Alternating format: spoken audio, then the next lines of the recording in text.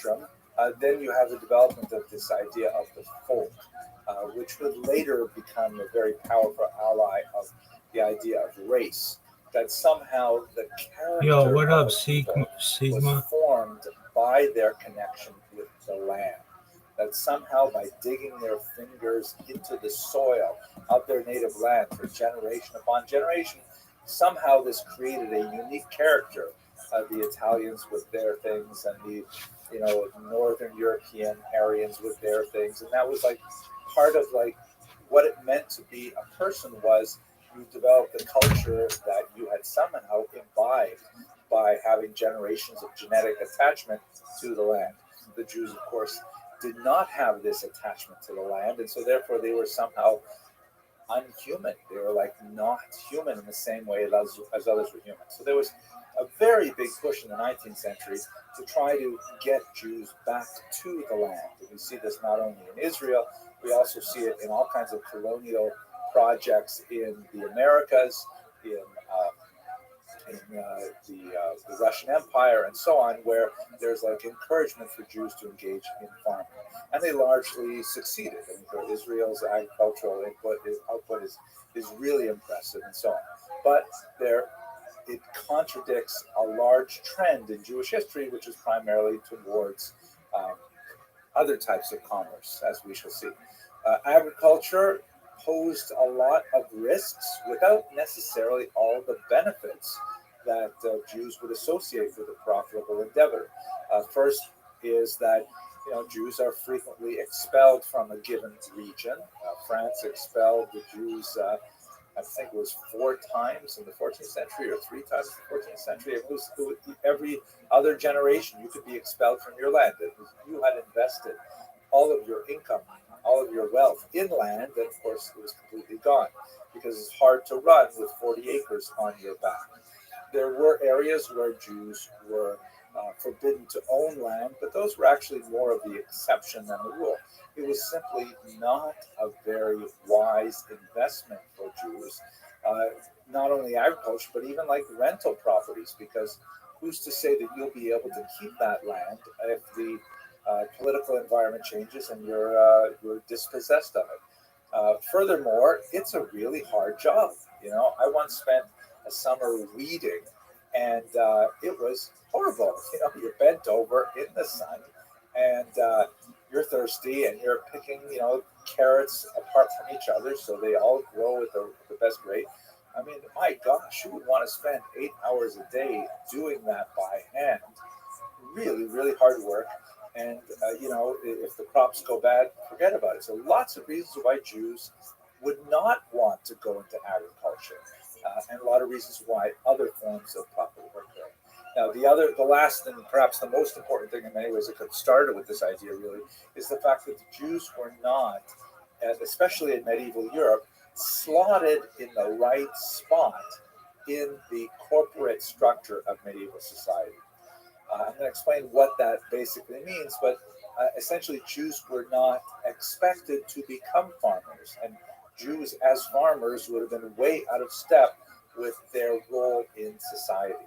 And when I say role, I can do so for the medieval period because the way much of medieval Europe thought, people occupied roles in society not so much by their individual identities, as we would, let's say, for example, in Western Europe or in America, but by their class, and in the case of Jews, by their religion. They occupied a different box, very caste-like, almost like the Hindu system of Varna, not really as extreme, but in that same family, where they weren't supposed to be doing any farming. That wasn't for them. So let me explain a little bit about what this corporate structure of medieval society was, and then it'll be much easier to understand the Jews' role in that economy. Okay, so here's a basic schematic of what corporate society looks like. You have the king, okay, he's the chief officer of the country, and then you have below him the nobility, that are typically charged with running particular sections of the country geographically. And then below them, this map is not to scale, a huge, massive amount of peasants. Right? Those are three basic corporations in medieval society. There are more, but these are the basic ones.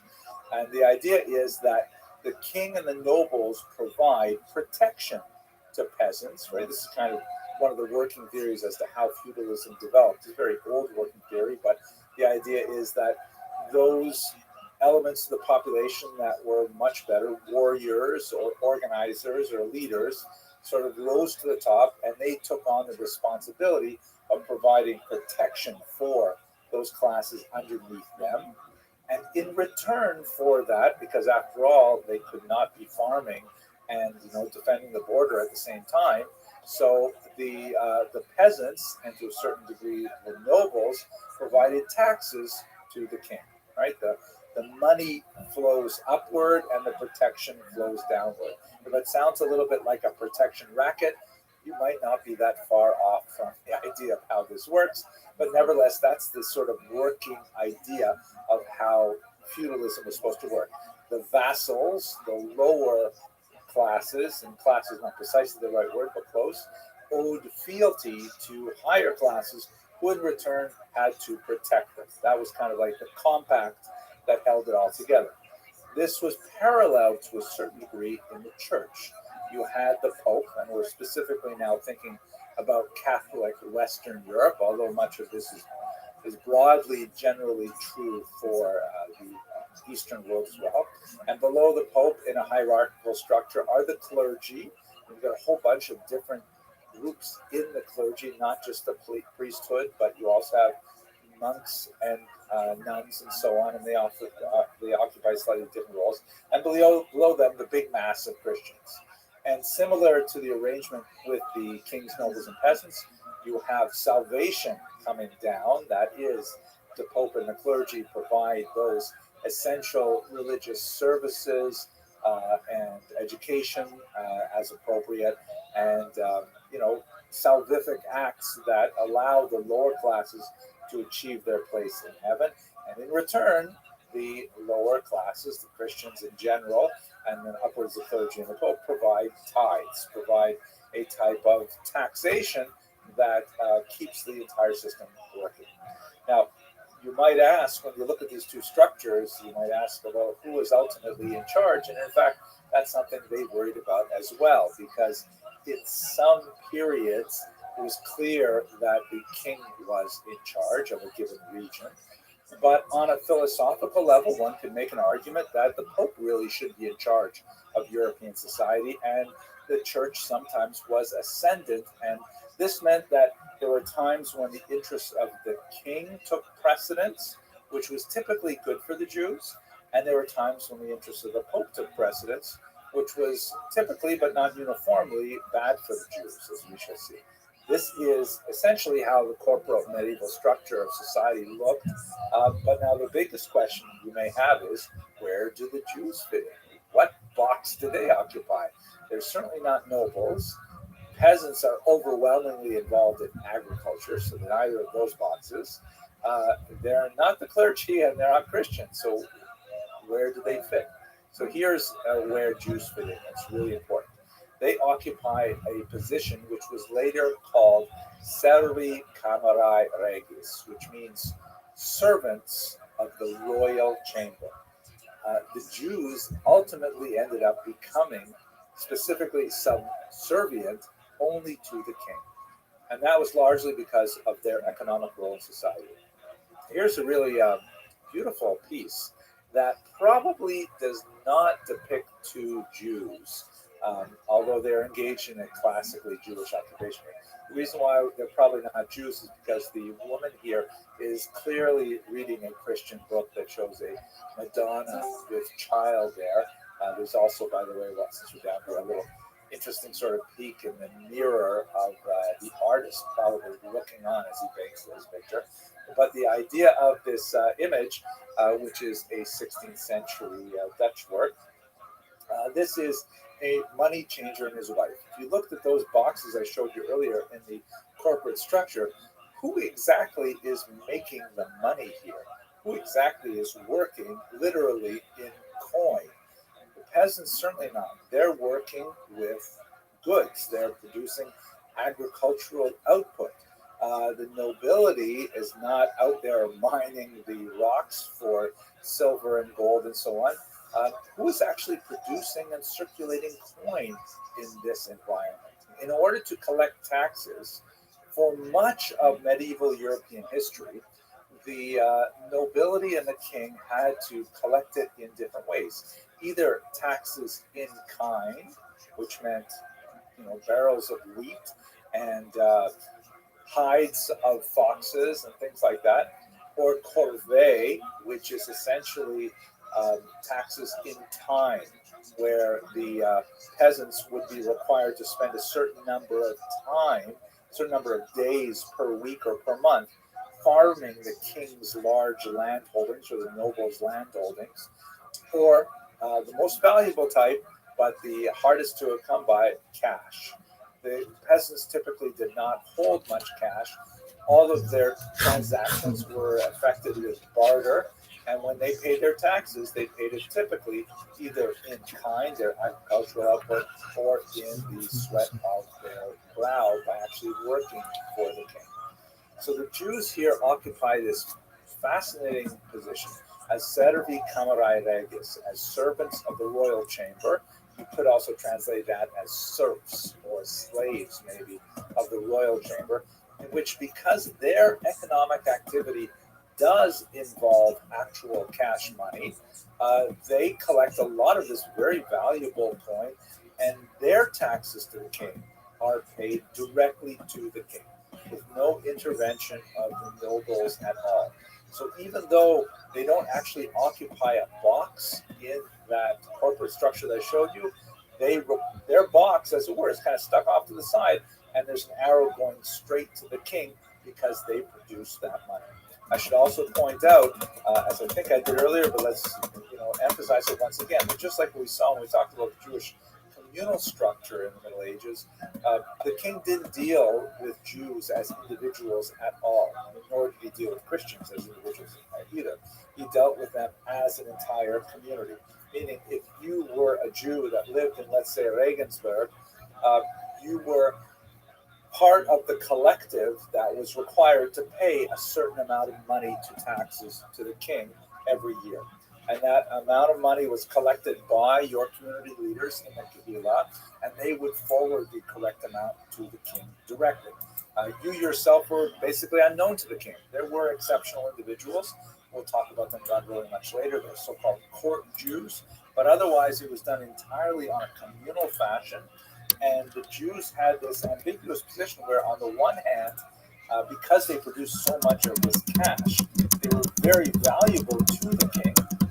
But on the other hand, in order to keep doing their job, which the king liked very much, they were protected directly by the king. And so the nobles and the peasants would undertake great risk if they were to harm Jews in any way, because that meant that they were interfering with the king's own revenue stream. So that's the risk and benefit associated with this kind of activity of being servi camerae regis actually turned out to be a preservative for the safety of Jews in Europe. Now, it also meant, however, that as we saw in the earlier diagram of the two arrows with the king and the pope facing to each other, the church-state power was often fought over who controlled the Jews. Sometimes, if the church was especially doctrinaire and wished to impose certain, pious wish to impose some pious persecution of the Jews on some doctrinal point, and the king was not powerful enough to protect them, then he would lose that revenue stream.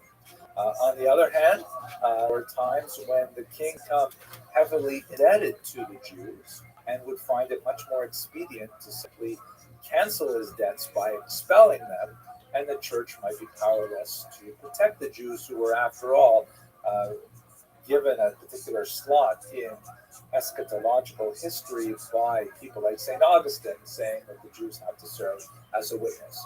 So the Jews were kind of like buffeted by powerful forces, much more powerful than they, largely because of their business acumen. So at this point, I've given you kind of a sense of like where they fit in the economic structure. I'd like to talk next about how they exactly made that money.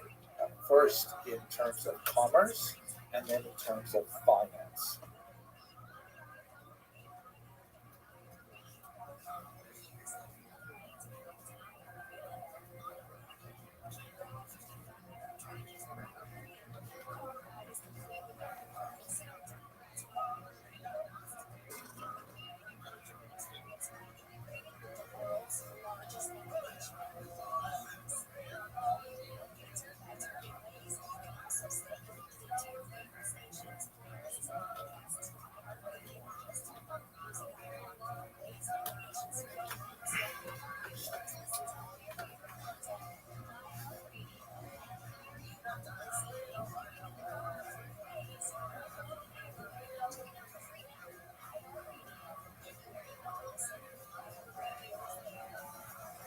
Okay, so um, we've already discussed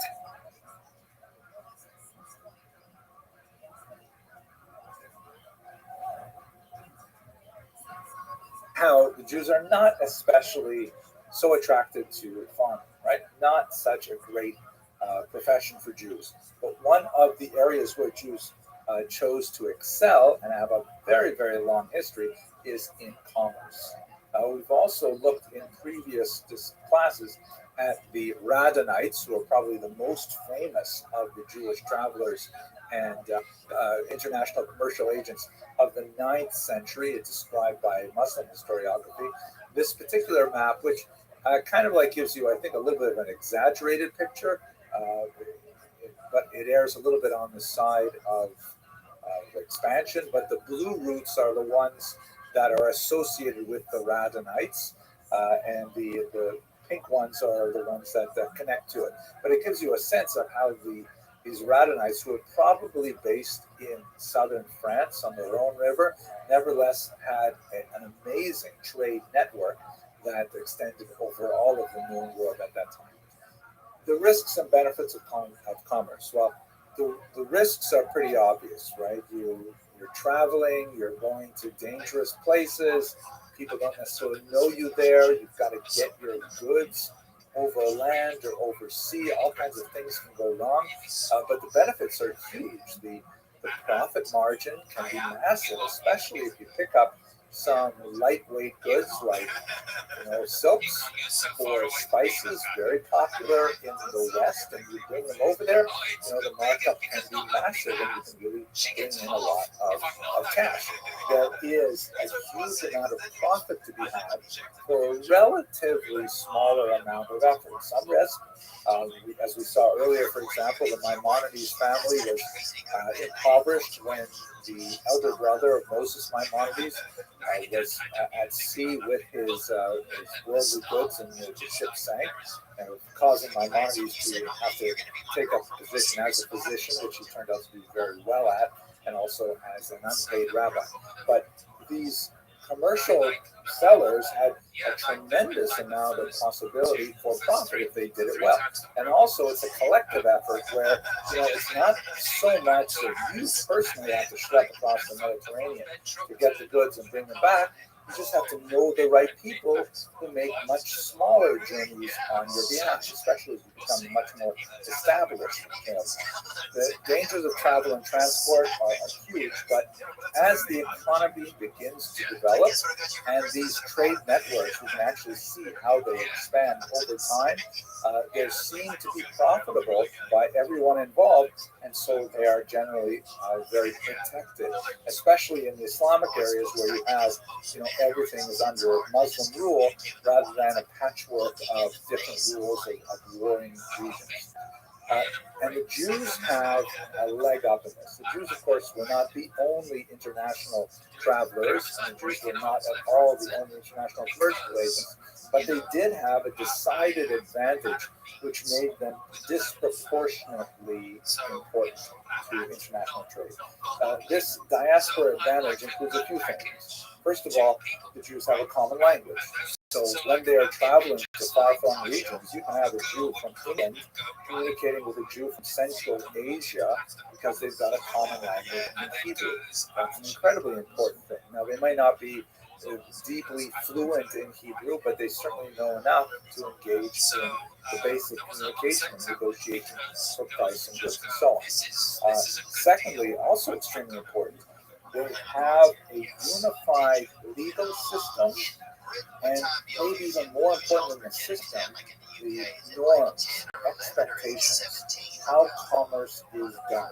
If you can imagine even today walking, if you've ever gone, for example, to the Arab Shuk, long before it was as dangerous as it is now, but if you went into the Arab Shuk and you didn't know the kind of culture of negotiation of how you're not supposed to pay the first price they mention, and you're only supposed to negotiate in good faith if you really will buy it, all kinds of things like that. You might not necessarily know those rules. Well, because the Jews are all steeped in the same Talmudic traditions, the same laws, the same avenues of appeal, which they feel that they're not being treated appropriately in a financial endeavor, then you have a whole system, a whole structure that allows it to take place.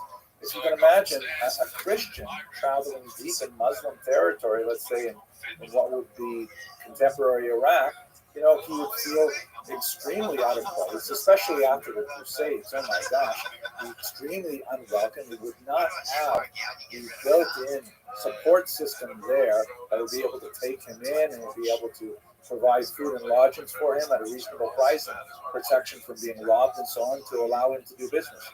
The Jews had these things because of the diaspora itself. Ironically, the diaspora, which was a punishment inflicted upon the Jews, if you want from a theological perspective, or if you want just from a political, historical perspective, the Jews were forced into this scattered exile across all of the known lands of the earth. It actually was able to work to their benefit when they established these far-flung international connections. I can tell you just from my personal experience, there was, I grew up in, I'm going to show you a picture later, I grew up in a far-flung, very remote part of northern Canada, and every year there was a charity collector for the base Yaakov in Montreal, right, a girls' school in Montreal, who would hitchhike all the way up from Toronto. We're talking about hundreds and hundreds of miles. We're literally, the only thing beyond the streets that I lived on was the Arctic Circle and North Pole, and he would hitchhike all the way up there for the handful of Jews that lived within a 50-mile radius. And when he got up there, he would, my parents would kick me out of my bedroom, and he would get my bedroom. I would sleep on the sofa in the living room, and that's just the way it was because that was Jewish connection. So the same thing is pertaining in medieval Europe, where Jews are able to travel with much more reliance on the hospitality extended to guests and so on. And this was a massive advantage for them. This is, I'm guessing, why the Jews developed this unusual habit of playing Jewish geography with one another. I don't know if non-Jews do this, but when Jews meet each other, especially in a setting where they don't expect to meet other Jews, like that, almost always the first things they start doing is they start playing a game where they ask, okay, where are you from? Oh, you're from Manitoba. I know some Jews in Manitoba. Do you know the, right? And they start to immediately try to develop a web of connection that makes them feel plugged into the worldwide tribe of Jews. So this Jewish geography game, I wouldn't be surprised if it had its cultural roots deep in the medieval commercial enterprise, where Jews traveling would try to develop a richer network of connections.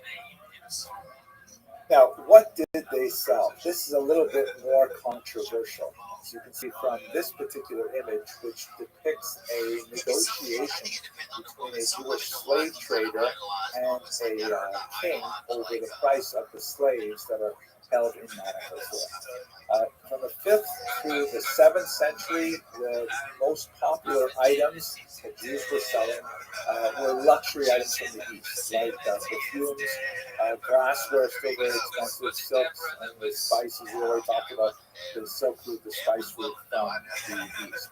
And these things would be brought towards the West, and Jews were especially associated with that trade. Now, the wise way to conduct trade, of course, is to have your ships full both ways. So if you're traveling out to the east, you have goods from the west to sell to the east, and then you can bring things back from the west. You never have your ships empty as they leave port. So 5th to 7th century. 7th century is significant because that's the beginning of the Muslim expansion, right? The 4th decade of the 7th century is when Islam really started taking off, and by the middle of the 8th century, it's got all of North Africa, Spain, and so on, and quite a bit of the Eastern Mediterranean as well. So after the Islamic expansion, the Jews take a much larger role in the expanded trade across that major cultural political barrier between Christian Europe and Islamic North Africa and the Mediterranean, Eastern Mediterranean. So they're bringing from the west to the east a lot of things that are produced in Europe, like swords, actually. There's a lot of superior steel or iron coming out of Eastern Europe. Furs, right? Very big thing that's not easily available further to the east. So they're bringing the luxury goods that we described earlier to the west, and they're bringing a lot of these raw goods as well to the east. And here's where the more controversial element comes in.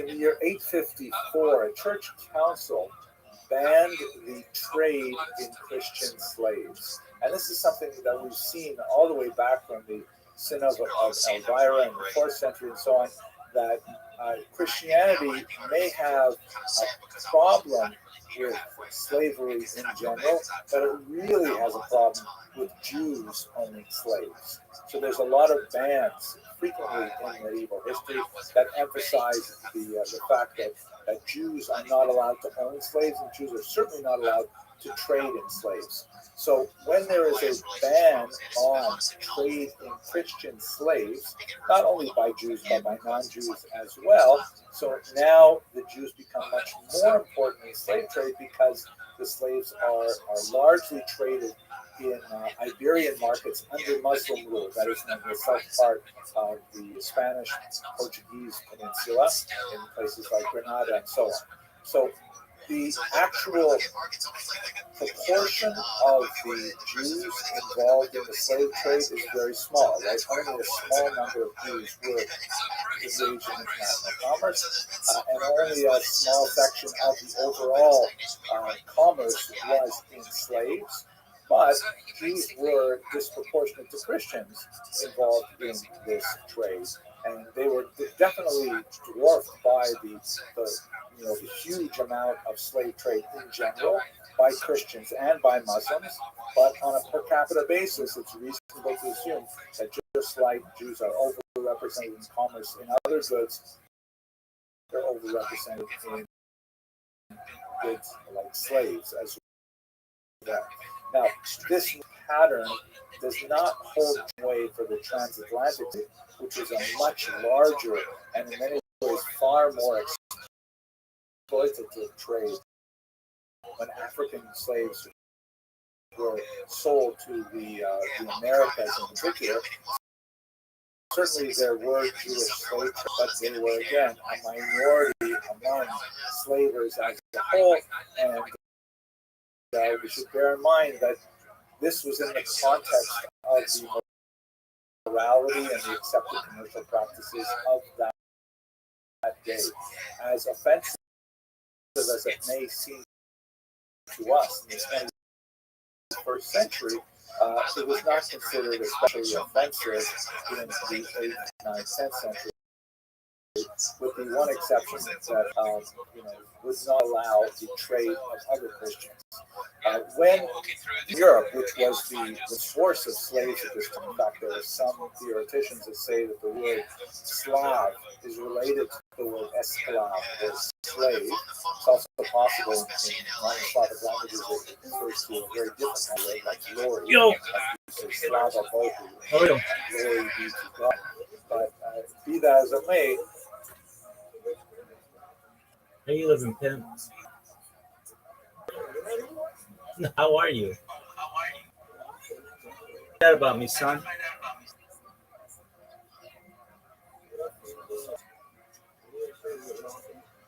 I stream on like 24 hours a day, 7 days a week, 365 days a year for world peace. I've been doing so for more than 3.5 years. I have more data on the internet than any person ever. According to Economist magazine, data is Earth's #1 resource. That may make me an influential person someday, and if that happens, I'm going to make you, your friends, your family, all independently wealthy. I'm going to make sure that you have generational wealth and hopefully be able to give you enough money to be able to start charities and philanthropic organizations of your own. How's that sound, son? Word, dog. So I'm live on 22 different YouTube streams, 24 hours a day, and I do so for world peace. I talk about things to end world hunger, like use of agricultural drones, floating greenhouses, saltwater greenhouses, hydroponics, vertical farming, cloud seeding. I talk about ending world thirst. I'm sponsored by a cryptocurrency. It's worth $100 million. One of the things that we do is we build wealth in developing nations like Nigeria for the less fortunate. I'm an advocate for the Life program, and most importantly, desalination technology, where we pump earth seawater onto land and make it drinkable. How's that sound? Excellent, man. Word. I talk about other things that are important to the world, futurology topics like anti-gravity, antimatter, faster than light travel, faster than light communication, things like quantum computing, certainly cryptocurrency, de-extinction technology. People don't know this, but the first successful de-extinction took place in the year 2003 with the Pyrenean ibex, which is a goat located in northern Spain, southern France. Fast forward to the year 2021, a company out of Dallas, Texas, is known as Colossal Bioscientific. They've made it their goal that within the next 3 years to reintroduce the woolly mammoth into the Arctic Circle, utilizing Asian elephant surrogates. I think that is just an incredible goal. They want to reintroduce the Tasmanian tiger and the dodo bird after that, which I think would be really cool. I talk about other things that may be of interest to you, your friends, your family. When you were born, the average life expectancy for you was probably about age 80. I want to increase that, if you want, to age 100, 120 through the use of technologies such as peptides, human growth hormone, stem cells, oxygen therapy, red light therapy, ambrosia therapy, cold shock therapy, cryonics, cryogenics, nootropics, etc. And you may get to 120 years old, you may say, Rabbi, this has been a really great run. Everything that you said came true. What's the next plan? If you want, and again, this is with your consent, if you want, you may be able to utilize a type of technology known as mind uploading technology, where we scan your brain into a computer with your consent, knowing where every atom is in your central nervous system and your peripheral nervous system for later download. As an android, an avatar, a cyborg, a cybernetic being, a clone of yourself, a robot, an ethereal being, whatever you want to be. But essentially what I'm saying to you, my man, is that you may be able to experience digital immortality. What are your thoughts? Word, dog. That's what I'm talking about.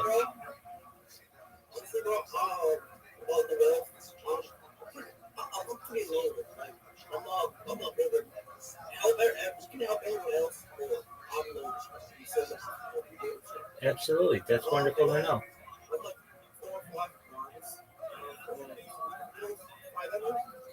5 million?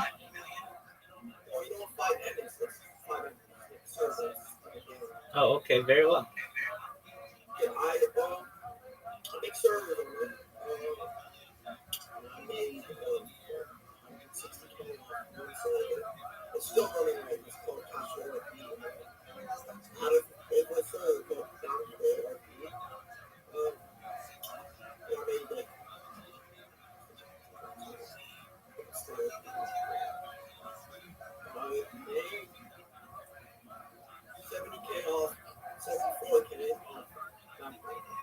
You're the man. Good on you, dude.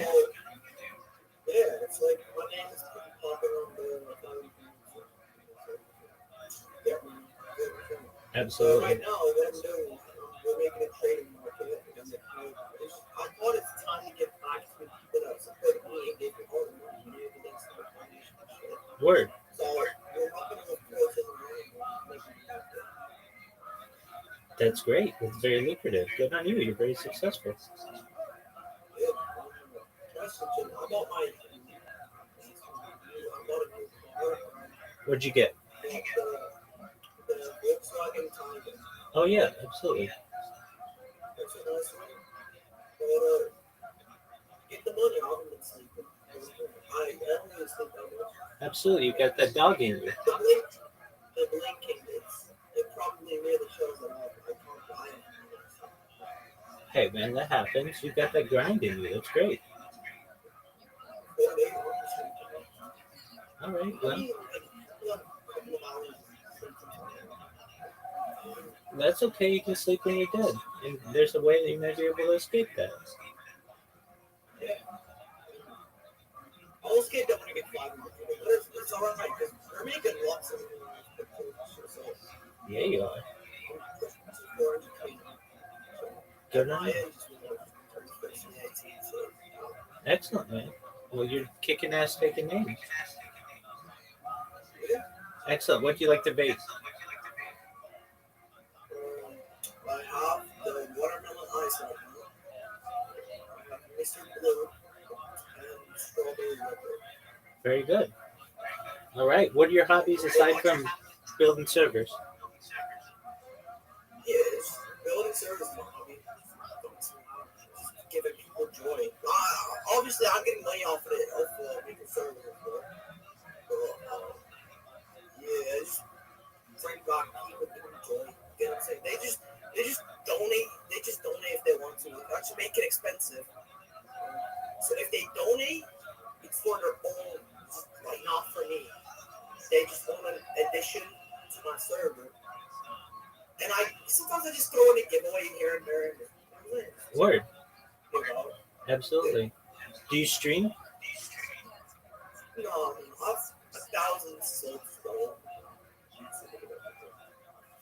All right. Well, that's a start.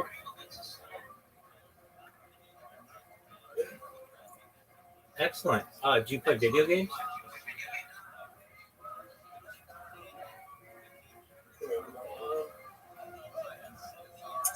Yeah, I play Rust, Okay. which brings down my money because I just Rust is a game you have to play every fucking time. So I used to play. I just play it 1 million X and stuff. So if I play official,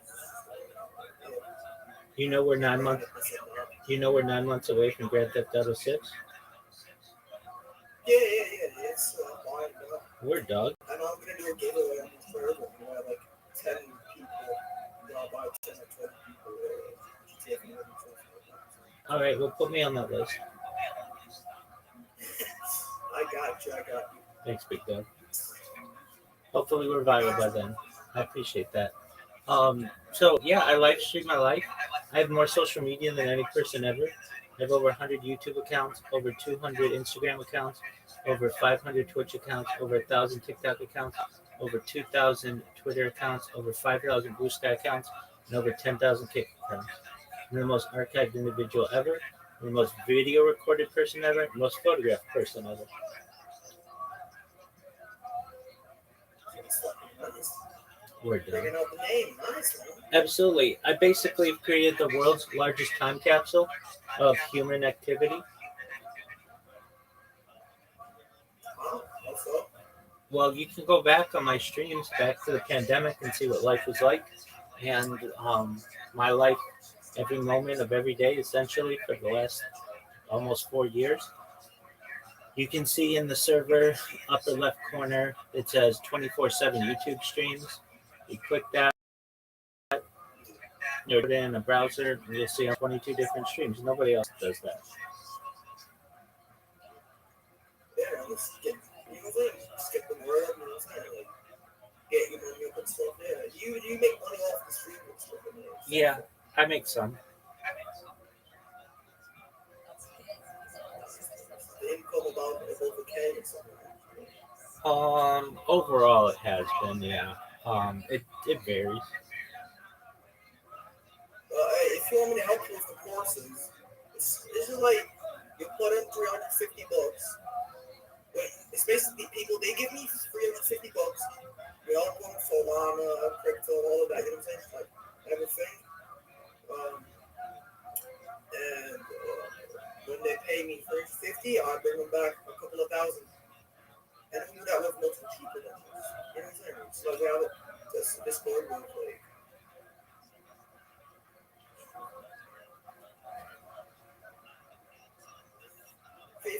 16 people, and we just basically help everyone get they get money. It's just you put in 350 bucks, you have a couple of thousand bucks, maybe a thousand, 2,000, something like that. Yeah, I've gotcha. I'm good for now. Do you ever do Twitter Spaces? Do you ever do Twitter Spaces and promote your server or your program? They just I just put it on my Discord like 50,000 people will cash out. Can't And then beat that. invite link in there. How'd you get so many people in your Discord? So I did a lot of promoting for that. How'd you do it? Fly them, just make a server, make it look good. People join and be like, hey, this server's fucking nice. We should join the Discord. Most likely, I'll also just join bigger Discord servers, just send out the invitation. And just join. I gotcha. Very well. Well, I've got one question before I answer this. So I do have to script some stuff, some servers and shit. Absolutely. The name Rothschild. Yep. I've heard it's not a it's like a group. It's my family. Oh, you're a Rothschild. Yeah. Oh, isn't that a real? Well, some of us are. There are 3,000 of us in the United States alone, thousands of us worldwide. So there are some of us who, are middle class. There are some of us who are extremely wealthy.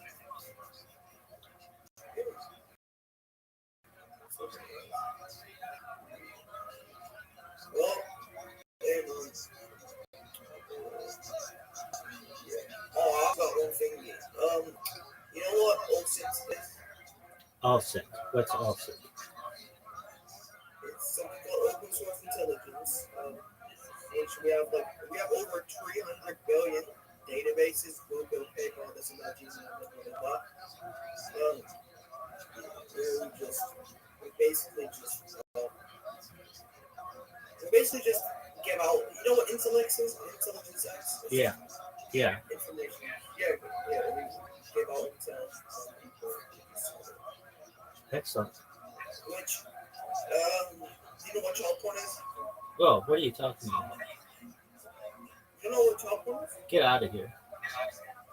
No, I swear to God. There's a site called KidFlix. Dude, get out of here.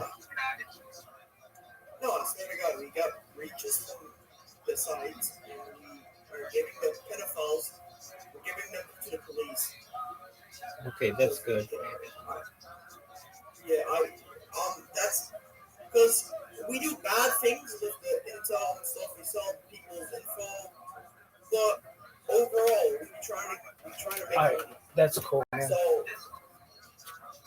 So I just the data breaches of science disgusting. Like people that watch that stuff for pedophiles, right?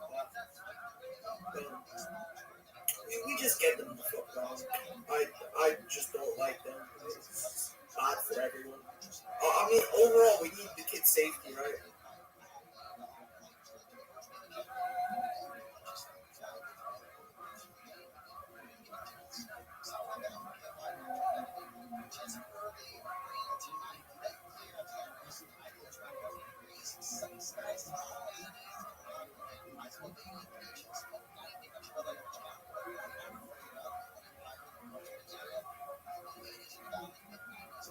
Yo, bro, yeah.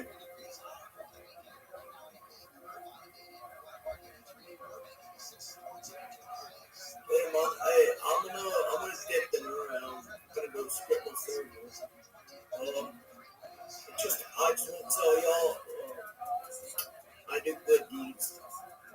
So everyone makes mistakes, but I'm saying, if you're a disgusting fucking fuck ass pussy bitch that was on the site called Kidflix, you are gonna definitely get given up to police. So everyone that's watching the stream, get the fuck going, get out of here. Yeah, basically that. It's pretty fucking dumb. I don't support anyone that's supposed to pedophile, so we give you a lot of. It's still like it's so I want to get out the word me and the piercing, just so you full and the piercing, pharaoh, exceptional, crop, outside, everyone, astrology community, you're gonna get given. So me, the piercing, pharaoh, blah blah blah, exceptional, crop, you're gonna get what I'm saying? That's it. So yeah, have a good day. I'm gonna leave now. I can't be over. So I'll be chilling if you want to find me. Most likely chilling in Manchester. Over there. So hey, yeah, have a good day. Have a good night. It's just like 2 and 12. Oh, yeah, have a good day.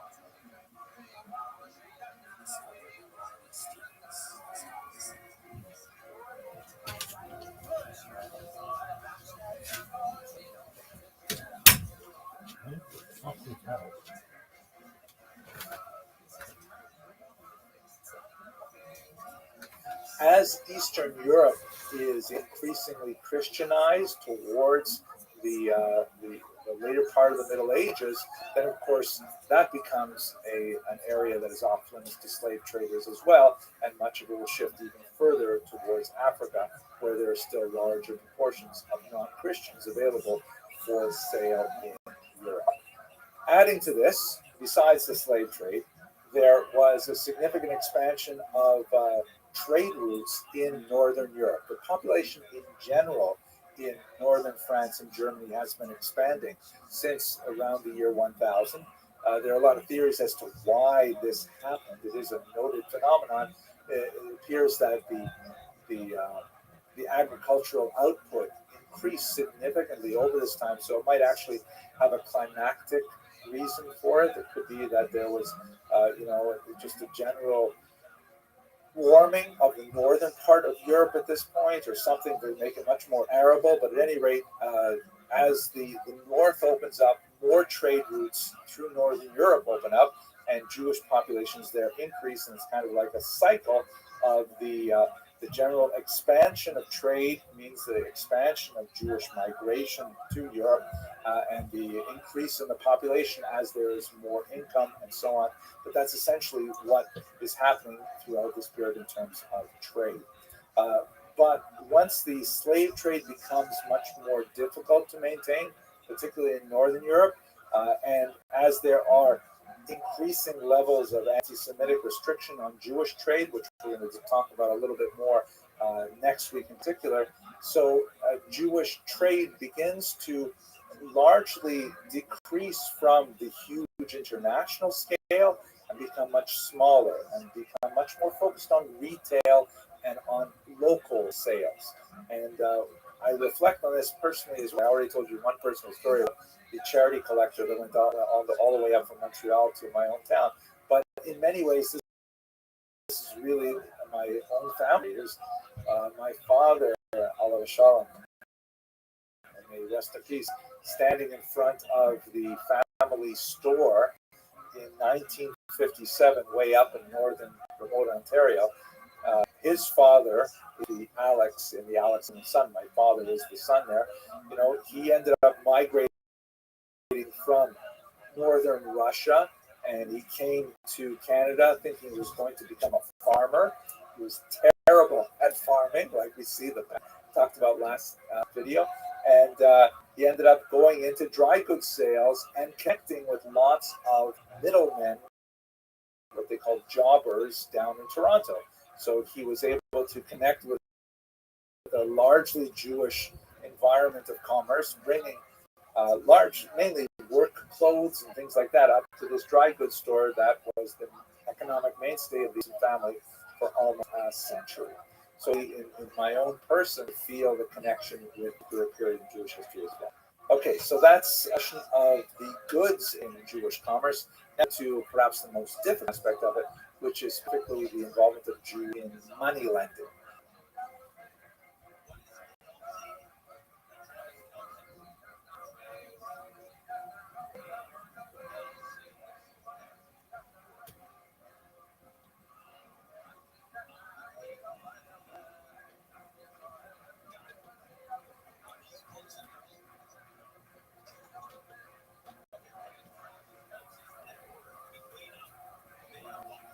Okay, let's go on to the last part, which is the most difficult part of this section, talking about money lending.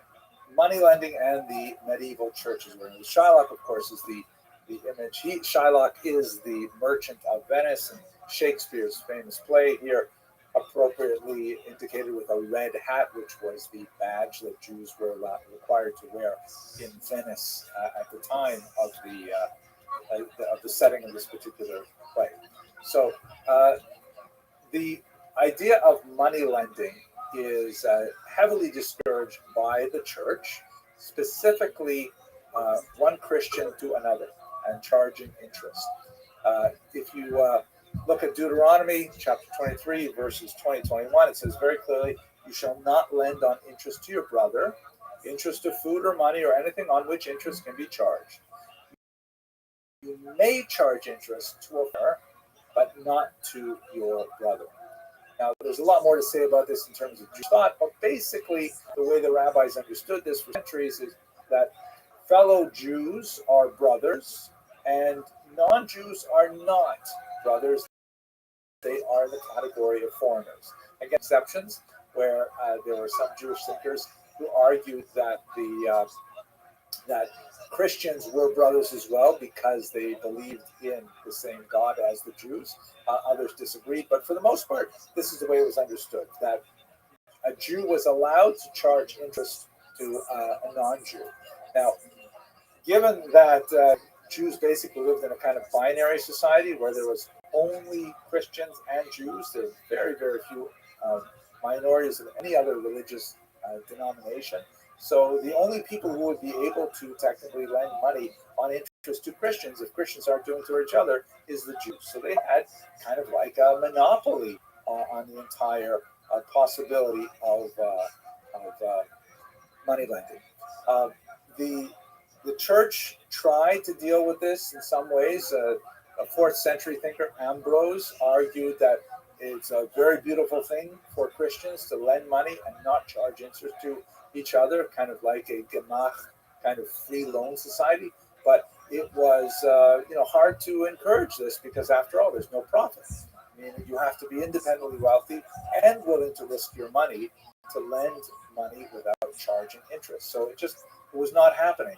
And so money lending, especially as the economy became more and more sophisticated, it became much more necessary to have the institution of credit flowing in society. This is especially true if you have an agricultural society where you have farmers who are cash poor. They're not actually bringing in coin, but they've got to buy seed, and they have to wait a long time until they can harvest.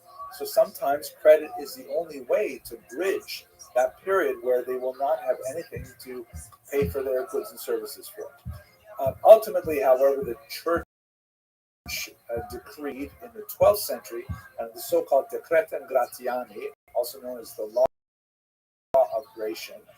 Here's another On the left, by the way, you see an illuminated manuscript that illustrates one of many laws discussed. The Decretum Gratiani actually has to do with who may marry in terms of blood relations. But the law of Gratian said, full stop, you can't charge each other interest, which are the only source of credit in medieval Europe. And so Jews started engaging in money lending. Again, about all the things we talked about in the last two segments, about the risks of agriculture, the risks of commerce, money lending has a lot to speak about. Guild membership was a hotly contested element, and frequently when Jews would establish themselves in particular municipalities, they negotiate the rights that they would have when they moved there. And some cities would simply negotiate in advance a law de non tolerantis judaeus, that Jews were not allowed to settle there. More likely because the nobility tended to have a vested interest in having Jewish people live there, they would negotiate that, okay, fine, Jews can move here, but no shoemakers, okay? Jews cannot sell shoes. Or Jews can sell shoes, but only when they're ready-made. They can't actually make them.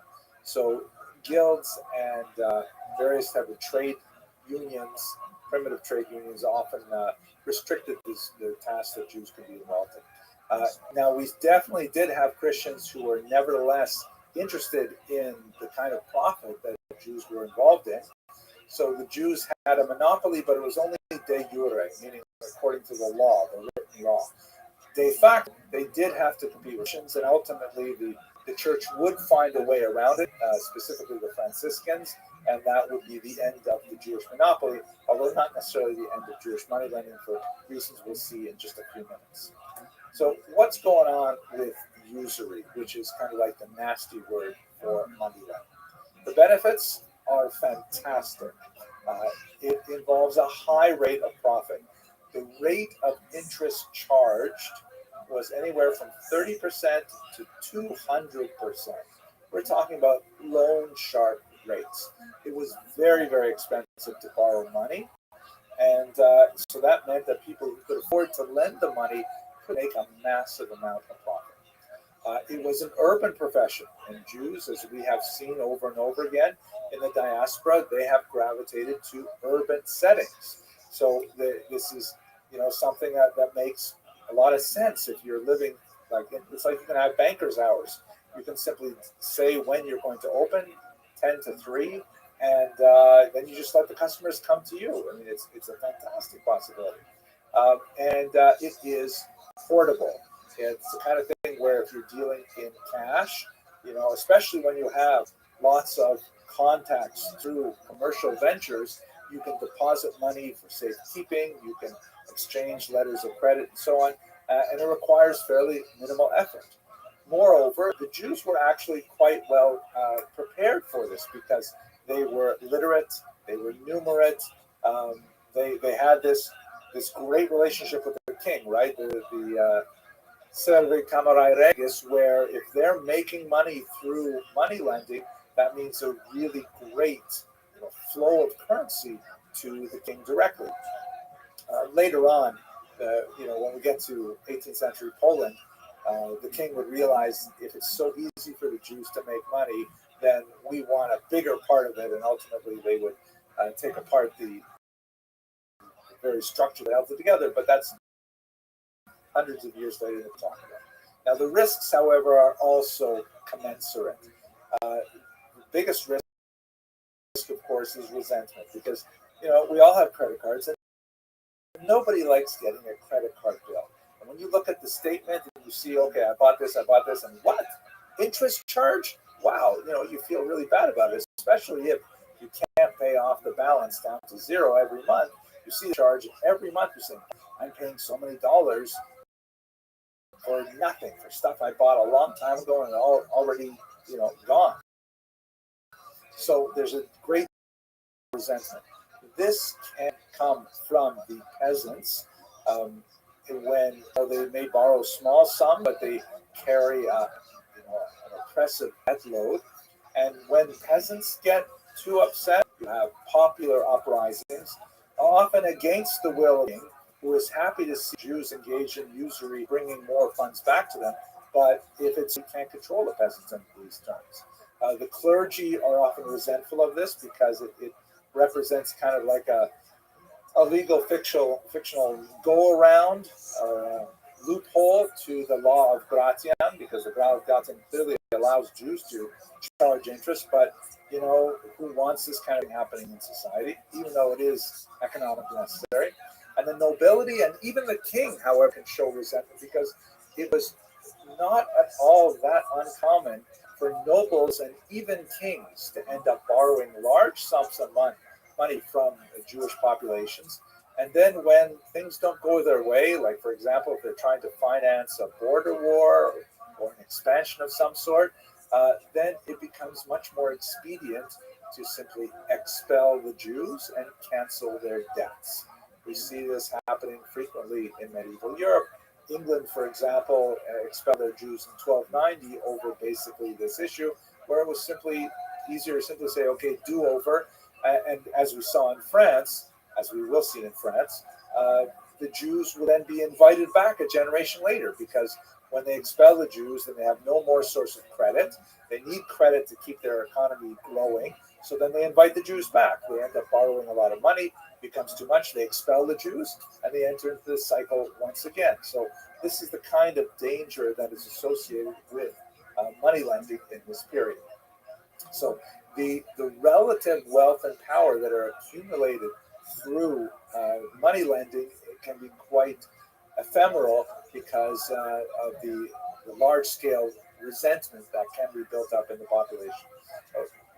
Later on, when we get to Eastern Europe, in the next semester of this classes, some of the elements of this become even greater when alcohol is involved. Because in Eastern Europe, Jews frequently had monopoly on the production of alcohol, something called propinatia, and so people could drink on a tab and then end up having a huge bill plus an interest charge on top of that. Many of the revolts you'll see in the 17th and 18th century in Eastern Europe have this at the root: the exploitative practices of some of the Jewish communities that are heavily resented by their customers when they have to actually pay the bill for what they purchased. It's a very difficult period, definitely. Now, how does this all come to end? Largely, the Italians wake up and say they've got to get involved in this.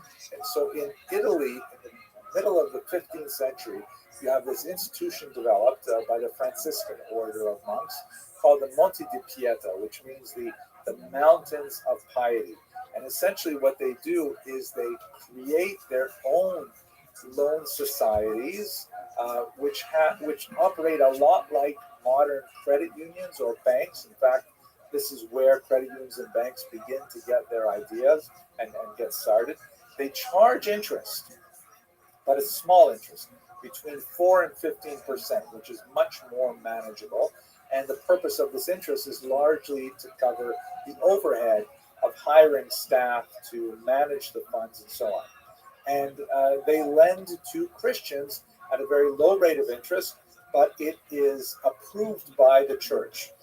First, temporarily, and then towards the end of the 15th century, formally approved by the church, because the overhead costs are not interest for a profit-bearing idea. They're really there to just keep the system flowing. Now, the demand for credit far outstrips the supply that the Monte di Pieta are able to service, but it still means that the Jewish monopoly has been pierced.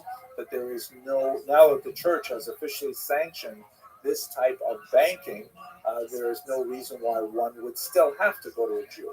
But the fact that demand is still so high, far more than the amount of cash that the Monte Pieta are able to maintain, it meant that Jewish money lending still continued right up until really the modern era. But it tended to be on a much smaller scale. Yo, what's good, bro? How you living, Pam? Instead of lending to nobles, pretty good. more like.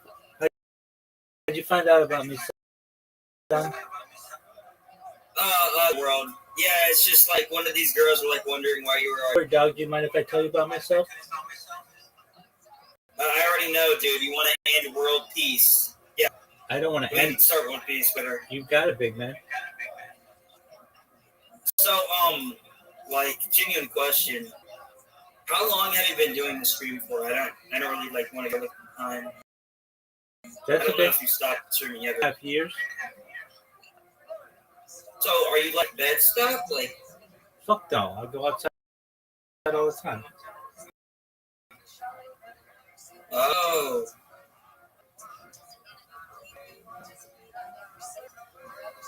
Good question.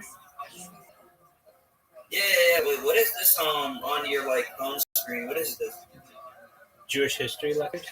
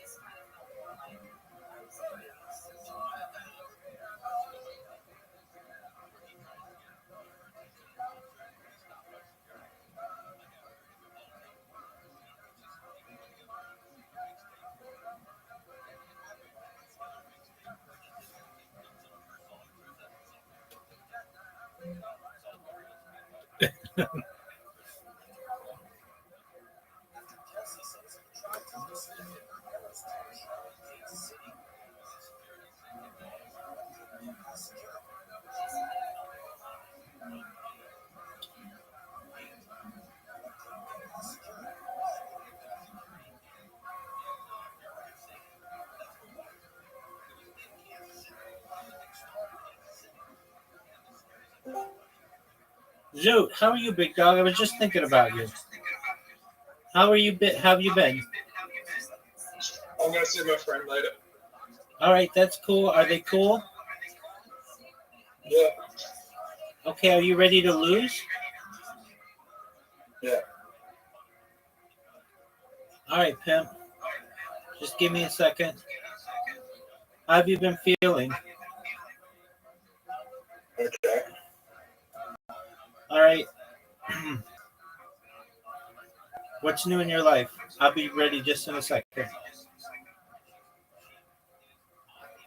You want to know what I was thinking about earlier? I still want to know what's good in your life, but I thought to myself, that thing that Zoot always wanted, which is like to be famous.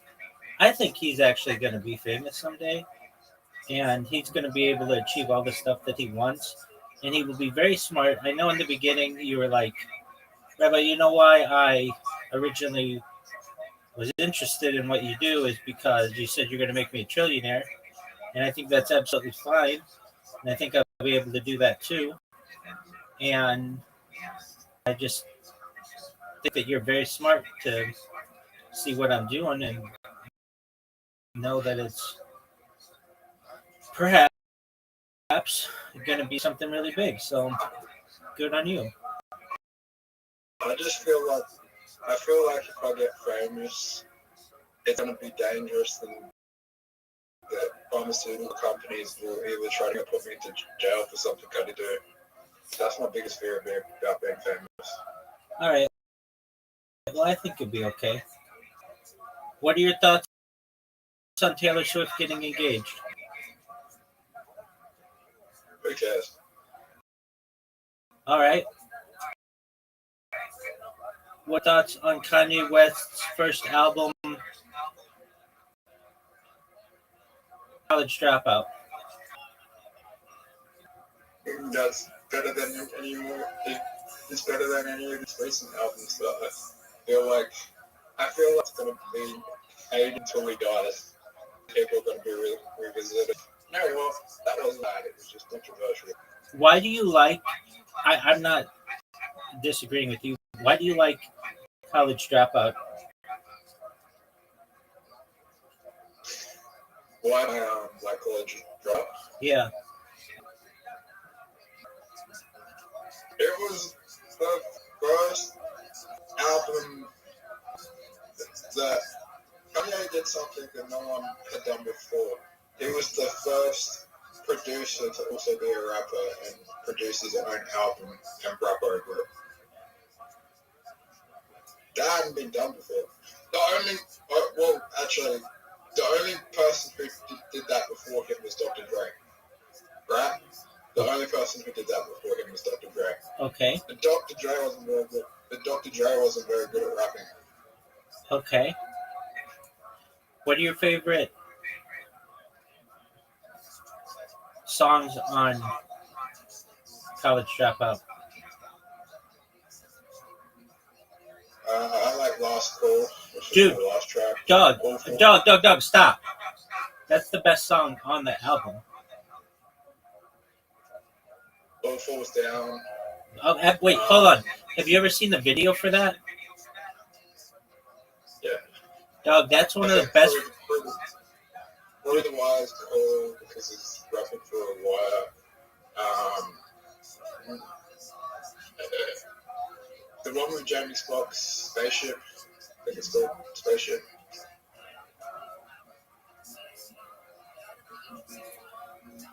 Dog, you have good taste in music. Do you know that? Do you know what song that got Kanye famous? Yeah, I kind of do. It was a Jay-Z song that he produced called H2O. Yeah, everybody knows it. Izzo. E to the You E. know that's produced by Kanye? That's the anthem. Get your damn hands up. I did not. Okay, that's the big. Yeah, that's the big. Okay. All right, big dog. Are you ready to lose?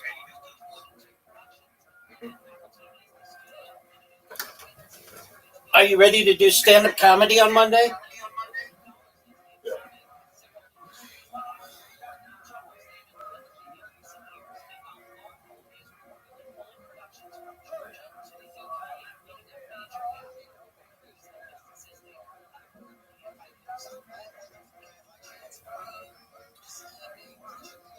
So you have an invitation, pimp. Here we go, baby.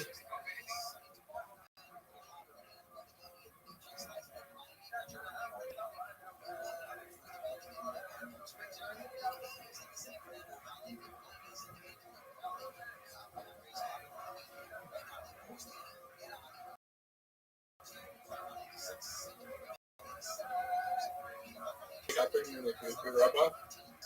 What's that, dude?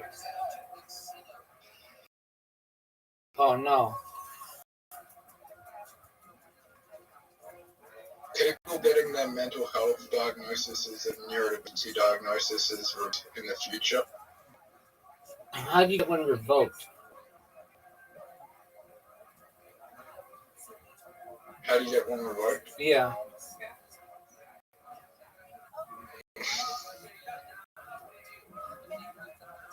Zoot, do you realize you never beat me at this game?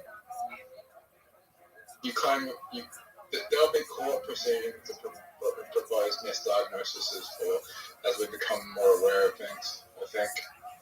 I feel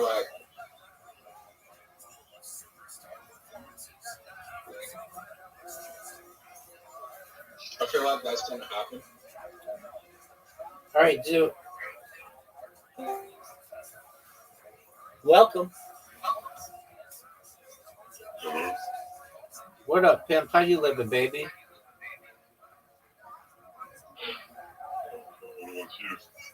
Kicking ass, taking names, just playing games with my friend Zoot.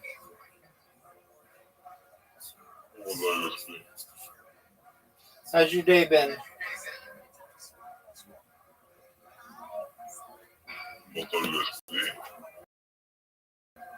A game called Carom?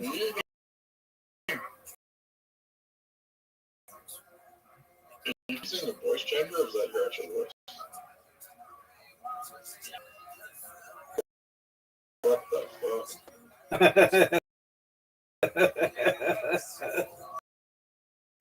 Oh, Zoot, I love you.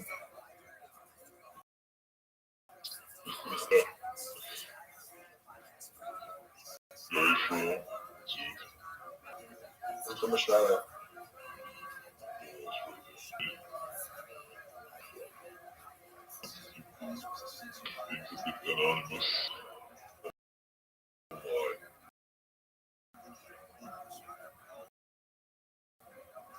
Well, that's obvious. You obviously using the voice chamber. So you ask other people where they're from, but you don't tell people where you're from? Isn't that kind of a dick move? He's using the voice chamber.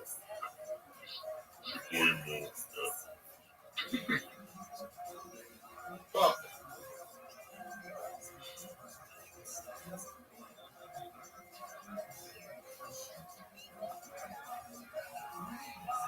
So, Rabbi, Yo, pimp.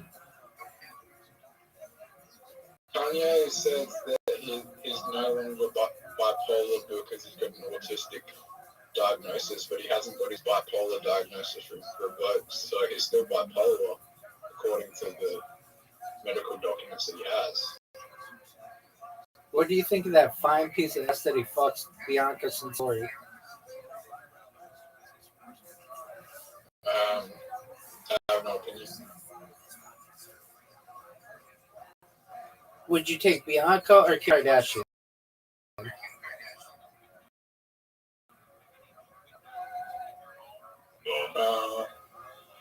None, but probably Kardashian because that's an achievement, but probably none. All right, what's your girl on that website. How's she doing? What number is she?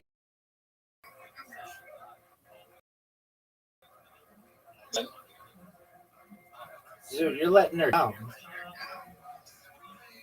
Yeah. How the fuck did she go from Right, very It's quickly. like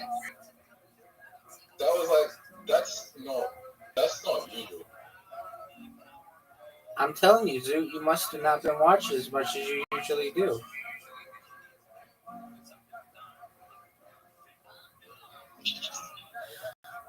Zoo, I remember her videos when she was like 400. wow. You've been with her since the beginning, dog. Yeah. Zoo. Oh, this is an impossible show. No, it's not.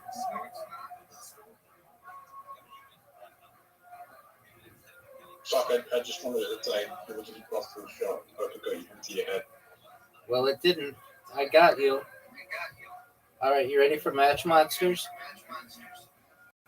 Yeah.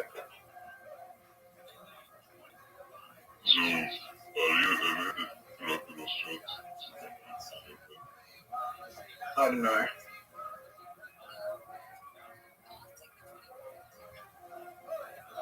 Going on, Rabbi.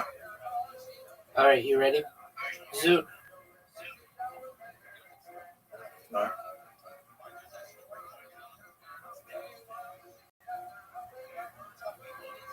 Would you rather go first, or would you rather get the points?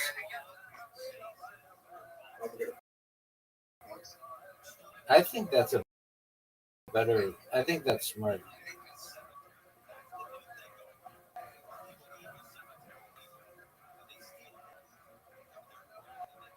I'd rather a good boy. I understand that.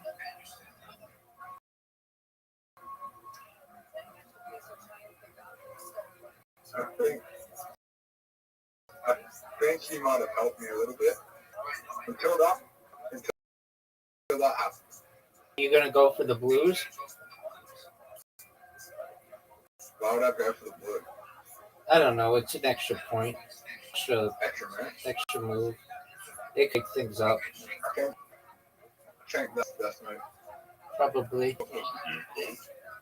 It's like Pokemon.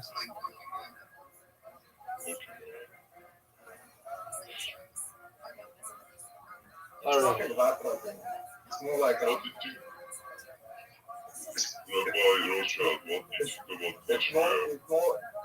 it's more like Dr. Mario. It is like Dr. Mario. To the dude with the voice changer, I'm focusing on this game right now. I answered questions for you all day long, so just if you'd like me to enjoy our company, but I'm focused on the game. I like to win.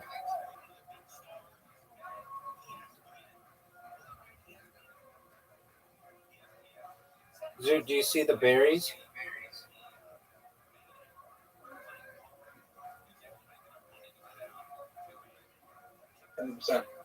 Oh, that was good. That was really good. 100%. That was really good, Zoo. And if I have ball, you're in trouble. If I have balls, you're in trouble. But however, the board is so unpredictable here because it's switching. That's true.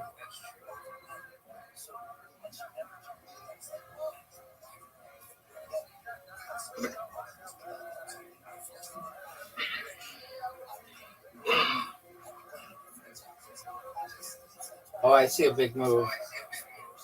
Oh, Zoot, that was huge. Oh, Zoot, that was. That wasn't a great move. Yeah, it was. Nah, I only got one extra move.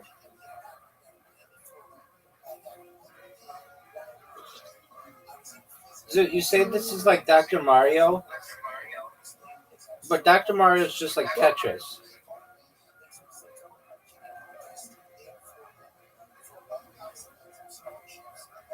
I don't know. I'm the other 30.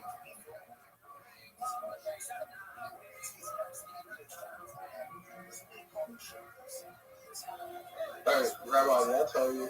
I haven't told you this. My mom was 40 on her 40th, on her 40th birthday. She celebrated in Las Vegas, so she got to celebrate it twice because of the turnover.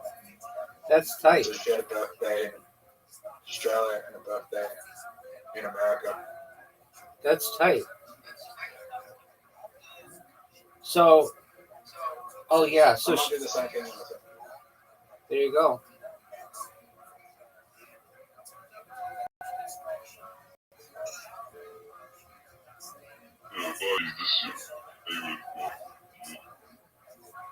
Dude, be respectful or I'm going to toss you.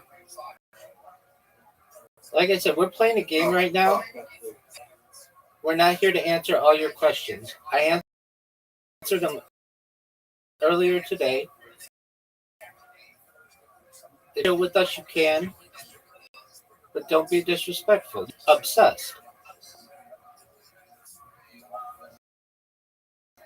Rabbi, that was big move. But is it as good as this move?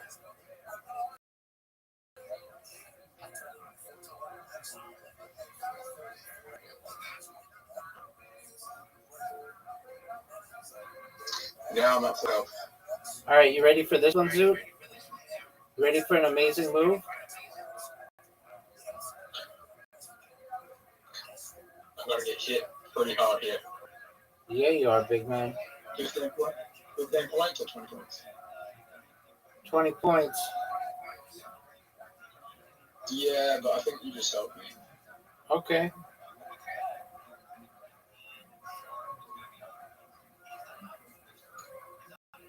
All right. I'm gonna evolve. Yeah. Yeah, I'll evolve, but I'll do the fire one.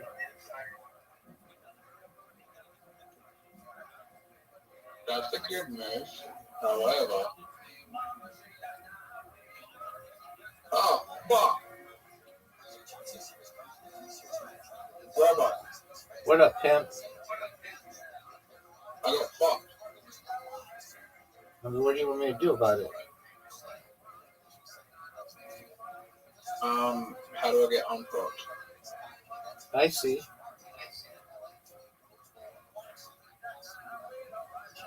That's okay. I'm not. Okay. Fuck. I'm a little fucked up a little bit here, too.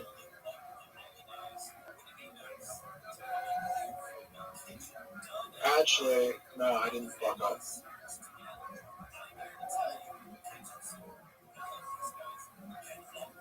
I'm in the lead. Rabbi, I'm in the lead. How do you feel about that? I've never feared losing to you in this game, and I'm not gonna start.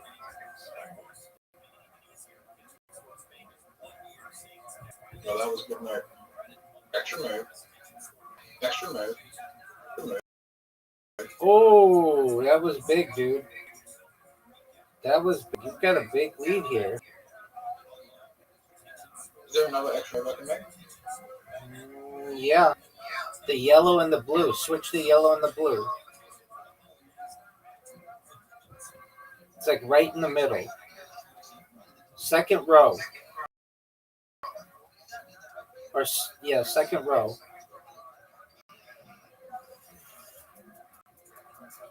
Oh, you just missed out. I got in.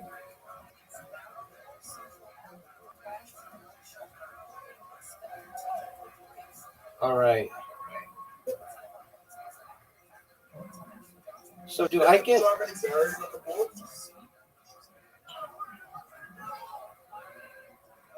All right. There's so many berries on the board. I know. I've never seen this many berries on the board. There are a lot.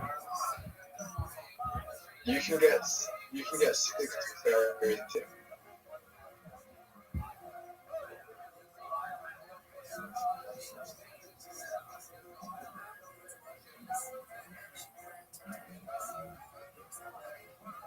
You fucked up. Yeah, I didn't know how I get 6 of them. Alright, your turn.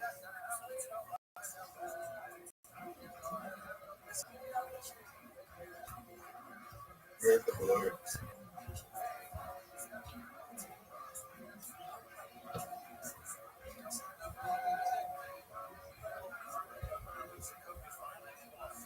I don't think like anywhere that you're not gonna help with it. I know.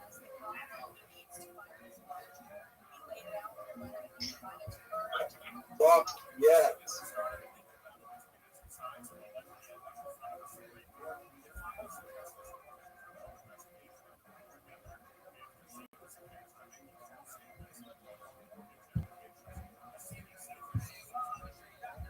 I can only have up to 4 berries. And then you can do the thing where you can boost. Yeah, but you can only have up to 4 berries.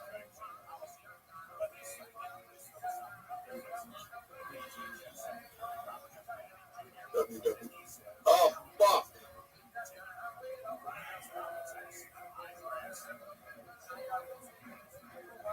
Oh, I fucked up. Yep. You could have done that to me. Yes, I could have. Nice extra move for you.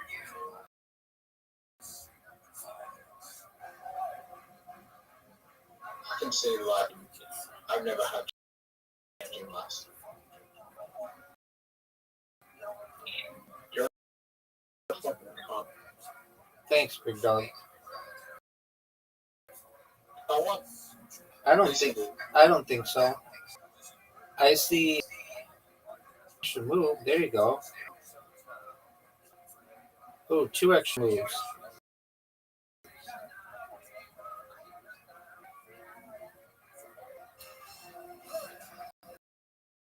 Oh, big time, Zoo.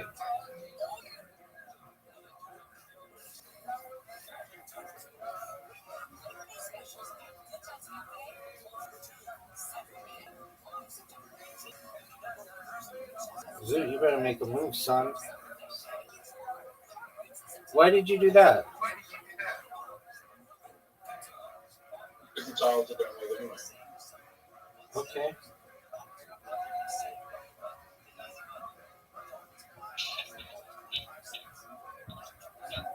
How much damage are you going to do to me? 25 points in an extra call. Why would you do that? Why not? Because you could have got.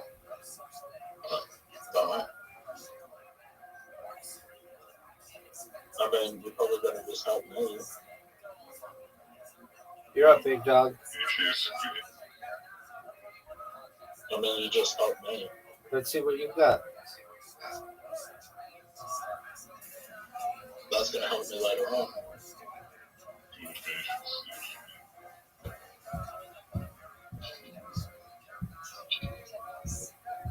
And you're on fucking. You're in a very bad position right now. Yeah, I am. If you get reds, I'm down to 5.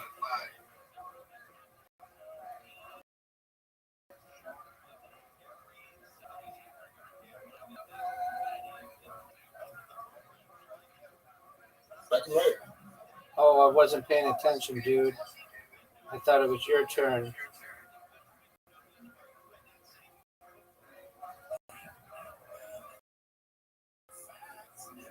Oh, what a terrible, terrible judgment. I was not paying attention. All right, dude. Yeah. You just won. Get it, dog. Good job, Zoot. All right, big dog. We're going to play the game that we've played more than any other game. Golf. Specifically mini golf. Did you know that you have Play an... girls like that. Do you know that Play you... girls like that. Girls. Oh, we might play that. That game sucks though. It takes too long. It doesn't suck. It's just fucking boring. Yeah, there's that. I mean, you have to do a lot of reading in It's it. not that. No, it's just a game of chance. That too. Oh, are you happy with your shot? I'd rather play Dungeons and Dragons. I've never played Dungeons and Dragons in real life. Oh, dude, whoa, Zoot, that was a 10 out of 10 shot. High IQ, dude. No, 10 out of 10. No, that was 10 a, out of 10 shot would be me getting it in. you did. That was 10 out of 10, dude. No, me getting it in on a holding zone. Dude, that was an amazing shot. You had a tree in your way, and you went around the tree, through the pink stuff, through the ice, No, but you can get it in here. and I just did. Fuck. Yeah, there goes your lead. Zoot, are you ready for this? Yep. Are you ready for one of the best? Yo, pimp. If she's actually going to take it.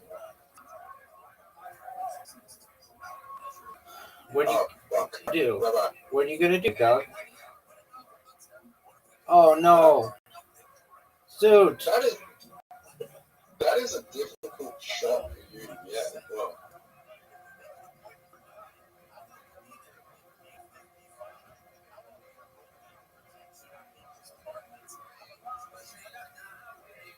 What are you gonna do, Zoot?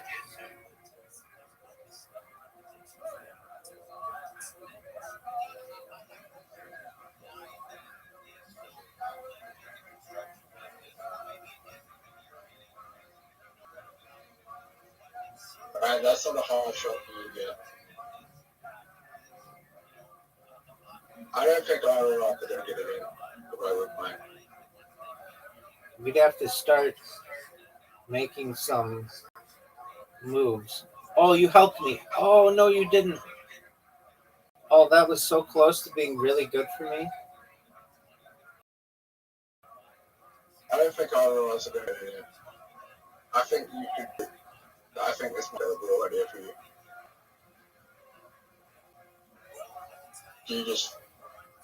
You might have just gave it again. You're gonna hit that corner and go in. Oh no way, Zoot. There's no way you can win. So I have to get it in the last shot. Which is easy. I can't miss this. Dude, this is the easiest shot ever. Fuck. That might not. That's good. Bye-bye. I'll be impressed if you go to the end. How could I get that shot in, dude? There's no way I can. All right, 2 to 1.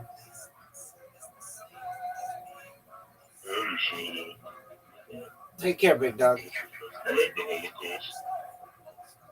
What'd you say? I think he said something about Holocaust. Yeah, I know. This guy's absolutely obsessed with Jews. I said why I saw What did you say? Okay, that's me. what? That's not a nice thing to say.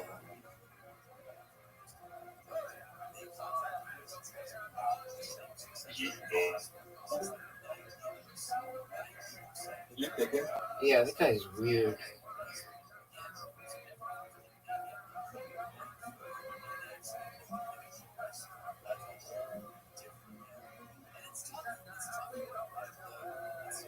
Oh, okay.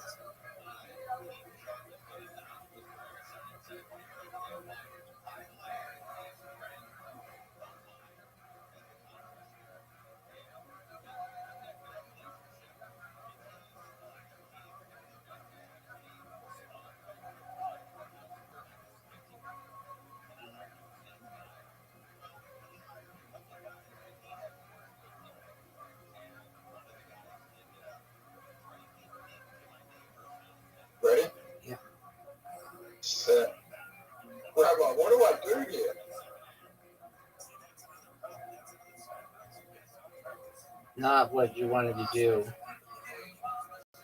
We were gonna get it in either way, so there was nothing I could do this time. I just wanted to end it as quickly as possible. There was nothing I could do.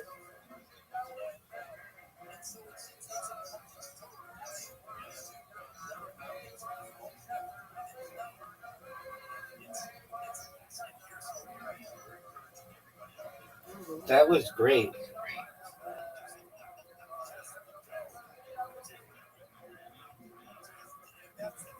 This was a great shot too, though.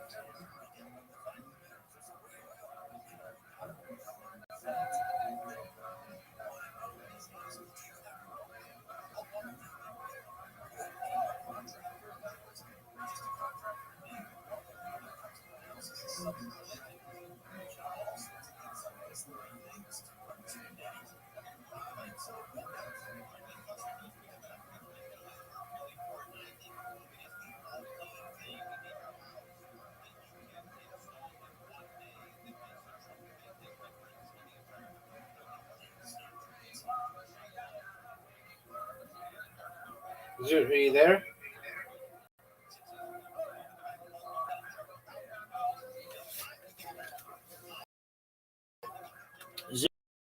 Zoot, are you gonna go? Your turn. It's your turn. It's your turn. Then my thing froze.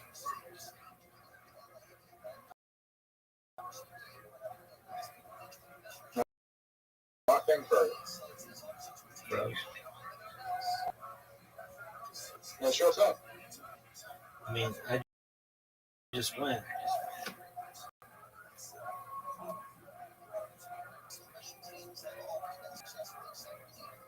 Grandma, I'm fine. Yep. I had a big fucking lead and I fucked it. Oh yeah, big time.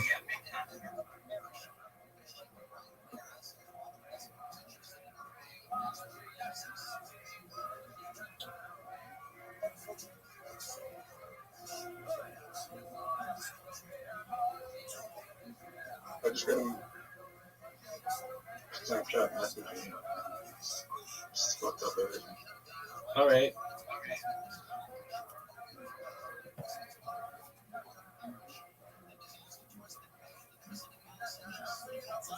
It's over, baby. It's over, Zoot. You done, son.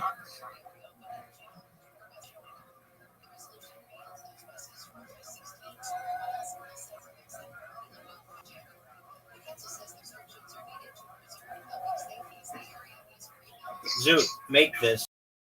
I'll take a break for a bit. Sure. But make this shot.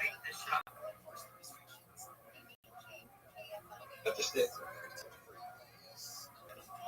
All right, well, you take a break. And when you're done, come back and I'll whoop your ass some more.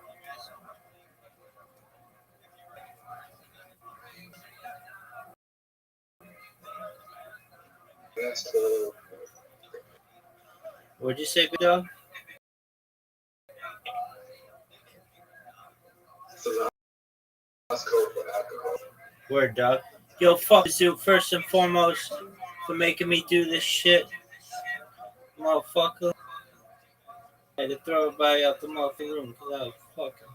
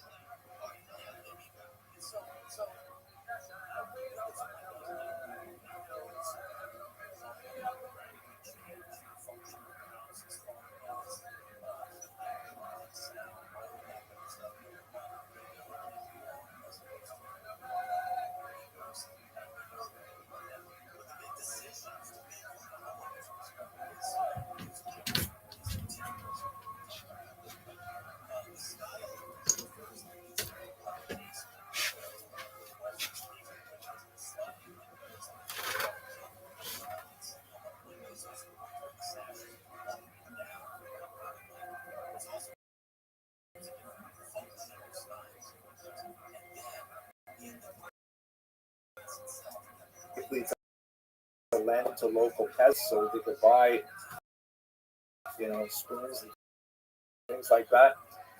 And there were a few exceptional individuals, these so-called court Jews, who would really rise to power shortly after the 18th century.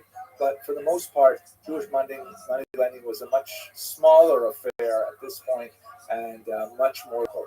If you were a Christian, say the Italian Peninsula, you would be more likely to do business with a Jew who is much more local and has much less strenuous demands for collateral.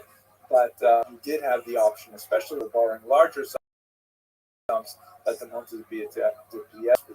So this is essentially how the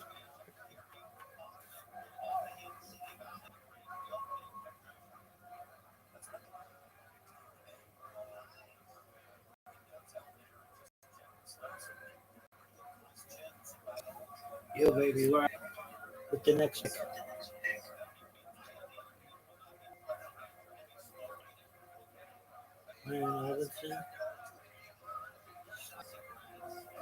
There's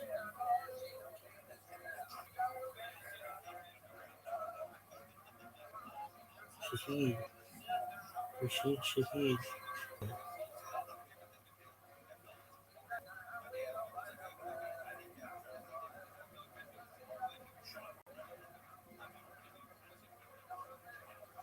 We got him. Rashid Shahid. Shout out to you, big dog. You're fired. Go fuck yourself.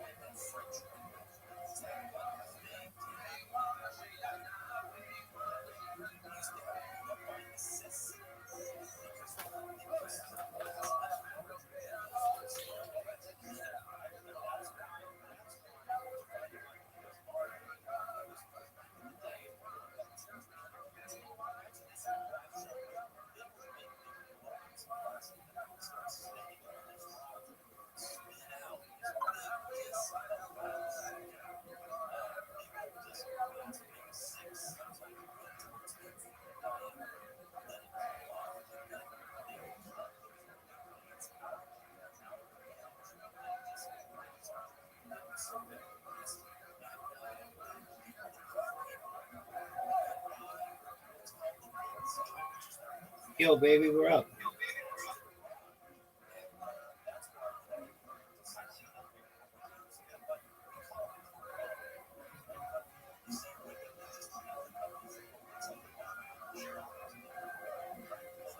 God, when you're too banged up.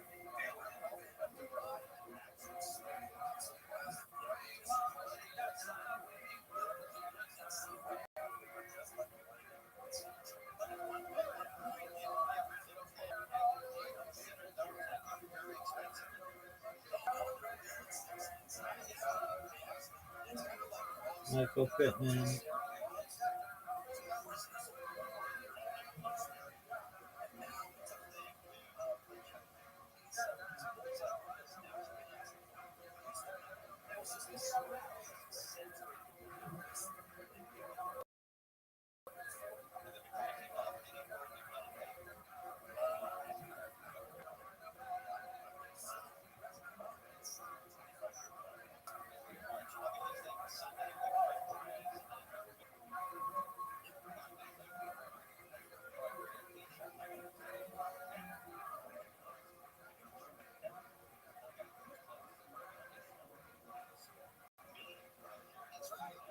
All right, we're taking Pittman. You're fired. Go fuck yourself.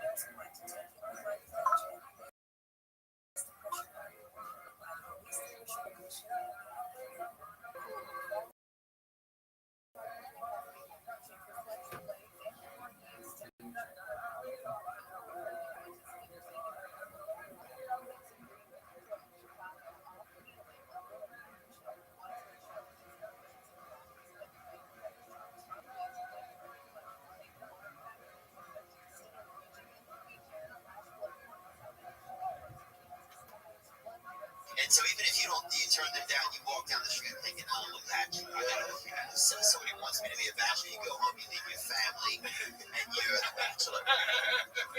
But it's true. It's just there's always that temptation out here. There's this weird thing, and you can be at the cleaners here and see like it's like it's what they call the you've got to catch a break. Okay, man. Go and get more. Yeah, that's it. And it's like, I think like a girl sometimes, they're like, oh, she texts her. And I swear to God, I'll just be like, shit. And I'll just be like, and then in my head, I'm like, oh, I really like this. Oh, dude. And then someone else will text me, and I'm like, okay, it's you. Yeah, that is a prison to find yourself in. It is an open prison. Well, it's an open prison. It's an open prison that you can leave at any time. But it's if you know that you are going to fall in love perhaps at any given time, it kind of makes sense that you go, oh well, that's me. This is what's happening. I'll just know it. I didn't do anything about it. Yeah, that's kind of where I find myself a little times. Or that's where I'm wondering if that's where I'm at. Like, yeah, because I just don't. You think things will be different, like you're saying, in a few years, like there's something, and then you get there, and you're like, oh. And I'm not a big runaround or anything. I just notice that I give into like little things of affection, attention, just little things like that I don't want to. I just don't want the same thing. I want to see if there's a different possibility. Because even in just like, flirting with the girl, or I'll feel uncomfortable, I'll feel like I have a bad, I'll set up a date. I'll think I want to date that or so I just want to, but I find myself in spaces where I'm not making myself really available, if that makes sense, because I'm just, the reasons I'm doing stuff, I'm motivated always from a place of like, this is what's from love or anything like that. They're just kind of motivated from a place of like what feels kind of comfortable would be fun. Just I met my missus when I retired because I think it got really sort of dicey up there for you. mentally just completely ill. Because well, it's my career. Let's do this. So I might as well do my career. From the famous, from the singing. No, from the singing. Yeah, from the singing. So like I was really unmotivated, and then I met my missus, and we just 3 years. Yeah, so we were just in the house, and it just cemented this thing that I realized that I need purpose, ambitious, I need to go and do things. So I wanted to. Went out into the world, and now I cemented this relationship with this person, and I went back out to the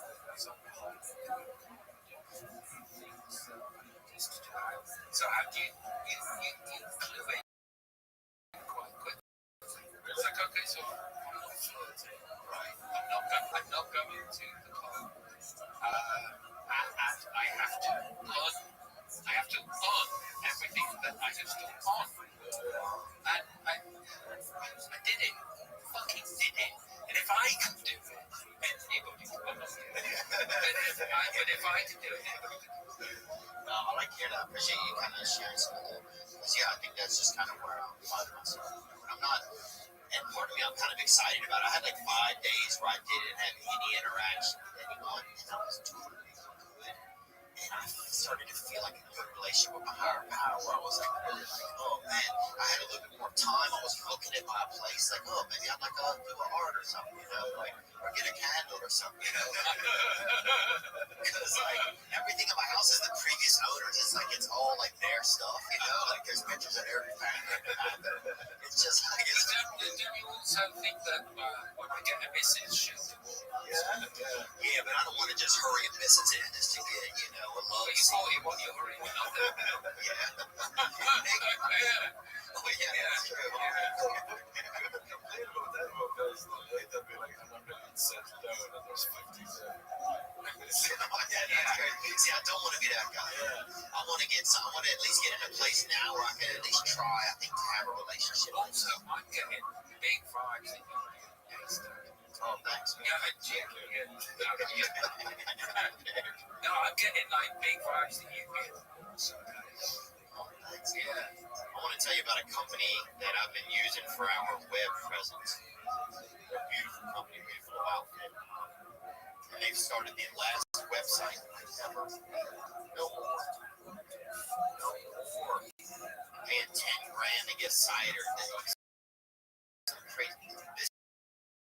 This is it. They do it. It's the last website ever need. They did our.com. You can check it out. It's just $498 to start. And then after that, it's just $249 a month.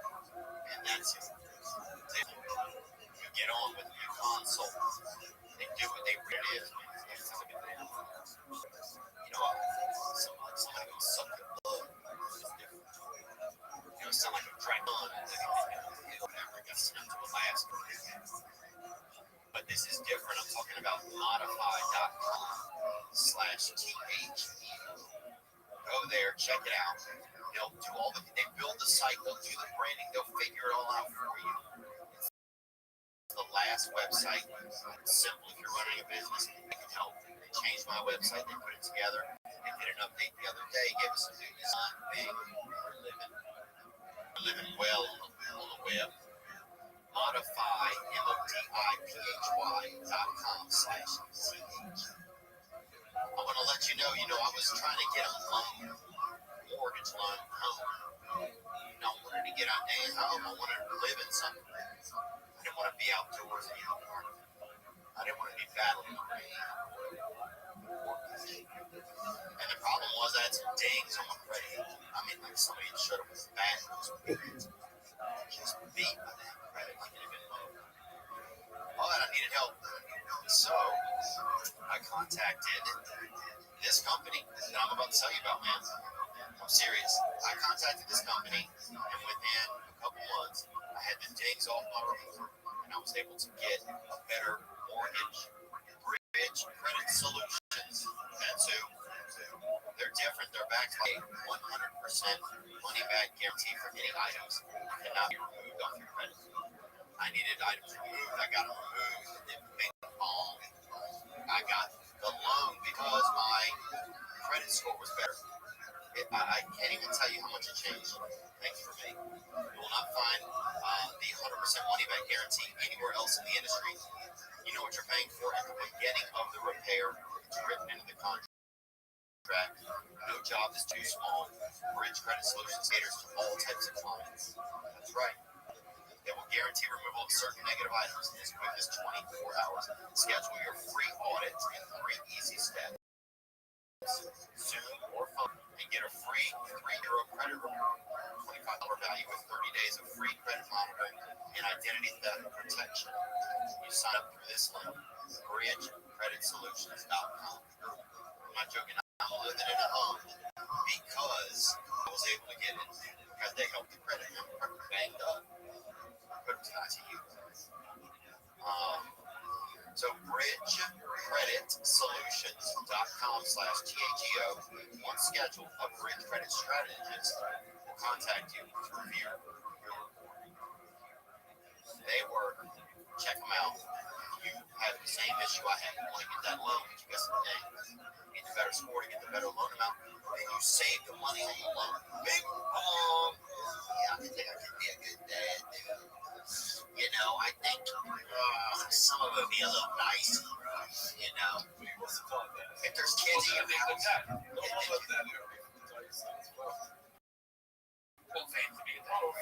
Oh yeah. Absolutely. I'm an agoraphobic that can't look after himself. I'm depressed. I'm full of anxiety. What have I got to do? That's, it's like I wasn't going to get married and I was going to have kids just because of the nothingness I had to offer them. Where those points exist. And now I've got 4 kids.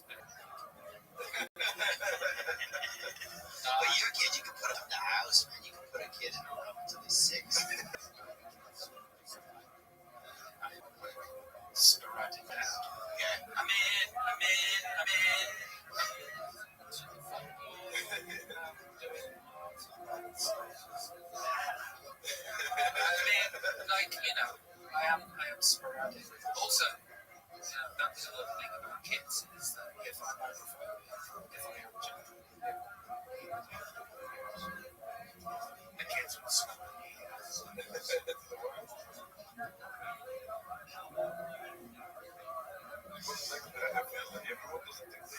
Do you think, but that's bad, that when it happens that way, I think it's not really the best way. Like, yeah, Martin's unbelievable. I can't even believe I'm sitting here with him, but, sorry.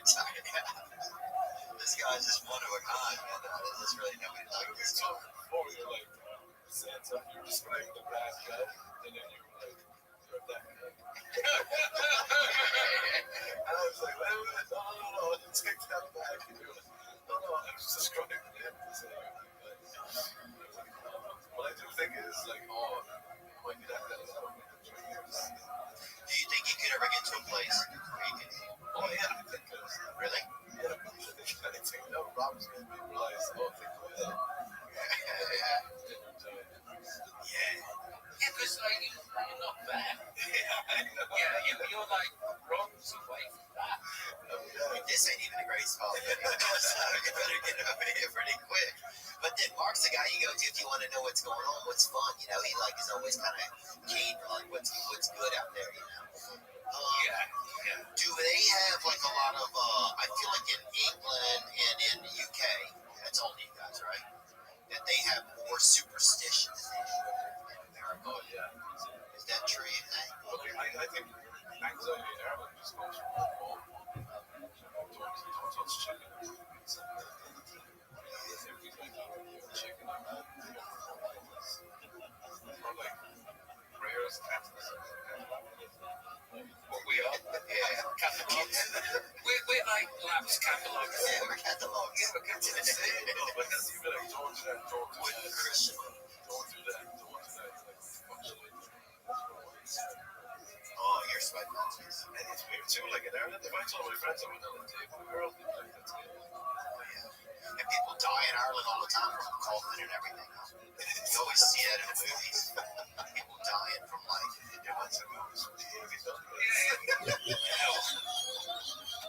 whatever, man. I got Yeah, that's exactly. a slow cable, mate. Yeah. I got some. What's that movie with Tom Cruise? Far and away. I just see a lot of people coughing and not doing well. Still dealing with Spanish.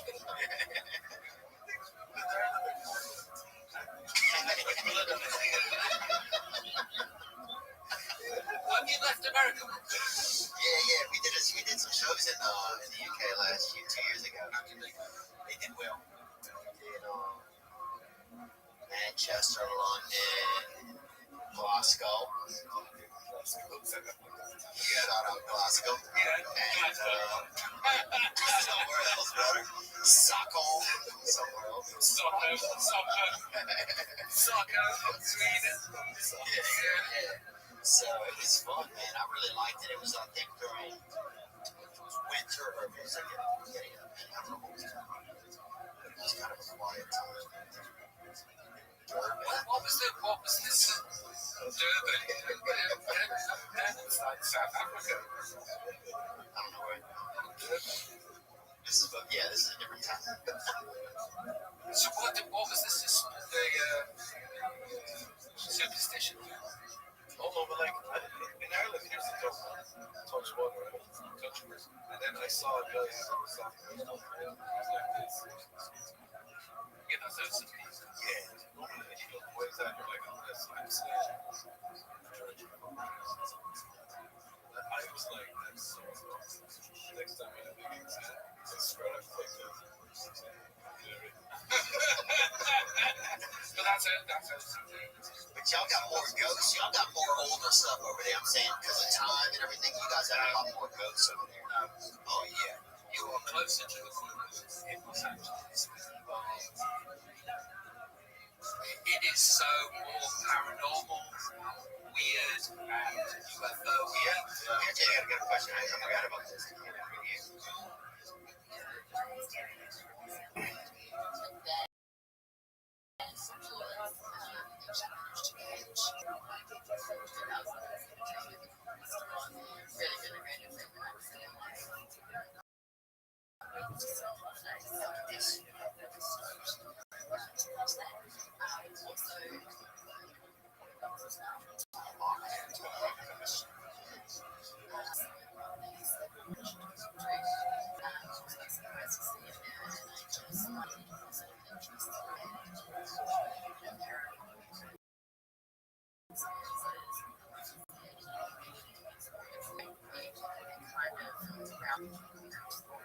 Our Lord's baby, it's called space. Spirit. Yeah, I've had But it, I've had loads of it. and more, that's all from the UK.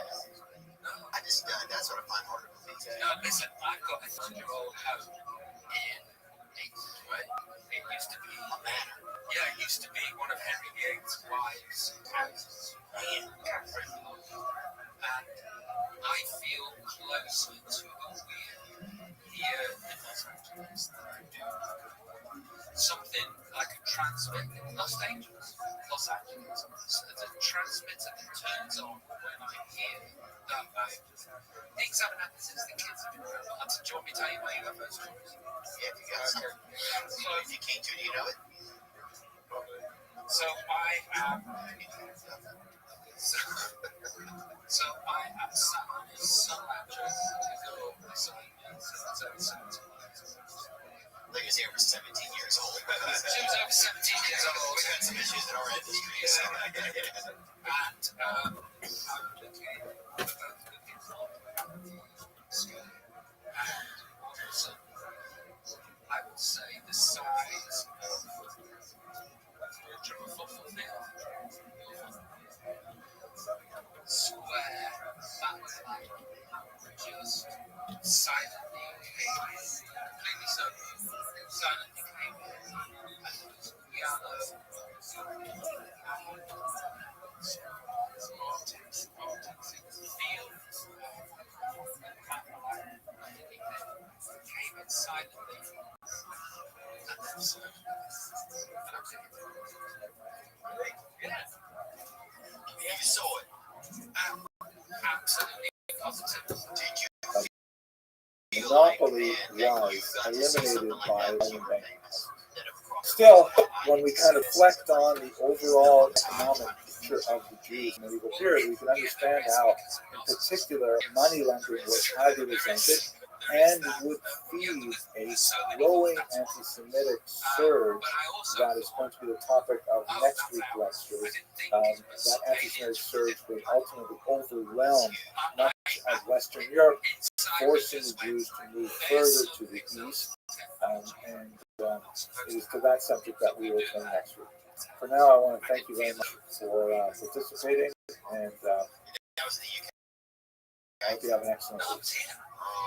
The other one is, I wrote this song about Arizona. But I talk about listening to it in the studio, smoking a cigarette, putting the kids on. And you whittle the lyrics to get them as best as possible. And Arizona comes on, and this The great philosopher Jean-Paul Sartre once wrote that if the Jew did not exist, the Semite would invent him. And that speaks to the idea that somehow anti-Semitism can proceed even without Jews. Let's have a look, though, at the historical evolution of this bizarre idea. And we're going to specifically look at the medieval period.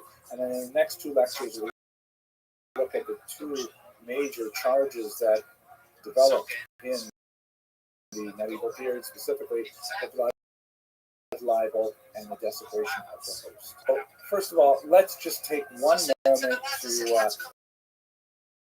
talk about terminology. I'm going to use the term anti-Semitism, and strictly speaking, that is an anachronism.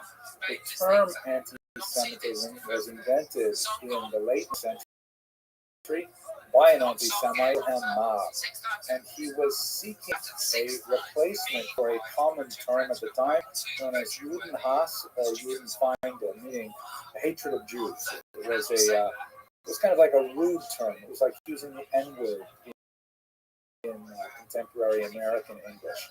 And so he developed an ideology which he said that basically he's not against Jews per se.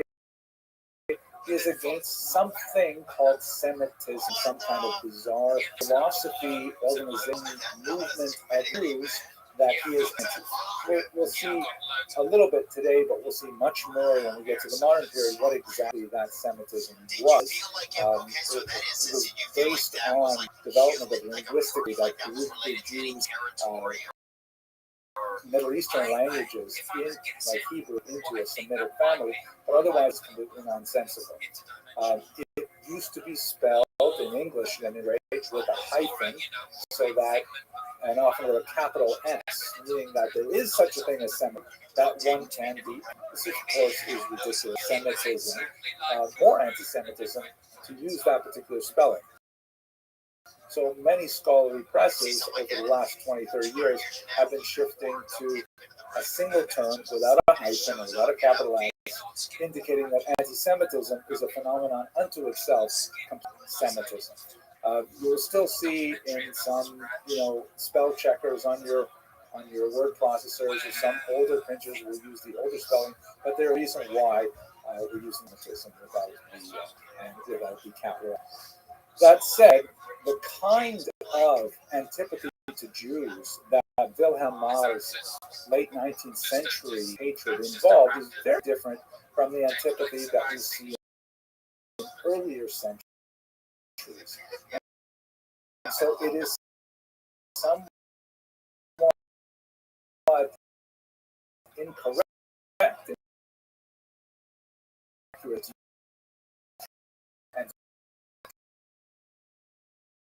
try and push it backwards in time.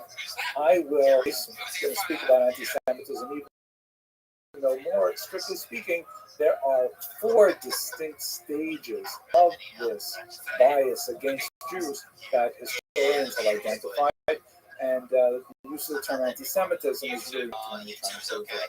But let's quickly look at those levels, because I put them in the context of the medieval period purpose for today. First of the 4 blocks is what I like to call xenophobia. Xenophobia, of course, simply means fear of the stranger, fear of that which is different. And much of the Greco-Roman period can be placed behind the rubric because the Romans and the Greeks, although many had some really nasty things to say about Jews, they seem to be kind of like cultural misunderstandings or a lack of charity towards a different set of practices, beliefs, and things like that. They certainly didn't acquire the kind of bizarre, manic quality that we'll be looking at in the next 2 lectures in particular. It's more like a, if you will, a normal kind of hatred, just like, the South Koreans might dislike the Chinese, or the Inuit might dislike the Apache. It's kind of the human condition that we frequently develop fear and dislike of those who look different from us or behave different. So it's kind of like, it's not nice, it's more normal. When you get to the early Christian period, so we're talking now about the first century, you have a specifically theological antipathy to Jews that we discussed a little bit in the lecture on Adversus Judaeus, which arises specifically out of the relationship between the early church and the mother religion, Judaism.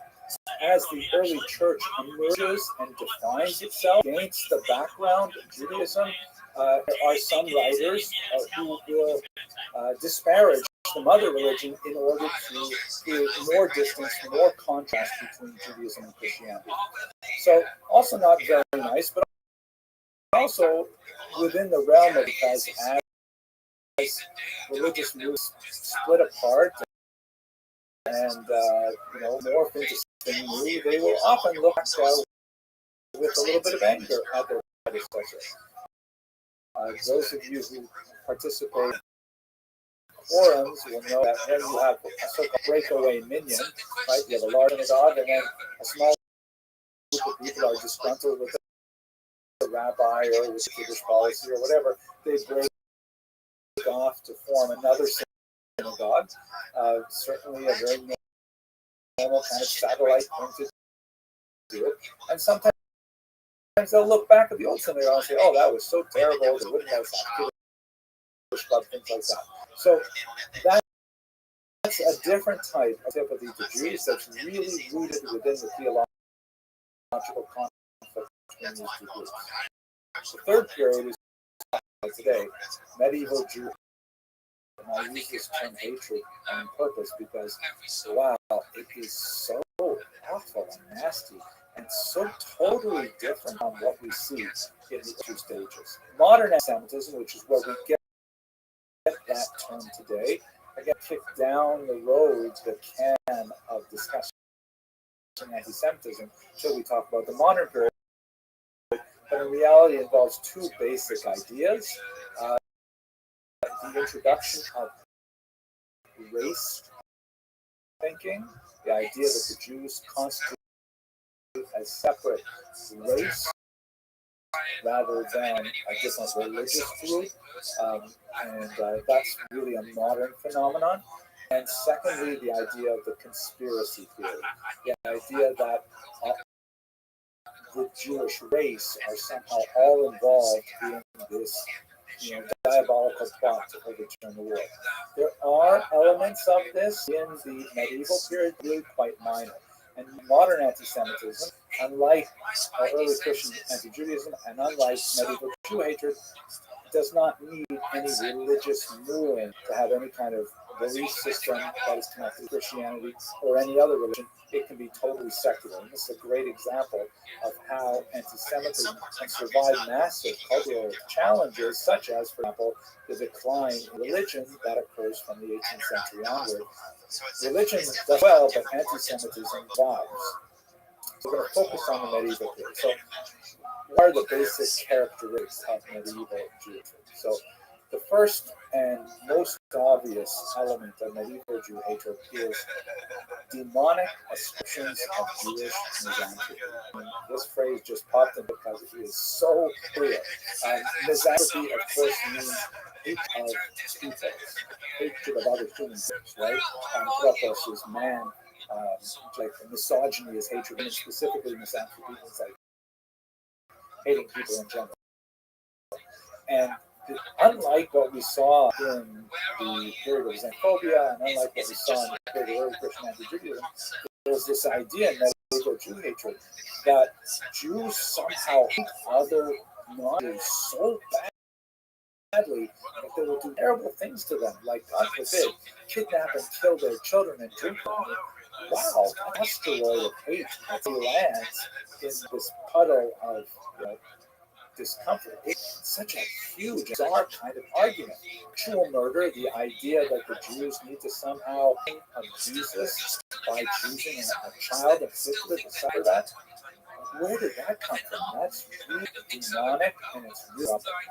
It's all really connected to the devil. So the term demonic is significant here because in the medieval period, the belief in the role of Satan, the functioning of the world becomes much more significant.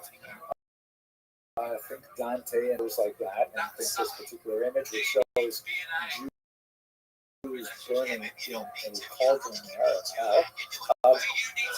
The idea that if the Christians somehow God's people, then the Jews must be, to balance it out, the dead must be somehow the mirror image. And if the Christians are associated with Jesus, Savior of the world, the Jews must be somehow associated with the Antichrist, the destroyer of the world. And there's a large body of thought about the so-called red Jews who are somehow waiting somewhere east of the Caucasus Mountains, living inside a mountain or in some hidden area, just waiting for the Antichrist to be born and then to leap out and to overrun all of Europe. I mean, really bizarre things that you see in earlier forms of anti-Semitism. Another major characteristic is that the connection to religious antipathy is often secondary. What I mean by this is that charges, as we'll see shortly, definitely have a connection to religion, is often close and the phenomenal to the need to ascribe that misanthropy to Jews.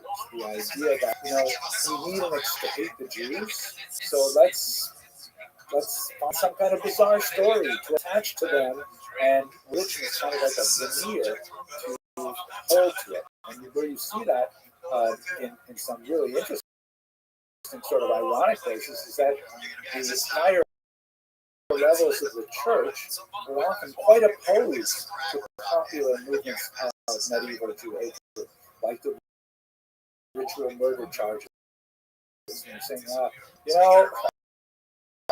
we're really glad you're all fired.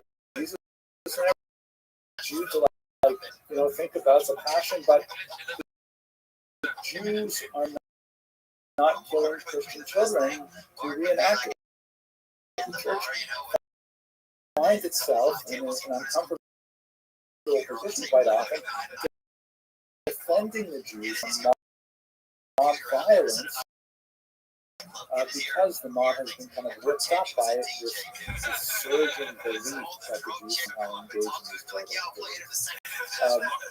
and it seems very clear that when you contrast it with the form of dominant anti-Jewish thought, logical arguments are relevant.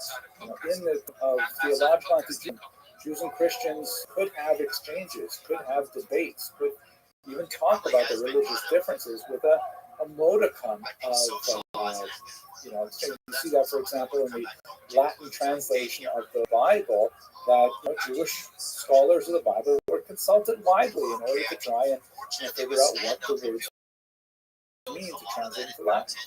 That's like sway from what's happening in the medieval period. The theology is used to force is the hatred. And the third element, which I would like to get into it to talk about the Spain in a couple of weeks, you see anti-Talmudism appear. Basically, the Talmud is, up until 13th century, really a closed text for Christianity, and when it is kind of like discussed as the root of philanthropy, then it receives a lot more negative attention, disputations, burnings of the Talmud, and things like that. And they tend to coalesce around this really important 13th century. So these are some of the main issues with medieval Jew hatred that are distinct really from but that Talmudism in particular does kind of like bleed over into the modern period into anti-Semitism, specifically the notion that somehow the Talmud is what teaches Jews about this supposed conspiracy and so on. Now, there are many, many other factors that feed to the growth of these ideologies. One of the elements is the change in religious sensibility that begins to be evident, especially in the 13th century. The church gains a significant amount of power at this time, and you recall when we talked about the communal skill for Jewish people and the medieval economy last week. The kings protected the Jews because of their value as generators of cash income, and the church had ideological reasons to try to hold them down.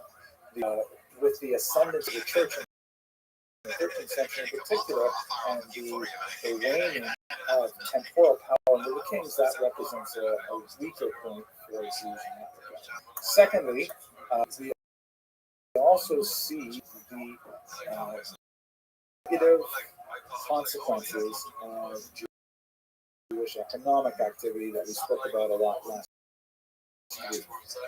Jewish money lending, hugely important for the medieval economy, but also something that can be deeply resented, both by the small-time customers of Jews who might be borrowing money just to get the harvest season, and also for the powerful nobility who might be borrowing money to,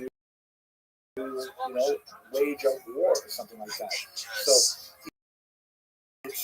it's not unreasonable to imagine that a lot of the antipathy to Jews is born out of this,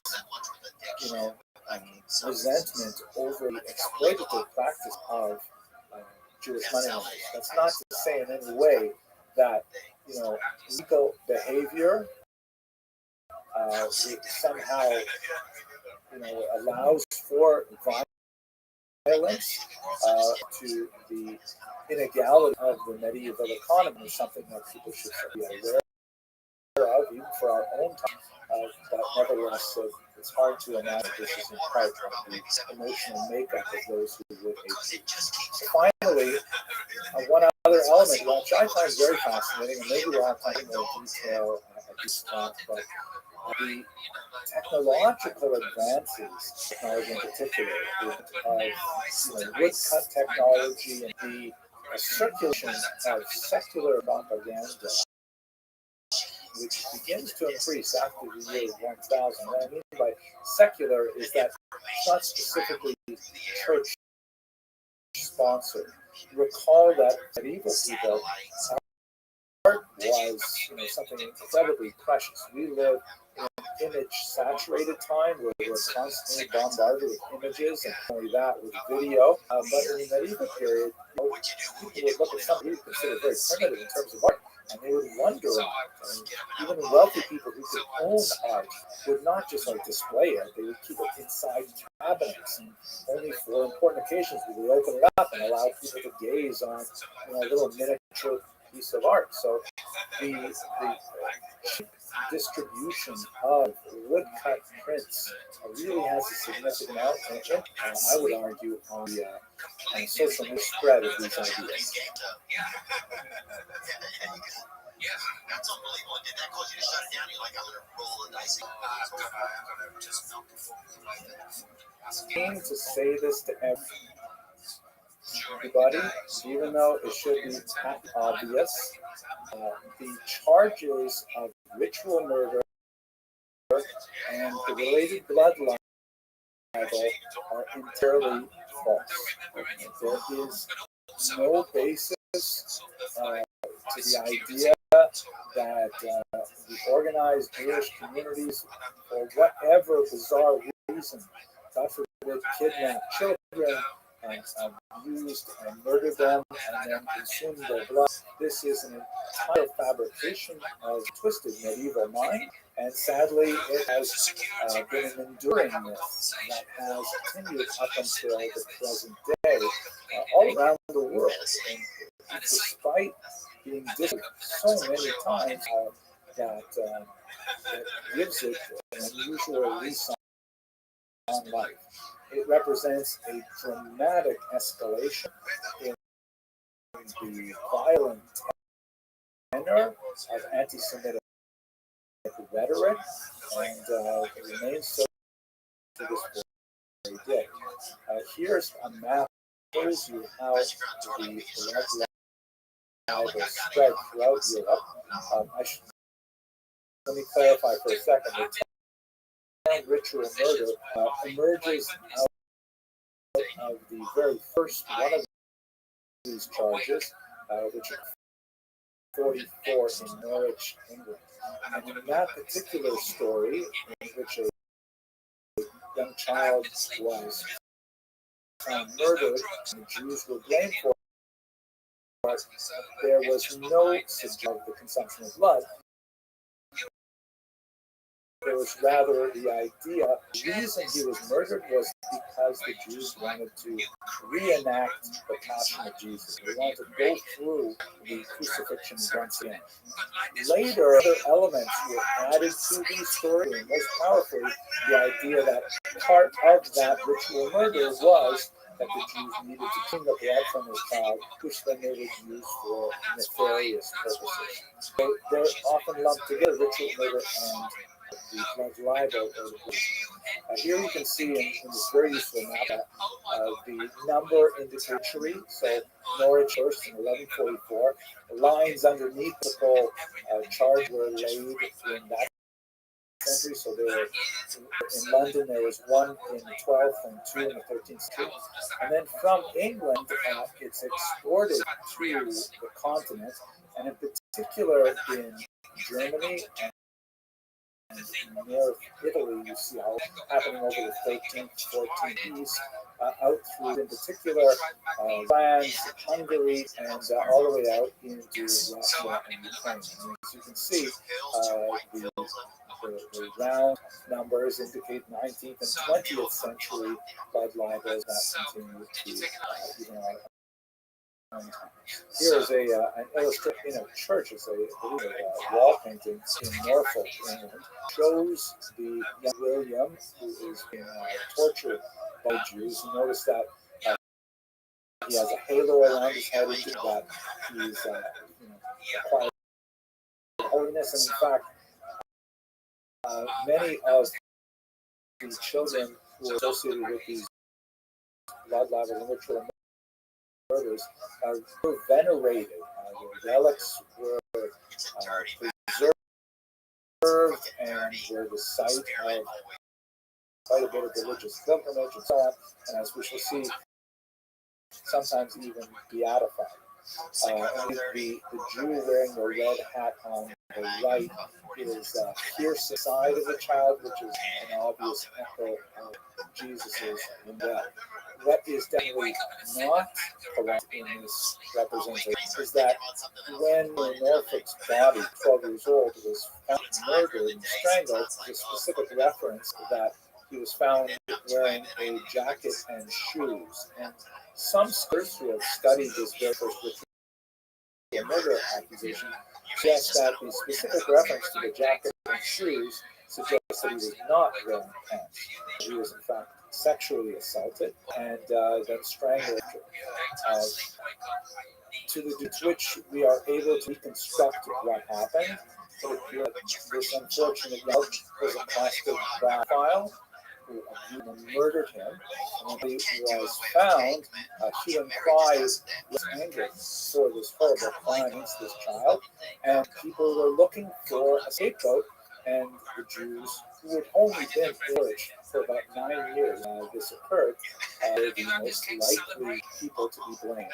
And so what followed was actually a defense of the Jews by the authorities, but the story died down, and public violence, as we shall see, happens frequently in potential cities. Now, this is really the beginning of the ritual murder blood libel charge in 11.4, but there are already some ancient trials.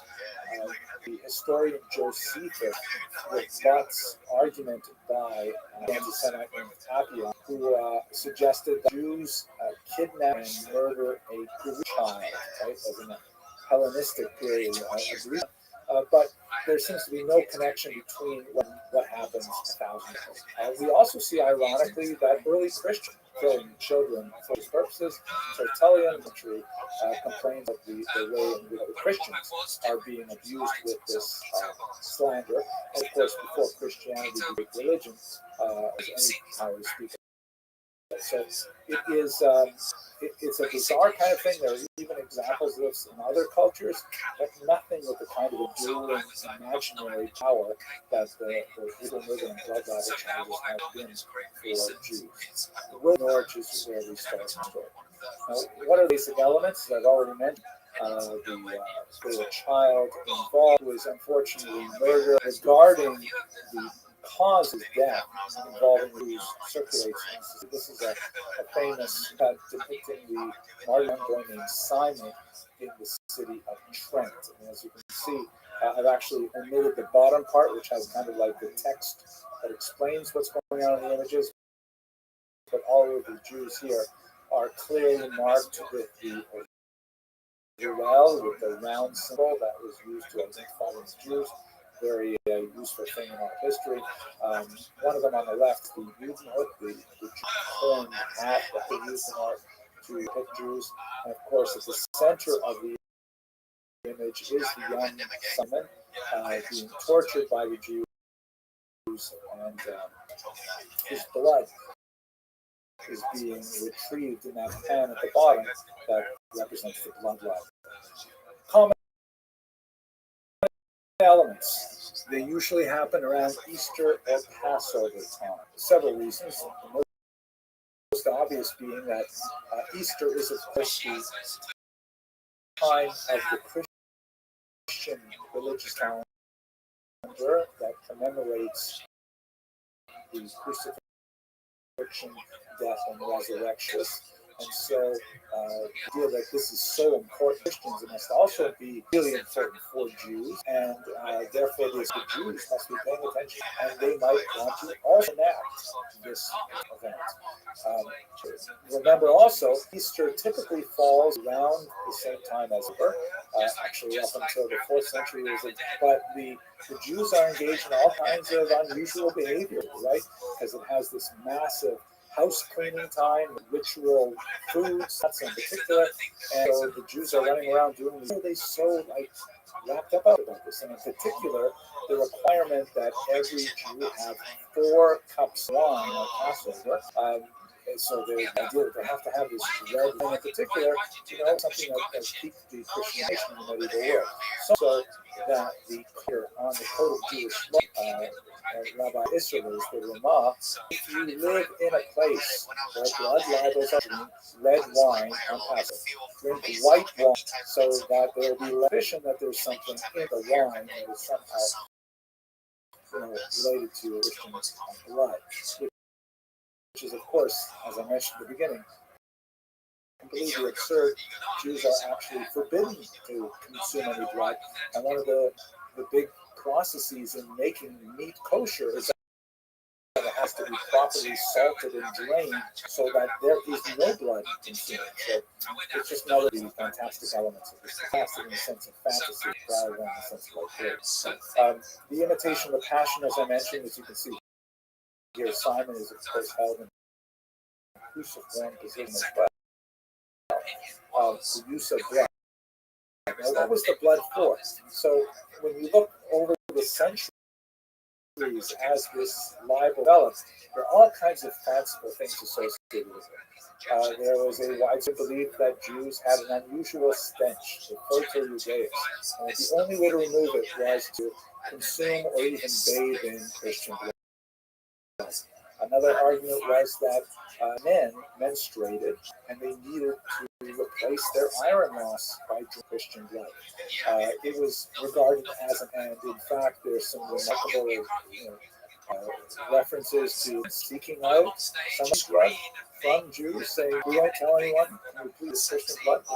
I can only imagine what would be like the approach with that kind of request. And various and sundry other associated with the blood, liberty and action could tolerate. Circumcision of the young child is also common, as you see also in the Fountain of Trent, because of course Christians be circumcised, since this is supposed to be an imitation of the Passion, and Jesus was of course circumcised, and his circumcision date was celebrated on the Christian calendar for much of medieval period, which was like 8 days after Christmas.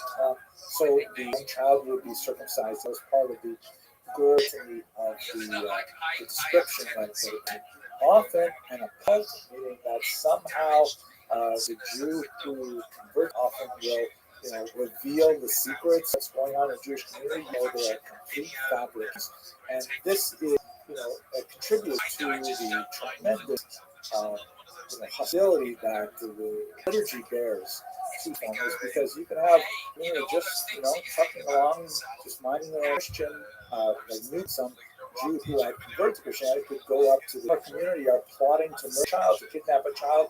They don't even need to have the act to say that a crime is committed in order to rise up these horrible passions and to wreak havoc on community. So these are kind of some of the major elements of the FSC.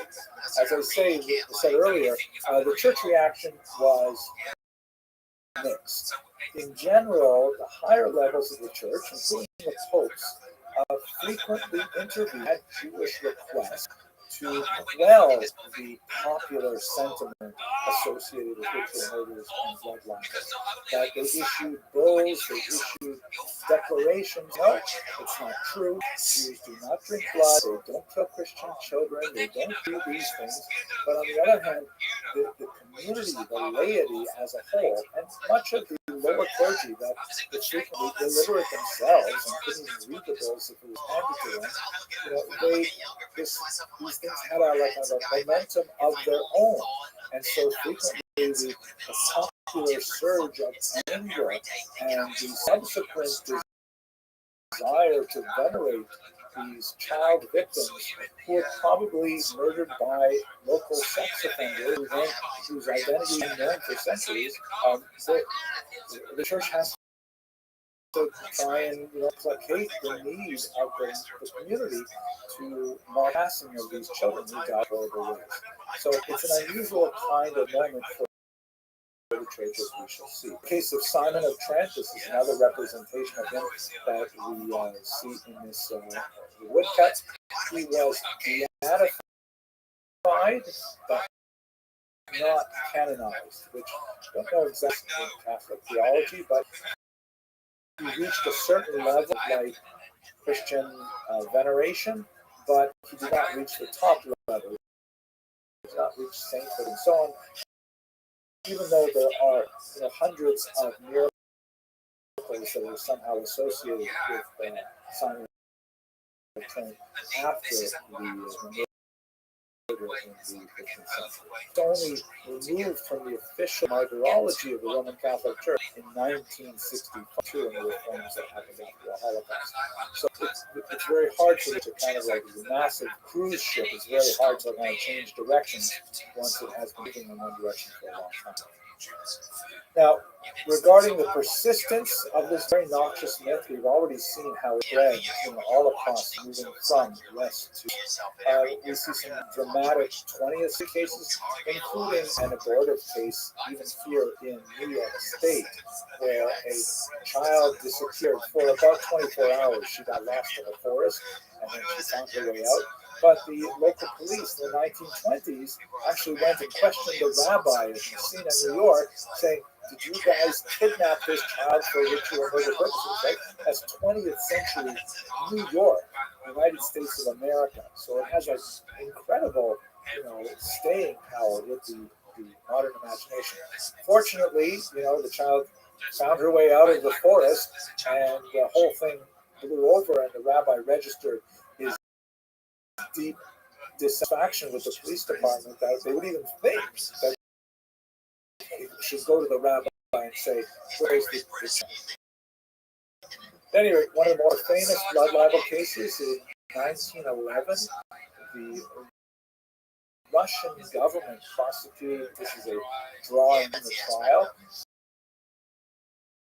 for the murder of a young child.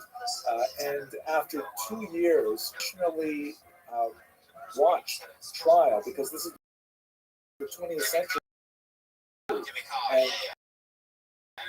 all other governments in the Western world had clearly distanced themselves from these medieval beliefs. They watched with incredulity that this modern Russian Empire would actually prosecute this guy for such a ridiculous charge. In the end, after 2 years of deliberation and an argument, they were not able to convince a jury of Ukrainian peasants that Bayless was guilty of the crime, and he was released. More significantly, the Nazis, of course, made great use of the ritual murder charge. Their pornographic magazine, Der Stürmer, the Stormtrooper. You can see in big red letters here in 1934 edition, the Jewish murder plan against non-Jews. And so hung upside down, and there's looking Jews catching the bull, very much like we saw with Simon. So the Nazis definitely were very reliant on the idea of the blood. And finally, most disturbingly, this is a painting by a very talented Italian realist painter named Giovanni Gasparo, who in 2020, 21st century, painted this modern impression of the murder of Simon of Trent. We've seen a couple of signs so far, with obvious anti-Semitic iconography, and this is in our very own time. Absolutely astounding that we are still here with this incredible and audacious lie. But there it is. I just absolutely love it. I absolutely adore Australia. In fact, I come from the other And the ritual murder, roughly the same period of time, but especially towards the 13th century, post-desecration. I have to tell, because I know when I put this recording on the internet, people will say, oh, there you go. It is, again, totally false. Jews were charged with this, but Jews did not do those things that they are charged with. It is one of these bizarre creations of the medieval mind that unfortunately have extremely untoward circumstances. So what exactly is going on here? In Catholic ritual, and I certainly can't claim to be an expert on this, in the ritual known as communion, believing Catholics under certain circumstances are invited to partake in eating a small wafer in the Eastern Church. It's like a cube of bread that represents, on a level which is considered higher than symbolic, the actual body of Jesus. The wafer, called the host, represents Jesus in a very important way, particularly after the Fourth Lateran Council of 1215, which confirmed the idea known as transubstantiation. That's how the wafer infers the body of Jesus in a mysterious way, which is beyond the scope of our discussion. What's important for us is, in the Christian mind, Catholic mind of the 13th in particular, the idea is that eating a wafer represents a holy act because the wafer itself is. So the logic of the host desecration charge is that if Jews are misanthropic and want to reenact the past, then certainly they would want to kidnap the actual body of Christ, which is inherent in this wafer. And so this expansive charge of host wafer desecration spreads across Europe. And I'm going to show you one kind of like cartoon broadsheet that shows the whole story of a typical host station that's very accurate. This is actually from Passau in the 15th century. The elements behind it are one to the other. In this case, a Christian accomplice. You'll recall when we talked about blood libel, there's often a Jewish informer involved. So now we have a Christian who is a traitor. And you can see him here on the left. He's gone into the church. And as he surreptitiously scoops the wafers, which are like those mountains on the table there, into his bag, as he looks over his shoulder to see if anyone's watching him. So he steals the host church, and in the right panel, he goes to the Jews, who are so marked by the Ruel. You see that they're clearly identified as the Jews, who offer him money in exchange for these wafers. Then the Jews take the wafers back to their synagogue in a box, and they torture them in the synagogue. You see there, they've got kind of like the shulchan, the ritual table, on which the Torah is read in the typical synagogue, and the artist is clearly Christian, or at least Hebrew illiterate, because the Ten Commandments in the background there, it's clearly not Hebrew, that's just gibberish, but meant to sort of evoke a vaguely Hebraic look. While they stab the host with knives, the host eats, supporting the notion that it is somehow actually the body of Jesus. Then there is a knock at the door when the authorities say, hey, what's going on in there? And so the Jews scoop up the wafers and they try to get rid of the evidence on the right panel by throwing the wafers into the furnace.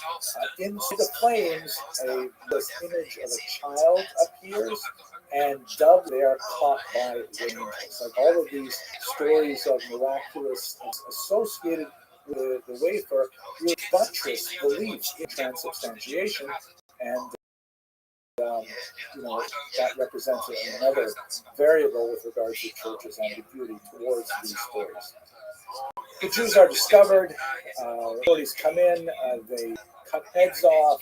They torture Jews. They set them on fire, and they take away the Christian accomplice to be tortured as well. And then so these last couple of panels, unfortunately, have a lot more historical basis and historicity than the previous panels. But that's essentially the typical story of a host desecration as it is charged in the population. Of course, the Jews have negative motivation to do any of these things. They want to stay far away from others for the fear that this kind of violence would erupt. Now, in terms of the relationship of the church to the host desecrations, you can see here this map also taken from the Encyclopedia Judaica, which depicts the spread of the host desecration charge. It's interesting because on the one hand, in many Catholic areas, the host desecration story really kind of lends a kind of backward, strange support to the whole doctrine of transubstantiation, which was met with some skepticism in Europe. France and especially Italy, however, seem to have largely escaped host desecration stories, and many scholars point to the specific intervention of the popes who tried to put a lid on these kind of violent eruptions that could easily spin out of control. These kind of popular upsurges of religious fervor that turned into violence that had really no connection to Catholic doctrine. The idea of transubstantiation, yes. The idea that the Jews need to then torture the host, definitely not. So the absence from Italy is especially notable, but as you can see, it spreads quite a bit through East Central Europe. One of the things that might actually contribute to its spread is this noted phenomenon, which is actually being reproduced in labs today, that there's actually a kind of a mold called Mycococcus prodigiosus that can grow on the specific types of wafers that are commonly used in parts of Europe, and it looks a little bit like blood, right? Like dried blood on the wafers. And so you can imagine that, they're opening these wafers in half in sealed boxes, very humid. And then this mold, if it gets in there, it makes all of the wafers develop this reddish kind of like glow on it. And then when the priest opens it up and sees that they're red like blood, then this can actually contribute to the idea that maybe they were somehow attacked by the Jews. And in some cases, these moldy wafers were actually venerated as a demonstration of the holiness of the wafers. For example, the host has a tremendous hold of the mind, but the blood libel it survived into the 18th, anything like the same degree of time. I would argue that there's a lot to do with the genuine in the liver in general in the period, that it takes a lot more inner credulity to believe the whole story than the ritual murder and the blood libel charge, and that could have something to do with the failure of this to continue. Nevertheless, it still has a strong impact, and in many cases, the blood libel, the host desecration charges that we see actually result in massacres of Jews and of expulsions. And what's especially fascinating is that So the, he has, I the think, ritual a very murder and blood libel curious nature. charges So were also curiosity, I absurd, think, if you have but inside in those of you, it cases, makes your brain there like was a get your body, face there questions was a all the time. child who was, God forbid, So if the your victim curiosity of a crime. In the case of the host desecration, curiosity works better it when was I get entirely imaginary, space of and self. nevertheless, Very it much my still, brain isn't kind of worried about things in my speaks to the So I the think they help nature me of mentally and stuff humanity with that curiosity. people will believe these most bizarre things and commit tremendous atrocities against their neighbors for the slightest of costs. Now, moving to the 20th century, I just want to give you kind of a chilling example when the host desecration does make it to the 20th century. This is a banknote that was issued in the 1920s. I believe it was 1922 in Germany. At that time, Germany was suffering from incredible high inflation as a result of the crises following World War One. Yeah, and so they issued local municipal currency, which was called at the time. Imagine, like, let's say God forbid, the American do. So, New York City might issue its own currency so that it would, hopefully keep inflation at a reasonable level. And Los Angeles would have a different currency, and so on. So that's what Notgeld intended for. And we actually have lots and lots of examples of this in the early 1920s. Frequently have anti-Semitic artwork on their currency. Can you imagine sending your child out to get a gallon of milk and you say you're a kid and there's an anti-Semitic caricature right there on the image. So this particular note, should actually a series of notes, shows a 15th century host desecration 500 years later in the 20th century. Here you see on the left, there's the Christian accomplice.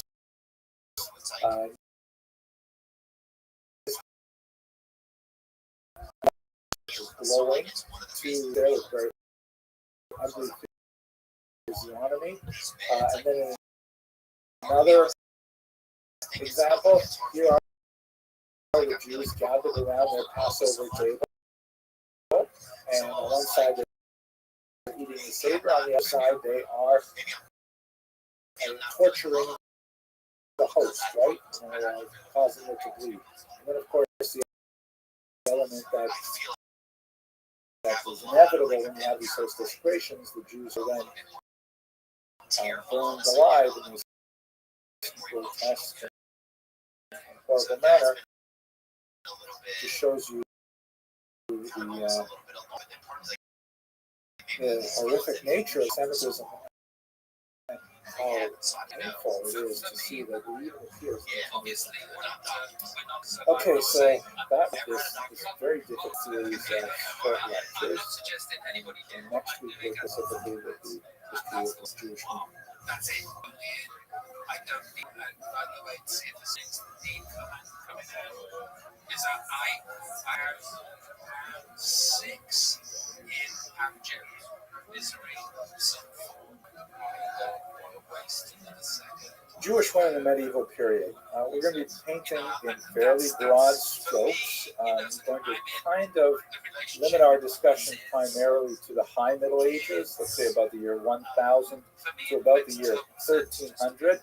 And but I am going to think about both the Islamic sphere of influence as well as the Christian sphere of influence, because as we shall see, some rather distinct differences exist between those two areas when it comes to the history of women in particular. One of the most challenging aspects of this important area of Jewish history, which is vastly understudied, is the lack of explicit women's voices from the medieval period.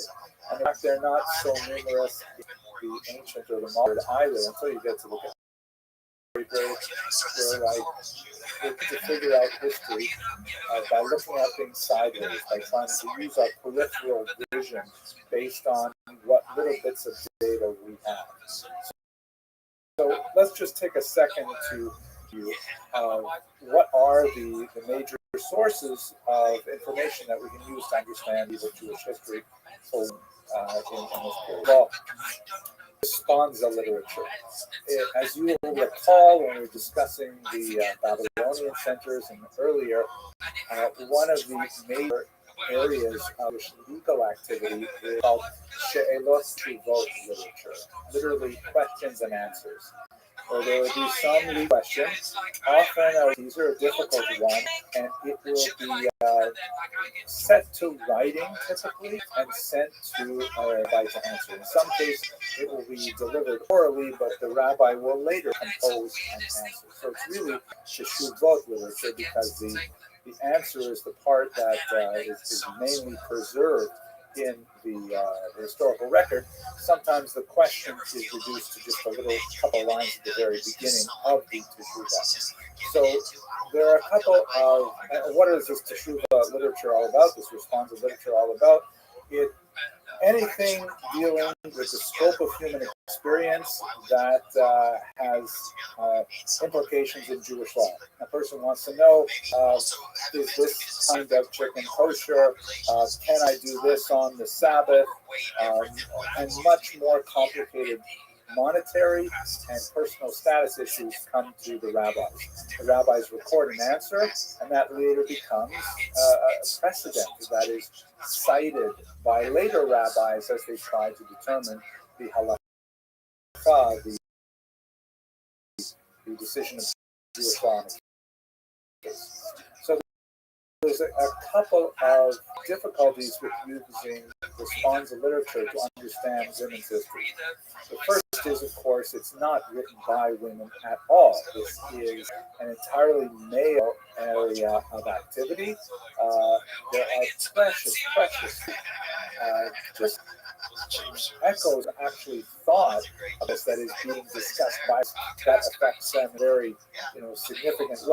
So it's entirely from a male perspective what to do about this or that particular situation. We're going to discuss a few common types of situations. They deal with things like personal status, legitimacy in Jewish law, the legitimacy of a marriage, the dissolution of marriage, and the appropriate distribution of resources from marriage, assets from marriage, all discussed by rabbis. So one problem is it's entirely male in its focus, Genesis.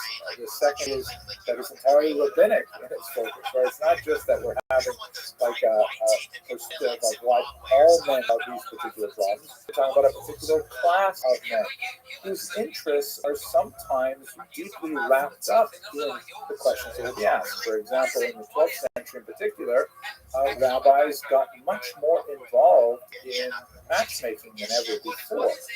Matchmaking is fairly lucrative because when you set up a match, the custom is that if the match is successful, the parents of the bride and groom give the matchmaker a reward,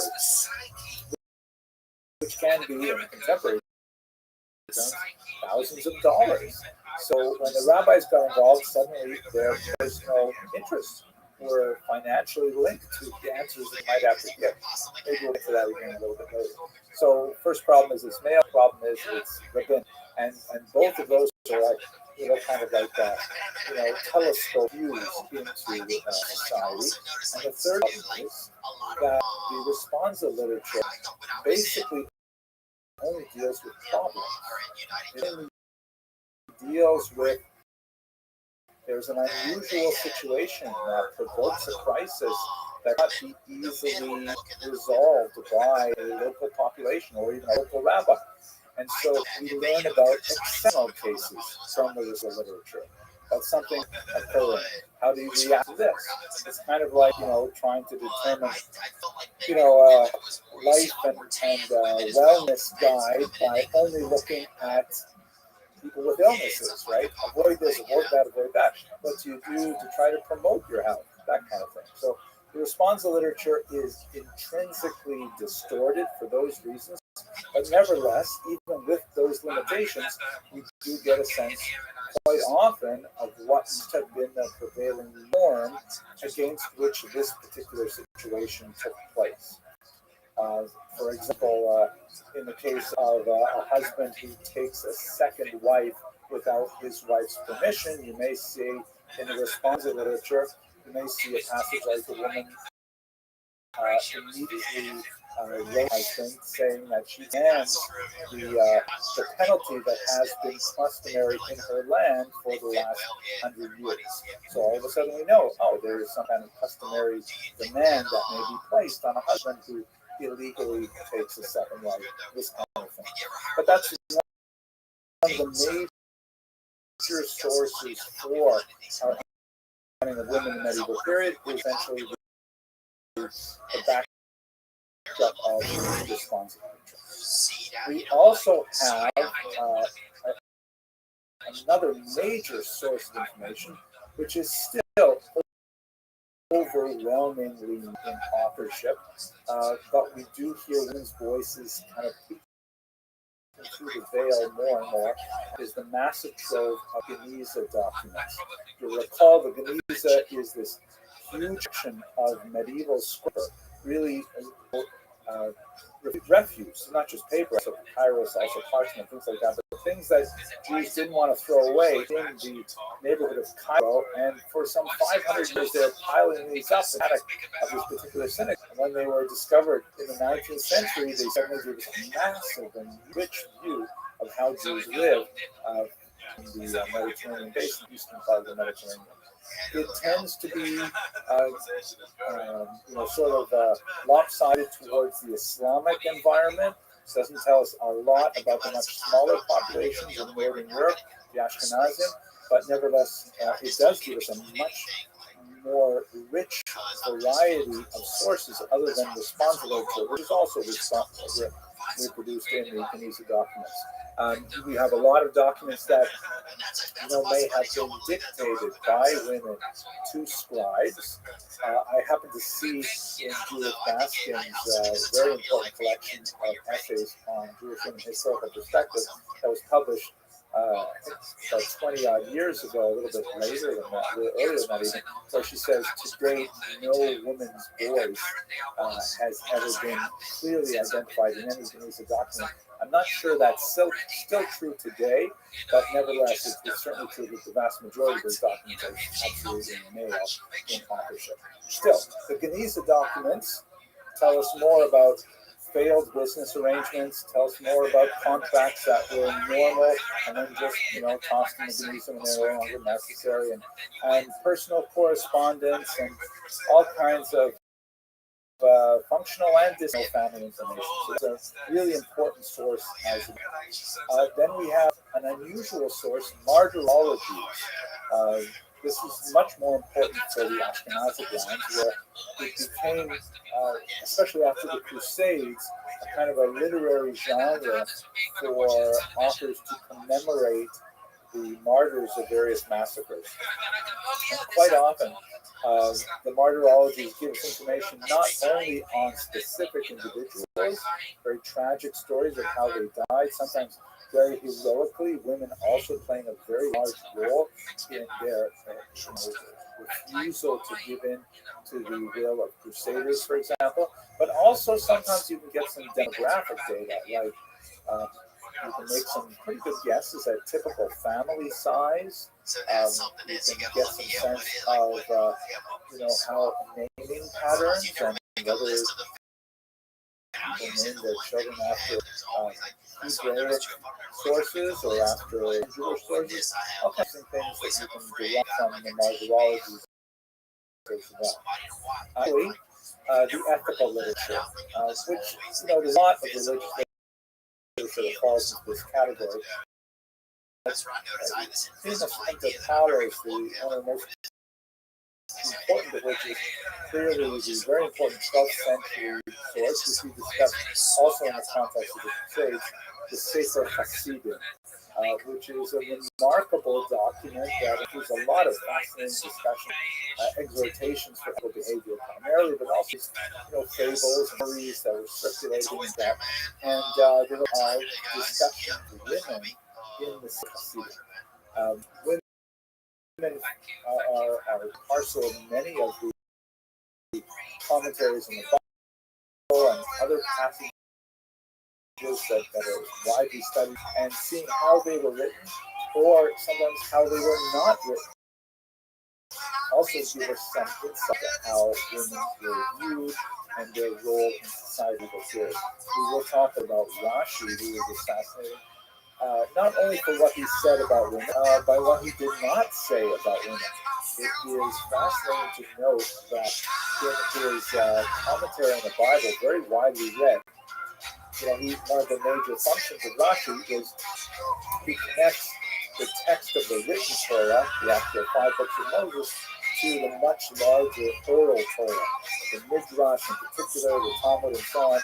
And he will frequently cite Midrashim that for the women, but he tends to not cite and not include in his commentary Midrashim that may have read as derogatory to women in any way. So his editing tells us a little bit about his personality, which is confirmed in many ways by some of the things that he actively wrote rather than his editing.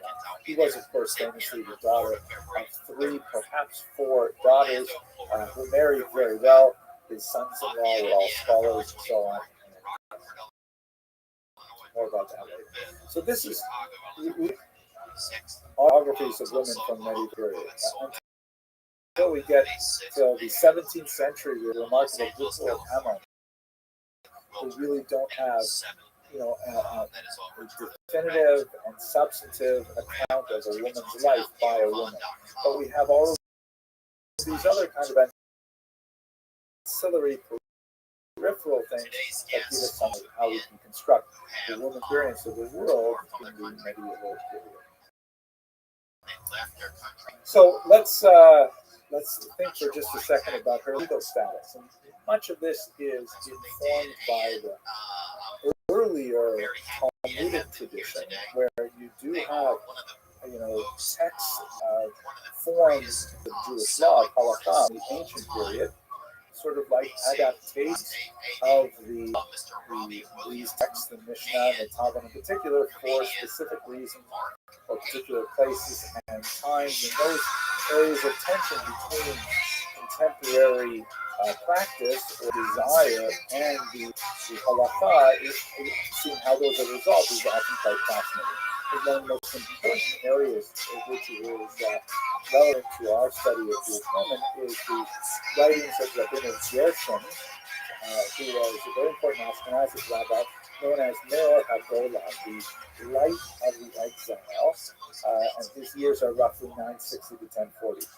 There is quite a bit of scholarly dispute over how widely accepted his bands were, or the takanot, so to speak, decrees of Rabbeinu Gershon, and how quickly they were adopted. But that area of discussion of what was his level of authority, it becomes moot. By the time you get to the 13th century, it's widely understood in Ashkenazic lands as being the law of the land, everybody being according to the laws of the Gershon. Less so in Islamic culture, but what exactly did he have to say, and why was it so important? Women. Among the many takanot that he enacted was a ban on polygamy. Polygamy, of course, is the very common practice of men marrying more than one woman. Men marrying more women. Abraham with Sarah, Hagar, and Yaakov marrying 2 wives, 2 handmaidens, and so widespread practice, particularly in Muslim lands, right up until the 11th century and beyond. So if I have in some Christian lands, they decided tendency it still to exists. The bricks restrict will be there. Jews' behavior So I to took the money out of monogamy. the investments. And Jews seem invested to have into sort of bricks self-censored bought this place, their 20 acres, behavior in 50,000 that square regard foot, as well. blah, So blah, blah, blah. one And of the just scholarly like, debates is, was Rabbeinu Gershom initiating a big change or rather kind of confirming a change that had already taken place? One of the areas where we see this play out in real time is in Spain in the 11th and especially the 12th century, where even the areas that are now Christian, as per the Reconquista, there are some hesitancies to accept the ban on polygamy that Rabbeinu Gershom and Angola had put in place.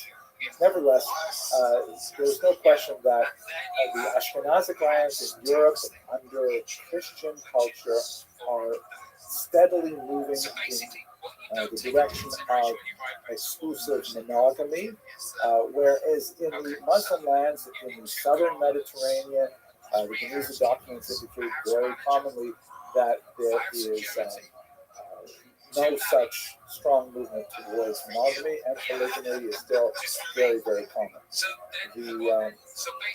There are lots of economic attachments to polygamy, such as the need to set up two separate households. It can only really be effected with a man of means, and the occasion for polygamy is it becomes rather restricted to a specific class of individuals, and we're going to discuss them in the next few moments. Rabbeinu Gershom also put in place, incidentally, a lot of other bans which are not as widely appreciated, but I think quite fascinating. One that I really should say is really important before I talk about the minor ones. Besides the ban on polygamy, he strengthened a lot of the protections for women in divorce law, such as, for example, he instituted a ban on divorcing a woman against her will. She had to ultimately consent to the marriage, to the divorce, just as she had consented to the marriage. And part of the reason for this is dispute, but it may have to do with some of the contingencies of long distance travel, and I'm going to push that off to the next slide as well. But in terms of his minor bans, or I think they're important, but nevertheless not as well known, he placed a ban on reading other people's correspondence. So if you get a letter that is not addressed to you, and you open it up and read it, you're actually ignoring the ban of Rabbeinu Gershom, and it's a very, very serious thing. The so-called cherem. We use the term ban, but really it's an excommunication where a person who is in violation of the ban would suffer future ostracism and other consequences as a result. It's a really interesting phenomenon. The ban of Rabbeinu Gershom is widely cited nowadays with regards to electronic communication. To what degree are tech tweets and is the metadata, the information on the outside of the envelope, can it be used to be Okay, so there's a big shift here happening in the leaders of women, specifically regards marriage, but in the Ashkenazic land, more of a trend towards Christian norm of monogamy, and in the Muslim lands, less of a phenomenon, and also some greater stringency placed to Christian in marriage. I would like to also point out, women are overall, legal status of women in traditional Jewish society is not identical to that of men. There are some areas, limited, where women have priority and preferential privilege. Like, for example, when it comes to impoverishment, if a woman and her brother are both impoverished, is incumbent upon the brother, the male, going knocking on doors to find charity. rather than his sister. This is because the Talmud recognizes the greater level of embarrassment that a woman would feel to beg than a man. That's the traditional justification. It is reasonable to say that of a preferential advantage for a whole host of justifications. That's beyond our discussion right now. One of those areas that is related to all the others is, of course, education. It seems discernible that Jews in medieval period a very high level of literacy. Men were expected to at least be able to manage basic ritual competency in synagogue, which meant they had to be able to at least sound out the letters in the prayer book, and they should have, a rudimentary understanding of what is they are reading.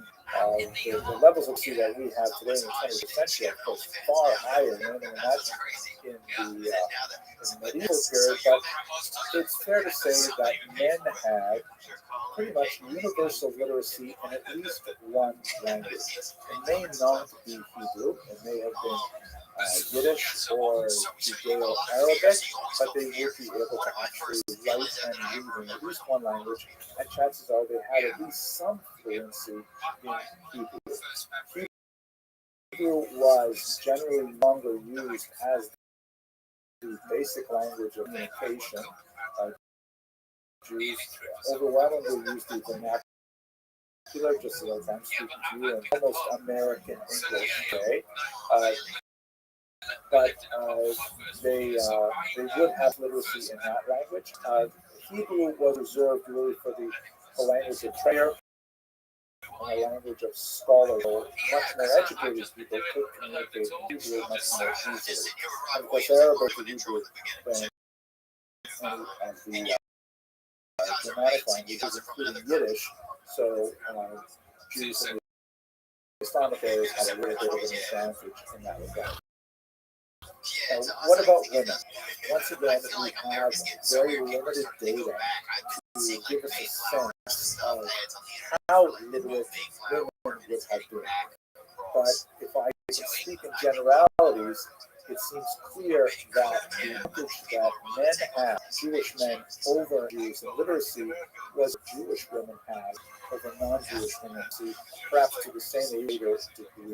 It's not to say that women were as literate as men were, that Jewish women were as literate as Jewish men were, but that on the whole, Jewish women would have had a much higher level of literacy than the surrounding non-Jewish population.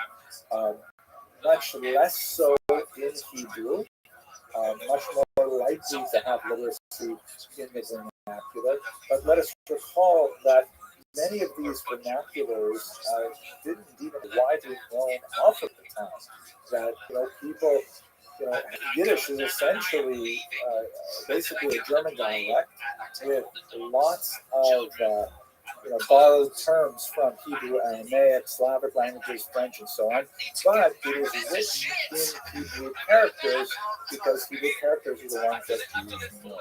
And so even Jewish women would have had a much better chance of knowing Judeo-Arabic because they would have been speaking Arabic and writing it in Hebrew characters with lots of borrowed Hebrew terms and things like that.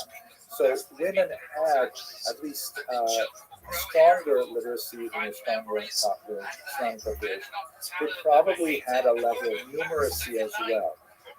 Again, piecing together the little bits of data that we have and speaking in broad generalizations, it appears that women typically had a very early rudimentary level of education that was truncated even before men's was truncated, primarily because of economic pressures.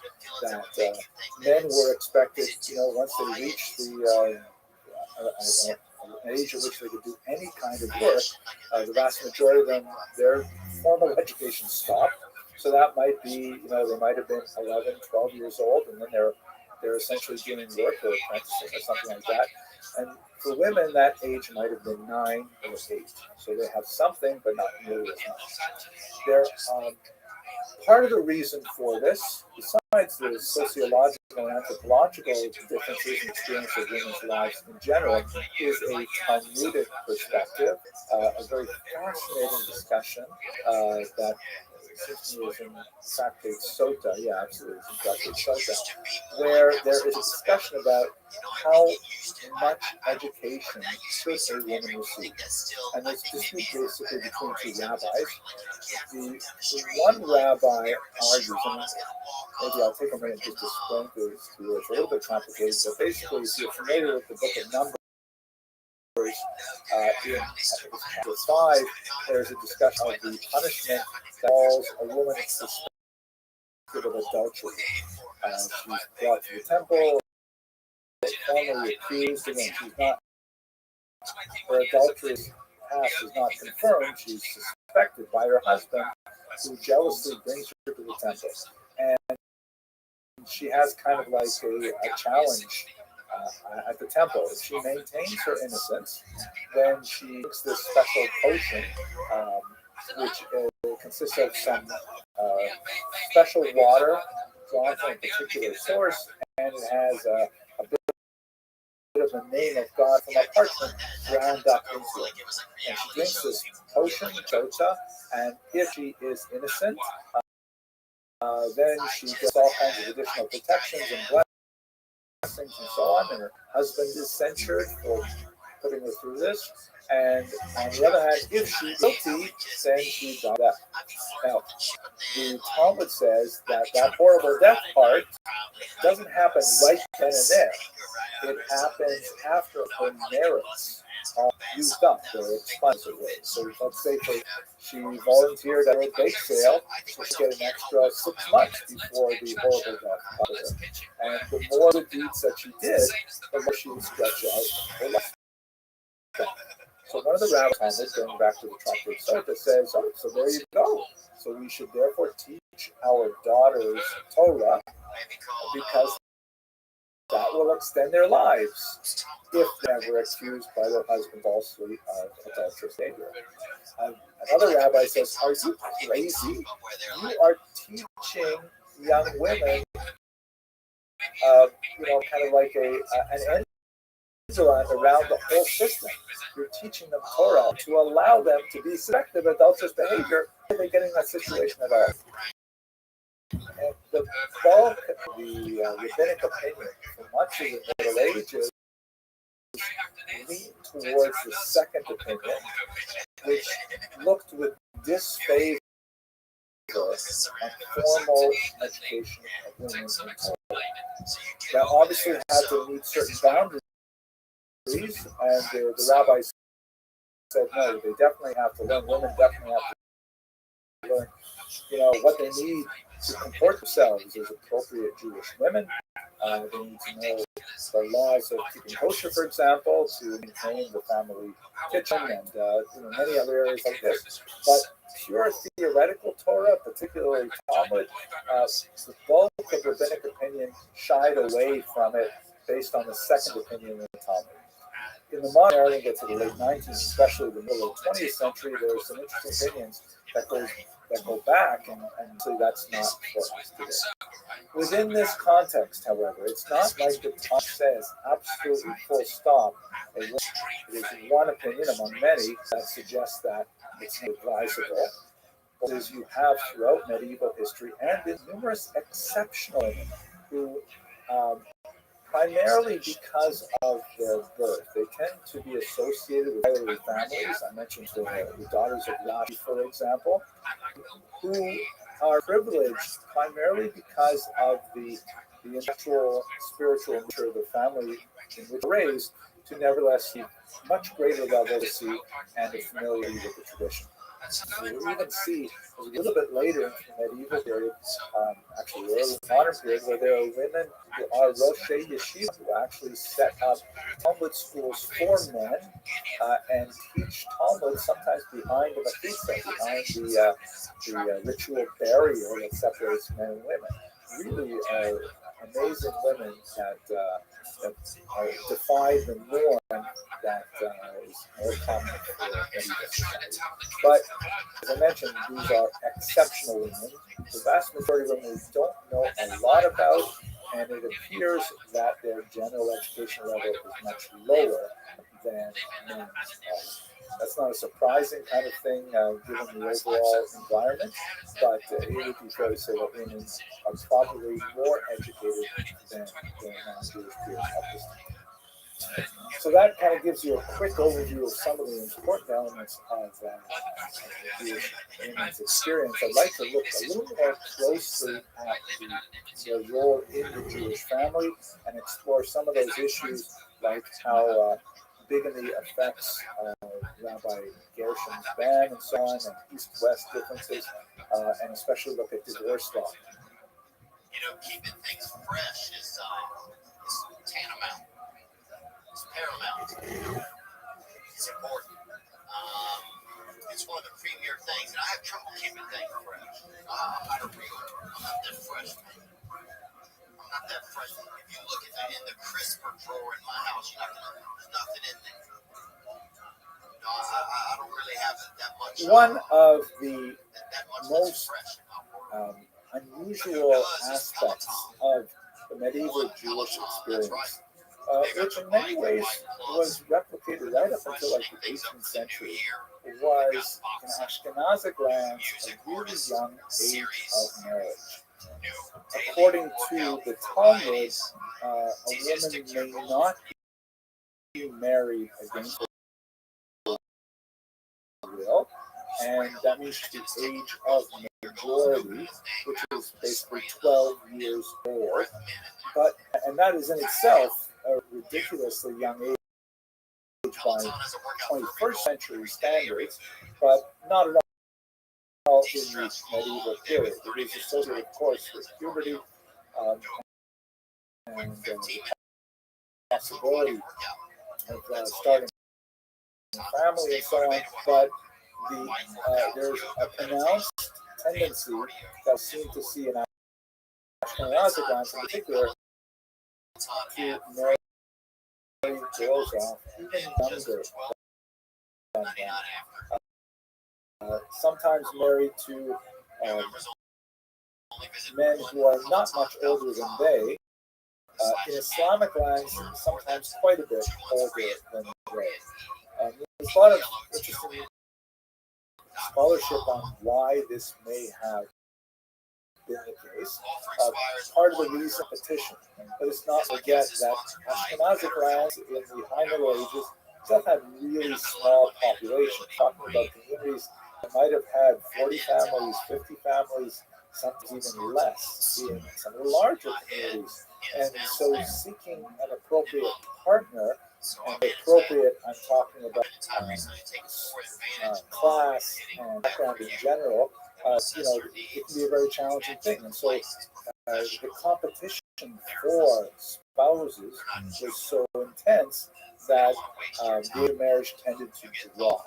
And by the way, it tended to drop from the limited evidence we have. It tended to drop in the higher classes more than in the lower classes. This could be because the higher classes, were more focused on the idea of finding a match of their same social class, desire to try and contain resources within the family.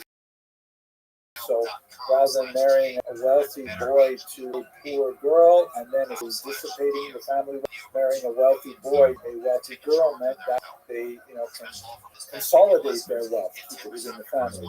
Whereas less wealthy families might have actually needed the work product of the young man and the young woman a little bit less than they could to marry off at a younger age. It's also important to note, however, that the actual marriage ceremony in Judaism technically consists of two distinct phases. The first is what we might call betrothal or engagement, which, as the Talmud is full binding on both parties, marriage, with the exception that they do not live together. And then time later, you would have a marriage ceremony and so on. In Talmudic times, there was a gap between those two ceremonies, which was usually attributed to things like the necessity of pulling together the dowry, which is a very expensive endeavor to provide a young woman with a dowry to be able to essentially set up her home was a potentially crippling economic event for a family. On the husband's side, it was not at all the same. It was a much more weird affair to give the so-called bride price, so it was not equivalent to him. The Talmud says events were traditionally separate, allow families to accumulate the assets to be able to, but there are other reasons as well that are by historians. Fear of mortality, for example, infant mortality, child mortality, very other ages, and a concern that, if we don't get them married now, who knows what's going to be later. So a desire to take advantage of the moment. But I also want that ultimately, into the early modern period, those two events, the betrothal and the actual marriage, will collapse, and they are now customarily celebrated one immediately after the other on the same day, because given that the betrothal constitutes actual marriage itself, even though they're not able to live together, society was aware of so many tragic situations where you have these young individuals and they're separated from their intended and they meet someone else, and all kinds of things can happen that really are disastrous for the marriage. So it became much more the practice to put these two acts together. The women, once they were married, and especially once they started menstruating, they would begin a very important area of Jewish law. It's known as the laws of family purity. This is essentially a euphemism for a ritual that follows menstruation, in which women would immerse in a ritual bath called a mikvah.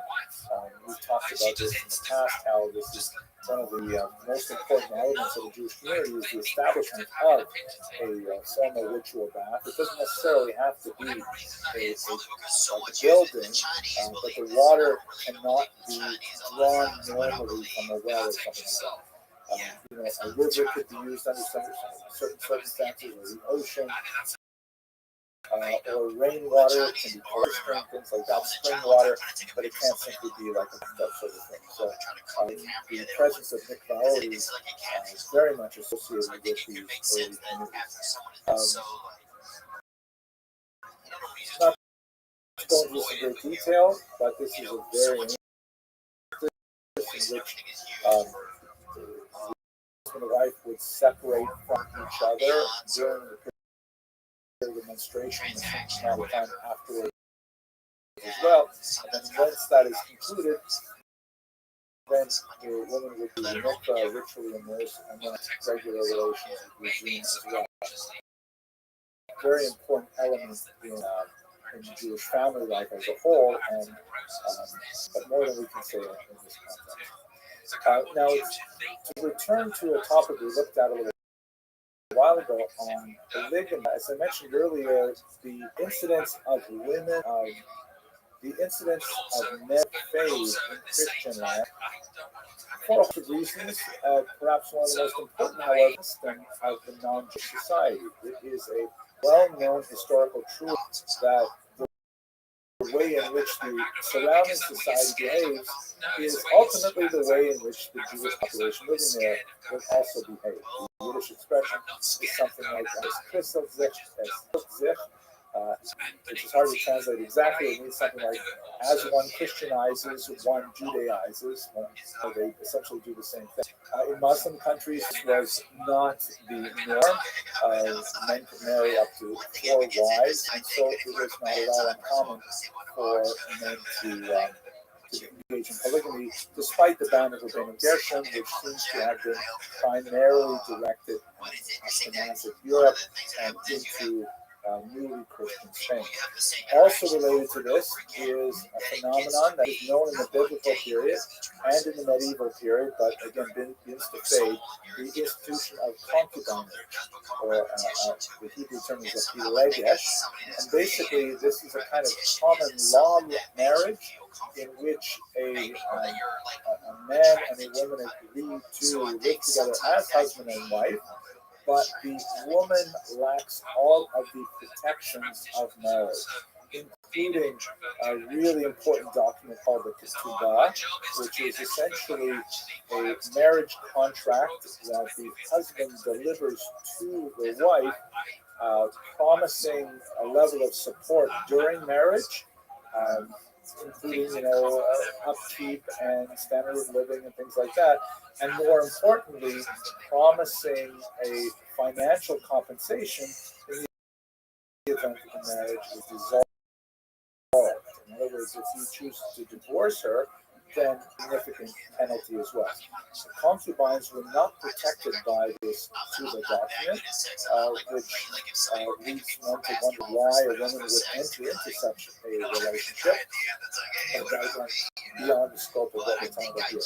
What we did have, however, which is kind of fascinating, is incidences, particularly for the first couple of hundred years of the High Middle Ages, where you had lots of men traveling from Ashkenazic lands into Muslim lands, and sometimes taking second wives.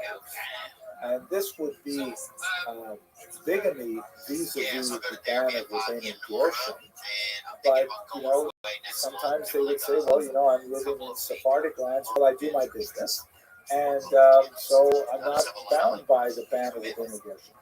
Maimonides in particular took a very dim view of this practice, indicated that, travelers who want to get married have to definitively prove that they are not already married somewhere else, to avoid anyone trying to get around this sort of loophole. And a significant amount of the responsive literature that deals with these questions gives us a sense of how men who were engaged in essentially traveling salesmen would behave, and their wives who would take them to court saying, hey, you literally in writing not to take a second wife, and here you go doing it in Tunisia or something like that, and I want my traditional compensation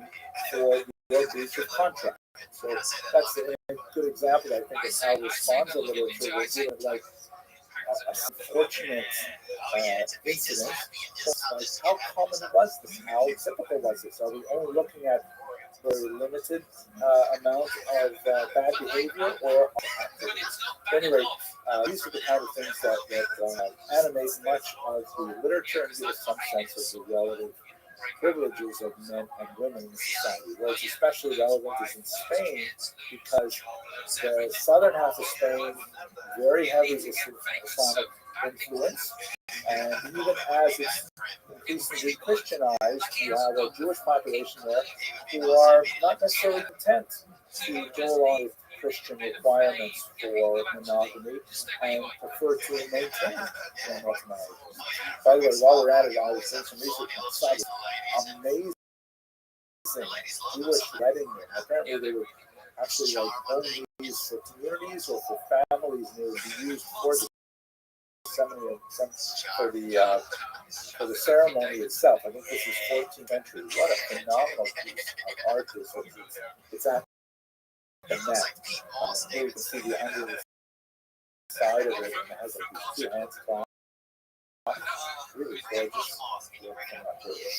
Now, connected to that, of course, after marriage is, God willing, motherhood. And I don't want to go too in depth into the history of motherhood and childhood in particular, because I don't know enough about it to really touch an area of research that I've just kind of scratched the surface of, and I don't know enough to talk. But perhaps could talk for a second about the institution of second marriages, because one of the things that we see quite a bit of in the responsive literature is the disputes between half siblings over inheritance to this kind of like bigamous second marriages that occur as a result of husbands traveling afar. I'll come back to that, by the way, when we talk about divorce law.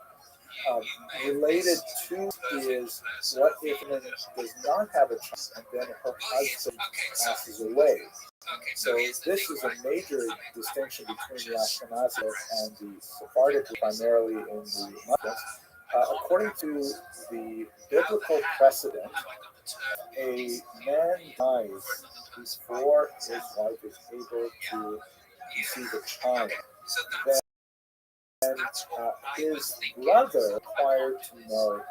And when you read the context of this ritual, which is called Yibum in Hebrew, or levirate marriage in English, it's very clear from the context that the surviving brother is just basically, given the environment where in the biblical women rarely stood on their own unless they were in some kind of unfortunate situation. They typically lived in the shadow of their father or their husband or their adult sons. They were never kind of like abandoned to their own devices. So unless they were like a widow, that kind of thing. So Yibum was considered just the right thing. It's clear from the context there that if the surviving brother refuses to marry his sister-in-law, the wife of his brother, then he has failed to live up to his responsibility and is deserving of community approval. Nevertheless, the Talmud recognizes, the Bible does, that there are times that a brother may not want to marry his sister-in-law, and so there's kind of like a default a ritual called chalitza, which refers to removal of the shoe, kind of an ritual in which, if he says, I really don't want to marry my son, then she is the shoe from his foot, and again, it's building that. So here's the thing. Yibum is clearly the ideal choice. Talmud already in the Babylonian, going back over how it broke every situation.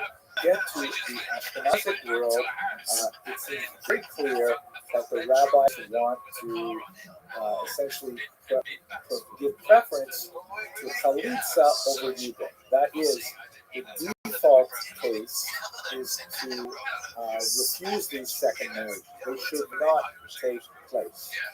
In the Sephardic world, this is not the case, and Jews living in Muslim environments frequently have husbands, brothers marrying their sister-in-law after their brothers pass away. But in Ashkenazic lands, the default setting becomes chalitza. Interesting to note that Rashi, among others, and Rashi, by the way, as we discussed recently, seems to be really pro-woman for his time. A lot of fascinating things there that indicate how he's thinkers of his generation.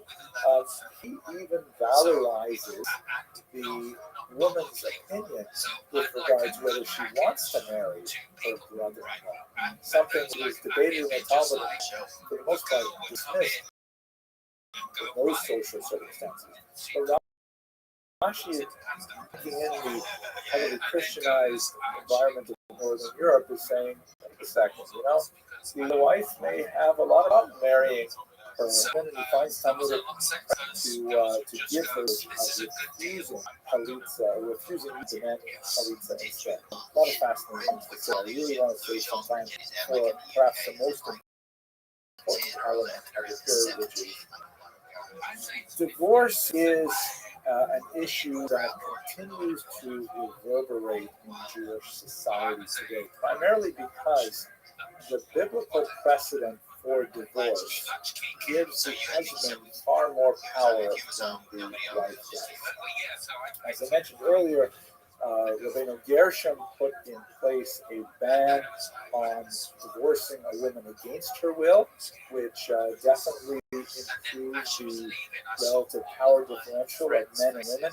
but there's still a very significant gap between the levels of authority and how to dissolve a marriage. Basically, it goes like this: has the right to initiate a divorce, which then goes through procedures like obligations, demand that a woman consent as well.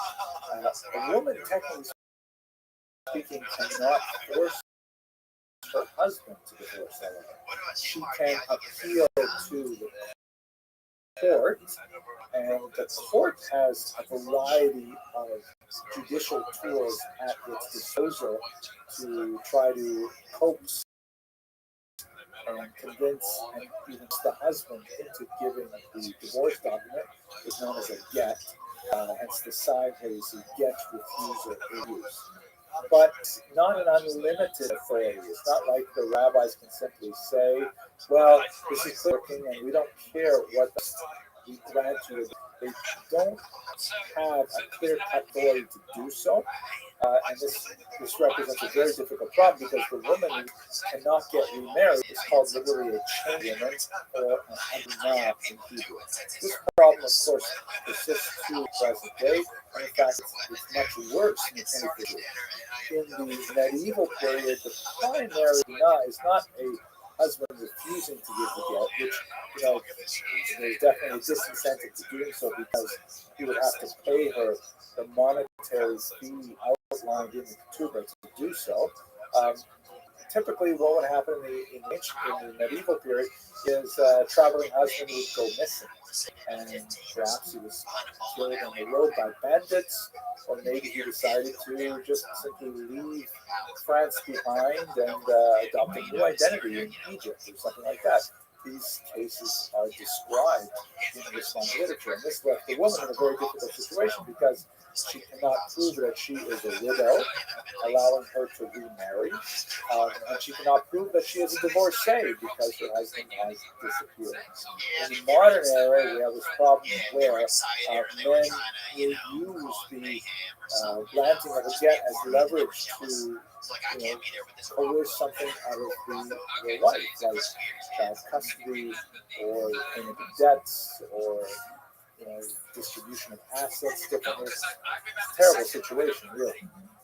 And there's modern approaches to it, solutions to it that have varying levels of effectiveness, but not for our discussion at this point. At any rate, this is a noted problem, though, even in the medieval period, even though it's much smaller than we see it today. It is something which exercises the minds of the rabbis engaged in responsive literature to quite a large degree, and we still are not done with this particular situation. I would like to speak more about this, but it takes us further afield from history and more into rabbinic legal thought than uncomfortable discussion. So let us just conclude though by thinking a little bit about women and their contribution to the family economy. There's no question that women in the medieval world worked incredibly hard, both at domestic tasks and at revenue-bearing activities. You should recall that some of the most basic tasks that we take for granted today took an incredible amount of time in the medieval period. In fact, right up until the industrial age, women's work, basically domestic tasks, was huge and overwhelming. Here's a photograph of some medieval women who are spinning thread. You can see they have the distaff is sort of like a third arm to hold the raw material, like flax or wool, and it's kind of stuck on a stick and then put into the cummerbund that they wear so it stays steady. And then with the other two hands, they really like peel apart the threads, and they use the spindle, which is actually hanging down towards the ground. And young women and older women would all be involved in this for hours and hours every day just to make thread. And then got to take that thread and they've got to make cloth. And out of the cloth, they've got to make clothing. And that's why so many has one pair of pants, because it took forever to make these things. It was a huge amount of women's energy that you didn't have to produce goods like you have today. So even if they're working at, what is typically called women's work, the domestic activities are making clothing, preparing food, washing clothes, things like that. That's a huge amount of time and value to the household, these basic necessities. That said, let us not forget our much more literate in the surrounding society, much more urban, likely numerate as well. So we frequently find women engaged in these activities. We especially see this in the Geniza, where women are involved in all kinds of business. And sometimes, with tremendous success, like, for example, the remarkable Rusha the broker, who's described in the archives, and as after her marriage is dissolved, she keeps her business running and defies, standards to insist on having, her way. She is repudiated by the synagogue for some unrelated activities, but she nevertheless, supports massive donation on Yom Kippur and things like that. Some fascinating women who are really significant businesswomen described in the Geniza. We also have significant evidence that they're involved in the same economic activities that men are, like we discussed when we looked at finance and trade and so on. Sometimes they suffer from similar kinds of depredations as well, like in this terrible century that is described in the caption as people ransacking a Jewish woman's house. Very unusually graphic depiction. There's still very valuable clothes and wine and breaking into it and things like this. Jewish women were assisting their husbands in many aspects of trade and commerce, and also engaged in money lending and other financial activities as well. So women are definitely a very important component of the medieval family life. And with that, I want to conclude this brief discussion of women in the medieval period. I hope you found it interesting. Thank you very much for watching. What about, Tom's going to be there, and I'm like, I live vicariously. I do sort of like this one. I'm like, what? He's like, this one. Yeah. It's mental. It's mental. He's mental. I live vicariously through him, and the cops even show up vicariously sometimes, like even in Memphis in my visions. It's tough. You were saying something, you're like, oh, I think it's going to be different. That's funny because I always think that too. What? Yeah, you walking through the horizon, you will find yourself in a place. Yeah. Be like, oh, keep that 6 months. Yeah. And just 2 years later, you're like, oh, still having fun. Yeah, still having fun. The fun, and now especially in LA, the fun is all. There's always the possibility, like you're gonna have to be the bachelor. I've spent a fair amount of time in the southern half of the peninsula looking at the Arab Jewish or the Muslim Jewish period of coexistence. The famous Valencia, right?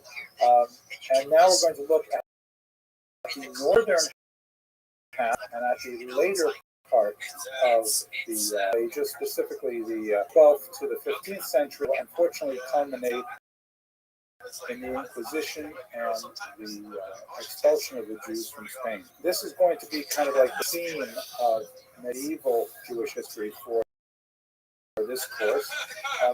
It's not an uncommon place to sort of draw a line and indicate that before this event of 1492, things were one way, and then after 1492, they were rather different. You can say the same thing in the 20th century about the Holocaust and the state of Israel. Things were certainly different before those two events, so related in time, and then those two events. So why we're going to construct the next semester post-expulsion era. So here's a map that will give you a south. This is the Reconquista, the reconquest. You'll recall that the Muslims come up from North Africa and they take over the peninsula, primarily in the southern region, and they make it pretty much to the very top of the peninsula. But it doesn't take long before the northern area starts to recede back into Christian lands, and slowly the Christians are able to penetrate downward, and eventually they will ultimately expel the Jews and the Muslims from the entire peninsula. But we're going to focus on the regions of Leon, Castilla, Aragon, Navarre over the course of this. Now, there's a few really interesting phenomena that are going on at this time. First, this is the era of the greatest of the Spanish court Jews institution, which we'll see examples of it throughout Europe, but Spain in many ways has some of the greatest examples. Court Jews, it's hard to really translate appropriately. It's related to the idea of being the king's, like a courtier. Sometimes you see that word. It's something like a lobbyist or sometimes a government official, typically associated with some kind of fiscal activity. They often don't have a specific role for it, but they're very much part of a ruling circle, advising kings very freely, underwriting the king's activities, and exercising a tremendous amount of power. Quite often, these courtiers are also the titular heads of the Jewish community, so chosen because they are so close to the levers of power and are able to protect the community appropriately in that way.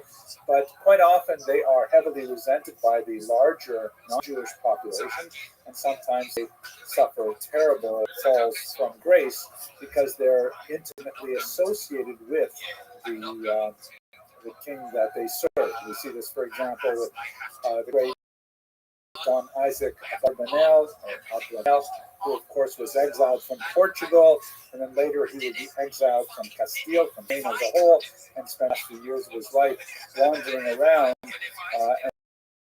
And it's really amazing, remarkable that he accomplished so much literary material when he was exiled from his place. But he's a good example of a Spanish court, and the Spanish Jewish communities in Catholic northern Spain actually had phenomenal levels of authority, partially because of the tremendous strength of their courtiers. In particular, in Castile and in Aragon, the Jewish leadership was very much involved in an institution called tax farming, which we have discussed briefly in other classes, but let us just quickly recall what we're talking about here.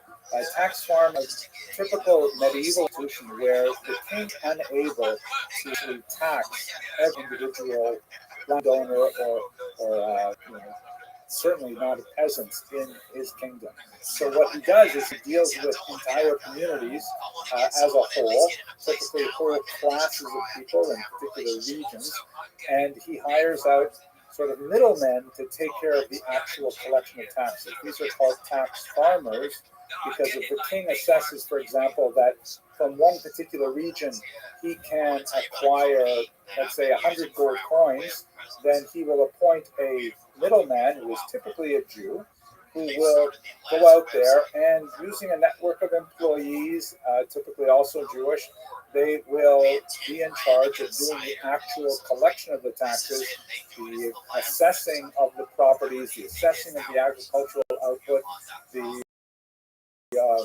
placing of tolls on bridges, various small taxes with the authority, and the tax farmer will collect maybe 1,200 gold coins. The 1,000 will be remitted to the king, and the 200 will be the profit for engaging in tax farming. So an extremely important venture that the king values very highly. And the kings, as we see, tended to protect the Jewish population primarily because they were very valuable kind of way to derive funds from the population. One historian has put it as kind of like the Jews are like the king puts on a stick and dips into the ocean of the peasantry and then draws it out and is able to squeeze the liquid sponge. And so the Jews were often placed in that position. Naturally, Jews are involved in kinds of other activities in Spain. They are landowners. Again, there's this widespread misconception that Jews were not allowed to own land. That is something that is true in some places and times, but typically not true. Jews were able to own land. It was just not necessarily a wise thing for Jews to invest in land, because if there was an expulsion, then you lost all of your wealth. Jews were also involved in various trades and various crafts. Silversmithing, goldsmithing was very common. They often faced competition from local guilds, however, particularly in Northern Europe, and they often were not able to join monopolies in given town. So things like axe farming and money tended to be the economic backbone of these Jewish communities, but not at all the exclusive source of income. But when you combine their role as powerful courtiers, being extremely important in the collection of Jews, they actually become fairly secure, apparently, for that time and place. This meant that it was remarkable the degree to which the Jewish communities in northern Spain had autonomy over their own affairs. This is something that we talked about Jewish communal structure, but maybe I should emphasize it a little bit more here, that typically when Jews arrived in a particular place, they were granted a charter by the ruling authorities. Sometimes this is called Magdeburg-Recht or Magdeburg rights after a town in Europe. But the essential idea is the king or the nobleman in some cases would grant to the Jews of a given location.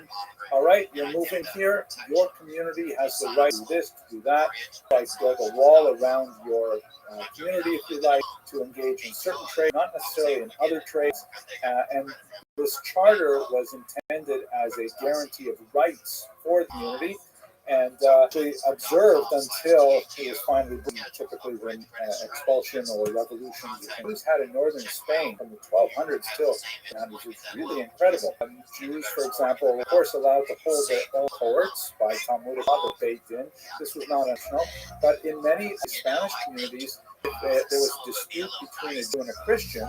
The Christian had to submit to the Jewish court, which is rather unusual. And in some exceptional cases, the king not only granted the right to corporal punishment, which is a technique of control operations, but also, in some rare cases, to even impose capital punishment. That's an incredible thing. The circumstances under which a community would, legally, baked in, impose capital punishment, very, very rare and exceptional and controversial.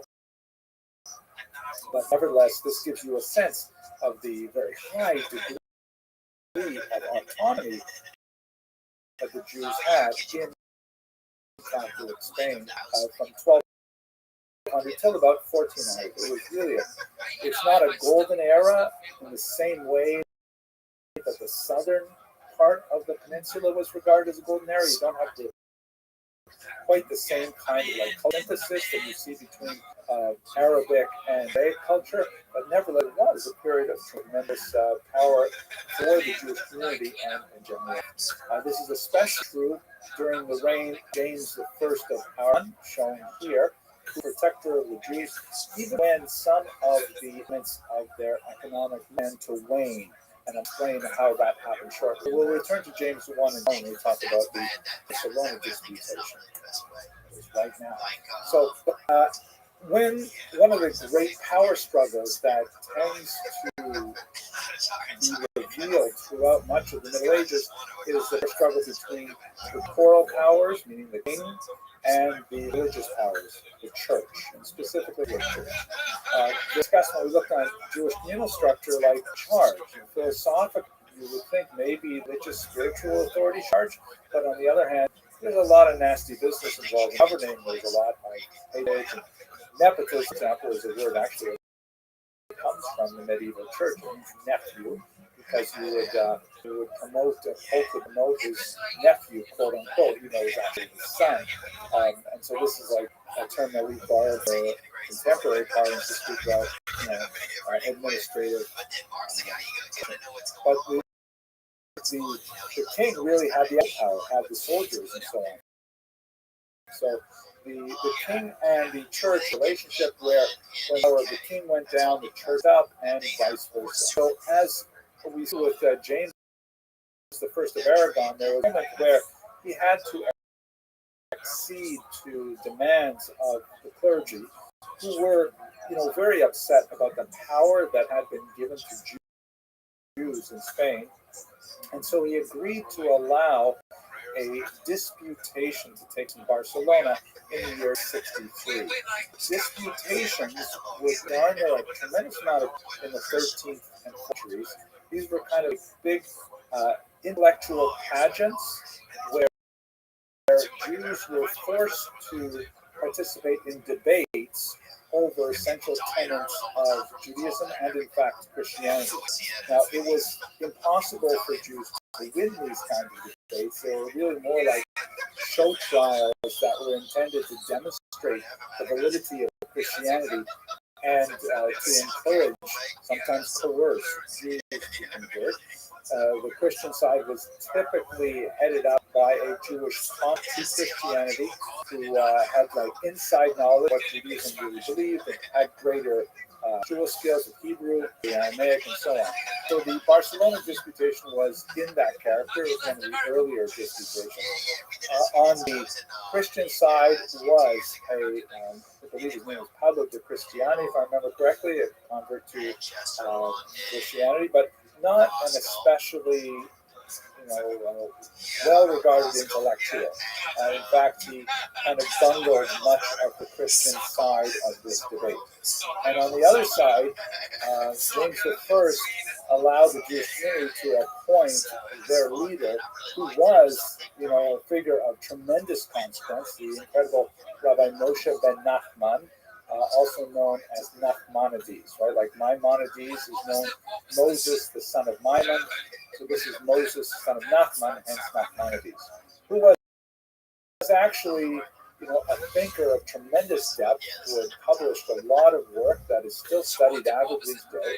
And although he was, older, he was in his 60s at the time that he was approached for this particular task, he agreed to do it. He was on good terms with James I of Aragon. He agreed to do it on the condition that he be allowed to speak freely. This was an exception that was not granted in other disputations, but James I, who had some kind of genuine intellectual curiosity about how this would work out, granted him the right to speak freely, indicating that he would be free to say whatever he wanted in this disputation. And so it was convened, as I mentioned, in the year 1263 over a period of some days. And we have actually, remarkably, both the Christian and the Jewish versions of the debate in print. The Christian side recorded their assessment of the transcripts, and the Jewish side, by none other than Nachmanides himself, recorded the proceedings. They don't always gel together. The end result is, of course, that the Christian side, as would be expected, and this was a public spectacle which had, the king and queen and all kinds of important people watching this debate.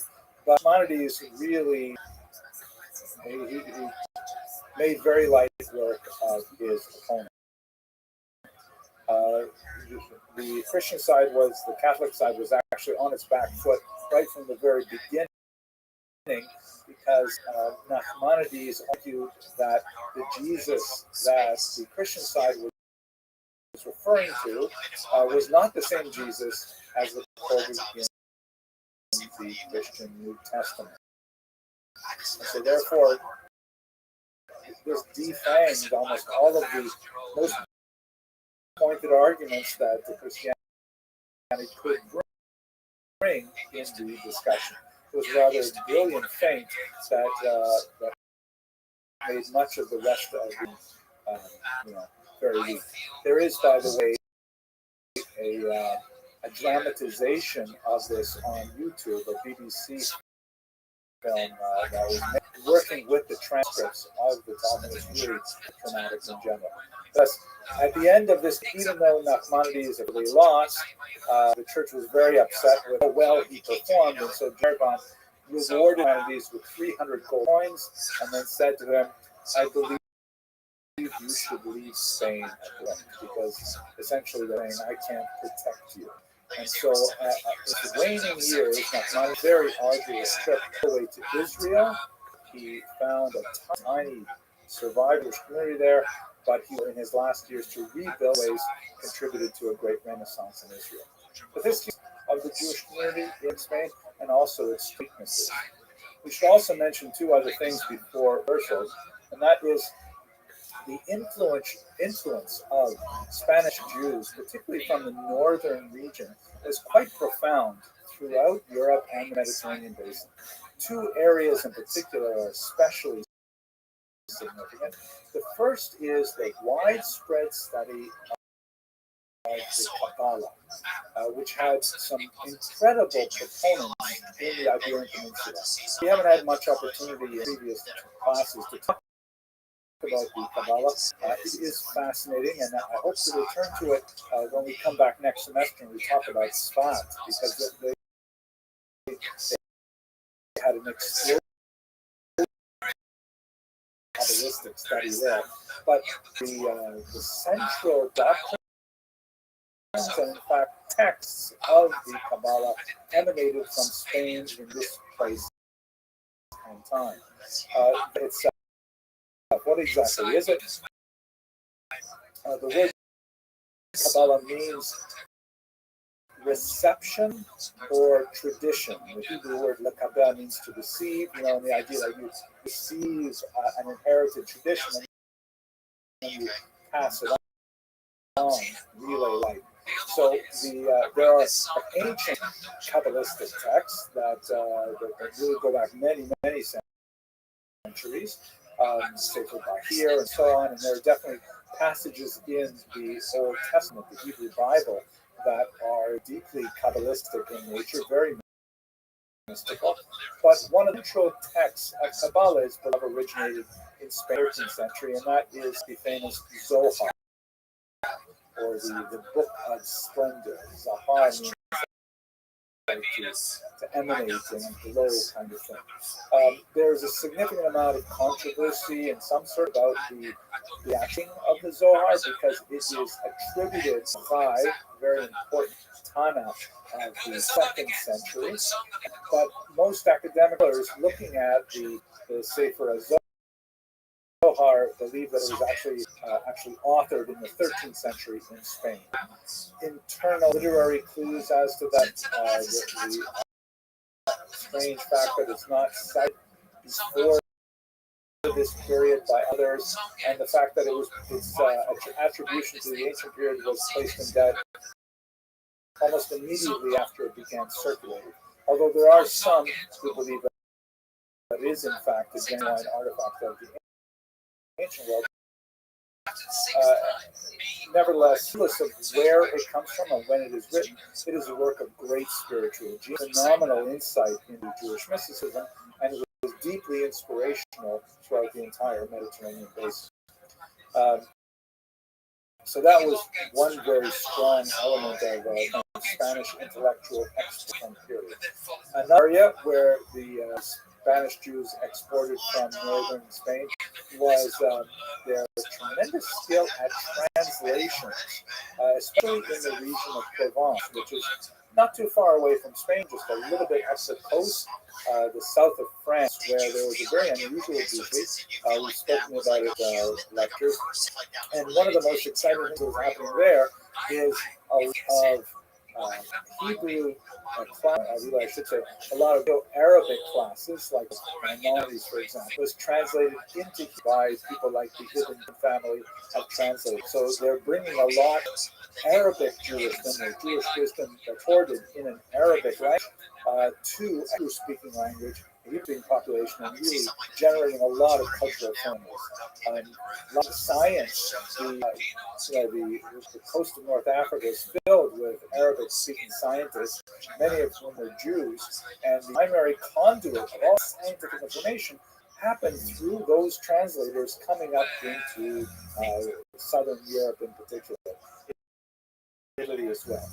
Abraham ibn Ezra is perhaps one of the most famous of these in Spain, who brought his astrolabe with him everywhere in order to explain these technologies of navigation by the stars that had a phenomenal impact on Europe afterwards. So it's kind of things that are happening in northern Spain at this time, really dramatic and exciting, but unfortunately they would have a very tragic denouement that we're going to continue with. But with that, I want to thank you very much for your attention and endurance, and I look forward to speaking with you soon. I don't know that many others actually. The Beatles. Yeah, the Beatles. Okay.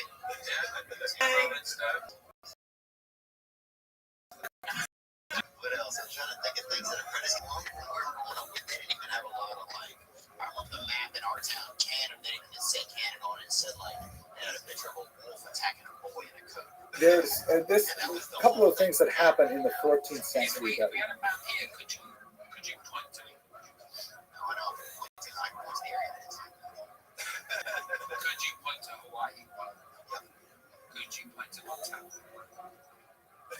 See, I could point to Montana. Could you point to Florida? Where you from? Florida's easy because I'm from Louisiana. Okay. So Florida was like our main.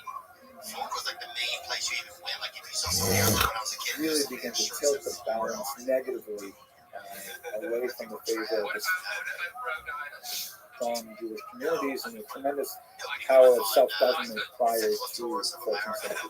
The first is the Black Death, which spreads in the middle of the 14th century and has significant impact on the Iberian Peninsula.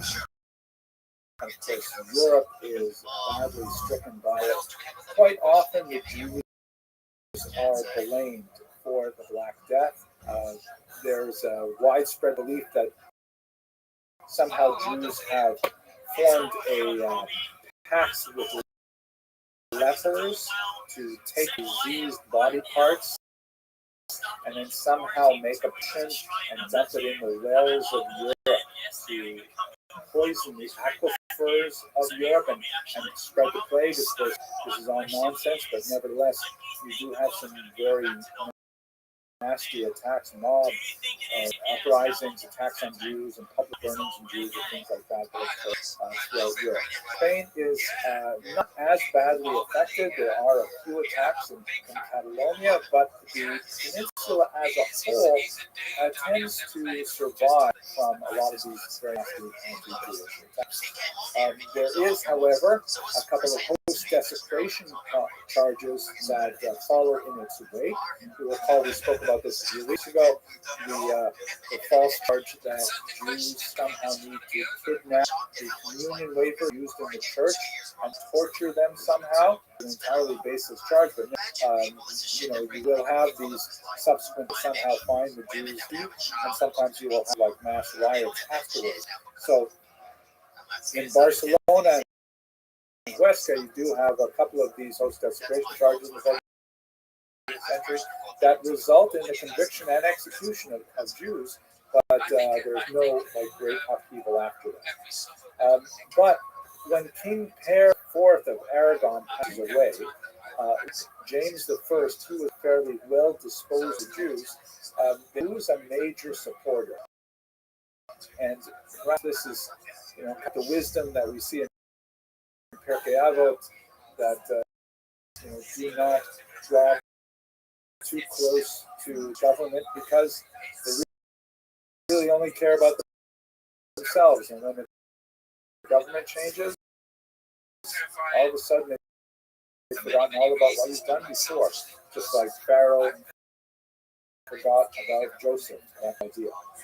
So after the passing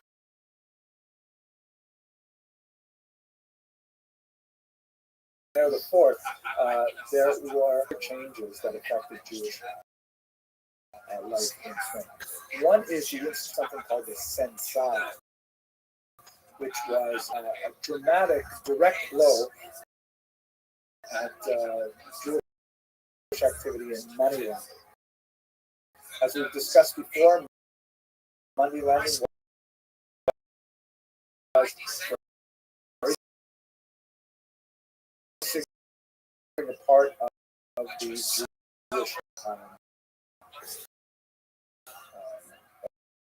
economy, and it was a relatively noxious thing for Jews to be involved in.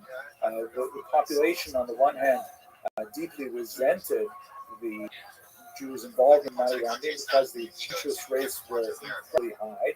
30% have been a relatively minor amount, and quite often credit was not necessary in a largely agrarian economy. So Jews were still involved in money, and Christians still needed money. As we discussed before, they had really alternatives because the church had flawed Christian. Go back and have a look at those lectures on Jews and finance if you want more details. It began to break down in Italy a little bit after this period, but in Spain they invented this new institution called the censal, which was kind of like a legal in which you wanted to borrow money, offer to sell someone a business that would increase in interest at about 7.5%. So you said to the person, hey, listen, $100 and on a regular payment schedule, your money 7%, which is not interest, it is like the returns on your investment. Range around the back doing it, but it meant people borrow money at a reasonable rate of interest percent, and this significantly the demand for Jewish money still continued, just like if you think about it, there are all these check cashing places and things like that charge very high interest. There's still a demand for them, even alongside regular credit cards and banking institutions and so on. So, but the population that the Jews served in money lending tended to constrict at this point. So they lost a certain amount of economic strength and along with it, political power. As the king began to lose his power, the church's power began to accelerate, and we see this expressed against the Jews in one very, very important way, and that is related to the converso phenomenon. In 1391, you have a major turning point in Spanish Jewish history. A wave of riots, pogroms really, mob attacks on Jewish communities spread throughout the Catholic regions of the peninsula. There's a lot of different motivations behind them, communal resentment. There's the after effect of the plague, of the Crusades, even, the hostess charges, but a lot of it is definitely economic in nature. But one of the aspects of this kind of violence is that it has to hide behind some kind of religious veneer in order to make it broadly acceptable. People simply can't get up and say, let's kill the Jews because we want to engage our bloodlust. They have to say, let's kill the Jews because they are our enemies. Or in this case, they are the enemies of Christianity. So this particular massive wave of pogroms was accompanied by forced baptism, so forced conversions. Here you see a Van Eyck piece, which is quite fascinating, from 1511, that shows the church on the left, and there's kind of like a symbolic representation of the church dressed in red and pointing to the baptismal font, directing various noblemen and important people to partake of the waters of baptism sacrament. And on the right, you see a representation of the synagogue. And this is, by the way, a very common type to see church versus synagogue, but it is rare to see them as male personages. Usually they're female. Anyway, the rabbi who is on the right of the baptismal is holding a broken staff, which indicates, a loss of power. He is blindfolded, indicating that he no longer sees the truth, meaning that he really should accept on. It appears he's dressed like Aaron the priest, right, with the breastplate and the pomegranate bells on the hem of his clothing. I do not think the artist is really trying to evoke Aaron, but is trying to base himself off some kind of biblical model. And he's holding back Jews who are in various states of relating to the attraction of the baptismal font. It's not to go like the individual in the green cloak, and he's physically holding him back. Others are tearing their ears open. Others refuse to hear what's going on. Others are in paroxysms of fear or anger or something like that. They're all like resisting the pull of the baptismal font. And so in this kind of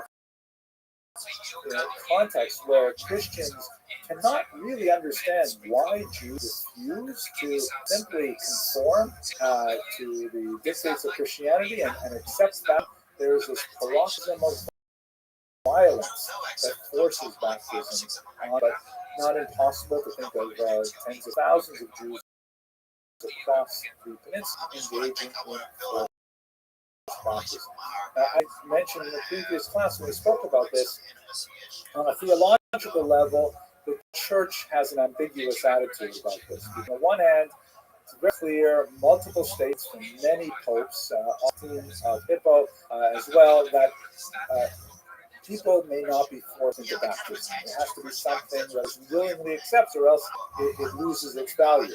On the other hand, since it is a sacrament, once it has occurred, to use the Aramaic phrase "b'diavad," it takes effect, and the person who is baptized is now in fact a Christian.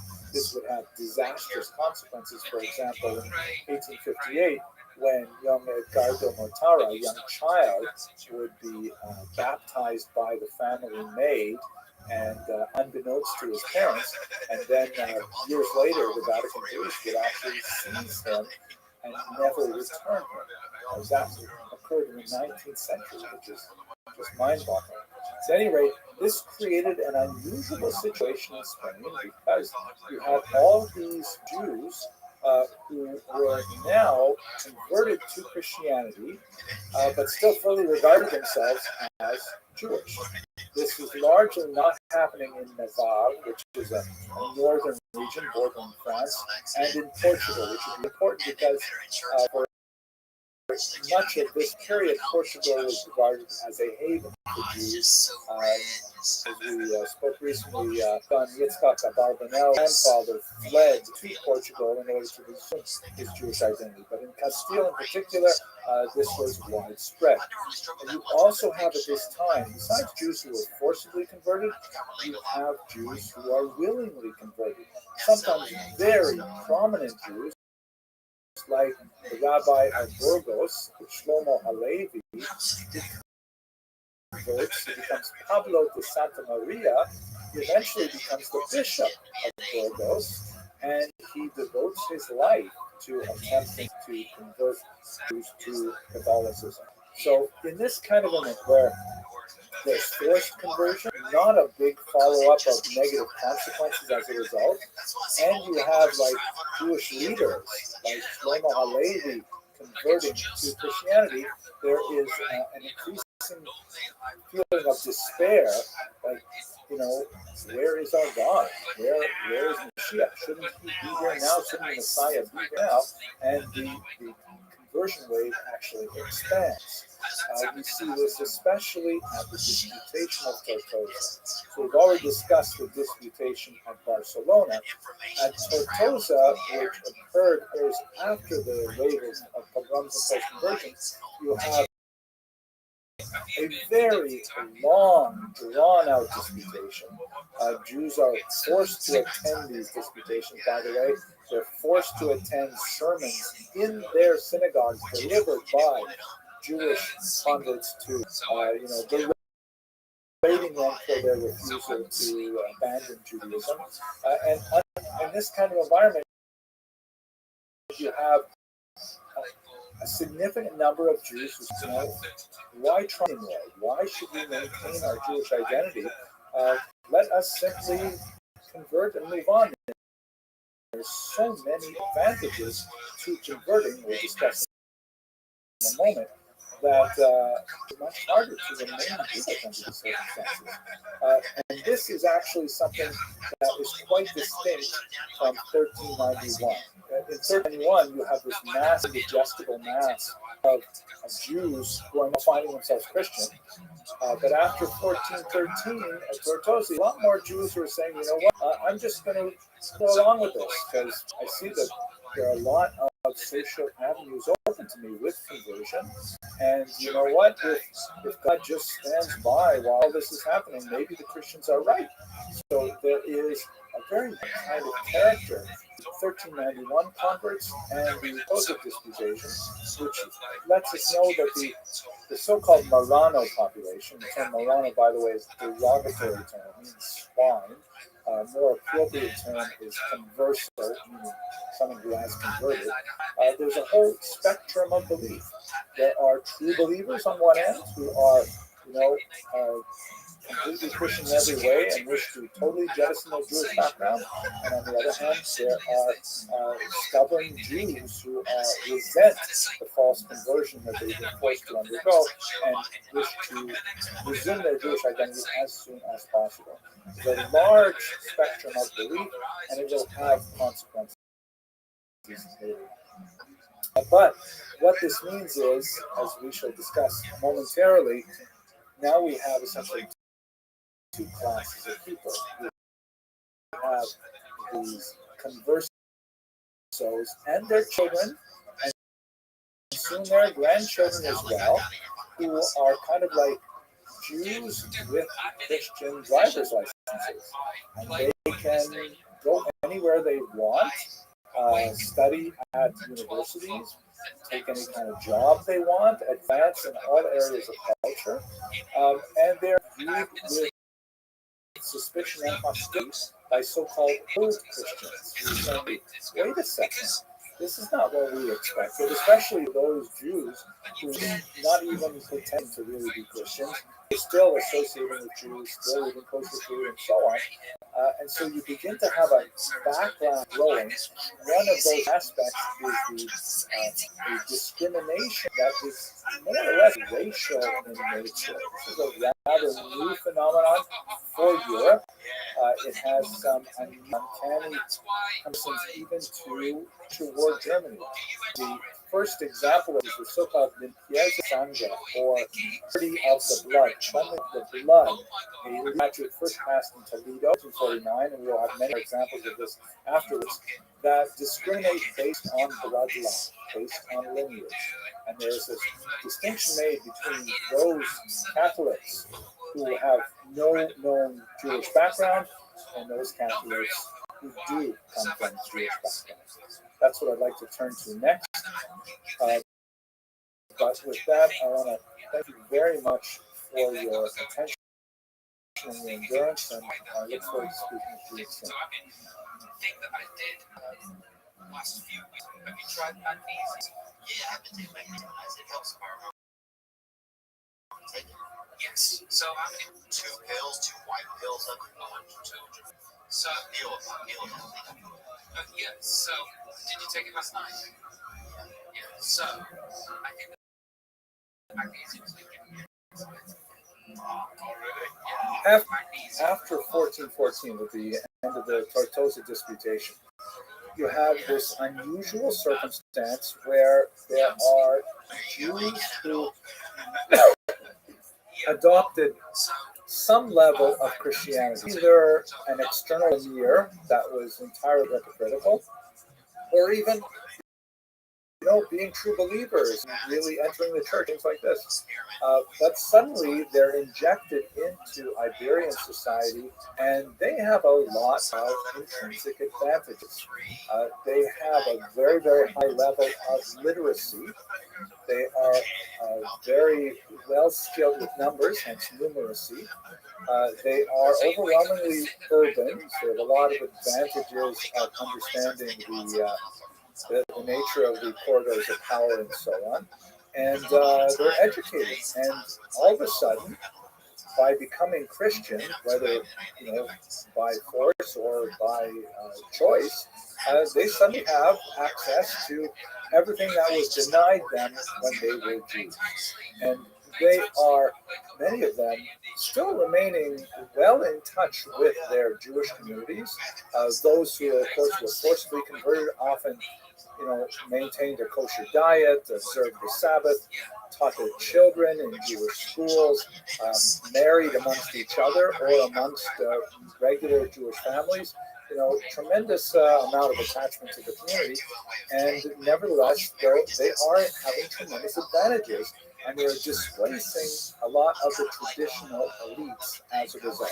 So there's this huge upswell of resentment against these conversos specifically, which has its economic roots, and it also has, kind of roots in religious antipathy. Because hey, look at this; they're supposed to become Christians, and they're still retaining their Jewish identity. This is not fair. And when you look around at people of authority, even in the church, you say that one's a Jew and that one's a Jew, and so on. It's a very kind of disconcerting feeling. So the church asserts itself, and not without the interest of Queen Isabella and King Ferdinand, who are thinking different thoughts about the Jews than their predecessors. Whereas kings and queens typically protected Jews against the church quite often, as we've discussed in the past, that rule does not apply when there is a strong need for short-term gain. Isabella and Ferdinand had been engaged in very extensive wars in the south in particular, trying to push them out.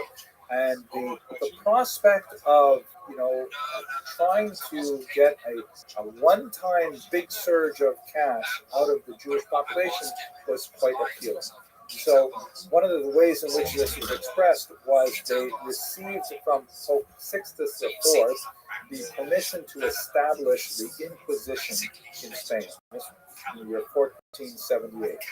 The Inquisition was not directed at Jews per se, or Muslims for that matter. It was directed at false converts, meaning the conversos who were secretly harboring Jewish attitudes or behaviors and so on. And the purpose of the Inquisition was to try to root out these false converts and to punish them appropriately, to act as a deterrent to other would-be converts, and instantly part of that punishment meant confiscation of their wealth, which was definitely something that Isabella and Ferdinand were interested in.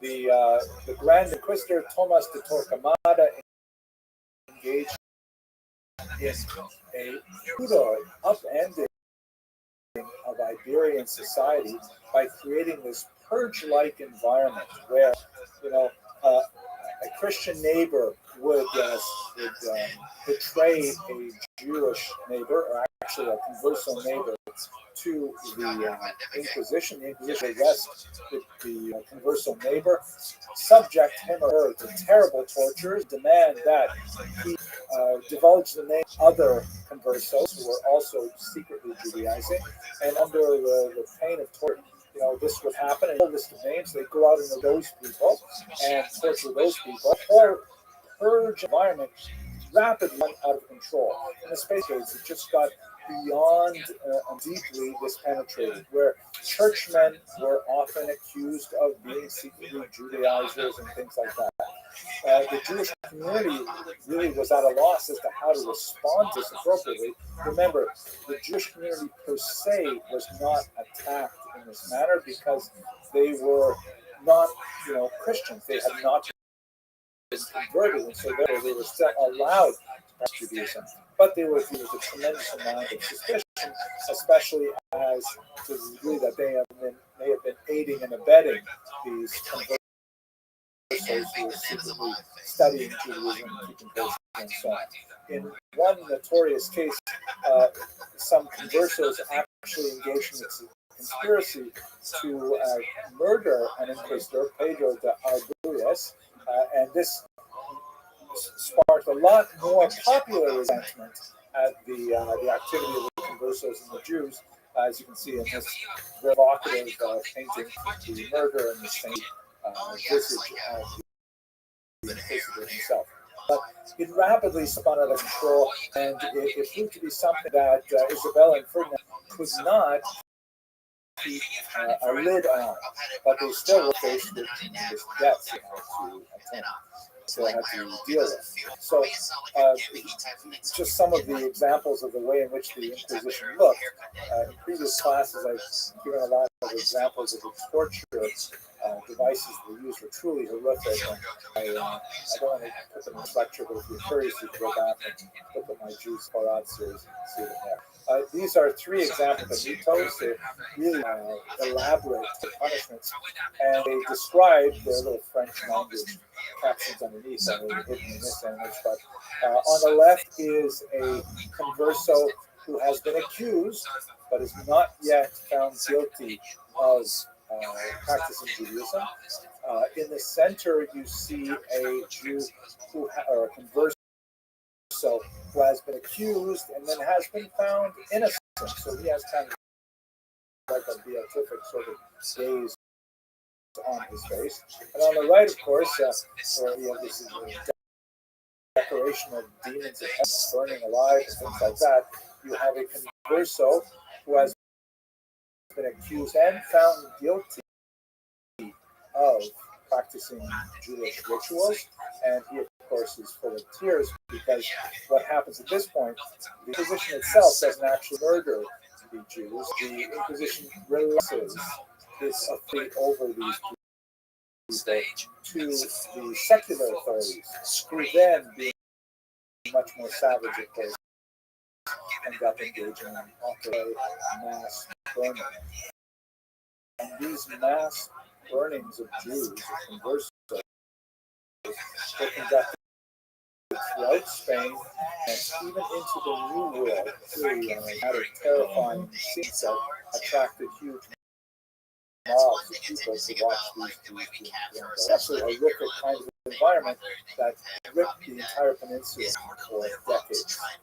Ultimately, though, it was an untenable model, and it failed to deliver enough cash and maintain the needed. So it came down to a dramatic moment when Ferdinand and Isabella decided to simply expel all the Jews of Spain. Recall, the real purpose of the Inquisition was to root out the false conversion of these once Jews, now Catholics. And by the way, we're referring not only to the first generation, but the second, third, fourth, because it's 100 years now since the event. And Torquemada, in this remarkable piece of art by Noria Sala, is shown in the black robe, loudly gesticulating. Torquemada says the reason why he has been unsuccessful at bringing the Inquisition to a conclusion, that the more he looks, the more amazingly he finds more of these Judaizers. He says it's because we still allow Jews to live in Spain proper. And while they're still in Spain, they can still influence their erstwhile co-religionists. And so therefore, he argues, and Ferdinand and Isabella accepted, that all the Jews must be expelled from the Iberian Peninsula in order to maintain the goals of the Inquisition, which was to allow the conversos to become fully Christian. In this particular image, you can see the dramatic range of expressions in the courtiers' faces on the left and on the right in particular. And with his back to us stands the majestic Don Isaac Abarbanel, the great leader of Portuguese Jewry, who then rose up to become the second highest financial official in Spain as well. And he argued bitterly for the retention of the Jewish right to remain. Ferdinand is loath to see him go because he was so talented that he refused to convert, unlike, as it happens, the number one figure, the aged Abraham Senior, and his son, Rabbi Milano, son-in-law, decided to rather convert and remain in Spain than to flee with the rest of the Jews out of the peninsula. But ultimately, that brings us to 1492. We will, God willing, discuss the mechanics of the expulsion and specifically the horrible nature of the initial post-diaspora years for the Sephardic Jews when we return. But with that, I want to thank you very much for your attention and your endurance, and I look forward to speaking with you soon. Thanks very much.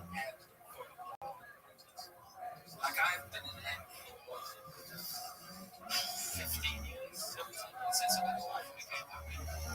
Yeah, I've been in anything. I mean, this is what happens with me in weight. It's like I get overweight and then I do something extreme to get underweight. And then I get to underweight and I'm really unhappy because I'm not satiated.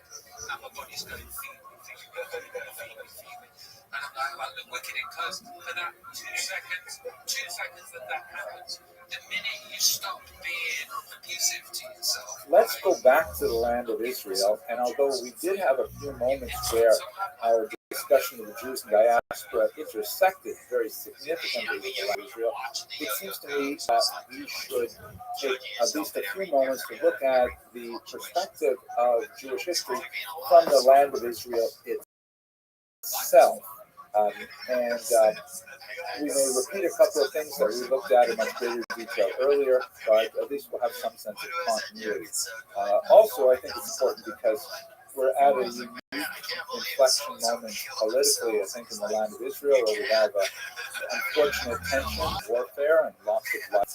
And I thank God I'm a historian, not a prophet, so I'm not called upon to actually say anything about what should be in the future.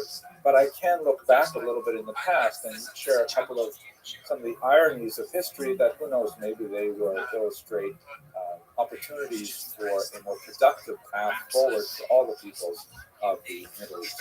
Okay, so we're going to go through well over 1,000 years. We're going to take it from the Bar Kokhba rebellion against the Roman Empire that went from about the year 132 to 135. I want to take it right up to the end of the medieval period as we're defining it, the Spanish expulsion.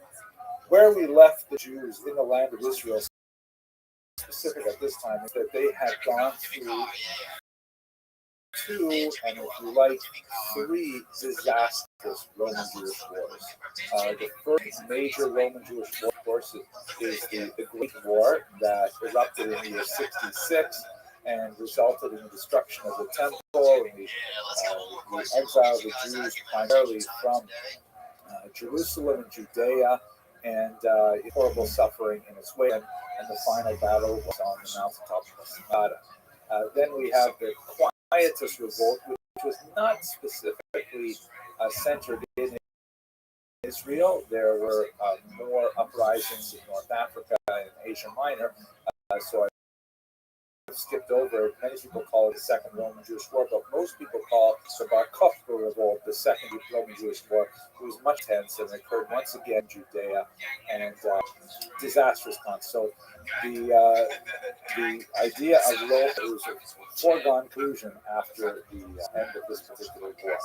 And what it meant for the Jewish people, besides the tremendous political upheaval, the end of even the vestigial power that they had under the Herodians as a puppet government under Rome, that was completely gone. But they also had tremendous economic disasters with punitive taxation and the redirection of the Machzis shekel, the half shekel tax that used to go to the temple upkeep to the insulting temple of Jupiter. Displaced the people, tremendously horrible economic impacts. But it also meant that the Jews had to think fast and kind of create a new spiritual realignment for themselves. We see it in a few different locations. Yavne, for example, especially what's going on in the north, in the cities like Tiberias, where the Jews are reassembling, they're forming their leadership under the see the office of the Chris, or patriarchate as it's sometimes called, and you see especially the writing of the Mishnah at this time. Politically, we should also mention that this is the time when the term Palestine comes into its first major usage. And I'm a couple of moments and speak about nomenclature because people tend to get hung up on it. I actually in contemporary debates. The term, and everybody knows, especially political leaders, know how sensitive people are to geographic terminology. My own PhD supervisor, a scholar named Paul Robert, he actually wrote a few atlas, and I remember him struggling to try to find the correct placements that would describe a location without offending, half of the people who lived there. And so, even in these lectures, we find bank, if I use Gaza and Shamron at the same place, there's lots of baggage with those countries. So the Romans were this, and after the Bar Kokhba in particular, they made a concerted effort to try and wipe out any Jewish presence in Jerusalem. Was renamed. There's some question about whether this occurred before the war or after, but it was renamed Aila Capitolina, which is actually a reference to the Emperor Hadrian because of again, his middle name, something like that.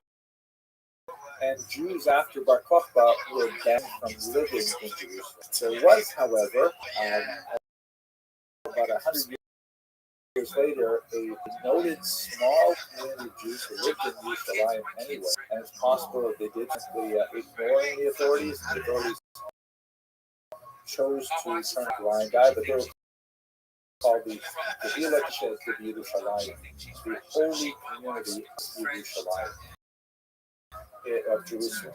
I think it's also important to note that one of the fundamentals of the ongoing conflict in the Middle East is the question of primacy. There's no question, of course, that the Jews had their political state there earliest. But one of the arguments that's sometimes made in the political polemics is that the Jews left. They were gone for quite a bit of time, and then others came, and they no longer had the same connection to land that they once did, no longer a legal and moral authority over the land. I'm going to leave the answers to questions to others who didn't come, but on a historical level, it's very important to know that it's simply not true.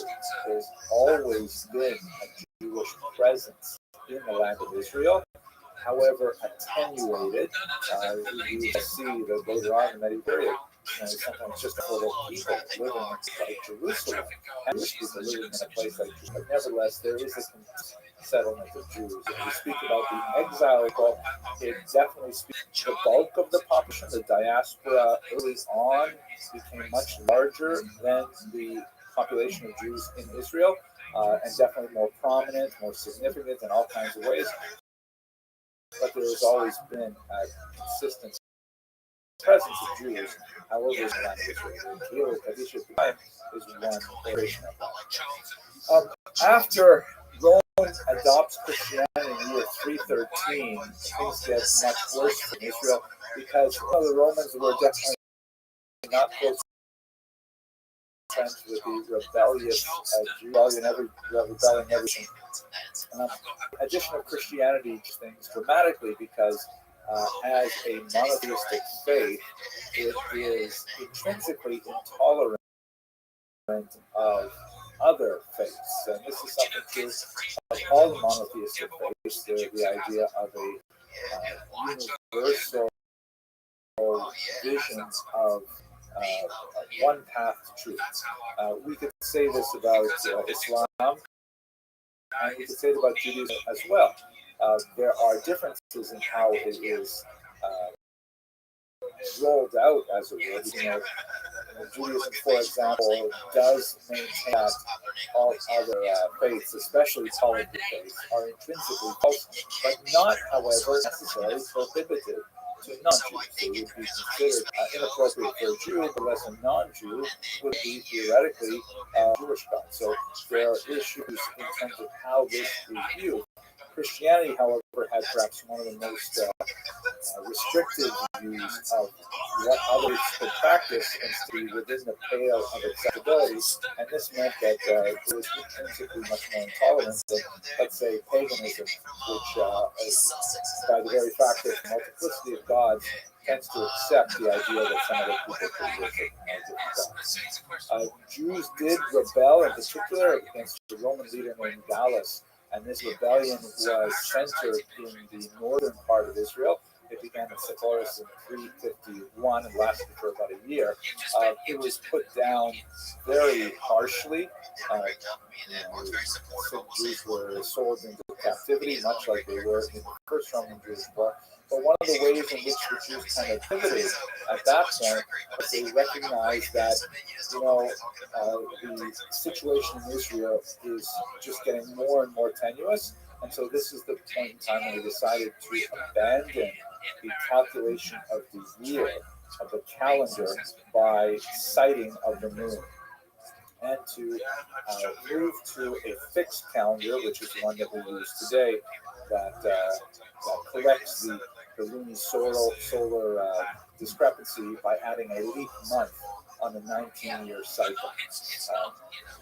I'm not going to go into more details on what the calendar is, but we should bear in mind that for a diaspora people, the calendar is crucial, because this meant that all Jews would be linked together in a singular cycle of worship.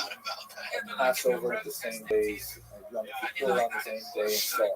As soon as that fractures, that represents a rift in time that would add to the extant rift in space that they had already experienced since the first century.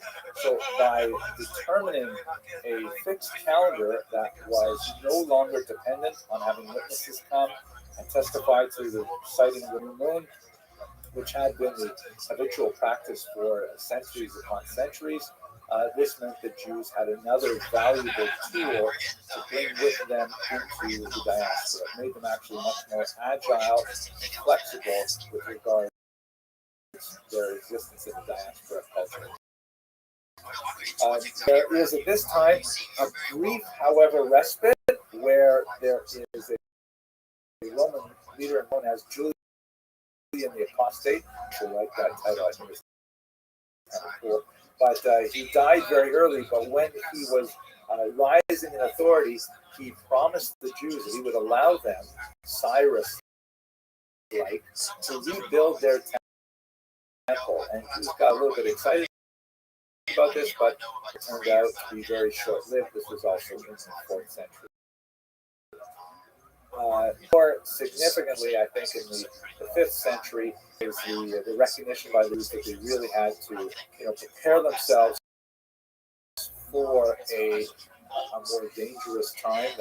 This is when the Jerusalem Talmud was completed. It's called the Jerusalem Talmud, but that's not really fair because there are very, very few Jews living in Jerusalem. It really should be the Talmud of the Galilee, perhaps also the coastal region, because there was one important there as well, the Jerusalem Talmud. Before the term was heavily criticized, it was also called the Palace Talmud, but that in the 21st century it sounds like oxymoron. Nevertheless, that's what this Talmud is. An extended, which is codified in the early 3rd century, major commentary that is not exactly commentary, it was an extended discussion, but it was very important establishing a traditional Jewish practice and a unified Jewish practice. It would be superseded by the Babylonian Talmud that is much larger, particularly in those areas that don't relate to agriculture in the land of Israel. Because it was, for various reasons, but one of which is the fact that it was able to consider the Jerusalem Talmud in its own deliberations, the Babylonian Talmud became far more authoritative, and the Jerusalem Talmud was barely studied for much of the Middle Ages. Unfortunately, though, at this time, with the rise of Christianity in the Roman Empire and several other political changes, the office of the see was ended in 429. That's the last the last titular head of the Jewish people in Israel in late antiquity. There would be an imposition of a person called an exilarch, which is something that we get really from the Babylonian period, but not really with the same authority as, for example, Rabbi Judah Nasi, Rabbi Yehuda Nasi, who wrote the Mishnah in the 8th century. So there's like a steady decline of the Jewish situation. But there are a couple of interesting moments of Renaissance. In the 5th and 6th century, under Byzantine rule, there is a brief moment of respite where there seems to be much more flourishing. Also in the north, and you see, for example, with several synagogues constructed and preserved well to this time. This is the Beit Alpha synagogue in the north, and it has this dramatic mosaic on the floor. You can see right in at the top of the mosaic there is kind of like a depiction of the ark, the Torah, and the traditional menorah, which is one of the oldest Jewish symbols. And then in the very center of this mosaic, a brilliant zodiac, which is also a very traditional piece of art that you'll see in synagogues right up until the early modern period, and even the 19th century. And at the bottom, it looks rather primitive, but it has sort of a gripping character. This is the binding of Isaac. The larger figure on the right-hand side is Abraham, and he's holding Yitzchak, and you can see the Hebrew lettering labeled in that. And he's got the knife about to form the sacrifice of his own son, as described in Genesis 22. But there is a hand that emerges right in the center top of the lower register of this mosaic. That's as it were God saying, "No, stay your hand over Abraham." I think it appears to be Sarah on the left, if I'm not mistaken. Looks like a rather short skirt. You always imagine they wear skirts, but who knows what the issue is. So it's like a kind of a Renaissance art we see, not Renaissance like the traditional Renaissance study art that occurs in the 5th and 6th century. So that's kind of what's going on in the Roman and Byzantine periods. We have in the 7th century some dramatic events with a very brief-lived Persian invasion, followed by an Arab invasion much longer, punctuated with eruption from the Crusades. So this is obviously an aerial view. I'm sure it's familiar to most of you. The western or the Wailing Wall, the last remaining external rampart part of the temple courtyard. That was the most that are up higher today were those by Herod, who was a builder at the time. And on the Temple Mount itself, of course, there are Muslim structures that were put up in the 7th century. The most iconic of which is the Dome on the Rock, originally built in the late 7th century, and then destroyed at one point and rebuilt a few centuries later. And the gold was added even more centuries after that. But this is perhaps the most striking image that happens to exist on the grounds of the destroyed temple, which is there's terribly frustrating things for Jews who wish to see the temple rebuilt, and there's a lot of political developments regarding, but not for our today. So the Persians invade in the 7th century. We looked at this in more detail a few weeks ago. But they're only there for a couple of decades. The Byzantine emperors come back in for just 5 years. They take over the country, and then finally you have the Arabs come in. This is shortly after the death of Muhammad 632, and that's when Israel, the land of Israel, formally comes under Muslim control. Here's what it looked like when it was organized in the 8th century, and as you can see here that it's called Palestine. Palestine is, of course, the Arabic version of Palestine, which was the name that was given to the land by the Romans in an attempt to kind of write Judea as the names associated. So the Arabs started the Roman name for the land. Note, however, Jerusalem in Arabic, I'll put, is not a capital. One of the interesting things that's for the land you'll make is that Jerusalem was it was the only capital of the Jewish people ever. That it's a region that they've always regarded as their capital, and I think that's an interesting observation. Notice that it's the region of Philistine also extends into what would be today Jordan, and much of the north, which is in modern terms the Galilee region, is under the region of Doom.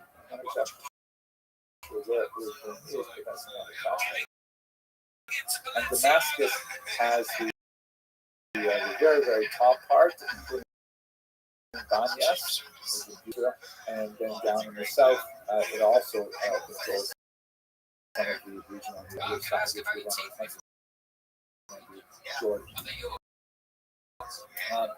So the Jews living there at that time, we don't have really good numbers. Arab demographic source from that period mentions the city of Isari, or Sicilia, which is on the coast. It's historically a very Roman city. It was kind of like a city that was built up heavily by Herod, and it was sort of like where Romans could go, so they don't have to feel like they're in some kind of very religious environment like Jerusalem. Sort of like Surfside for 5 pounds, right? You go to Surfside and it doesn't feel too crazy.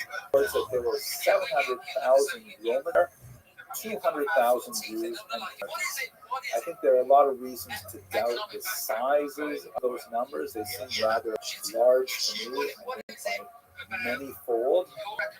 However, it is kind of interesting to think that maybe the proportions were correct. Maybe that's roughly, maybe it's only 1/10 of that population, 70,000 Romans, 20,000 Jews, 30,000 Jews, but it does give you what a famous Roman-oriented city would have had in terms of its non-Jewish population. Another really important thing that we should bear in mind, especially as we look back from our point of view in the 21st century, never in history was the land of Israel ever made. Always multiple populations, multiple ethnicities, multiple languages. It's true that the Jews did dominate for much of and they dominated, of course, from the second half of the 20th century, but there's been a mixed population in Israel, and the degree to which they get along with each other, of course, is the stuff of history.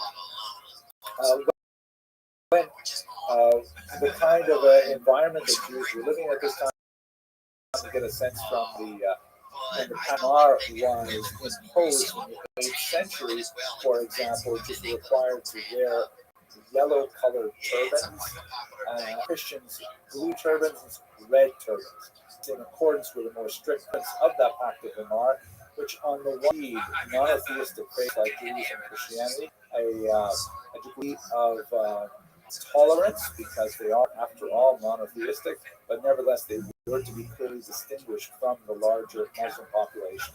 It is also worthy to note, just like we see in Christian Europe after the 5th century and the imposition of the Jewish badge, that it was very commonly ignored. Typically paying a small bribe, or the authorities not really interested in enforcing these kinds of rules, but it does give you a sense of what the oscillation must have been like between periods when there more intolerant and very enriched was.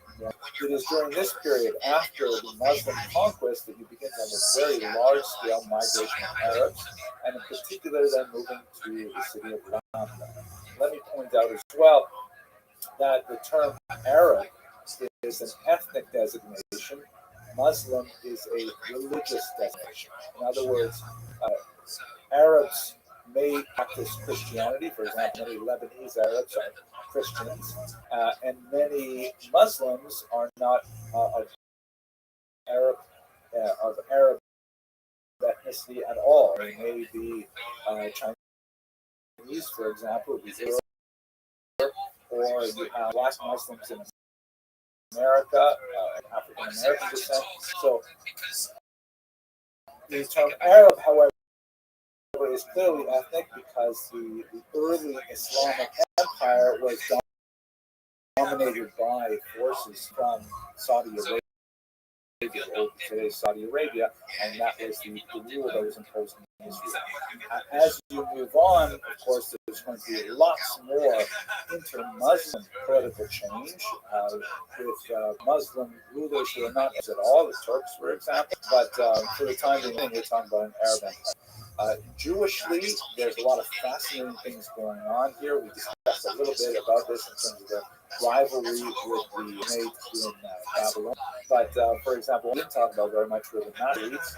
It is at this period of time when Jews, perhaps influenced to a large degree by the Arabs and a tremendous love of the Arabic, got much more serious about recording the traditions of nations and getting grammar and so on. So there's some question as to exactly when the nefudot, the vowels were the convention in terms of noting the pronunciation of it. But it was at this time we're curious about it, and the so Masoretes from the Minnesota in tradition begin to make sure that we have Sefer Torahs that are written with, not as a Sefer Torah, not as a ritual element, but as a teaching element, written with vowels and so on, and that's how we have our pronunciation today. However, this is no longer the language of the Jews in their daily usage. Arabic clearly becomes the lingua franca of the region. Jews may communicate in writing in Judeo-Arabic, which is essentially Arabic with Hebrew characters, but the Hebrew language declines in terms of its daily usage quite precipitously. And I've already mentioned how there's lots of invasions of different Muslim groups that I'm not going to go into here because it would take us too far afield from our narrow focus on the Jews. Now, there is one really important interruption in the various Muslim rules over Israel, and is, of course, the period of the Crusades, which we discussed in a few lectures a while ago. But let's look at it again from the perspective of Israel. Here is a rather dramatic 19th century representation of the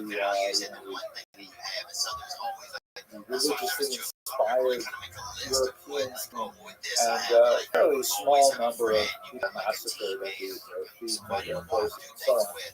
In reality, the Crusades were a very brutal period, especially in Israel. The Crusader period extends from 1099, which marks the fall of Jerusalem in the First Crusade, to 1291, when they were finally removed from the territory of Israel. What's fascinating, again, ironic views from the perspective of our century, that Jews were solidly allied with Muslims against the European Crusaders at this time.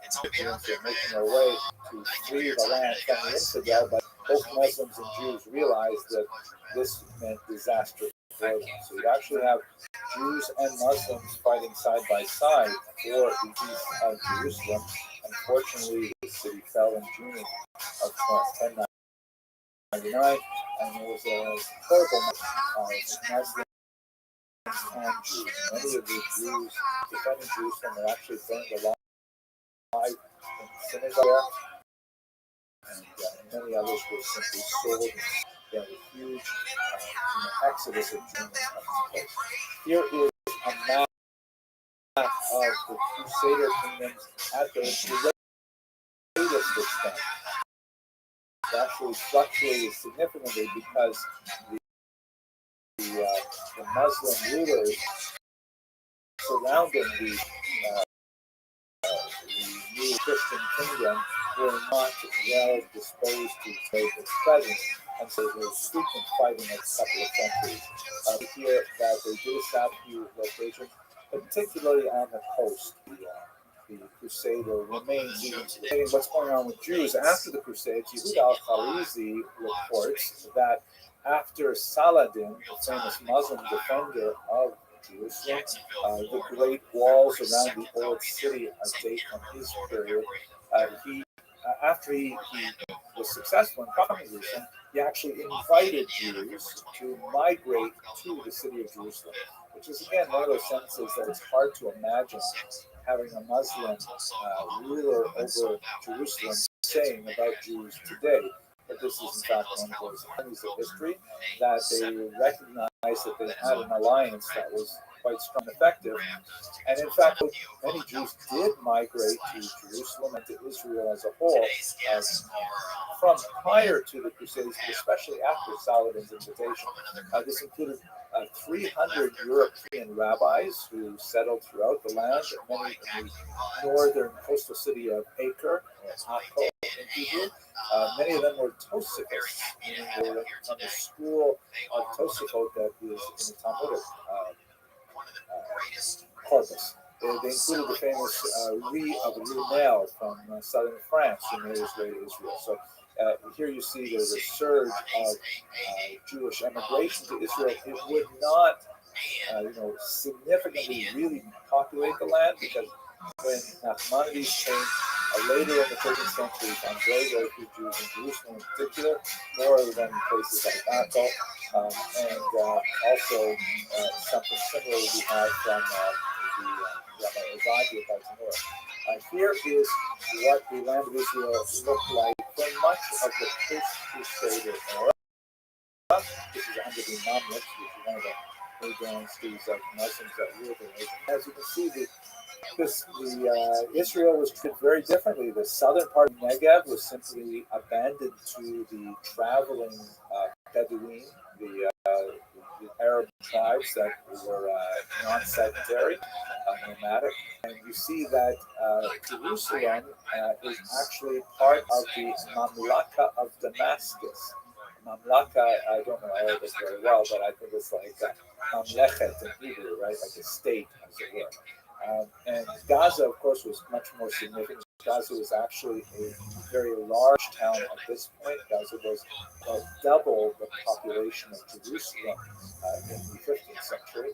And the northern part was ruled by Tzfat, Safed, which is one of the most fascinating cities that we're going to zip right back to look at Tzfat in the period immediately after the Spanish expulsion, because many of the great mystics of the Iberian Peninsula made their way to Tzfat in the 15th century and created an explosion of creativity that is still being felt today.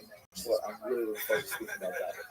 But what we know from the region, by the time we get to our end of the medieval period, Rabbi Vladimir Bortonoro, he is the famous commentator on the Mishnah, known simply as the Rav. He wrote that when he arrived in 1488, there were only 70 Jewish types of families, and they were all incredibly impoverished, a tiny population at the time. And it was, as I mentioned, dwarfed by the city of Gaza. So that's a very quick look at the land of Israel over this 1,200 odd years, and just emphasizing the fact that continuous Jewish development there with dramatic achievements, but for the most part, they were overshadowed by events.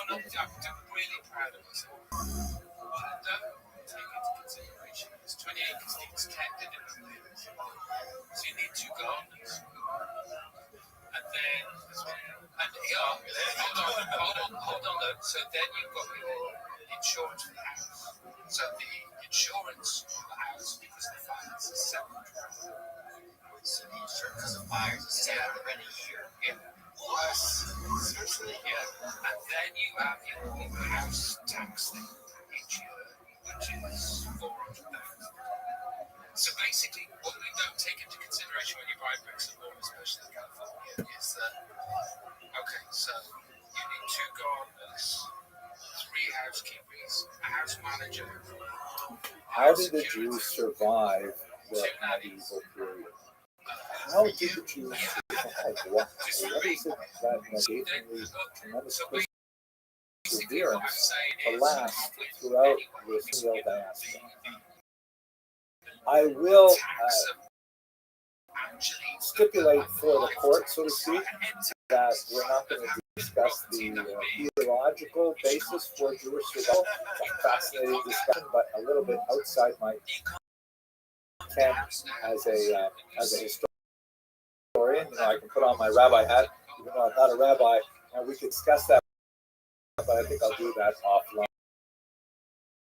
Right now, let's try and work with the rules of history as we understand them and try to figure out what were the mechanisms that allowed the Jews to survive an otherwise incredibly inhospitable period. Everybody knows the joke, right? What's the definition of the holiday? They tried to kill us, we survived, right? That's the, you have to laugh because we're also, but it is, it's a gross simplification, and a certain je ne sais quoi. It has a certain amount of, just try to understand that a little bit. One of the most traditional ways to approach Jewish history has been termed the Lemos approach. It was Salo Whitmire Barra, one of the greatest historians of the 20th century, coined this phrase. The word lacrimose means full of tears. You look back at Jewish history, it is just one tragedy after another. Viewed from the perspective of the late Holocaust, my gosh, the tragedies just seem to get worse and worse and worse, and there's a lot to be said for that. Detractors of the lacrimose approach sometimes call it the books and pogroms view of Jews, in the sense that the Jews are like essentially studiously working on intellectual attainments, and they write these amazing books, and then they are horribly persecuted pogroms. And then they go back and write more of these books, and then they're persecuted on the pogroms. Now, I'm not saying that's not what happened. These things definitely did happen, but is it the most productive way to understand the patterns of medieval Jewish history? It's definitely, however, what to cry about. The lacrimose approach is certainly not a figment of our imagination. Sometimes when a person says he's paranoid, there really are people out to get him. When you look at the scope of the Middle Ages, extending from the diaspora at the Bar Kokhba period up until the Great Expulsion from Spain, we've got series of discriminatory laws passed against Jews. We've got these horrific charges of blood libel. What a sugar thing to suggest, and yet, as this indicates, not only the blood libels, the even more bizarre post-desecration arguments resulted in Jews being massacred. And then perhaps the worst of the entire medieval period, the purge-like environment of the Inquisition.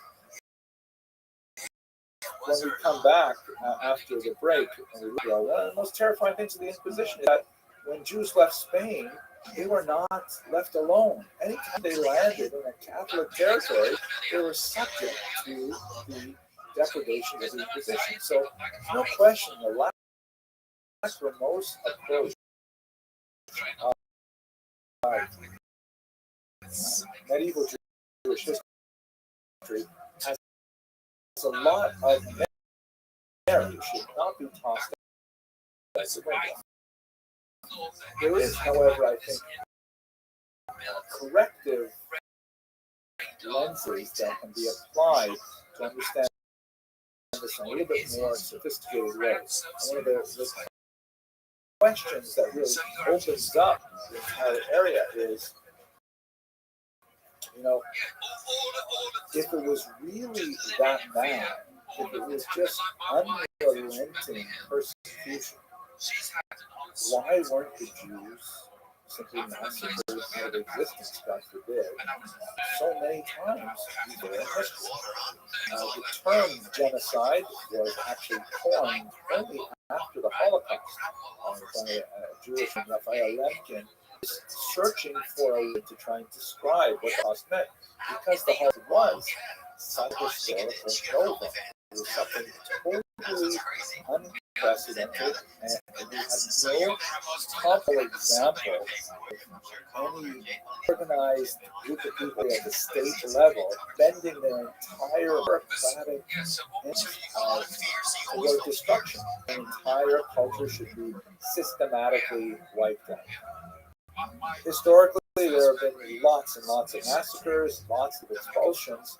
The idea of genocide, the idea of something like Holocaust, completely new. It's only in the 20th century. These, of course, are not the only victims of genocides, although they tend to be the kind of like the most well-known and often cited example in the Holocaust. But many others, the Romans in the Holocaust as well, the Armenians, especially the hands of the Turks, the Soviet period, the Holodomor, some incredibly horrible funny peoples. Why the 20th century? So let's back to this question. And I think to answer it, at least to approach answering it, I'm going to introduce you to something that I like to call the Abramson rule of history. It's just something I say to please myself. I do find that undergraduates tend to remember it. And I run into students like 20, 30 years later, and this is like one of the few things they remember from any of my classes. I tend to put it always on the final exam, so be ready. The Abramson rule of history, which again, it's not really an Abramson rule, it's more like a Karl Marx rule, but the rule is that if you don't know why a particular historical phenomenon exists, the answer probably is money. So when you're in a, just answer money. And I think that if we step away from the lachrymose perspective a little bit, and we try to understand why were the Jews allowed to exist, why nobody really thought of genocide until a much later period of time, it's because the Jews were used. There are lots of ways in which people might have had, a xenophobic to the Jews. They may have had a religious antipathy to Jews. They may have had a lot of reasons why, for good or ill, they did not like Jews. The Jews were very useful, and quite often useful to essential elements in society.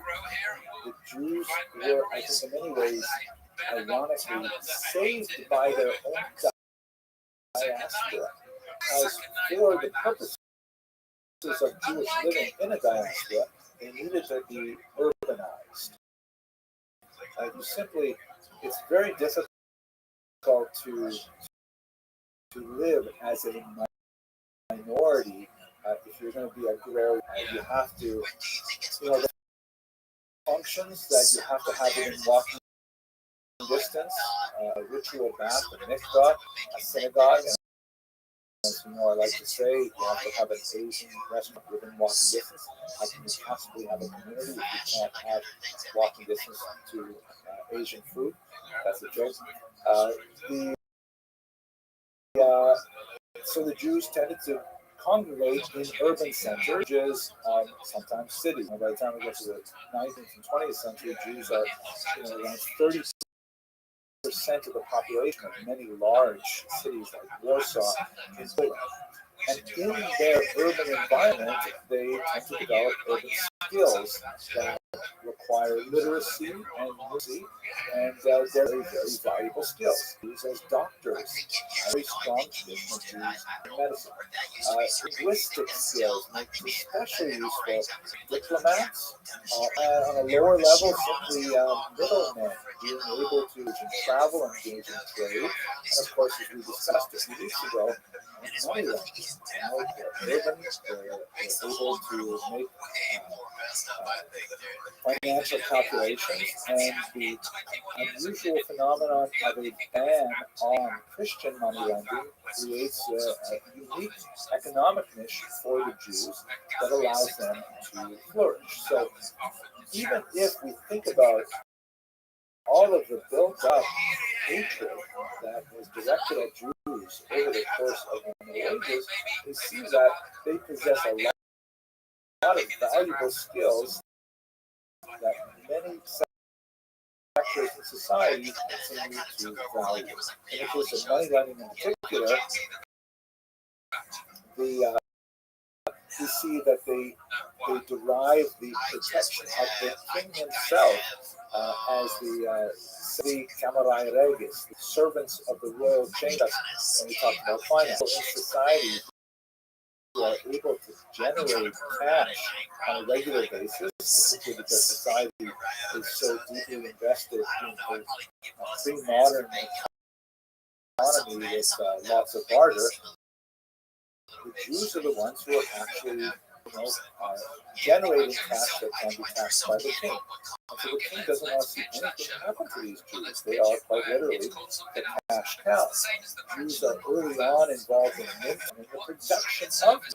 And this is at the same time their salvation because it makes them useful to society, and at the same time it is a sort of significant resentment that is directed against. So even though we do see Lacrimose happening, there's no question that the Jewish is that they have cultivated over the centuries with their long history of organization that makes them, quite adaptable to the necessity of the medieval period. And let us not forget that from the religious perspective as well, there are lots of reasons why Jews were actually protected. One of my teachers in university, Professor Alan Davies, who is a specialist in history of anti-Semitism, he liked to say that in reality, it was the church that protected the Jews for about 1,500 years. Now, I don't think he was really aware of the Abramson rule of history. Of course, I was an undergraduate, maybe a precocious one, but I don't think I fully fleshed out that theory at the time. But I think he had a real point, and that is because church and the mosque developed a religious modus vivendi with the Jew. Again, it's possible, it's like 13th century Europe, that if the church had its way, maybe we would see it more drastic than the horrible persecution that they endured. But the fact is the demand for the Jewish presence, partly because of their economic value, had to find its expression in a religious modus vivendi, a way of living with them. And so we have two doctrines that are ironic parallels to each other that allow a little space for Jews to live in both East and in Christian Europe. For the Muslims, it is the Pact of Iman, which, although by 21st century standards obviously quite discriminatory, but viewed from the perspective of the Jews, it meant that there was like a legal space for them to exist. As long as they, accepted the disabilities of their deen status, which included, for example, a punitive tax rate that was not applied to Muslims. And from time to time, they had certain restrictions on their clothing, their architecture, their settlement, and even with all of these rules, there were the occasional punctuations of violence that went beyond what the Pact of Iman allowed. But it still provided sort of like a medieval charter of rights for Jews. Not the same rights as Muslims, but certainly the right to exist, the right to be secure in their worship within boundaries, and this actually preserved Jews. Similarly, the doctrine of witness, which we saw in Christian Europe, really being articulated by people like St. Augustine, and especially defended by important popes like Gregory the Great, said that, hey, for own religious reasons, we need to keep the Jews alive until the second coming, so they can be a witness to the return of Jesus. Right? So this is, very, very reason why the Jews could not be killed, why they could not be subject to genocidal impetus. Because I wonder if the current impetus is ecocide. Probably not. Sorry for getting distracted by that. But the doctrine of witness said that it would be completely inappropriate to, God forbid, massacre the Jews, or even convert simply to Christianity. As we saw also with Islam, there were times when this sort of theological justification, limited tolerance for episodes of forced conversion, episodes of massacres, but on the whole, the doctrine of witness held fast. And the Jews were ironically protected by both the mosque and the church because they had this sort of space in which to live. When we return to our point of genocide in the 20th century, it was only when power of the decline so dramatically that these kinds of religious justifications seem no longer any hold on the modern, especially on the postmodern. Right? It reminds me of the list Dion. There is no judge, and there is no judgment. Christians, for example, are always, even when they may be, built up into a paroxysm of anger over a blood libel charge or something like that, they still have in the back of their mind, thou shalt not kill. That is still part of Christianity, of course, derived from Judaism. But when you say, there is no fundamental document, there is no prime revelatory experience that people can look back to as a sense of ultimate responsibility, that's when a genocide really is possible. It's only really possible in a secular intellectual environment. So these ideas of the Paklamar and Doctrine and Witness, they don't work in modernity anymore. It helps to explain the unfortunate huge increase in the savagery of violence against Jews and against other minorities that we have experienced in the last couple of years. Okay, with that, I want to bring this semester to a close. I want to thank you very much for your patience and your endurance. I'm really looking forward to when we come back together, and we're going to start right away with the Sephardic diaspora, and then we're going to continue through the modern age, which is simply so many more fascinating chapters in the millennial history of Jewish people. Thank you again for being here. But it's interesting. A lot of rappers, they say that they don't like to live in their hometown because people kill them, like a lot of like Lil Boosie was in here and he said he doesn't like to live in Louisiana because people kill him there because they get jealous and stuff like that. Is there a lot of that kind of stuff in England? Like I've never said it.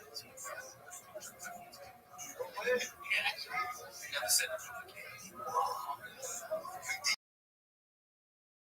Let's take some time to look at the Jews in the business, which is an area of research that has not seen the same amount of attention as, for example, the Jews of the Western Europe. And this is actually quite a significant, large period of time that we're going to be talking about, and a significant amount of territory as well. But let's at least have a very brief overview.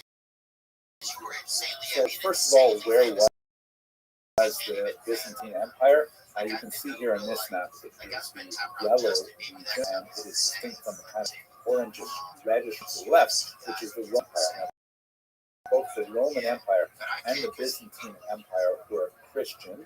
The Roman Empire, of course, becomes Catholic with the grip of a single Pope in Rome. The Byzantine is a little bit more complex, ends up developing several patriarchs, rule the the spiritual aspect of Christian nation, and in Constantinople. That's this really crucial city over here. You can see on a narrow strait is the Bosporus that links the Black Sea with the larger Mediterranean Sea.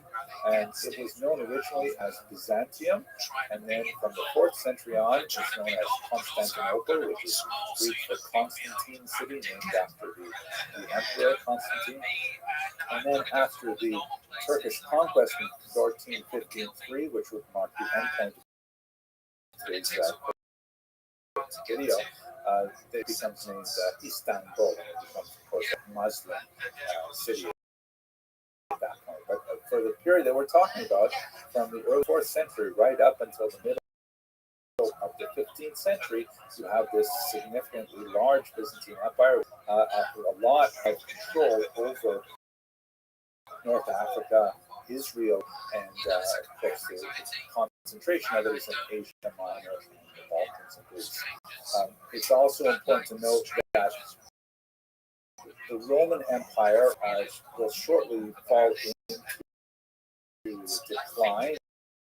They will be attacked by the Germanic tribes. Rome will be sacked a few times until finally it falls, and it ends up going into the beginning of what we call the Dark Age until the Renaissance, again, almost 1,000 years later.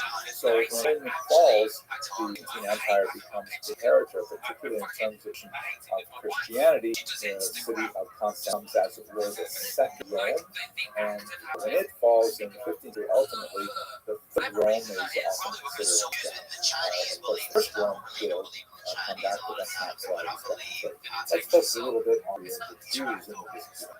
So in the Byzantine Empire, the Roman status of Judaism as a religio religion begins to erode in the 4th century. Conversion to Judaism, for example, is prohibited as the church begins to gain a lot more control over how the entire empire is run. And whereas conversion to Judaism is prohibited, conversion from Judaism is, of course, encouraged. And various legislations are put in place, such as, for example, Jewish parents who have children who decide to become Christian are forbidden from disinheriting. In fact, they have to continue to support them, and these Christian children their Jewish parents will inherit them. This is an issue, by the way, that goes on for many centuries, and not only in Israel, it comes up in the early modern period. But anyways, there's a remarkably dramatic step towards greater hostility to Judaism. In the 4th century, you see the rhetoric increases, especially with St. John Chrysostom, the so-called golden mouth, who issued a number of flaming nasty sermons against the Jews. And his apotheism made a significant impact really on the entire East world, especially when you take it to the Third Rome Mosque and the Slavic of Byzantine. Of course, the Orthodox churches, as they're called today, are. You also have some, Jewish practice by the emperors who are now officially Christians. Justinian I, for example, attempted to forbid the study of the Mishnah, especially as a use in its interpretive function of the Torah, and tries to actually dictate which non-Hebrew translations of the Torah are accepted. In other words, which Greek versions in particular are acceptable for use among Jews of the Byzantine Empire. There are numerous violent attacks on Jews and the incidents of forced conversions, and you actually have Jews rebelling in the 4th, 6th, and 7th century in particular. When the Persians eventually invade Israel, as we discussed a few weeks ago, Jews will support them because they are fed up with the degree to which the Empire tries to institute Jewish practice. They even banned at one point Purim parties because they tend to get out of hand, and since they're associated with drunkenness and kind of frivolity and sometimes mockery of Haman, which can sometimes be extended in the political context to mockery of other authority figures. They actually tried to ban drunkenness on board. Good luck with that. The iconoclast. So this is a movement that you see developing in the 8th and 9th century. There's a couple of episodes where the Byzantine Empire goes through this kind of paroxysm of purging of any kind of physical representation of divine figures. The sense of iconism, which means essentially to destroy icons, to destroy images. Here's one psalter from the 9th century, kind of a clever representation. This is, of course, an image, or else there wouldn't be any on it at all. See, here is a representation of crucifixion scene, and Jesus is given all to drink. It's on a kind of a sponge with a stick. And here is a nation of a 9th century iconoclast. This is wiped out, but his hair is really wild and dark and red as well. And he is in a way kind of echoing that passion scene by using some kind of sponge to attempt to wipe out an icon at the end of the stick. So this is kind of something that was going on. There was actually 2 distinct periods when this was very frequent. How that connects to Jews is significant because the iconoclasts often cast as Jews. So even though they're talking about other Christians, the idea of heresy is associated with Jews. Basil I attempted to impose a widespread forced conversion in 873. This decree was ultimately rescinded by a successor of the court, but was attempted again in 943 by another emperor, Romanus I. It is at this time that we have reports of Jews fleeing from the Byzantine Empire to the north, to the Khazarian Empire, which is really fascinating, and becoming very involved with the correspondence of Kasta ibn Shakut with figures supporting to be Khazarian leaders. And during this time, Italy emerges as a major center of Jewish creativity. There's a lot of fascinating things coming out of South Italy at this time. Also interesting is what's going on in Bulgaria, where you have 2 figures, Saint Cyril and Methodius, who are very much involved in transmitting the Byzantine heritage to the Slavic peoples. And ultimately, they'll have a massive impact on Ukrainians, Poles, and Russians, although the Poles are Catholic. But fascinating, they seem to have some awareness of things Jews as well. Just to give you one example, the alphabet that is associated with their activity, the alphabet that is used on minor variation among the Eastern Orthodox peoples, Russian and Ukrainians, clearly shows evidence of Hebrew. For example, here, which includes shin and is pronounced in English with the sound sh, pronounced together, sh. They took that sound and they took the Hebrew letter to the Cyrillic letter for that sound, sh. And there are several other examples, like the word Saturday in Hebrew is Shabbat, and in Russian it's Sukkot. There's lots of borrowings from things Jewish, largely through the activity of St. Cyril and Methodius. When we get to the end of this period, I think one of the most dramatic things to point out is the horrific Fourth Crusade, which just shows how bankrupt the entire crusading movement had become just a century after it had first been initiated. And the Fourth Crusade was actually the second crusade in which the Crusaders actually attacked other Christians rather than going to Jerusalem and trying to achieve what was the reportedly stated idea of the Crusades, which was to free it from Muslim rule. In the year 1204, they approached Constantinople. Again, remember, it's a Christian city, although under Orthodox rule rather than under Catholic rule. And the Crusaders ended up sacking the city of Constantinople rather than heading on down to Jerusalem. To this massive and important capital city, they found so much wealth that the vast majority decided to stay and take their prizes and their spoils from other Christians rather than make their way down to Jerusalem, and very few of them, in fact, did so. There was Latin rule in that region until 1261. The Jewish quarter, of course, was also sacked and burned. Apparently, the Jews were fairly wealthy in Constantinople at this time, especially associated with tanning and with the textile trade. Textiles, in particular, a very long Jewish tradition. Even my own father, Oliver Shalom, in rest in peace, was also involved in this textile trade. The Jews of Constantinople managed to survive and to recover after that attack by the Fourth Crusaders. But outside of Constantinople, there were notable moments. And this all ends in 1453, at least this kind of, conceptual unit of Jewish history, when Turks would invade Constantinople, and the entire new period in Jewish history would be especially strengthened by the arrival of many refugees in Sephardic diaspora after the Jews were expelled from Spain in 1400. Yeah, I hope you found that useful, and thank you very much for that. At the start, it was just like there is. When you asked, when you said, "Oh, you're going to be my girlfriend," were you serious about it? You said, like the first three times that I broke up. So we're moving now into the third and final semester of this Jewish History Lab series. It's been really wonderful to speak with you about the ancient period and about the medieval period.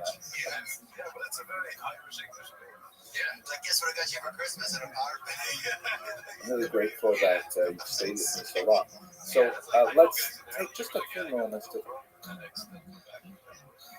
think about, well, why are we breaking this up into 3 semesters? Besides the obvious looking in the face of like this reason that, for example, a 15-week semester works really well in a college environment. Why should there be ancient, medieval, and modern Jewish history?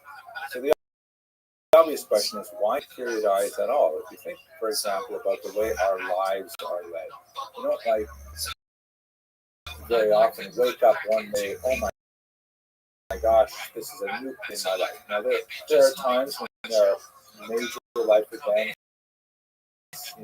like getting married or getting divorced or the child, or things like that, where you feel really everything is going to be totally different now. And in fact, it is different.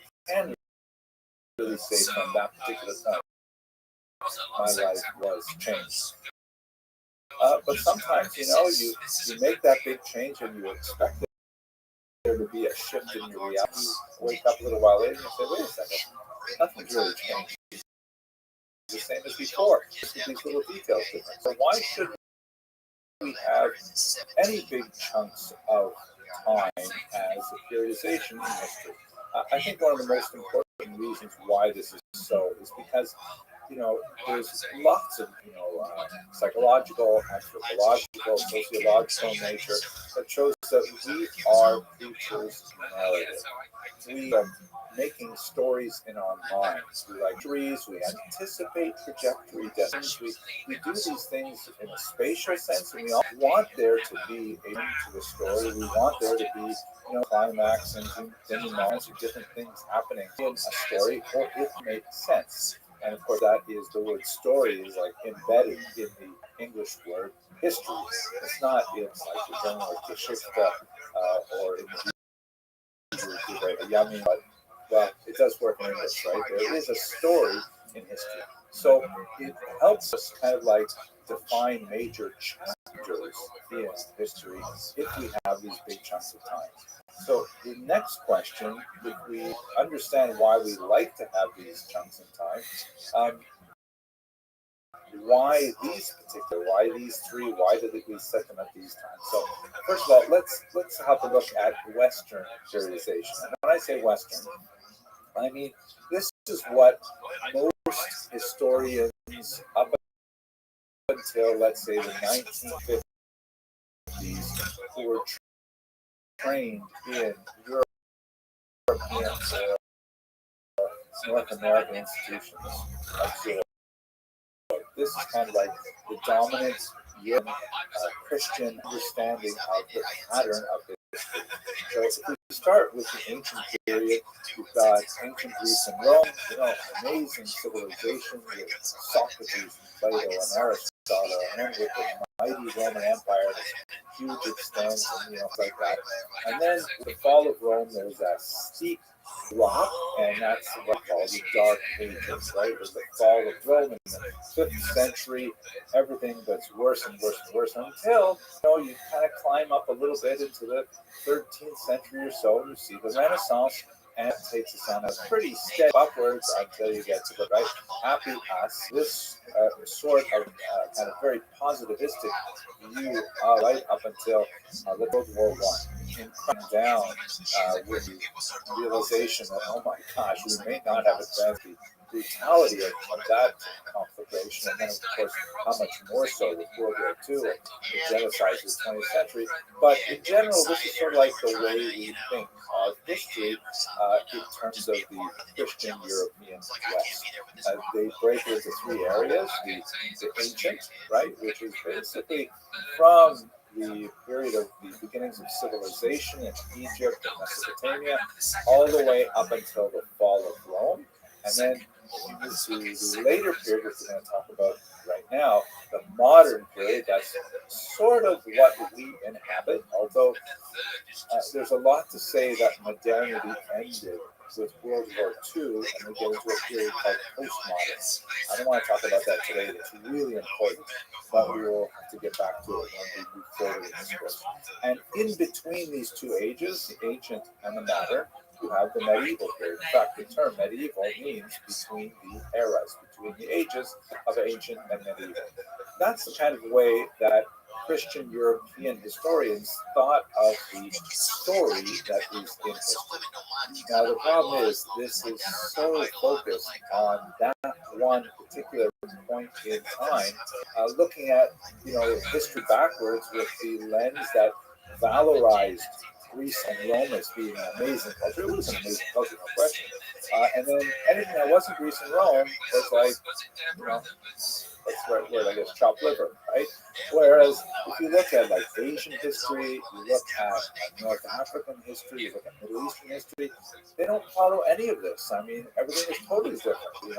The rise of Islam in the 7th century is smack in the Dark Ages, but tremendous heights of scholarship and culture developed for the next millennium. I mean, how can you use this particular model to try to understand, for example, Islamic history? If we glance at Jewish history, there's different ways to look at this, but let's say from a theological standpoint, in Jewish history, you have this concept of Yerida Hadoros, which means, unlike Western periodization, the decline of the generation. So if you start here, let's use these arrows.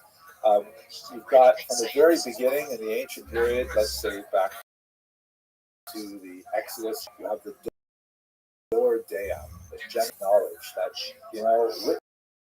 witness the great miracles of the Exodus, and the receiving of the Ten Commandments, like amazing things like that. But then they right away said, so okay, fine, you get to the period of the prophets. Then you've got kind of a plateau, and then they slip again. Okay, but we're all right. We have a plateau. Get to the period of the Tanaim, and then the Amorite, and so on. And then there's a slip again, and this can go on and on until we get to where we are, which in terms of our theological closeness to God, it is definitely a case of happy us. We are further and further away from that chronological moment of the Exodus and the giving of the Torah. So if you can't use the same Western model to understand Jewish history, at least from a theological standpoint. One of the things that we will be exploring over the next few weeks, however, is that theological standpoints become less and less important for most Jews as the world is much more secular, and there are a lot of other ways of civilization for Jewish history, which are, again, not at all like the ancient medieval modern designation of a big chunk of time for reasons I'll show you right now. Let us, okay, so sort of get the idea of ancient, medieval, and modern, like the modern being a vision of a kind of return to that great, peak in human civilization of the Greece and Rome. But what are the criteria of modernity? What are the things that are happening in the modern world that are distinct from what happened in medieval and the ancient world? So here's a Portuguese, which is actually very similar to the reason that it's become Portuguese. When you look at the modern period, we're talking about the year from 1500 onwards.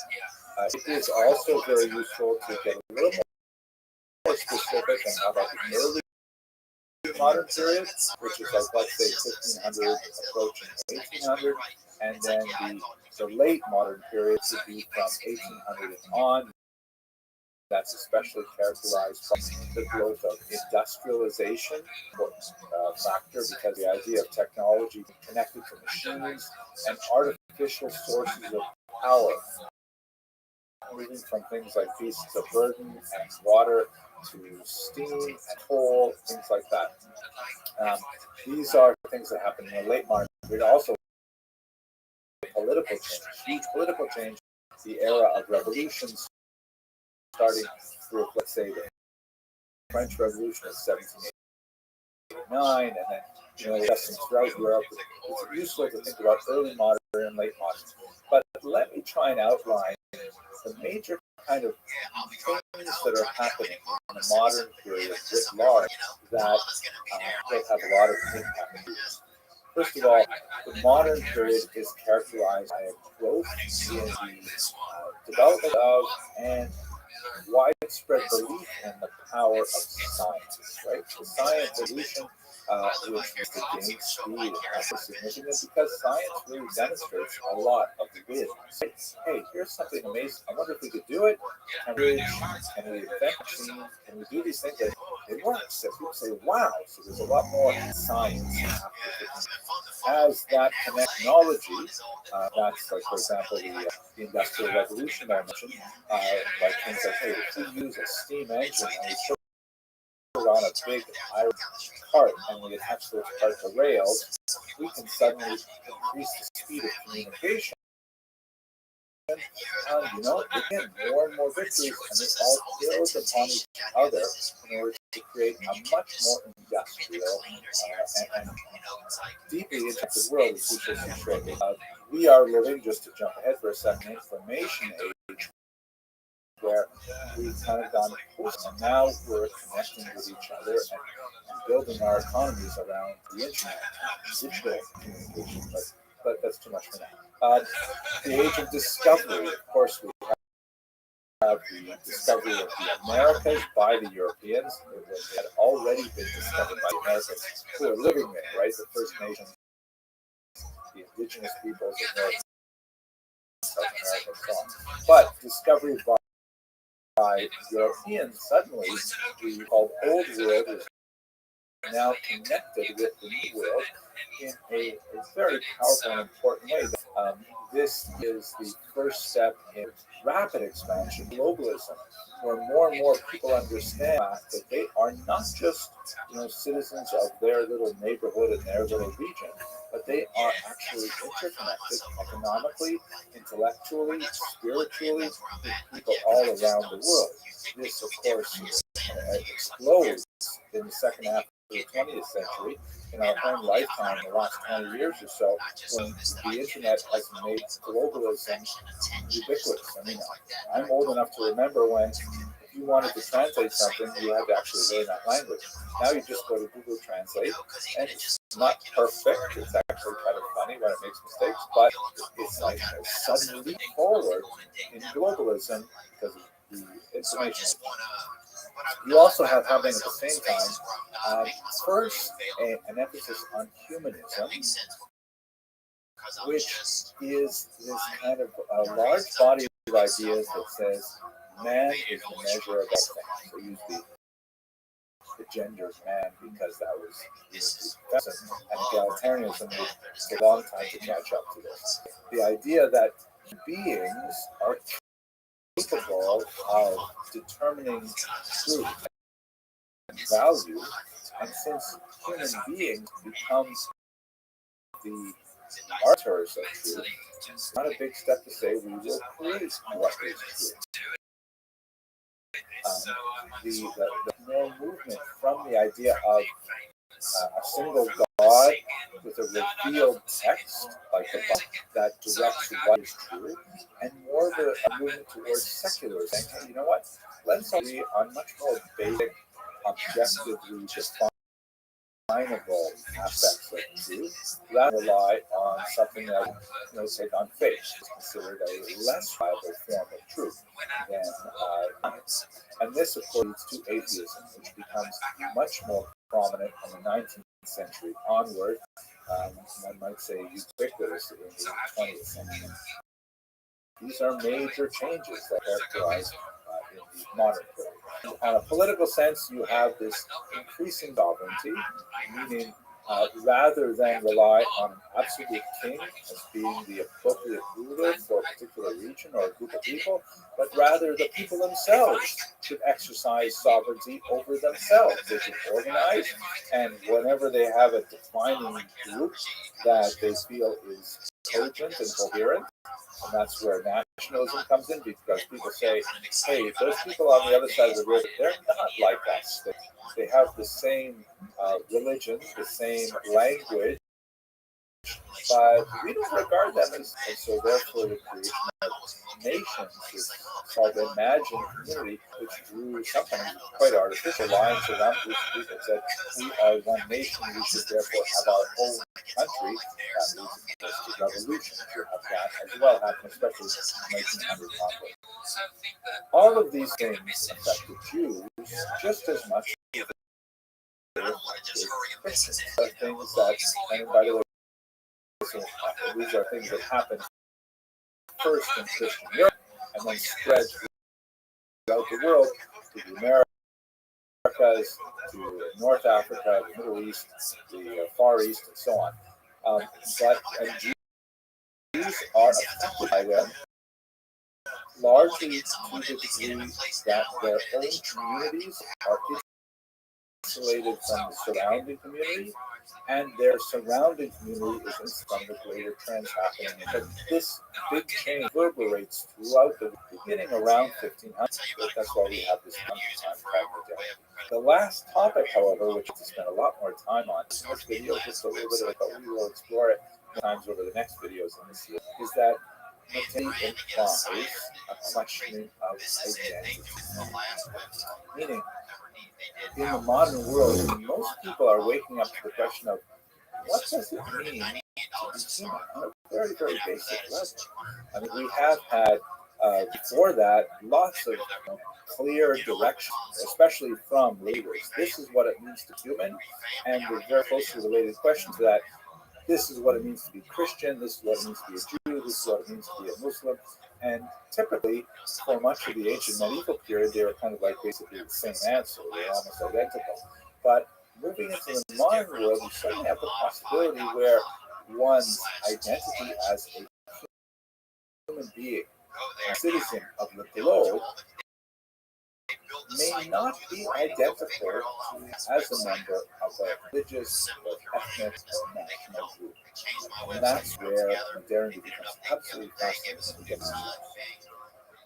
So, in terms of the development of a distinct non-Jewish identity, or more precisely said, a range, a spectrum of modern Jewish identities, we have to definitely look at the Portuguese Jews in particular, because the Portuguese occupy a very, very unusual spot in Jewish history here, because as you will recall from our earlier discussions, the Portuguese were forcibly converted to Christianity in 1407. So you have a significant number of Jews, refugees from the Spanish Inquisition, made their way to Portugal. Hopefully they will be safe there on the edge of Europe. And then it turns out that it's ruined. They are forcibly converted, forcibly baptized as Christians. And then they have to deal with it. Not so bad for the first couple of decades because they are more or less left alone to their own devices.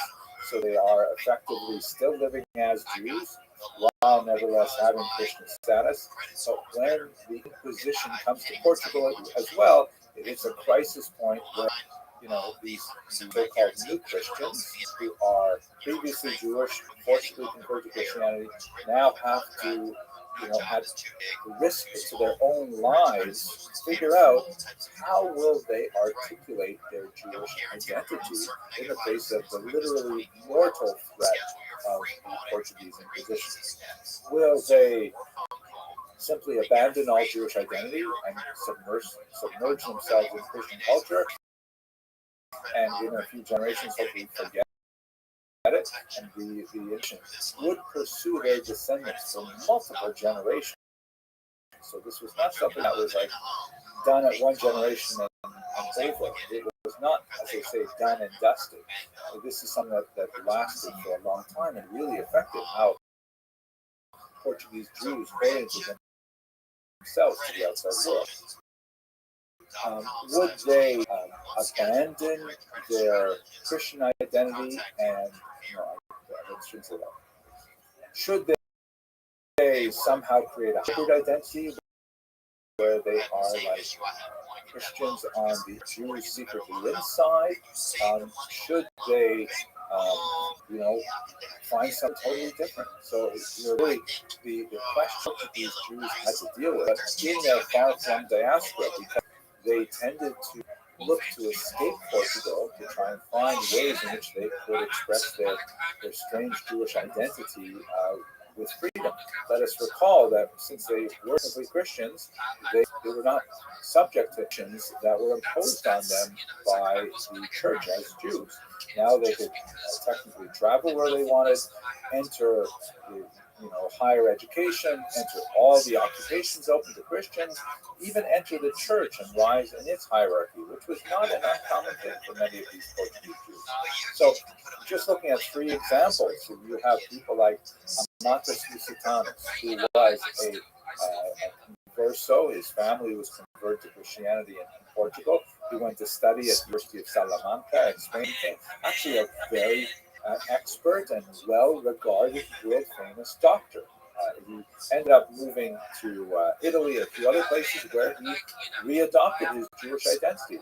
He nevertheless retained pride in his Portuguese origins. The term Amatus, which he chose as his given name, is probably to his Jewish family name of Chaviv, which means beloved, and Lusitanos, of course, is a reference to Portugal. It's a Latin term for Portugal, Lusitania. So he was like creating a hybrid identity where he says, I don't care if you know that I'm actually Jewish. And the Christian thing was a facade that was laid onto my identity. But I'm also a proud son of Portugal. Fascinating. And then you have people who could not find a place in a new identity. Like, as we discussed, the tragic story of Julio da Costa, who tried to re-engage Jewish identity with no training in or no back other than what he read the Christian versions of the Bible in Portugal. And in Africa, he was shocked because the Judaism adopted did not to his image of what it should be when he regular Jews in Africa. Very tragic story. He ended up taking his life. It was an unsuccessful attempt to create an identity. And then you have people like Benedict Spinoza, who is famous and highly influential philosopher, also of Portuguese extraction living in Amsterdam, who created something totally new. And as you can see from this particular thing, it comes from the New York Public Library. It says, Judaeus et atheist, Jew and atheist, right? Like that would be almost a contradiction in terms. How could you have someone who is a Jew understood as a member of a faith community and an atheist. Now, I'm going to set aside the question of can we really call Spinoza an atheist. Some have called him God intoxicated. In fact, the sense of God was much larger, but it was not the sense of God that most rabbis would approve of. These are just a few examples of modern Jewish identities that were made possible by who were allowed, ironically, by the Spanish and Portuguese experience to exist they wanted to in a Christian world and also have some Jewish identity despite their technical designation of Christian. This is a trend that continues in fascinating ways as we move through 200 years, and I look forward to exploring those with you following lectures. Thank you very much for that. I just see a lot of people coughing and not doing well. Still dealing with the Spanish.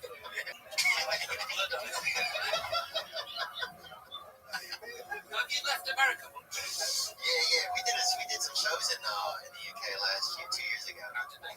They did well. Did Manchester alone. I have to tell you, I am really excited about this particular video because I'm so fascinated with the presence of the Jews in China. They had a community there for well over 1,000 years, and it's a really So it was fun, man. I really liked it. It was, I think, during winter, or it was like kind of a quiet time. unusual kind of combination of Jewish culture and Chinese culture in quite fascinating ways. Today, I'd like to focus specifically on the origins of the Jews of China, but perhaps we'll take a little bit of time at the end of this short video to talk about the nature of the unusual Chinese-Jewish synthesis.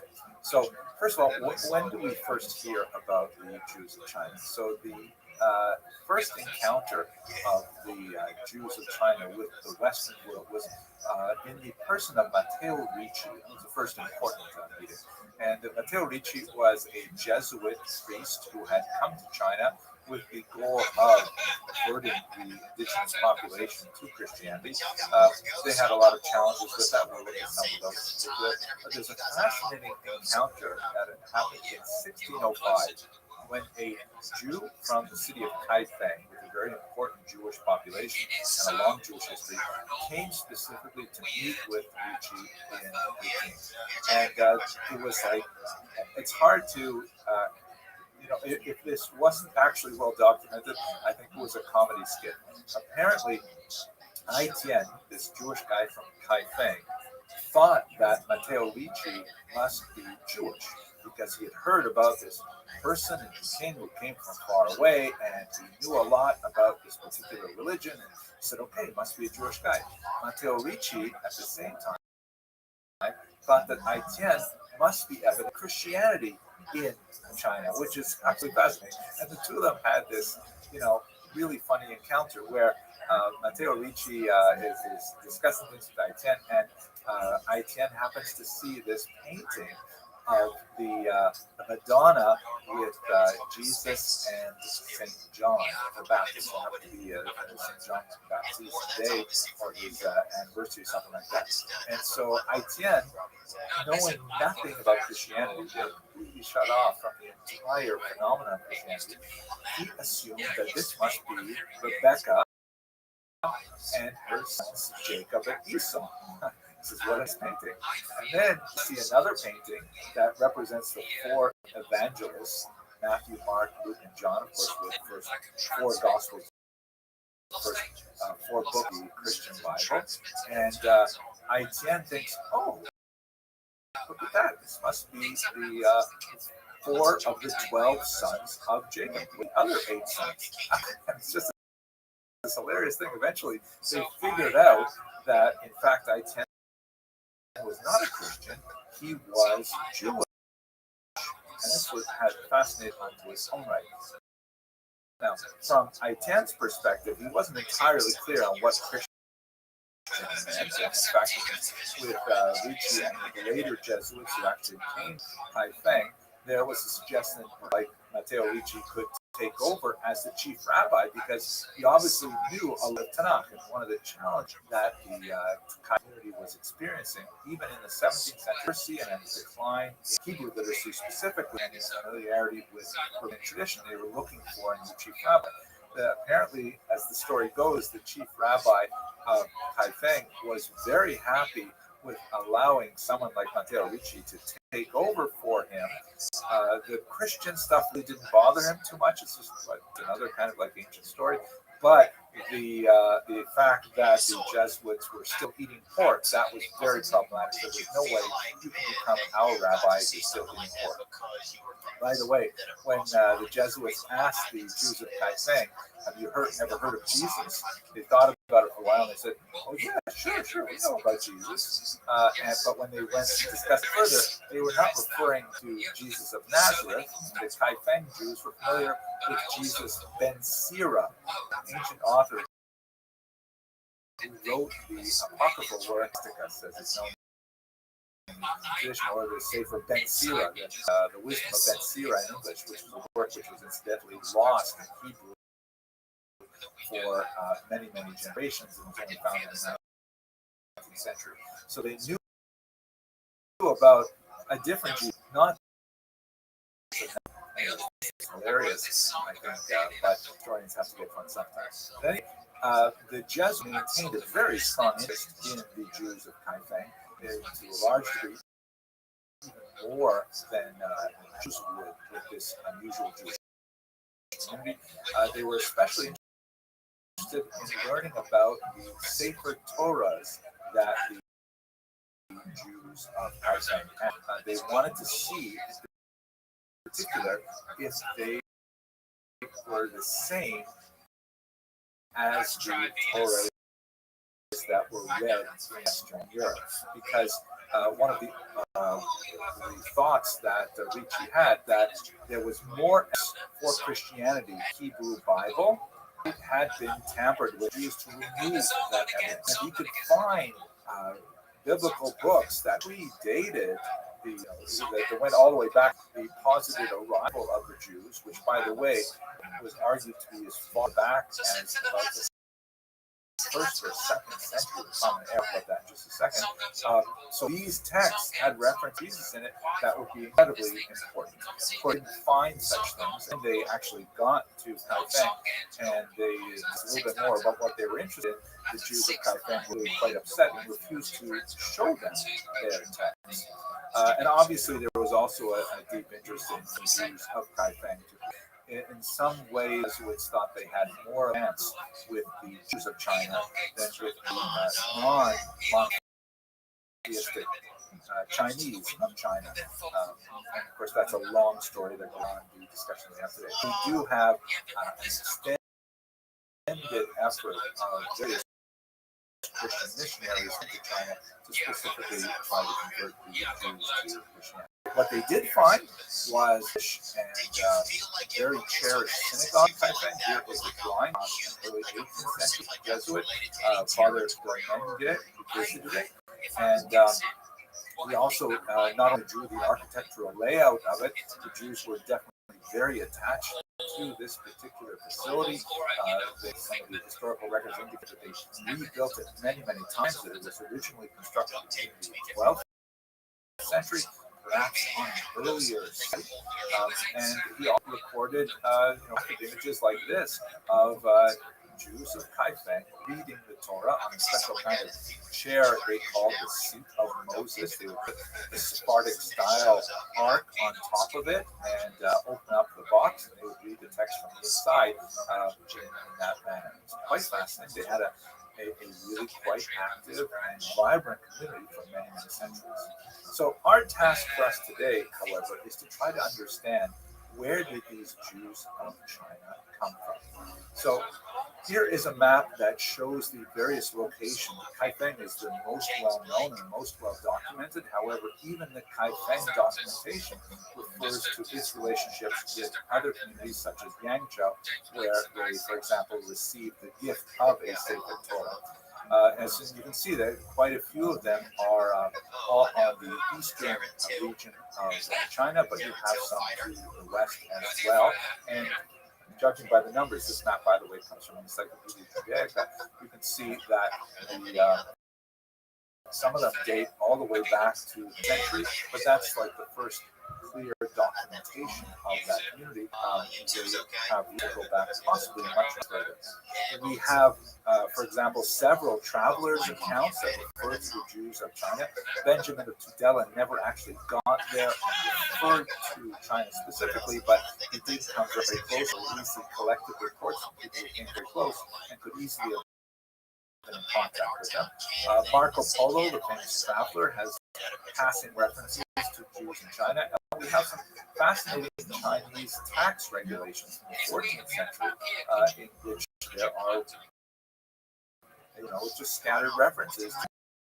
Unfortunately, they don't tell us a lot about how large the communities are or how active they like, but there's clear refugees being present there. Muslims, by the way, with whom they were frequently associated. This is often their distinction between Jews and Muslims are often referred to in the same sentence. We also have some Muslim historians who refer to the presence of Jews, sometimes in the context of Chinese massacres as well. Now, most likely the Jews came to China along the Silk Road, which you can see here's a map from Wikipedia, which is some of the most important routes on which silk traveled from the east to the west. It's also called the Spice Road because spices were also a very important commodity that was imported to the west from the east. The map is a little bit strange because it refers to other caravan routes, and those are, many of them are through the oceans. To my knowledge, camels don't swim especially well, especially when they're laden down, but it does indicate that, there was a lot of maritime trade as well. And what's important about this particular silk route is you can see that in this round here, this is where the population of Mesopotamia really lived. This is where the great Talmudic centers are located, and there's a very significant Jewish population right there along an important spot. And Jews were involved in much of a considerable amount of trade that would happen in this region, presumably bringing things from much further east.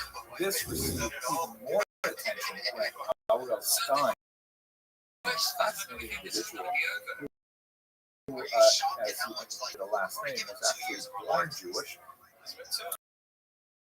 He was an explorer and a specialist in a lot of these ancient languages, Eastern languages. His parents, ironically, baptized him and his brother, which was very common for German Jews at the time, although they and their daughters were unbaptized Jewish. Stein, who went far away from his native Germany, was exploring the region of Dunhuang, which is on the Silk Road, and he discovered an amazing thing.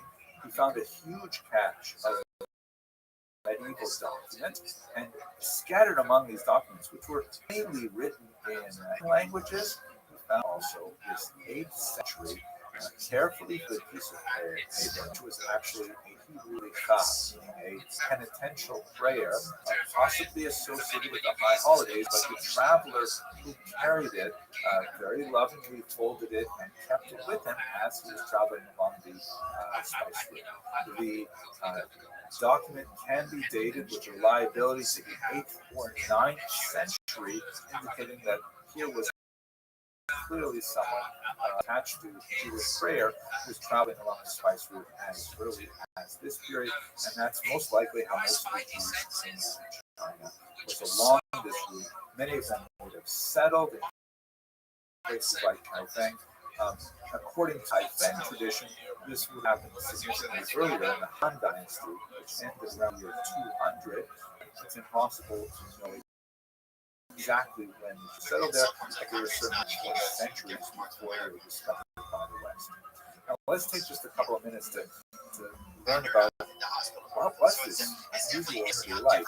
So, the tell us about the eternal life that is documents which were composed by the Jews themselves, as opposed to accounts by travelers, which are fascinating to themselves as well. We have several stelae, meaning stone blocks, which were established in the synagogue to record important dates. Many of them associated with the rebuilding of the temple, rebuilding of the synagogue. And by the way, in modern Jewish parlance, if you go to a synagogue, you'll find the exact same thing. They're plaques honoring the people who spent money and worked hard to rebuild the building or to refurbish it and so on. So we have 4 different texts.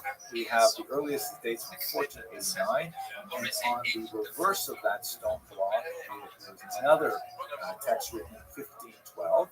And then another one in 1663, and then a fourth one, really 3 blocks, but a 4th text in 1679. The last one doesn't tell us a lot about the community; it's very difficult to read.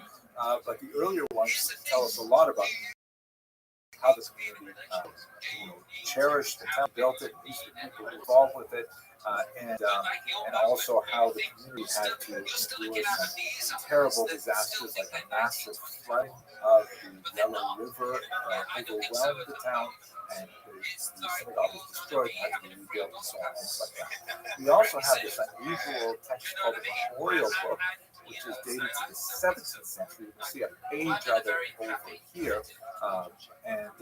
This memorial book lists a lot of the prominent people in the town and gives some sense of their genealogy. As you can see from the document, it's written in both Chinese characters and in Hebrew letters. If you look at the fourth list of names down, you see on the right Ben, and then Ben Yisrael Moshe.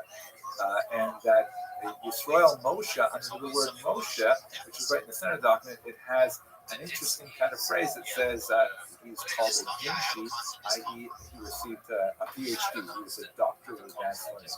A lot of fascinating things about how the Jews of Kaifeng basically lived with 7 distinct surnames, and one particular family was honored with a particular surname by the emperor for their service to the empire as a whole, and that they achieved high levels of education and a lot of fascinating things.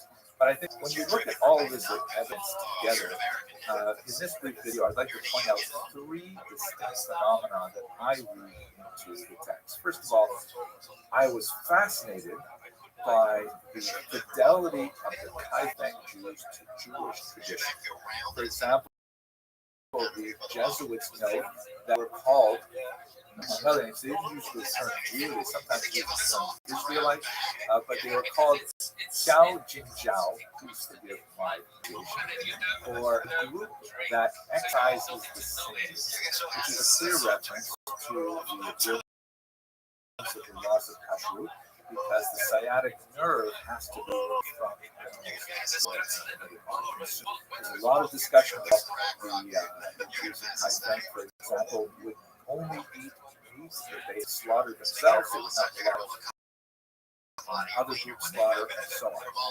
Fascinating, many references to these kinds of things where they are practicing Judaism as good in the rest of the Jews. Secondly, however, especially, they had some really unusual adaptations to Chinese culture. For example, one of the things that described sources is how it was public that would have the emperor's name on it, and that people would show it symbolic, like kowtow. Very problematic in Jewish tradition to bow before anyone, or certainly to bow before a block of stone. It smacks of idolatry in Jewish tradition. Very problematic. So how did the Jews of Kaifeng, you would say in Yiddish cup, right? Push head. They wrote the verse Shema Yisrael Hashem Elokeinu Hashem Echad. Hear, O Israel, Lord our God, the Lord is one. On the top of this particular brick, underneath, on top of the emperor's name, kind of like a decorative element, and then with whatever bowing they were doing, it was like they were bowing to God. because it had this verse. I'm like, I love this I stuff. like to spend Uh, time with them. Also, very problematic for the Jesuits, incidentally, was the problem of ancestor veneration. Matteo I get more Ricci, time for myself. he, I get to do uh, something for myself. he reported to the Pope in Rome that one of the issues is that the Chinese have a very, very strong ritual of honoring their ancestors, and there was a major debate in the church. The Pope actually went back and forth on this as to whether or not it could be tolerated. For many of the more doctrinaire Catholics, this also smacked of idolatry to worship dead ancestors, whereas Ricci and others were arguing, no, it's just the culture, they're disrespecting them, and so on. So for the Jews, it was no problem because, of course, this is really baked into Jewish thought, not necessarily worshiping the ancestors, but appealing to God on the merit of the ancestors. Hebrews 2 Davos, that's a very traditional thing. You look at Jewish prayers and there's constant references, so to speak, reminding God that Jews are the descendants of Abraham, Isaac, Jacob, Sarah, Rebecca, Rachel, and Leah. Look at what they did, remember their actions, and so on, and provide kindness for their descendants. So the idea of ancestor veneration was not really problematic to Chinese Jews at all. Quite fascinating to see how Chinese culture, Confucian culture in particular, and Jewish culture was able to find points of contact and even synthesis. But at the same time, we have to admit there is significant degrees of assimilation that are unacceptable, certainly in North Africa or in European Jewish communities. For example, there are many, many examples of degrees of assimilation. The Jews, especially as they were suffering more and more from a lack of leadership and a lack of contact with the outside world, specifically the rest of the Jewish diaspora, they were having problems finding people who could read and write the Torah and interpret it and so on. So they tended to gravitate to neighbors that they had for many centuries, the Muslims. There's a significant minority in China, and in fact, there are photographs from the 19th, 20th century of Jews of Kaifeng and elsewhere worshiping in Muslim mosques because, after all, they were sort of theologically much closer to Islam than they were to Confucianism. Islam is, of course, intensely monotheistic, worshiping the same God. So the Jews would frequent Muslim mosques. They were neighbors. In fact, they were almost indistinguishable in dress, but the Muslims would wear white caps, and Jewish males would wear kuluk caps. So one of the names for Jews was kuluk caps because that distinguishes them from the Muslims. For the Chinese, it was often like, who are these people? And first you've got the white flavor and the people fine. All noted in the genealogical tables that they record clans, some of them intermarried Chinese, and it's recorded in the genealogical.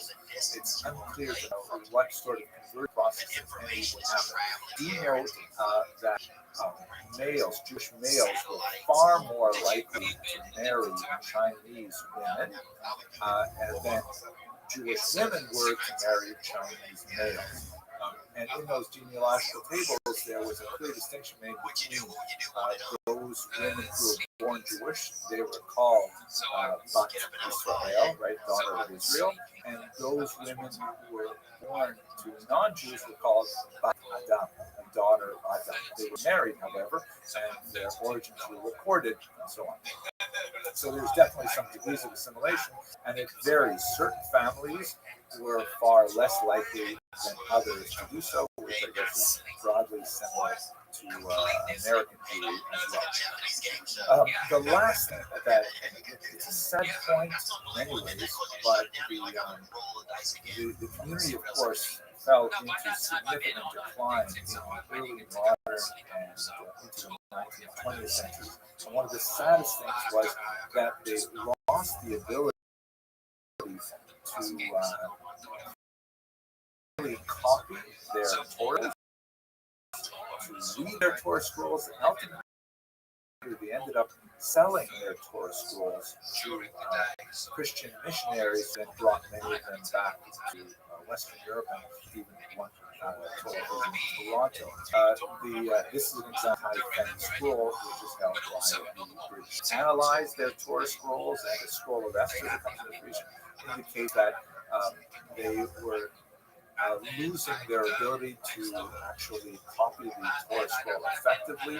It's clear from the confusion of some of the letters that sound very similar, like Chet and Chaf, or Aleph and Ayin, that they used a method where one person would read the Torah scroll and the scribe would actually transcribe it based on what he was hearing, and so there would be errors between those two letters.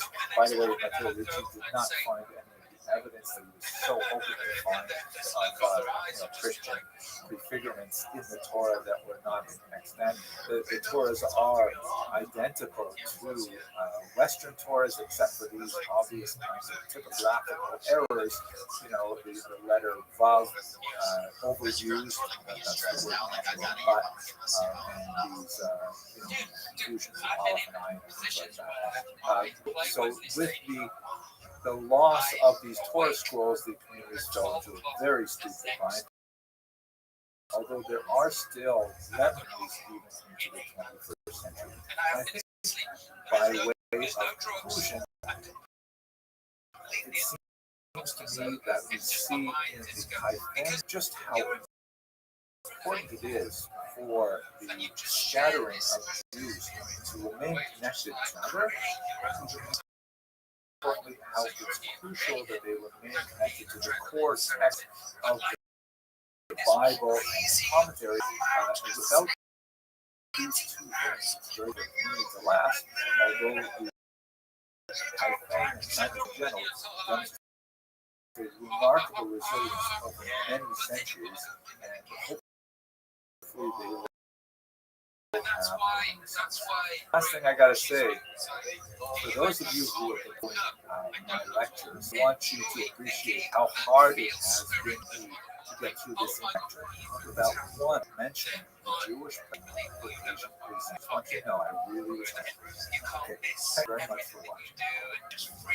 Yes, that is absolutely incredible. How often does that happen? And you've then got to do the thing, you performance. You've then got to go and do the thing again, which is why I got addicted to. The thing that I did last few weeks, have you tried magnesium? Yeah, I have been taking magnesium. It helps if I remember to take it. Yes. So how many milligrams are you taking? 2 pills, 2 white pills, 200 milligrams. So I feel happy. yeah. So did you take it last night? Yeah. So I think the magnesium is making a great sense. The origins of the Jews of India go back to the ancient period, and we basically have 4 different types of population that inhabit the subcontinent. First of all, you have the Cochin Jews who live on the Malabar coast here in the southern part of the subcontinent, and then you have the Bnei Israel, and they're sort of by this green square box here, and they're primarily a little bit to the north near the city of Mumbai, and then you have the so-called Baghdadi Jews, who are not necessarily all from Baghdad, and they are concentrated in Kolkata, but also located in some of the populations where Jews had previously, the so-called Paradesi, who are spread out in a few centers, also found within the recognized population centers that we noted.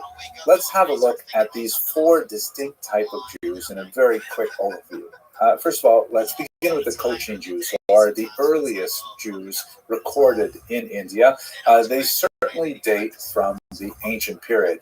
We know from the text of the Hebrews, the Tanakh, that there are some that are related to Sanskrit and Tamil, which are the trade that went on between ancient Israel and ancient India. There are terms primarily for like various goods and gems and things like that. There's also a possibility that this remarkable ophir, that is the source of much of Solomon, may have been a place called Supara at the mouth of the Indus River, which also housed a very ancient civilization. But we know from multiple sources, from not only Jewish sources but Greek sources and Roman sources and so on, that there was significant outreach, particularly from the west coast of India and the Middle East. By the time we get to the medieval period, the Radi traders, who we spoke about in a previous class, have been traveling all through this route and definitely are engaged in trade all across the Europe and the Asian continents. And they're described primarily in Arab historians. So we know that there are Jews who are visiting India and who are in possibly setting up kinds of settlements in India. The first of those settlements is the so-called Cochin Jews. Now, we know of their history from their local legends, but one of the most fascinating early documents that we have that specifically refers to them are the series of 3 copper plates that are apparently a type of a charter that were to the Jews of Cochin from a local king. And this kind of like set tone for much of the history of Cochin Jewry, a remarkable level of, coexistence with local population. One of the things fascinating about this period, there seems to have been no indigenous anti-Semitism. I know, right? It's so hard to believe. There seem to be very, very few incidents of any kind of organized anti-Jewish impetus. This may be related to the fact that, pagan empires, ironically, tend to be more tolerant of other religions than monotheistic. Perhaps that's because of approach being, like weeks of gods, what's one more, and that kind of thing. Anyway, that seems to be the case in Cochin. So these 3 copper plates offer some kind of charter, which essentially a promise to possibly voluntary local Jewish faith of Rabban, giving the Jews of Cochin all kinds of privileges, many of them symbolic in nature, like the right to use a parasol, which is apparently something reserved for royalty and things like that.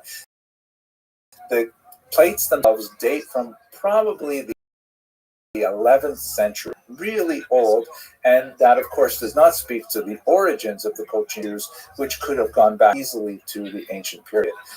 They are written in the Malayalam language, in the Vatalutu script. Yes, I pronounced that. I hope I pronounced it correctly.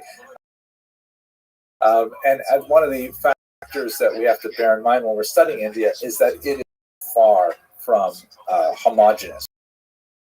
Just like when we talked about, there are literally dozens upon dozens of cultures with multiple faiths and so on. So, although it does have one kind of like geographic description, it is, one contiguous territory. India is really many, many different civilizations. Now, the Cochin Jews were fascinating in that they seem to have not really been deeply connected in the later Kara iterations of Jewish thought, and they seem to have, leadership that led to a lot of really fascinating kind of local customs. Like, for example, is a paroches, a curtain that placed in front of that holds the Torah. This is a common element in synagogues all over the world. Temple, where a curtain would separate the Holy of Holies from the rest of the temple grounds. But a fascinating element in the Cochin Jewish customs is that they incorporate the skirt or other type of clothing of a bride into the parochet itself, which is a fascinating kind of idea that actually brings to mind some interesting Kabbalistic references to the Torah as a kind of me'orasa, as a as a bride that is to be married. Fascinating kind of thing. But anyway, they incorporate that right into the paroches. Also fascinating, there was a custom that on the eve of the Sabbath, on Friday afternoon, a synagogue functionary would take a taper and light it from the Ner Tamid, from the eternal flame that burns inside the synagogues. In modern synagogues, it tends to be an electric bulb that's sometimes made to look like a fire, but obviously in medieval, pre-modern times, they would have to use an actual flame. And he would carry this taper to all the homes where they would have these kind of like oil things set up on the outside of their homes, and he would like share the light of the synagogue with all the Jewish homes on the eve of the Sabbath. Beautiful kind of idea, I think. The Cochin Jews changed significantly with the arrival of the Portuguese. This is the first major influx of Western Europeans that occurs in the age of discovery, when people like Vasco da Gama are making their way around India and exploiting the region for trade. This is an interesting Portuguese depiction of what they thought the Jews of Malabar looked like, and represented that backwards to Europe. And there's an interesting kind of thing happening with the arrival of the Europeans, where some of the local elites, the Jewish elites, are sometimes co-opted by Portuguese. One of those is none less than Gaspar de Gama, who was an interesting Jewish character who was apparently forcibly baptized by Vasco da Gama himself, the great explorer. He took the name da Gama after his patron, as it were, and then he went on to a rather brilliant career as a translator for the Portuguese, helping them negotiate the vagaries of Indian culture and language. Fascinating kind of elements, but we'll talk more about the impact of the Europeans shortly. Here's an interesting photograph from 19. You can see in the foreground is a Hindu temple, and in the background, with that distinct clock is the Cochin Jewish synagogue. One, several actually were established a little further to the north in a town called Lee, until in the 14th century it was wiped out by a big flood, and then they moved a little bit further to the south. And they have this famous synagogue with the clock tower. Here's another photograph of the tower itself. You can see that it actually had three sides, and on one of the sides, the numbers in the clock were printed in Hebrew. Fascinating. And the proximity of the temple and the synagogue is also one of those testaments to the other famed coexistence of Hindu and Jewish elements in Cochin. If we move on to the most well-known Indian Jewish community, that would be called B'nai Israel, the children of Israel. Here's a fascinating depiction of B'nai Israel baking matzah, and they clearly are dressed in traditional Indian costume, but preparing a very traditional Jewish cuisine. The legends of their arrival, once again, you recall, they primarily settled a little further to the north on the western coast. The way achieved a tremendous popularity and surge in transport once the prevailing directions of the monsoon winds were harnessed for efficient travel from the Middle East and the Red Sea into the Arab Sea. It is the Arabian Sea. It's important to note that it was a very dangerous passage before the monsoon winds were more better understood. No less an important figure than David ben Maimon, the brother of Maimonides, was killed in a shipwreck on this particular route in the Arabian Sea. But at any rate, sometime, possibly in the ancient period, definitely by the medieval period, Jews were settled in the region of Mumbai, and these are the so-called B'nai Israel. Like the Cochin Jews to the south, they also exercised indigenous spiritual leadership, meaning they did not really rely heavily on imported rabbis, as far as we can tell, at least until the modern period. And so they developed a lot of kind of unusual idiosyncrasies that you don't necessarily see in other Jewish communities. But there's a remarkable explosion of Jewish activity among the Bnei Israel in the early 19th century, ironically, with the arrival of Christian missionaries. This is because the Christians come in, and as we saw to a certain degree with the influence of Jesuits on the Chinese Jewish population, the Christian Jewish missionaries bring a lot more exposure to the broader Jewish world with them through their attempt to convey Christian doctrines. And the B'nai Israel, and oh my gosh, you know Hebrew, so you can teach me Hebrew. And all of a sudden, really proficient in Hebrew, and started studying more and more Tanakh, getting more involved in Mishnah, Talmud, and so on. And they ended up developing really a rich connection with the rest of world Jewry, so that, like Cochin Jewry in the 20th century, was a very heavy movement of Bnei Israel to make Aliyah, to move to. I'm not going to discuss century issues in this class. We'll have to get to it in the next semester, but they're really quite connected to the rest of world Jewry, and especially to the land of Israel. Just to have a look at some of the interesting cultural features that developed among the Bnei Israel.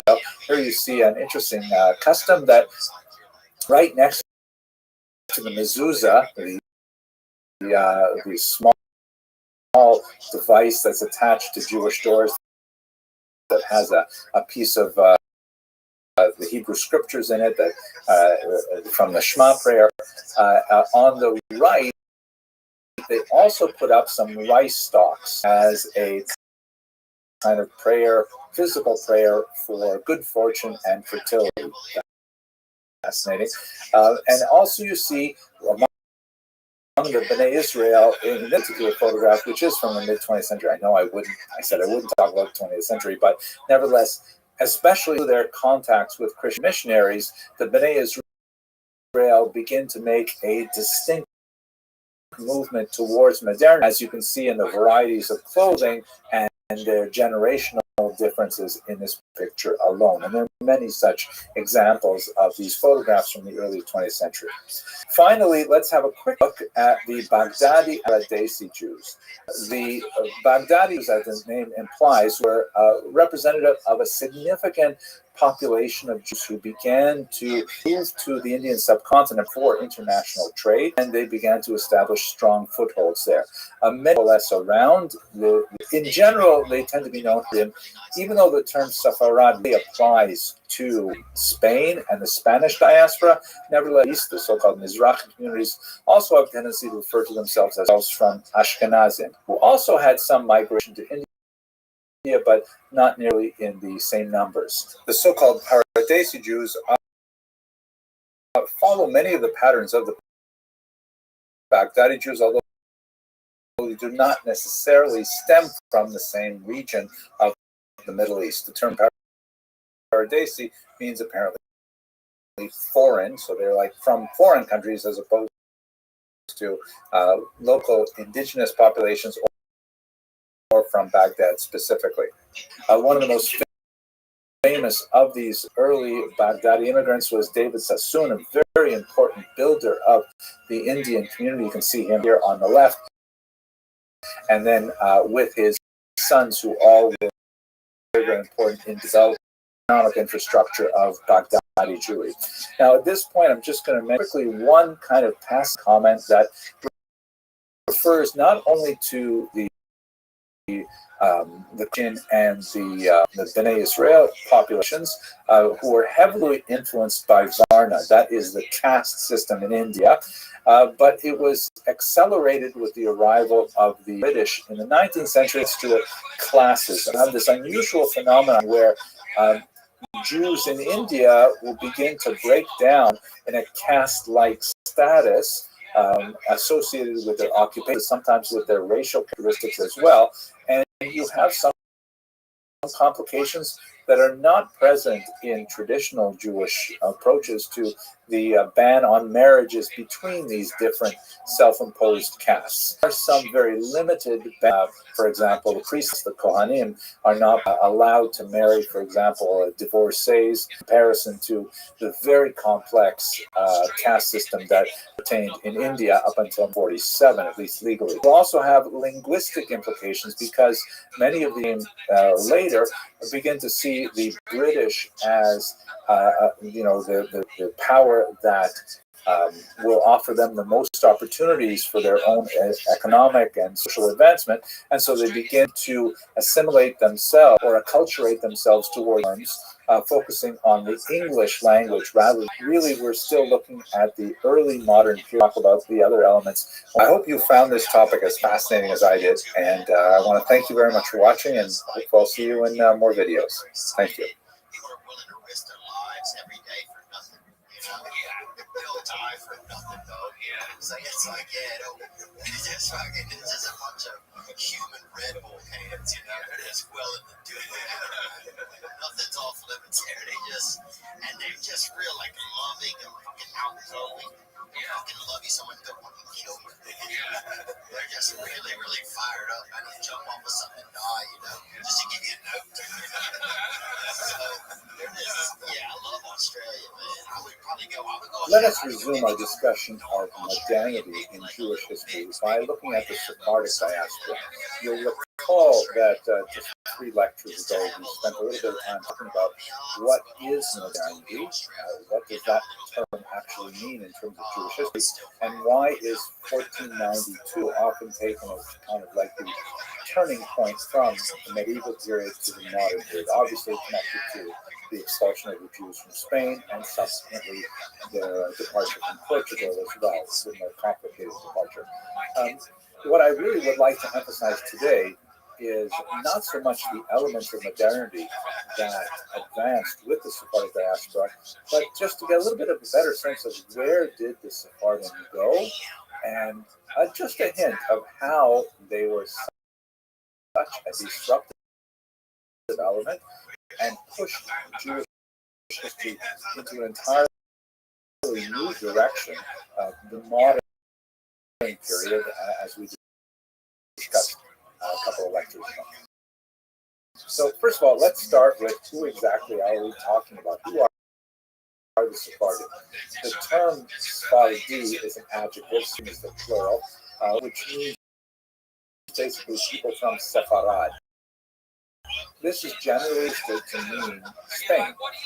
It really includes the entire Iberian Peninsula, although there is often a distinction made between Spanish exiles and Portuguese exiles. The Spanish exiles were typically not forced to convert to Christianity before departing the Iberian Peninsula, and as a result, they left the region as Jews and had to deal with the disabilities that continue placed upon them wherever their destinations were.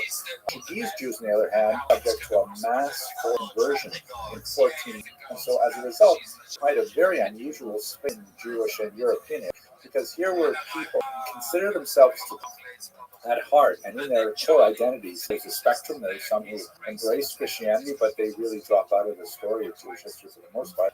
They still consider themselves Jewish for generations and often hid their identity from their neighbors and sometimes even from their own children until they reached adulthood. But they had all of the freedoms associated with Christianity, which meant that they could travel, they could universities, they could enter professions, even enter the church. It's a fascinating and unusual history. So Portuguese Jews in their diaspora are often different from Spanish Jews, and they have a marked impact, perhaps even more Jews, for reasons that we will discuss. There are many Jews who are not of Spanish or Portuguese descent, who nevertheless identify themselves as Sephardi or Sephardi. For example, one of the greatest of the Sephardi thinkers of the 20th century is this man, Harab Yosef, who was the chief Sephardi rabbi of Israel, and really a brilliant thinker, very prolific. And he was from Baghdad.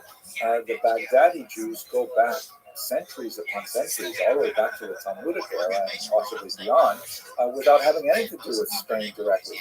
Nevertheless, It is that intellectual identification and religious identification with Rabbi Yosef Karo, the author of the Shulchan Aruch, who is perhaps the most famous of the Sephardi exiles, that brings them within the larger campus Sephardim. To be sure, more sophisticated discussions of ethnicity and ethnic identities would require a distinction between Sephardi and Mizrahi Jews, or Edik and Mizrahi, the Eastern communities. But many Jews who kind of attach themselves to that intellectual religious tradition call themselves Sephardim, even though ethnically they're really more Middle Eastern than Spanish. Another interesting kind of example where you might see this is, for example, there are significant populations of non-Eastern European Chabad Jews. So they identify as Chabad, which is a very kind of Ashkenazic movement, but they are not Ashkenazic. So it's possible by way of accumulating identities that they can overlap, even though they don't necessarily make sense on a basis of nomenclature. At any rate, the Sephardim that we're talking about today are primarily those who were sent into a diaspora, but they would have a much larger impact on their indigenous populations encountered, as for example in Baghdad. Here's one of my favorite maps of the Sephardic diaspora that gives you a sense of scope of it.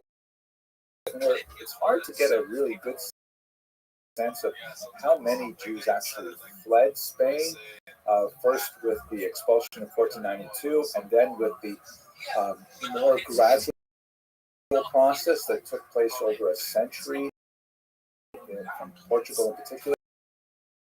But it would be unreasonable to assume it's about 250,000 Jews. And as you can see, significant numbers of them went to the most proximate locations in North Africa or Portugal itself, or across the Pyrenees into southern France. The really wide diaspora takes us into several areas that we're going to look at in this video. Three in particular, and very briefly to get a sense of how diverse the impact is. We'll look at the Eastern Mediterranean. Specifically, we'll look at the impact and in Constantinople, and in fact that's what it would be at this point.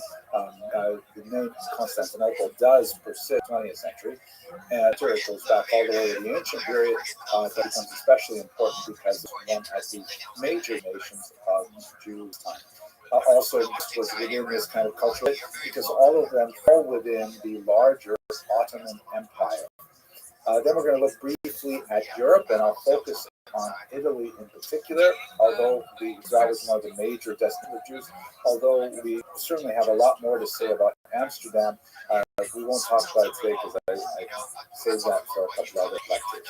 And then finally, just observe what happened when Jews crossed the Atlantic Sea, either as Jews per se or more frequently as conversos, those Portuguese Jews who hope to reestablish Jewish presence in the New World, free from the Inquisition. Okay, those are the three areas we're going to look at very quickly.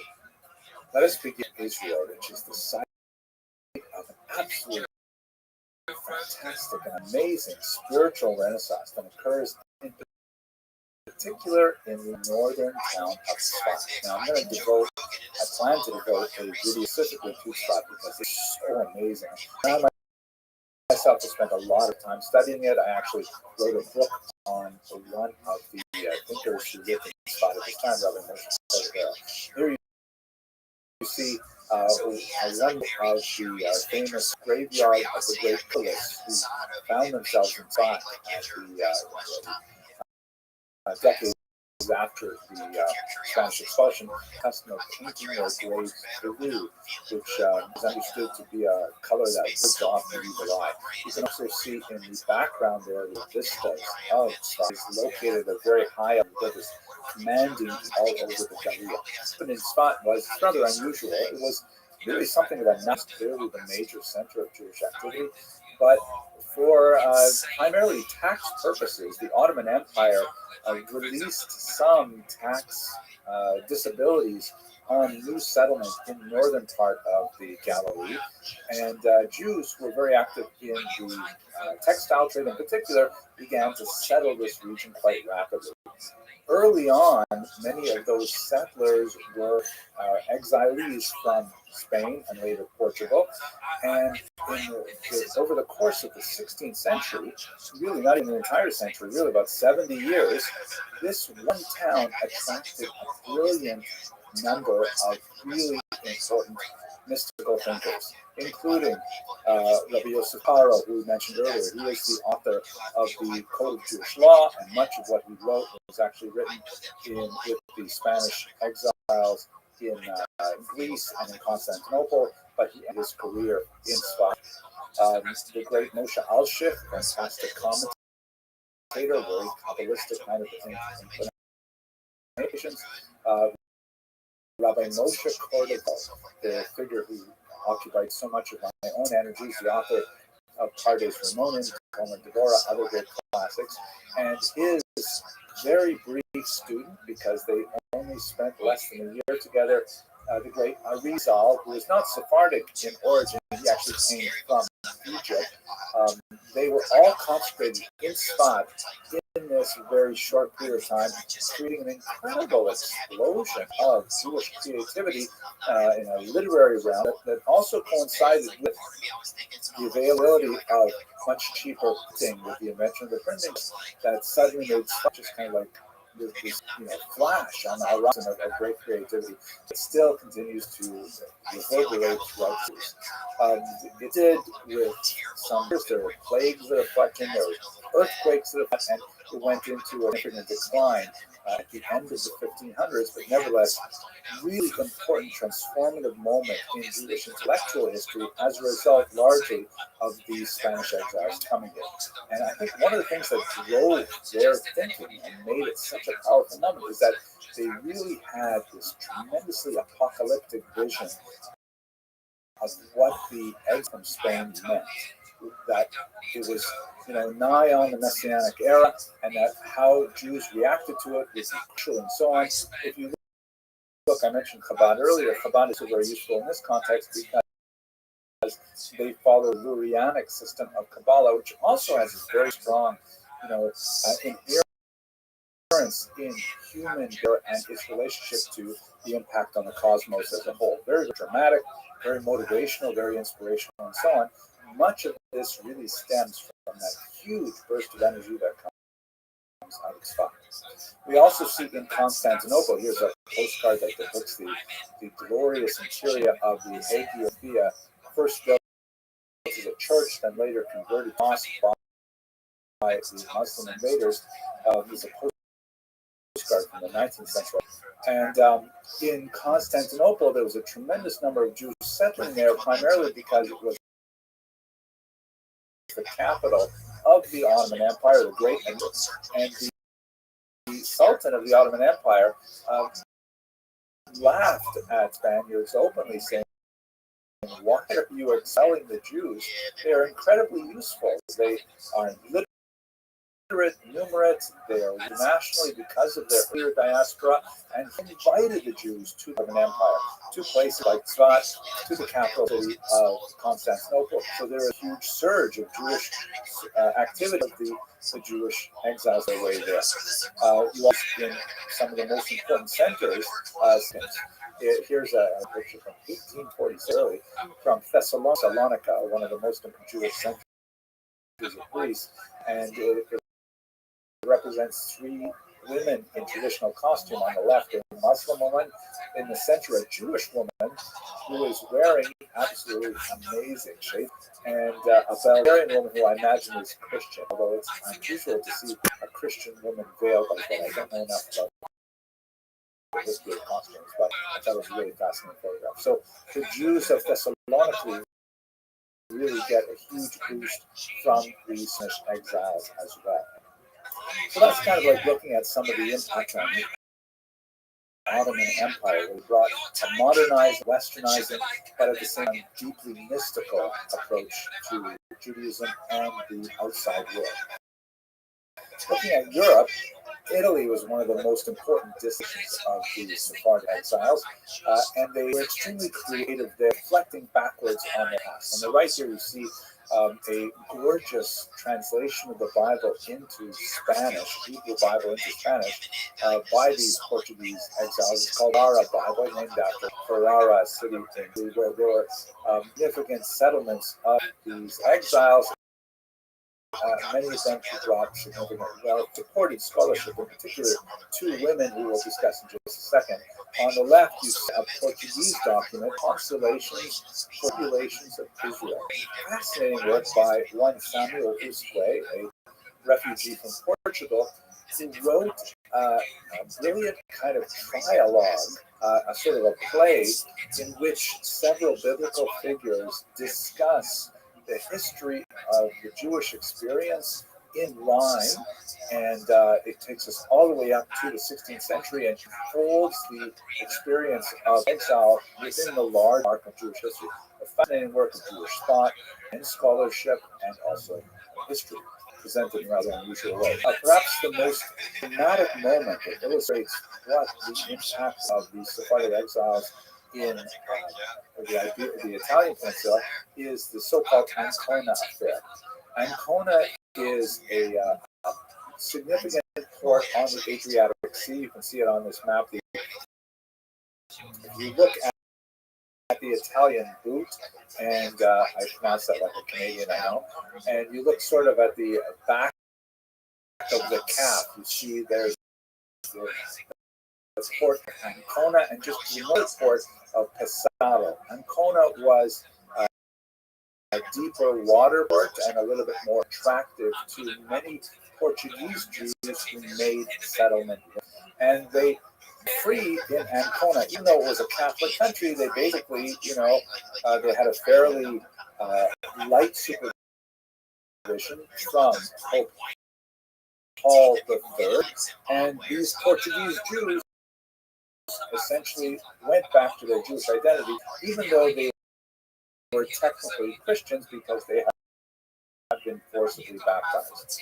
Things changed dramatically under his successor, Paul IV, who was really quite upset that even in the Italian peninsula itself, so close to Rome, there were Jews who would return to their Jewish identity, or rather be converted to Christianity. He ordered them arrested by the nation and tried for Judaism, and ultimately he burned 25 Jews at the stake in the 1500s.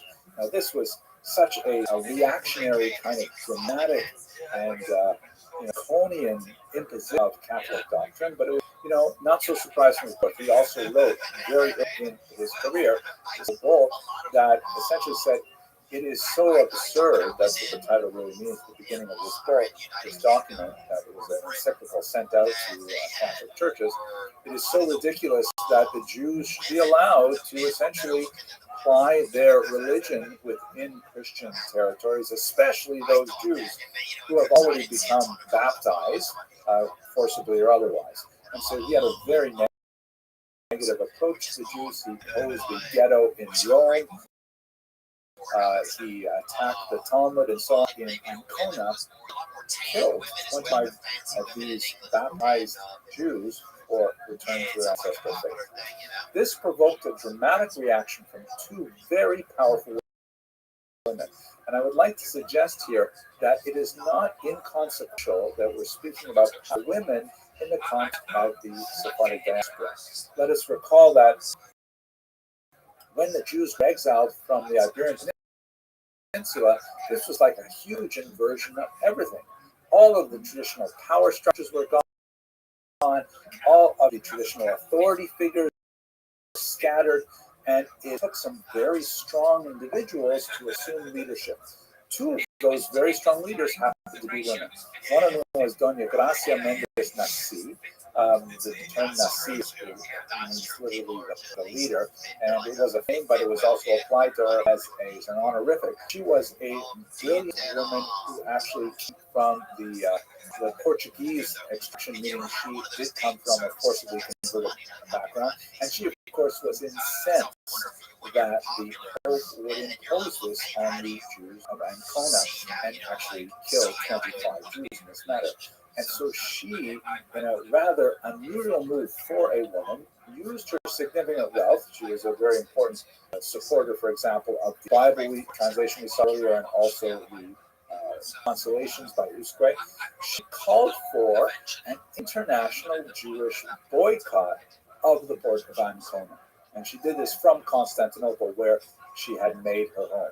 And this was like earth-shattering, that Jews should, for the very first time since they lost their homeland 1,500 years earlier, she was saying they should internationally organize to exert their collective pressure on the church to abandon these anti-Semitic policies.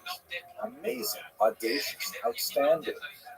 And by the way, this is a very dramatic portrait of her that we don't exactly know what she looks like. This is a modern portrait. I like to think she does look something like this. We do have a portrait that is made from a medallion that does not represent Doña Gracia herself, but rather her niece, who had the same name. So perhaps it does look a little bit like her. Unfortunately for this movement, which did gather significant steam within the Ottoman Empire, she was opposed by another very powerful woman named Benvenida Abravano, from the famous Abravano family that fled Spain. And the fact that Doña Gracia was from the Portuguese extraction and Benvenida Abravana was from the Spanish extraction is not inconsequential. This is also not a picture, actually, of Benvenida Abravana. It is a portrait, a very brilliant, glowing portrait, I think, of Eleonora of Toledo, a non-Jewish woman, but I think it's still worthwhile including it here, not only because it's so beautiful, but also because Benvenida was chosen because of her superior social skills and etiquette to be the tutor to the young Eleonora of Toledo. It was believed that this Jewish woman knew more about behave in polite society than any Christian Jew. She was so chosen. At any rate, Benvenida, also a very wealthy woman, very well connected and very much supportive of Jewish scholarship. So she disagreed with Doña Gracia. Two female titans disagreeing on a moment of great consequences for Jewish European history. She said that if the Jews were to boycott, then all the Jews living in the Catholic countries, in particular in the Papal States, where she was at the time, they would suffer an anti-Semitic backlash. And furthermore, the port that would have been possibly an alternative to Ancona in northern Italy and Pesaro was not nearly as good a port as Ancona. And the Duke in charge, Bino, also had a pretty nasty anti-Semitic history himself. So Benvenida respectfully but forcefully disagreed with Doña Gracia on her idea of a boycott, and unfortunately it just ran out of steam as a result of this conflict. So we see that even though it didn't succeed, nevertheless, all of a sudden, Jewish women are able to exert power on an international level, totally accidental and completely related to the. Again, there's a lot more about Europe. I'd love to talk more about Holland and Amsterdam. We'll save that for later. Let us just lecture with a very brief look at the Americans. The best way to escape clutches of the Inquisition was to adopt a very traditionalist approach and run very, very far away.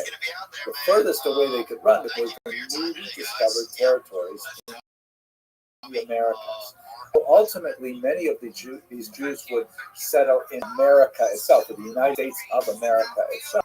You can see here a beautiful piece of sheet music that captures a little bit of the way in which Jews regarded the United States. It was literally called in Yiddish the Golden Medina, the Golden Land, because of its welcoming nature. The famous poem of the New Colossus that graces the Statue of Liberty was, of course, written by Sephardi Jew Emma Lazarus. But much of this early settlement, which was led, by the way, by Portuguese Jews who were technically Christians and were allowed to make these kinds of journeys without as much difficulty,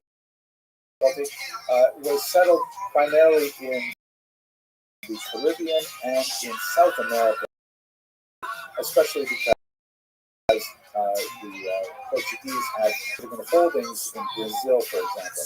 Jews were very active in many of the new industries that were developing, as sugar, very heavily connected with the sugarcane industry and the processing industry and bringing it back to Europe. There's also some involvement, fortunately, of Jews with the slave trade.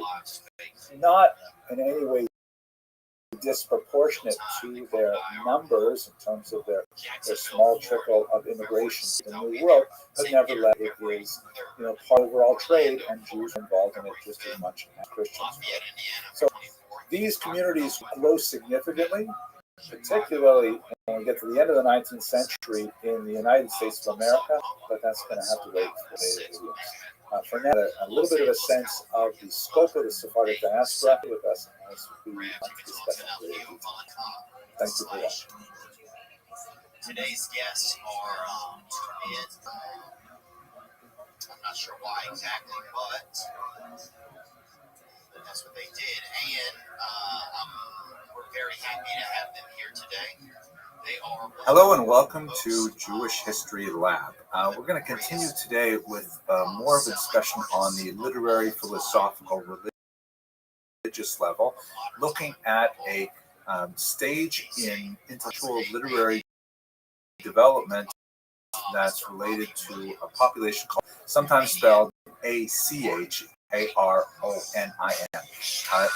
Literally, that term means the latter one, like the latter authorities, the later, and it's a contrast known as the Rishonim, or who we spoke about in a previous class. So let's go in and try to understand who exactly are the Acharonim and what are they all about. So let me remind you of a discussion we had in a previous lecture about this notion of the decline of the generations. In Hebrew, Yeridat Hadorot, the decline of the generations. There's this idea, which is religious, philosophical, that the closer a population was to the moment of revelation at Sinai, shown here, by the way, in this great picture of Charles Heston as Moses, the great Cecil B. classic, which had a big influence on me, really. I was overwhelmed when I first saw the movie. At any rate,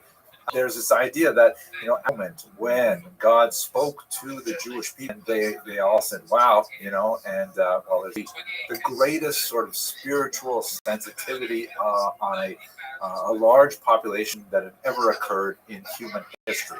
And it's all been downhill since then, right? As we further away in time from that revelation at Sinai, according to Jewish theology, people get less and less spiritually sensitive. Now, this does not mean that they become less intelligent. In fact, there's a very basic principle that goes along with the decline of the generations, that later generations are considered more authoritative for a host of reasons that will not concern us here, but basically much more familiarity with social innovations, technological innovations are big, more of a grasp of material that might not have been available to earlier generations. Just on a simple technical level, like my phone has the entire Talmud and all of its commentaries that have ever been digitized on it right here in the palm of my hand. So in many ways, I, here living in the 21st century, have at my moment's reach, books that 500 years ago most scholars would never have been able to see because they were existing only in manuscript, and so on. This is not the place to have a discussion of this philosophical concept, but the notion that in Jewish history, many of the more traditional historiographies really count populations in the terms of how far away they are from Sinai.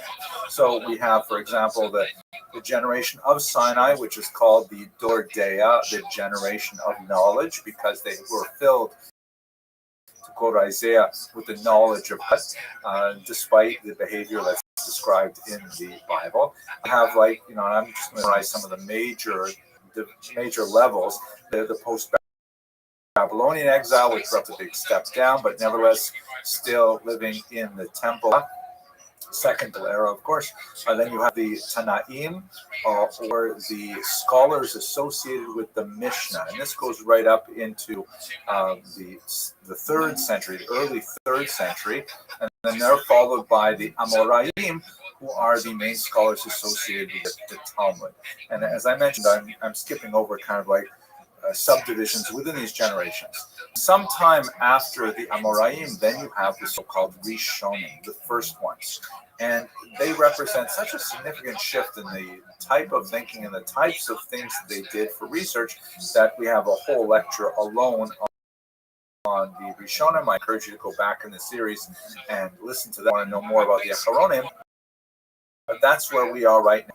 The Acharonim are the scholars who lived after the 16th century, and they are in many ways quite distinct from the Rishonim. We haven't had anyone really innovate a new term for late 20th, early 21st century thinkers, but we might be getting close to that, as I hope to discuss at the end of this brief discussion. Let's think about, well, what exactly are the Acharonim? What exactly did they do that's different from the Rishonim?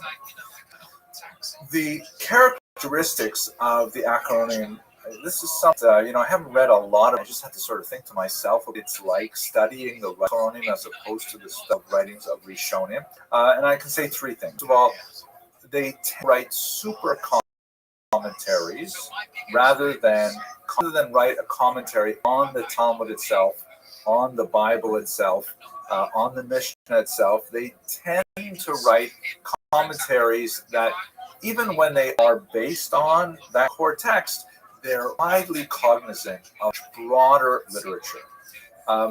For example, Maimonides will directly from the Talmud.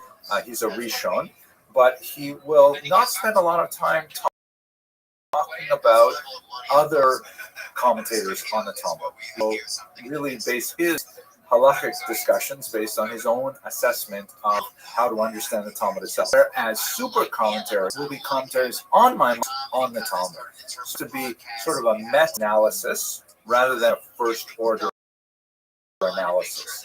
That's also, I think, very much characteristic of modern research in general, that you have to do like kind of a literary survey. Who else has written on this topic and what do they say? That's the kind of thing that Acharonim tend to do, much more so, in my humble opinion, than Rishonim.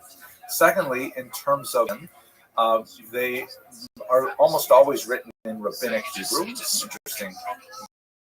Non-Rabbinic Hebrew Acharonim, but the vast majority are writing in Rabbinic Hebrew. And their language is still coded, but not nearly as cryptic as the Rishonim. Like when I went to, I went to Or Sameach, a traditional Lithuanian style yeshiva, we spent almost all our time learning how to decode Rishonim, the Rashba, and so on. And then all of a sudden we went so fast. We were reading so much more text, covering language. The language is just a breath of fresh air. In the Rishonim, every single syllable, every single little jot and tittle in the text means so much, and you have to pause and you have to contemplate what it means and what are the possible ambiguities. Whereas in the writings of the Acharonim tend to be far more straightforward, less cryptic, more prolix. They tend to be much more, longer, a lot more words to say something, but more words helps with the precision and rapid understanding. And then third, in general, they tend to lean towards the pragmatic. The Acharonim still deal with theoretical questions, but those theoretical questions are not pure theory. They tend to be linked to an actual situation. They tend to be linked to a specific that was raised about a real life case, and they will use all of this other body of information that they've accumulated in order to bring it to bear on that particular issue. Those are three characteristics that, in my humble opinion, are associated with the Acharonim.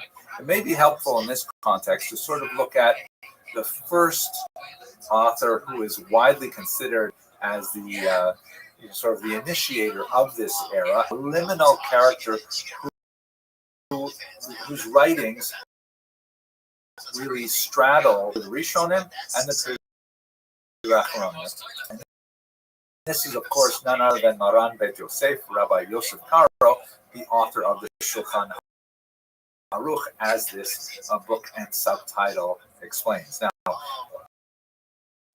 who was this individual? He was a fantastic scholar, remarkable legal scholar, also a Kabbalist, as we shall see in the next lecture, God willing. And he is the author of the most wide used code of Jewish law, the Shulchan Aruch, or set table. How we call him, Maran, is a title of respect, like our rabbi. Why don't we call him Maran Shulchan Aruch? Why do we call him Maran Beit Yosef? Also, by the way, he's known as HaMechaber, the author, as if to say, this is the model of all authors. So the reason is because a magnum opus is not the Shulchan Aruch. In fact, he placed much less emphasis on the importance of the Shulchan Aruch. His greatest work of scholarship is undoubtedly this incredible work called the Beit Yosef, which is a Rishon-style commentary on an earlier code tour. And what he does with the tour is he begins this kind of meta-analysis, but really goes deeply into the sources, once again using the kind of pragmatic tools to draw theoretical foundations of the decisions as laid down in the... Now, amazingly, he went and he wrote commentaries on other great codes, such as Maimonides' Mishnah Torah.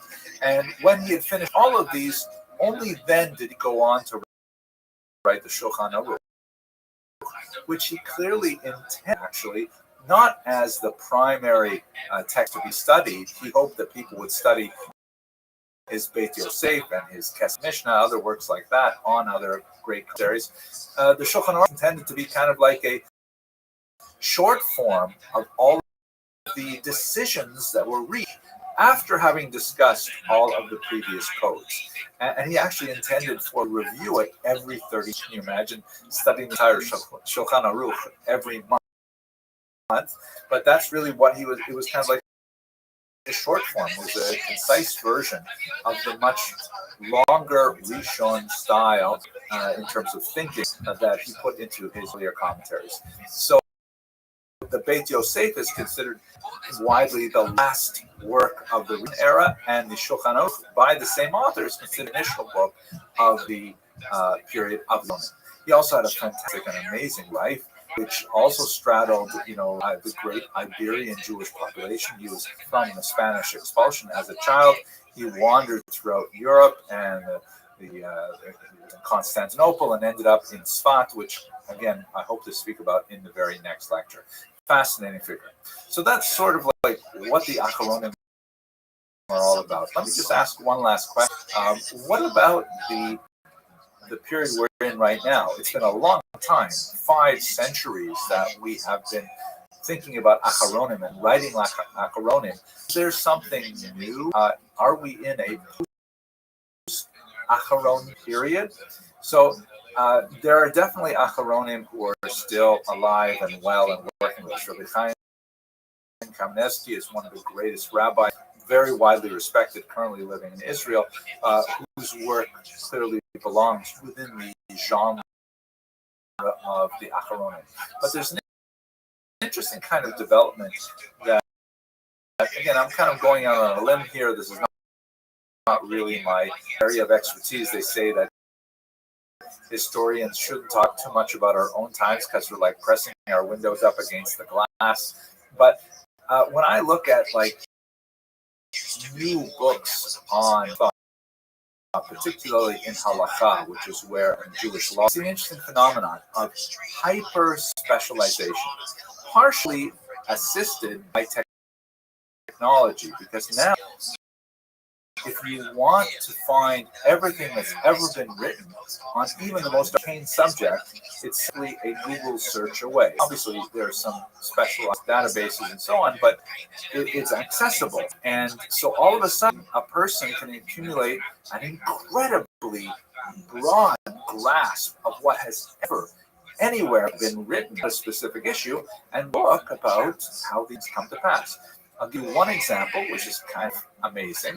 I'm sure many of you who are watching this are familiar with the system that on the holiday of Hanukkah, one should eat foods put in the Chanukiah, the Babra, and so on. So one of those is potato cakes and also donuts, which are known in Hebrew as sufganiyot. So in Israel and in Jewish neighborhoods all over the world, you'll see lots and lots of sufganiyot that are baked and available for this holiday.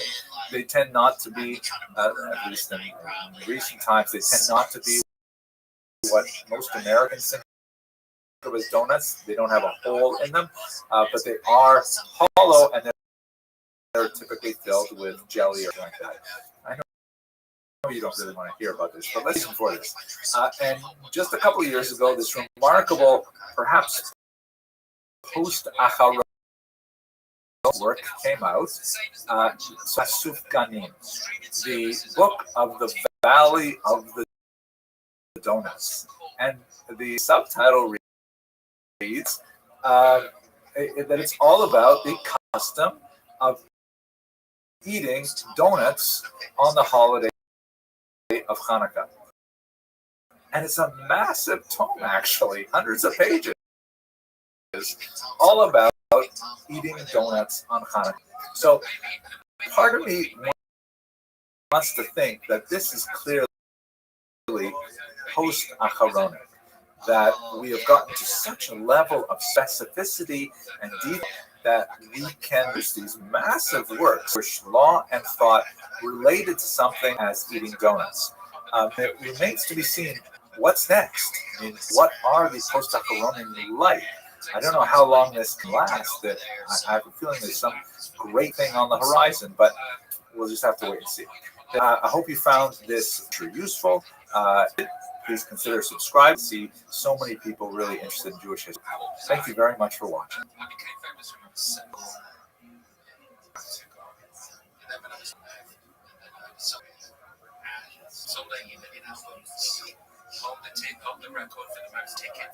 Hello and welcome to Jewish History Lab. I'd like to take a few minutes following up on our discussion of the Acharonim to look at a period of Jewish history that I find, like most periods of Jewish history, absolutely fascinating. And that is the incredible explosion of spiritual and literary religious activity that occurred in the northern Israel city of Safed, pronounced in Hebrew Tzfat or Sfas.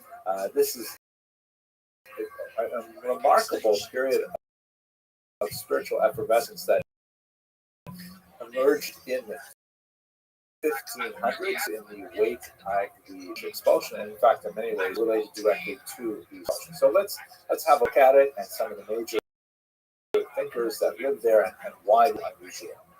As we have seen on different occasions, the rupture that occurred in Jewish history of the Spanish expulsion and the Portuguese forced conversion and then a slower migration under tremendous duress from Portugal created this huge ripple effect in which the implications of that upheaval reverberated throughout the entire world, because at this point, Jews were not only extending throughout the Mediterranean basin and into Europe, but also across the Atlantic into the Americas. One particular group of refugees from Spain and Portugal made their way all the way back to Israel, logical location, but we should know that in the 1500s, it was still largely denuded as Jews. There was a very, very small, tiny Jewish population there.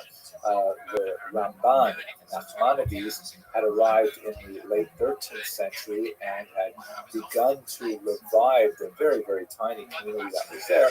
And so there was remarkably few Jews living in Israel. And when they lived there, they were especially concentrated in the big city like Jerusalem. That was one of the major centers after the Ramban began to revive the population there. Much less well known was this tiny town in Tzfat. It's a fairly high mountainous town. It's beautiful surrounding over the Galilee, but it received a huge burst of population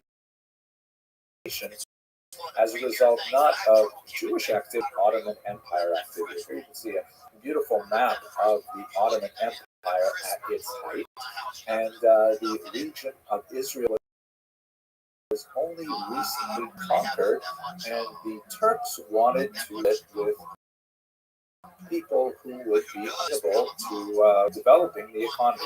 Jews were a very logical choice. The Ottomans openly welcomed the refugees from Spain and from Portugal. In fact, even mocked the Iberian Peninsula for giving up what the Ottomans felt was such a valuable human resource, and so there were tax breaks that were built into newly settled areas in Israel, and in particular in Sfat, in particular. So a lot of Jews were attracted to Sfat for business purposes, and then related to that, there was an unusual sort of spirit tourism that took place in Sfat. A huge number of graves from the Mishnaic and especially the early Talmudic period that were found in the region and attracted a lot of Jews wishing to visit the graves of these holy sites. So this is in the 1500s. There is more and more Jews who are coming to Tzfat. They're coming not only for economic activities, they're coming because they have been displaced as a result of the Spanish expulsion, and they're coming also because of spiritual reasons in order to be near the ethereal atmosphere of Tzfat. And it is in this region where you have this explosion of interest in Kabbalah. And we'll just take just a few minutes to talk about what is Kabbalah. The term itself means, can be translated as tradition. Literally, it comes from the verb lekabel, to receive, meaning it's something which is handed down, teacher to student, teacher to student, something which is received, as opposed to something which is kind of like logically developed. The roots of Kabbalah back to the distant past. There are some mystical passages in the oldest Tanakh, the Hebrew Scriptures. There are some fascinating early Kabbalistic mystical treatises written already in the ancient period. You find some interesting experimentation with some of these mystical ideas. For example, Qumran community, the Dead Sea region. But one of the most fascinating and important works of the Kabbalah only emerged in the 13th century to the public view. That is the famous Zohar. Zohar is a huge work of Kabbalah, capitalizing on early, and there is a certain amount of dispute among religious scholars and certain academic scholars as to the dating of this text. It is attributed to Rabbi Shimon Bar Yochai, which would put it already in the 2nd century of the Common Era, although most academic scholars and universities place it in the 13th century, being composed in Spain by a man named Rabbi Moshe Polino. There are some interesting arguments for both perspectives, but what is known for certain is that the Zohar did not begin to circulate publicly in a known and outward fashion until the late 13th century. And it inspired a lot of thinkers in Spain and in Provence in particular, south of France, to develop new ideas of mystical appreciation of God and the universe. One of the sort of elements that derives from it perhaps most systematically is this tree of life, or Eitz Chaim. Here is the diagram shown here in a inspired by the model that is described by the Zohar, which essentially describes a series of 10 sephirot. The term sephirah is hard to translate into English. It may be related to the word sapphire, which means like sapphire, like the gem. It may be related somehow to the word sphere, like we have in English, something which is, round on all sides. But basically what it refers to is a series of emanations of godliness descending, as it were, from the Ein Sof, the infinite, meaning God, into the finite world in which we live. I hope to discuss in a minute different ways in which Kabbalists have approached that. But basically, this is sort of like the architecture of the universe as it is understood as the mediation of God's infinity to the finite world in which we live. The terms all have various characteristics. characteristics that are assigned to Keta means the crown. Chokhmah Bina means wisdom and understanding, and you can translate these into English in different ways. But basically, Kabbalists were interested in how the universe was structured, the impact this had on the human soul, what the human soul was all about. And to a certain degree, Kabbalists were also interested in what's called theurgic Kabbalah. That is, well, once we have this theoretical knowledge, is there something we can do with it? Like, for example, can we perhaps bring the Messiah closer? Can we accelerate the period of time under which the world remains unredeemed? There are also fascinating kind of popular magic associations with Kabbalah as well. Spells, amulets, and so on that go back well into the ancient world. Now, the Tree of Life is not the only representation of this kind of architecture of the universe. You see here, for example, this is a classic Cordovera description of it, in which all of those spheres are kind of like nestled one within the other. If you look carefully, you see that each of these different colors and symbols represents a different letter of the alphabet that is represented in the zeros that I showed you a moment ago. But we're not going to get into the theoretical Kabbalah video, but just giving you a sense of what it is that they talked about when they talked about Kabbalah. So in Svat, you had a remarkable gathering in a very short period of time of all kinds of people who were deeply, deeply involved in Kabbalah. Here, for example, is the famous list of several of them located in Svat. You can see at the top here, you have Shukabets, the authors of Lechad, the famous hymn that's sung on Friday nights, the Kabbalist that came to this. And then you have his son-in-law and his greatest pupil, the Ramak, Rabbi Moshe Cordero, who hails from Portuguese refugees in Svat. And then the Ramak student, the saintly Arizal, known as the Holy Lion, or Rabbi Luria Ashkenazi, who came to study under Ramak. They only lived a very brief time together, and then the Ramak passed away. The Ari was passed away not much later after that. One of the magic aspects of the lives of Kabbalists is that they tended to die very young. But at any rate, there are so many of them are concentrated within this short period of time, really about half a century in the middle of the 1500s, in the Islam region, and they are involved in this amount of activity related to Kabbalah. One of the key distinctions we'll mention between the Kabbalah of the Ramak and the Kabbalah of the Ari is that the two of them, the teacher, Rabbi Moshe Cordovero, and the student, Rabbi Isaac Luria, had a difference of opinion as to how the universe came to be the way it is. Probably with regards to the question of what for the teacher, Rabbi Cordovero, evil was, as it were, built that it is a natural consequence of the way the Sefirot are designed.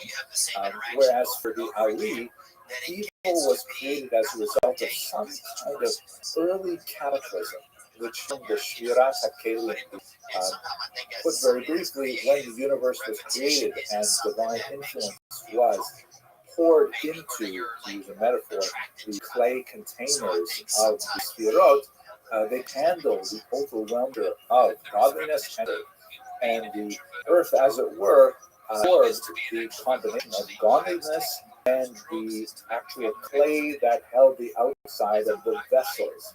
I know this sounds confusing, but basically that's where the material world comes from, according to the Kabbalah of the Ari. That, you know, everything that we have, like my phone or this book or, you know, my desk that I'm sitting at, they all have a mix of godliness, which is how buried in the physicality of it and allowing it to exist. But at the same time, there is this shell that is formed from the original vessels that were intended to create the contain government. And one of the major ideas emerges from the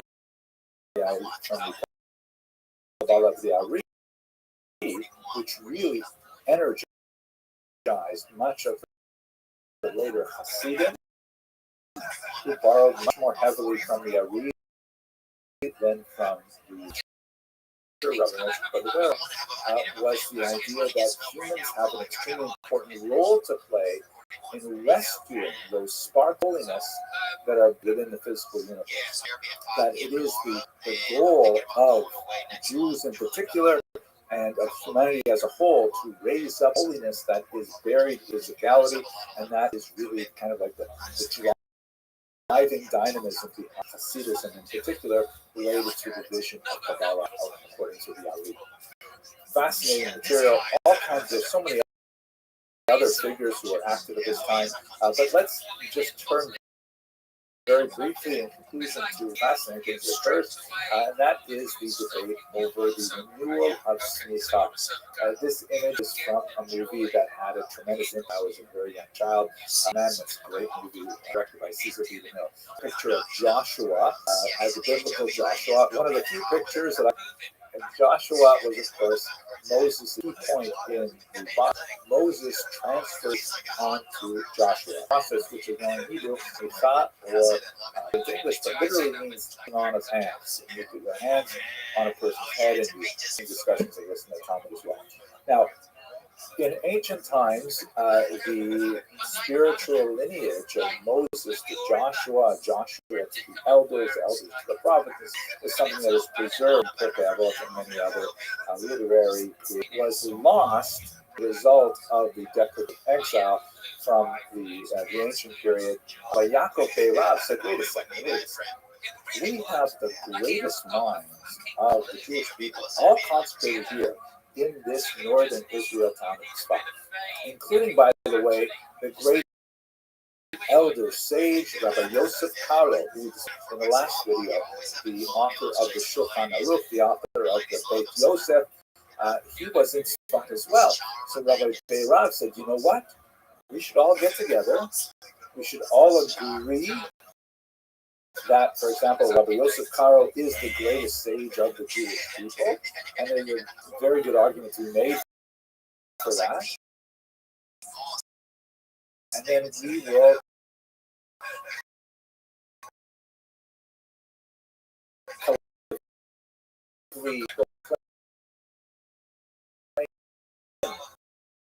rabbi, not in the sense of just a throwaway title, but an actual rabbi like Joshua was a rabbi because Moses gave him smicha. And then once he has that authority, then he will give others smicha, including Rabbi Moshe Cordovero, including Rabbi Yitzchak Luria, including Rabbi Yaakov Beirav. By the way, it's probably not Rabbi Moshe Cordovero because he was incredibly young at this time. But nevertheless, there was a small group of people, about half a dozen, that were to get new smicha. And Rabbi Yaakov Beirav said, and in so doing, we will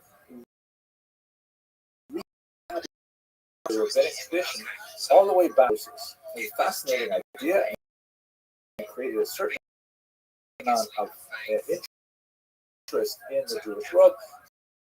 But there are many rabbis outside of Tzfat, in Jerusalem in particular, said, wait a second. And unfortunately, as a result of much controversy, this particular idea did not go very far. But nevertheless, it was indicative of the great excitement around Torah and Kabbalah happening in Tzfat in the 15th. Okay, I hope this very brief discussion. Lots more videos online that deal in particular with Rabbi Moshe Cordovero, because I spent quite a bit of time studying his work. But if you like this video, please subscribe. It's really nice to see the numbers increasing. I love Jewish history as I do, and I look with you in future videos. Thank you. Has it happened 17 years later? 4 kids. Was that guy? I gave myself the opportunity to be that guy. My beautiful gave me the opportunity to be that guy. You just say one day on that guy, did you go to like therapy? Were there things you did to help you get there? It's like giving a relationship with somebody that is really cool, really great to look at, really sweet. It does sound like a big leap of faith. Oh, it's the big object in the future. I mean, like, totally. If your wife, that's got to be crazy to go to bed at night and know if your wife. To spend some time with you looking at the false messiahship of one Shabbatai Tzvi. Very dramatic series of events that took place in the 1660s primarily.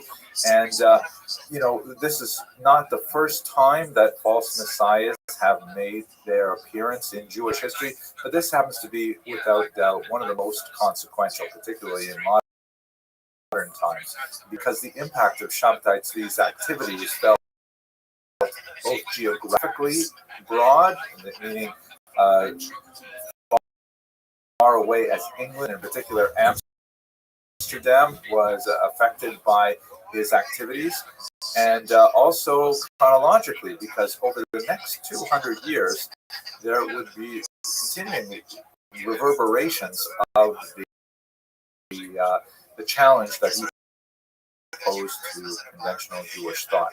So let's spend a little bit of time looking at exactly who Shabbatai Tzvi and what did he teach and his followers. Let us recall that this is happening in an era where there's really much more ready communications. The print media, of course, has been circulating widely, and the idea of the Jews enthusiastically adopting a potential Messiah is something of great interest to Christian readers as well. So there's actually quite a good newspaper or the contemporary of newspapers like Broad, things like that, and a lot of popular publications explain to non-Jews what's going on with Shabbatai Tzvi, and to circulate back into the Jewish community as well, where many Jews who were followers of Shabbatai Tzvi would actually bring copies of these projects to their gatherings and so on. We have a wide variety of them. This is an example you're seeing on screen right here from Germany in 1666, right at the height of the activities, and he's portrayed here as some kind of an emperor on a prancing horse. And we see this kind of pose with, Louis XV or something like that in France. Certainly, one of the Austrian emperors even appears like this. Because many people weren't exactly sure what to make of Shabbatai Tzvi. The political context is, of course, very, very significant. In the previous video, we discussed the impact of the Khmelnytsky rebellion on Eastern European Jewry in particular. There was a follow-up conflict between the Russians and the Swedes that had a similar kind of repercussions on the northern communities in Eastern Europe. And it resulted in a huge demographic upheaval, as there were a lot of migrant Jewish populations who ran away to flee the violence. We see an example of it in none other than the journals of Glickl of Hameln, a woman who lived in German territories, who writes about the displaced population. It reminds me as well of even my own grandparents took in orphans from the Holocaust, displaced people, and they were, one in particular was raised alongside my father. She rest in peace, like a brother.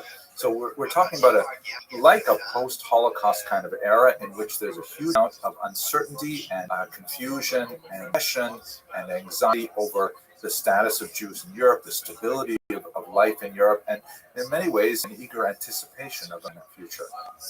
Also into this, the very deep broth of Kabbalistic thought, which is emanating from Tzfat, as we discussed a couple of lectures ago, especially in the variety that is circulating in the name of the Arizal of Rabbi Isaac Luria, which really poses a kind of an apocalyptic vision of how humanity has a role to play in the final tikkun, in the final repair of a broken universe. that implies that people have to actually get involved in fixing the damage that has been wrought upon the fabric of society through acts of good deeds and study of Torah and pious activity. So this very, very heady apocalyptic vision is circulating through Europe at a time when Jews are also, reeling from the huge losses and the displaced populations of the Khmelnytsky rebellion. And finally, it's really important that we not overlook the technological change that's happening in society. In many ways, not at all unlike the period that we live in today, there is a radical expansion of the circulation of information through the increasingly available print media. There's a lot more ideas that are able to circulate than we had when we had precious hand-copied manuscripts, and all kinds of ideas are now accessible to a much wider, broader reading public. There's also an implication here with regards to gender, because books are a much more accessible way to gain information than classrooms, and women often have much more access to printed information than they might have had to closed, educational circles like the yeshiva. And this may be actually one of the areas in which Shabtai Tzvi's impact is felt with the greatest resonance in the modern era. But let's come to that shortly. Shabtai Tzvi was born in 1626 in Smyrna. He spent quite a bit of time in his youth in Greece, and he was widely regarded as something of a talented, intellectual young man. His good looks were noted. He had a very sweet singing voice. He proved to be, an able student of Talmud and of Kabbalah as well, which he began to study at a very early age. He was a sought-after candidate for marriage, and in fact, he was married once, possibly twice, although marriages ended because they were consummated. Later, in a few other marriages, including one to a Torah scroll. That's right, not to a human being, but to a Torah scroll. And his longest lasting marriage would be to a woman named Sarah that we'll discuss momentarily. At any rate, around age 22, he began to exhibit increasingly bizarre behavior, which most scholars looking backwards tend to ascribe to some form of mental illness, perhaps some kind of bipolar or manic depression, in which he would have at sometimes these moments of great elation, in which he would ascribe to himself miraculous activities such as levitation. He called these periods illuminations, in which engage in some really unusual behavior, like pronouncing the forbidden of God aloud, something which was only pronounced in ancient times by the high priest in the temple on this day of the year, Yom Kippur. And he claimed to be able to levitate and alternate that with periods of depression, of solitude, and of silence. And these went back and forth much of his life. There were periods of time in which he was more stable for an extended time, and there were other periods that he was absolutely off the rails in terms of his behavior. They were sort of written off, and he was regarded as perhaps a holy fool. His mastery of Talmud and of Kabbalah, and his, otherwise very genial nature tended to stand him in good stead and tended to ignore the rather bizarre behaviors. And on occasion, he actually this really didn't attract too much attention, except when Nathan of Gaza, who's shown here in this image, shown leading the imaginary 10 tribes of Israel back to resume the Messianic Shabtai Tzvi. And Nathan of Gaza really encouraged this activity, and he became essentially Shabtai Tzvi's number one propagandist, and cast far and wide the notion that Shabtai Tzvi was in fact the Messiah. This was something which was certainly not good for Shabtai Tzvi's mental health, to enable the worst aspects of his mental illness encouraged him to explore further and further his, his delusions of grandeur. So, what were the characteristics of the things that Shabtai Tzvi was talking about? Well, at the peak of his mania, he proclaimed himself the Messiah. Regularly hand out various titles, King of Europe, things like that, to his friends and associates. He would demand of various of obeisance, which typically involved antinomian behavior. And antinomianism, we should really define it here. This is perhaps one of the most characteristic element of his activity, and that garnered both the most enthusiasm among his followers and the most criticism from his leaders. Antinomianism basically anti-law behavior, nomos meaning law in Greek. And he would take the strictures of Judaism and the calendar of Judaism, and he would simply turn it on its head. He would proclaim fast days, now feast days. He totally disrupted the calendar. He once celebrated the 3 pilgrimage holidays of Passover and Sukkot and Shavuot, all in 1 week. That's throughout the year. He would regularly, as I mentioned, pronounce the name of God aloud. He would transgress the Sabbath in his ways, and these were, quite alarming to traditionalists. But people who saw him as the Messiah would read into these behaviors of new evaluation of the laws. In particular, things like taking the fast day of Tisha B'Av, the 9th of the month of Av, which is regarded as the national day of Jewish mourning, instructions of the temple. But there are prophetic teachings that say that particular day will herald the birth of the Messiah. Shabtai Tzvi also, by the way, claimed to have been born on Tisha B'Av, which was very convenient, perhaps intentionally so.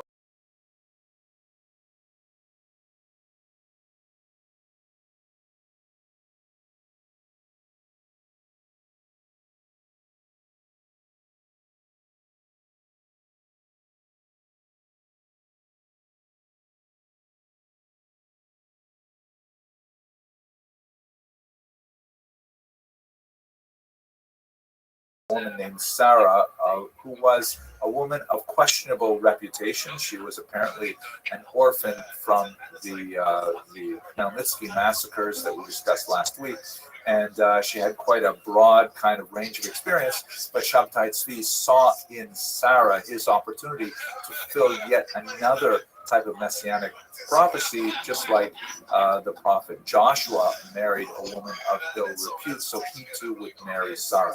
She actually would remain by his side right through to the very end. So this, kind of licentious behavior and the challenge to traditional norms was something that was really very controversial.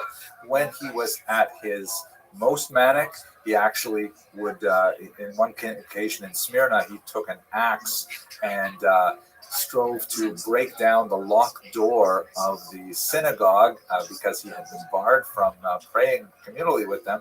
And when he came in, he insisted on, not only reading the Torah from a printed book rather than from the traditional scroll. He actually invited his friends to come up, and they had to read the Torah from the text. He actually invited women up for an aliyah, which is not controversial today in many non-Orthodox synagogues, but you can imagine how much of a, landmine that was in the 17th century. And he insisted on doing things like, for example, singing out loud Castilian love songs in which he believed there was lots of Kabbalistic information encoded while he's in synagogue leading the Sabbath services. So in many ways, he was really bizarre, strange behavior that we would not tolerate in otherwise organized synagogue life. But this tended to, enamor him to his followers. This idea of egalitarianism, the idea that he was removing the sin of Eve from women, was something that actually might have engendered still more interest among followers. And in fact, this seems to have had a significant impact later through the Frankist in particular, and perhaps even through proto-feminism. He was also, as I mentioned by the example of reading from a printed book, very open to new of technology, and this was actually part of the unfolding of the Messianic era. So what ended up happening to him? What's the whole story? Here's one broadsheet that was printed in Germany that gives you a little sense of what happened. In the 1665 and 1666, what ended up happening is he figured it was time now to proclaim his messiahship before the Sultan of the Ottoman Empire, and to claim Jerusalem and initiate the Messianic period. The Ottoman Sultan actually dealt with him in a fairly measured manner, that there really was quite a groundswell of support for him. He didn't want to make Shabtai Tzvi into a martyr, but on the other hand, obviously, he couldn't demanding a major chunk of territory. So when Shabtai Tzvi came to the Sultan, he was intercepted at sea and held offshore for quite some time, and then eventually he met with some of the high officials of the Sultan, but not with the Sultan directly, who, according to some accounts, actually listened in from a high alcove, and his demands were stated, but ultimately the Ottomans were not prepared to give Jerusalem to Shabtai Tzvi, but if he liked, he could remain alive so long as he decided to convert to Islam. Now, there are a lot of conflicting accounts as to actually what his approach to this counteroffer was at the time. Unfortunately, we have no Turkish accounts because of a major fire that destroyed the archives from this period, but some accounts indicate that he approached this counteroffer with a certain amount of passivity and perhaps even going into one of his depressive moods. But ultimately, what happened was he was duly converted to Islam. He received a high title as a guardian of the gates and a stipend from the Sultan, who once again didn't want to make him a martyr and wanted to capture as much as possible the support of his Jewish followers. And in fact, that's exactly what he did. Some 200 to 300 families who were ardent supporters of Shabtai Tzvi assumed that if he converted to Islam, it must mean that they must also convert to Islam. Now, that's somehow part of the unfolding of the Messianic period. And so they followed him into that faith. They're called the Dunma, and they exist really right up until the 20th century in particular. His wife, Sarah, shown here, also converted to Islam and joined him. By the way, this is an interesting image. You can see that Sarah also had a lot of impact on later fashion in science fiction films. Here's Natalie Portman as Queen Amidala, and you can see she got exactly the same, hairstyle. Just saying. At any rate, what happened to Shabtai Tzvi in the aftermath? It appears that his mental illness did not fade. He continued to have run-ins with the Turkish authorities, who exiled him further and further away, eventually, ultimately jailed him. Shabtai Tzvi continued to have some relationship with not only his own followers, now the Dunma, but also to seek some kind of reconciliation with his earlier Jewish attitude. He was known to still participate in reading of Psalms and of engaging in prayer. And in fact, his very last request before he died was to receive a prayer book so that he could recite the Yom Kippur liturgy himself. Looking beyond Shabtai Tzvi's short but eventful life, we see the Dunma actually are small but significant role, particularly in Turkey. Here's an interesting image of a mosque built in Greece by the Dunma. He also has significant impact on later antinomian quasi-messianic movements like that of Jacob Frank in Poland, which actually had a Catholic bent rather than Islamic bent. And perhaps the most significant for our purposes, looking at Jewish history more narrowly, the charge of Sabbatism continued to reverberate throughout Europe for the next 200 years. Major figures, including Yonasan Ibashir, shown here, Even the great Ramchal, the Rabbi Moshe Chaim Sato, author of Mesilat Yesharim, were accused of harboring sad beliefs. There were definitely Sabbatean circles, times openly wearing Shabbatai Tzvi, commonly, however, kind of secret purporting to circulate his doctrines and anticipating even his resurrection as the Messiah, which is a distinctly Christian idea that nevertheless found expression among some of his later followers. So, a quick look at Shabbatai Tzvi's career. I do have a few other longer lectures on this if you're interested in learning more. But for the time we're watching, please do subscribe. It really is nice to see that the number of people who are interested in Jewish history is significant. And thank you very much for watching. Because they help with your credit. Bank BridgeCreditSolutions.com/TAGO on schedule a Bridge Credit Strategist will contact you to review. Hello, fellow students of Jewish history. Thank you very much for watching my online lectures. I hope you continue to find them of interest. Today, I'd like to announce something really exciting. As many of you know, I've been working on a 3-volume history of the Jewish people for Koren Publishers in Jerusalem. And as far as the online lectures go, I'm about 2/3 of the way through the material, specifically in the Jewish History Lab series.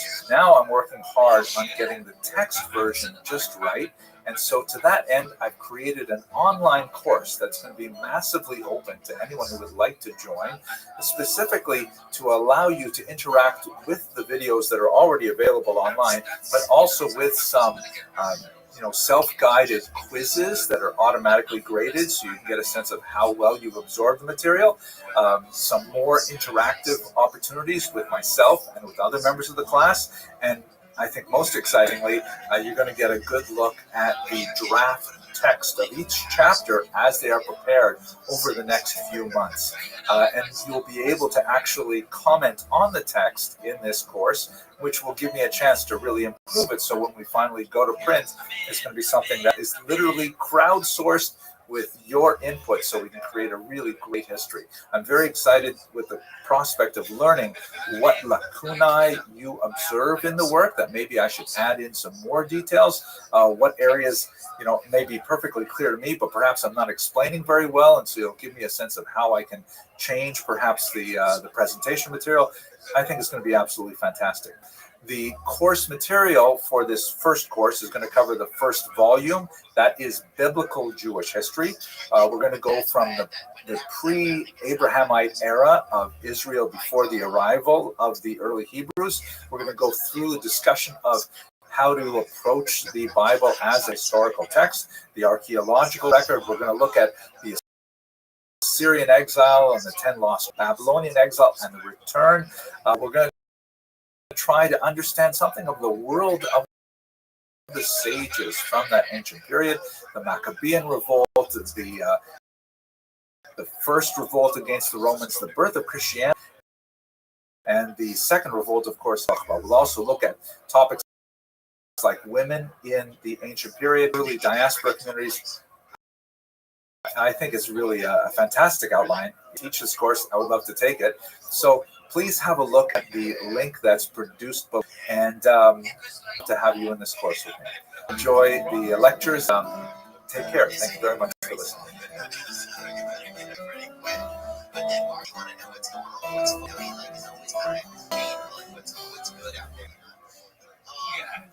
Do they have like a lot of, I feel like in England and in the UK, that's all you guys, right? That they have more superstition than they do in America. Hello and welcome to another episode of Jewish History Lab. Today I'd like to spend some time looking at the origins of the Jews in the Americas.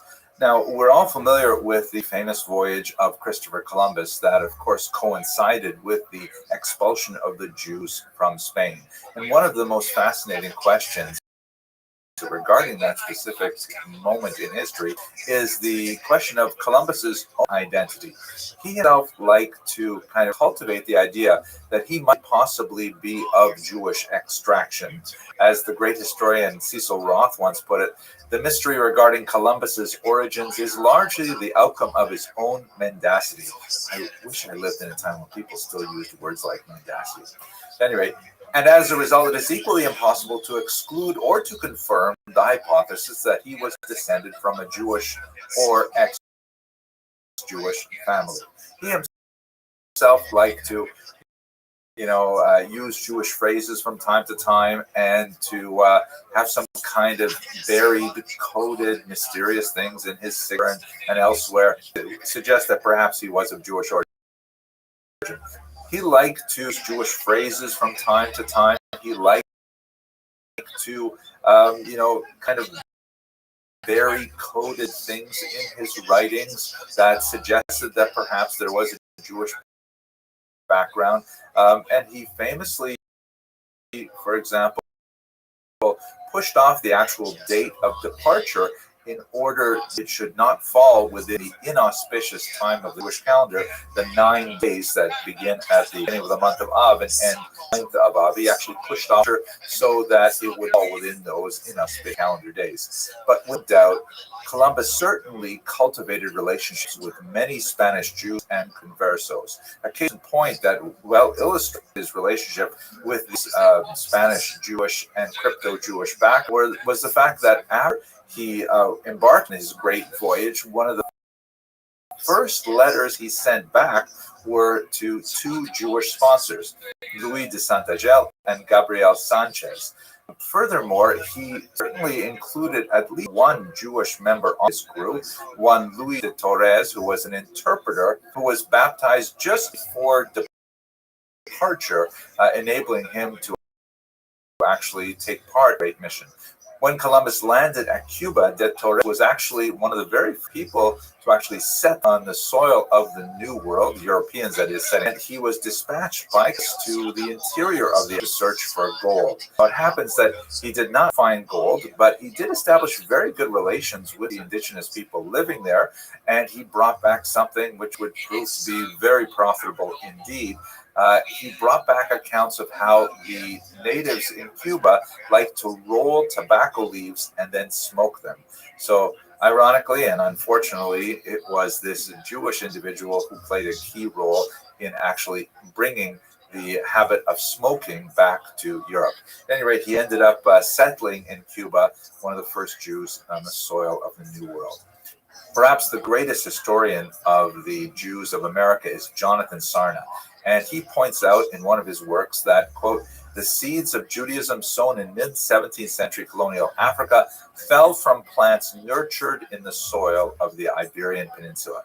This is an especially important observation because the earliest Jews to arrive in the Americas were essentially refugees from the horrific Spanish and Portuguese inquisitions.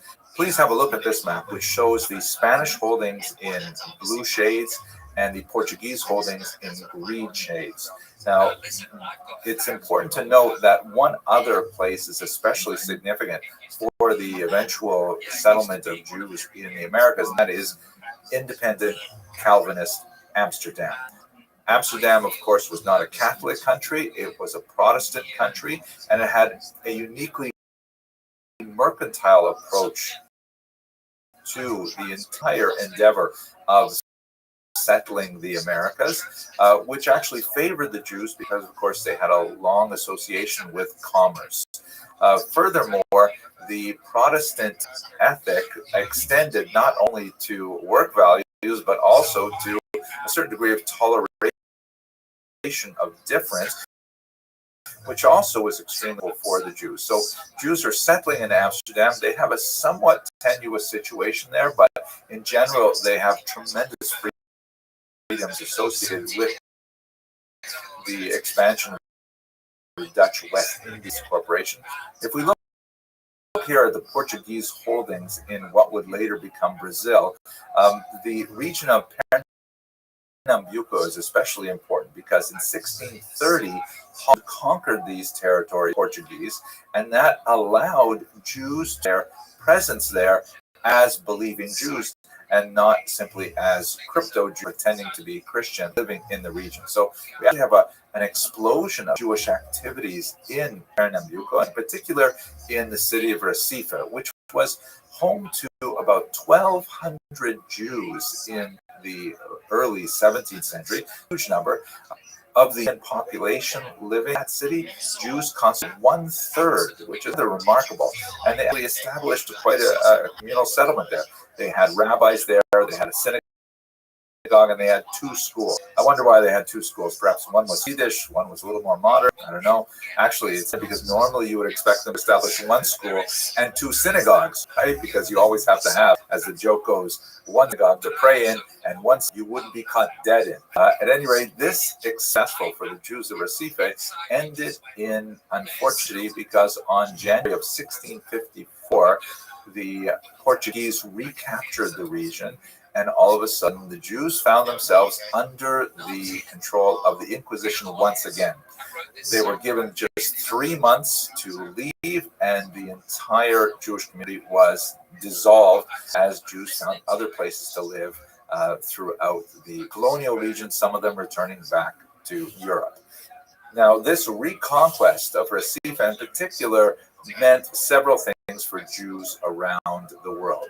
First of all, if we go back to Europe, there is a significant push from the Jews of Amsterdam to gain admission to England. You will recall that the Jews were expelled from England in 1290. That was the result of a problem with money lending, where the nobility was too indebted to Jewish lenders, and they found it was more expedient to simply expel them forever than to pay back their debts. So the Jews had been formally excluded from England from the 13th century.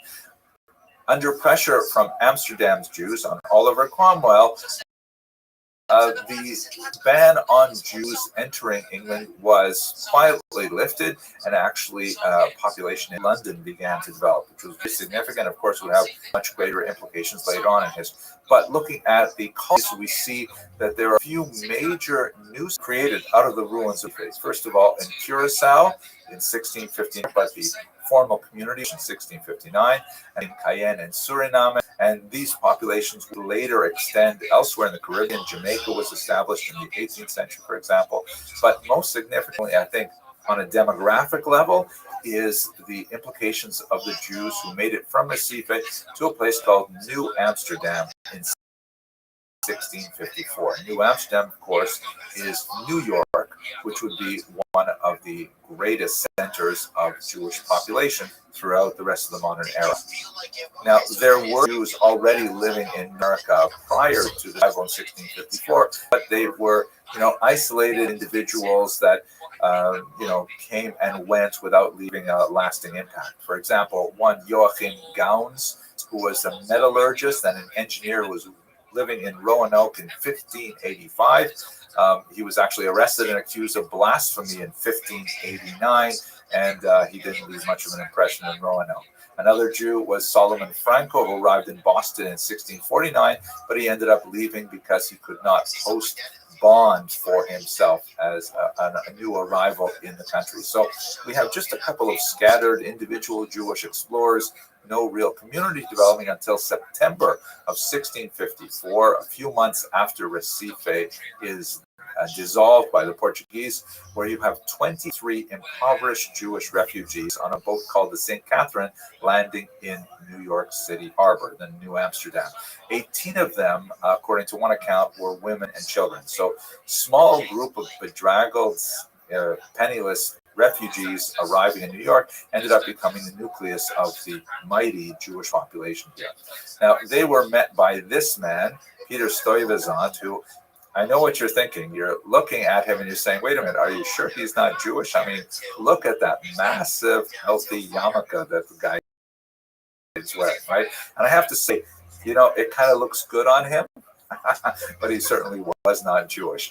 And I think perhaps the reason why he wore it, perhaps faith-based or some even fashionist. But speaking for myself and personally, I have to say that men of a certain age and a certain hairline find that a large black yarmulke covers a multitude of sins.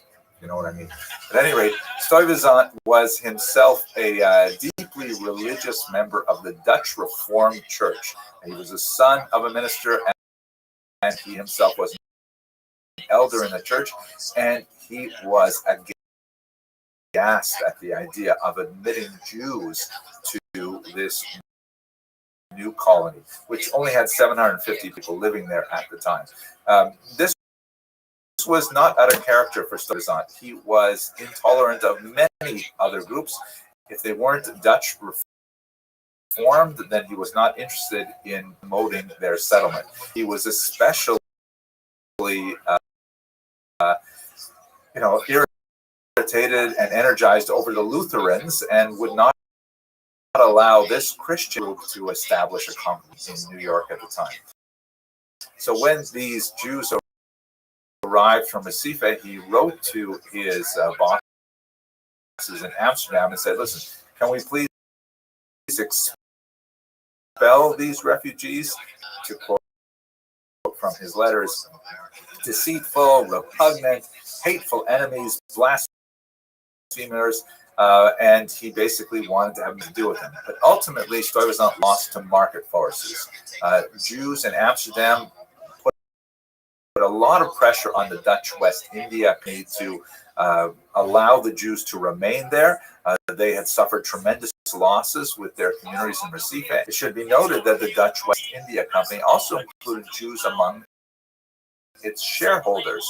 And so Stuyvesant received a reply that conceded that Jews may not be the most ideal residents, but nevertheless, he was to permit them to live there on that they would take care of their own poor. And that's actually a fascinating kind of point, because this is something that certainly has medieval origins, that the Jews were very focused on building a social support network to make sure that all of the Jews were cared for. They developed a significantly sophisticated level of charitable giving and distribution of alms that prevented Jews from becoming utterly impoverished. But it was underlined in their very first settlement in America that they had to take care of their own poor. And I believe we'll see this repeating itself generationally as new waves of Jewish refugees make their way to American shores, and higher generations of migrants feel the responsibility to make sure that they are cared for. So Stuyvesant was forced to the Jews, and lucky for others, forced to grant similar concessions to Quakers, and even allow the hated Lutherans to establish a church. He was also removed from office when the territory was ceded to the British in 1664, and New Amsterdam formally became New York. Okay, that's a very quick look at the origins. In the next lecture, we're going to look at some of the major generations of migrations to the Americas. If you enjoyed this video, I really hope that you will subscribe, because it's kind of nice to see so many people subscribing and studying Jewish history with me. And I guess that's about it. Thank you very much for watching. For many, many reasons, but unselfishly, personally,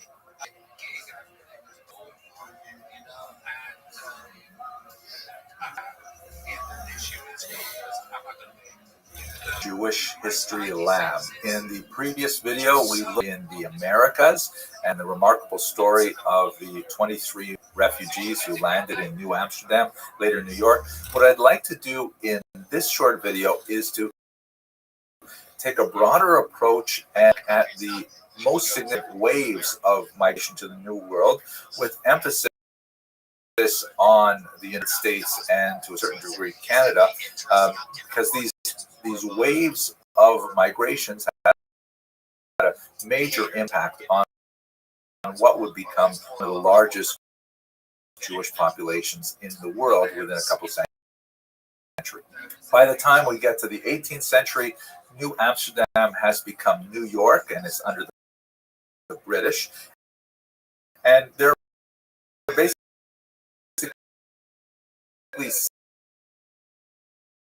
6 Jewish communities established by 1700, with only about 300 Jews in total living all in the colonies. Here you can see where they are. New York, of course, which we discussed.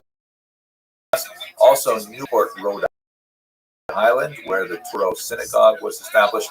Philadelphia in the South, Charleston and Savannah. And in Canada, Montreal is very important. Trois-Rivières is also significantly. Most of the Jews live in North America at this point, observing the Sephardic Rite, a tradition that would continue for much of the 18th century, even as the migrant population are derived more from Ashkenazic lands. This is kind of like the tradition-minded approach that many Jews took, because so much challenge was placed upon them in terms of forces to acculturate or assimilate to a very foreign kind of environment. So the idea of being within the tradition, even if it was not necessarily established tradition of the community, there were a lot of kind of central forces and centripetal force. There were that kind of tradition in generations. Here's another look at that migration, Barnaby's historical. You can see that there are moving from the Southern American communities, in particular after the Portuguese retake the formerly Dutch stories on the coast. But there's also new population, and even from in Portugal. Here's another view of those, and you can see as we go into the 18th century, there's quite a few small establishments, all the way as far west as St. Louis and New Orleans. By the time you get to 1802, for the most part, the major are along the coast. The second major wave of Jewish migration was from Central Europe, Germany. Why Jewish men in particular find it expedient to actually leave their homeland and make their way to the New World. There are anti-Semitic forces in Central Europe that force Jews to reconsider their place of residence. There's some restrictions placed on things like Jewish marriage, like the only the oldest son in a family may marry. There are revolutions going on, 1848. So there are a lot of Jewish in particular who seek out their fame and fortune in the Americas. One of the things that's really noteworthy about the arrival of these often penniless young men on American shores is that the prior generation of migrants, many of whom have established themselves very well in America, like Rebecca Gratz, for example, here. This is Rebecca Gratz of the Gratz College fame. Who take it upon themselves to make sure that these Jews, who in many ways are very different from the American Jews at this point, they have a different language, they have different customs and so on, but nevertheless, the prior generations really make it a point to protect them. And significant rise in the Jewish population as a result of this German migration. Now look at these numbers. In 1826, it's estimated there were about 6,000 Jews in America. By 1840, that had increased to 50,000, and by 1860 to 150,000. Really dramatic increase, largely as a result of German migration, but it would be dwarfed by the migration at the end of the century. The economics of these Jewish migrants are essentially kind of literally a rags to riches story, because many of them, when they arrive in stores, they look for some kind of occupation. The only thing that's really available to them, especially if they want to maintain any kind of contact with other Jews, is to live in an urban center and to engage in peddling. This is like right at the bottom of the commercial ladder of success, where essentially they've got a push cart and they're moving from house to house seeking donations or making small purchases of used clothing and things like that, recycling things, making brushes and things, very bottom of the economic. But with hard work, they may be able to graduate to opening a storefront where they'll engage in more of a niche economic activity with one particular kind of craft or sale. Or, as often had they moved out west, and is also the case in my own ancestors in Canada, is they'll open a general store in a developing semi-rural area, and kind of sell everything that anybody in town wants. And there'll be the beginnings of commerce in many of these frontier locations. And then, if they're really successful, they may graduate to a phenomenon that is developed in the 19th century, the department store, like Macy's or things like that, where they will carry all kinds of things in a large one-stop shopping place that ultimately results in significant wealth. So the German Jews actually enjoyed a trajectory of significant economic development over the 19th century. In terms of orientation, they were very much unlike the earlier Sephardic Jews and very much unlike the later Eastern European Jews, in that coming from Central Europe, they brought with them ideas associated with liberal Judaism, which in America was known as Reform Judaism, a much more relaxed attitude towards the strictures of Jewish law, the observance of the Sabbath and keeping kosher and things like that. And they had a significant impact on the development of the American mindset at that time. Among the greatest achievements, when they achieved greater wealth, the erection of massive structures that were testament to their success, like the major synagogues in New York and elsewhere, as we shall see. These German Jews were also noted for their willingness to take risks and to travel and to explore and to really penetrate the western regions of the United States. Here's a great picture of a merchant named Julius, together with in Omaha in the century. I believe the Jewish guy is standing in the back on the left. I don't know, it could be a guess here, but this is kind of like typical of these Jews who penetrated the far west looking for economic niches and seeking to make their fame and fortune. This map will give you a sense of the distribution of these German Jews, reaching all the way to the Pacific coast by 1877. The next major and the single largest migration of Jews, of course, occurs at the end of the 19th century and into the 20th century.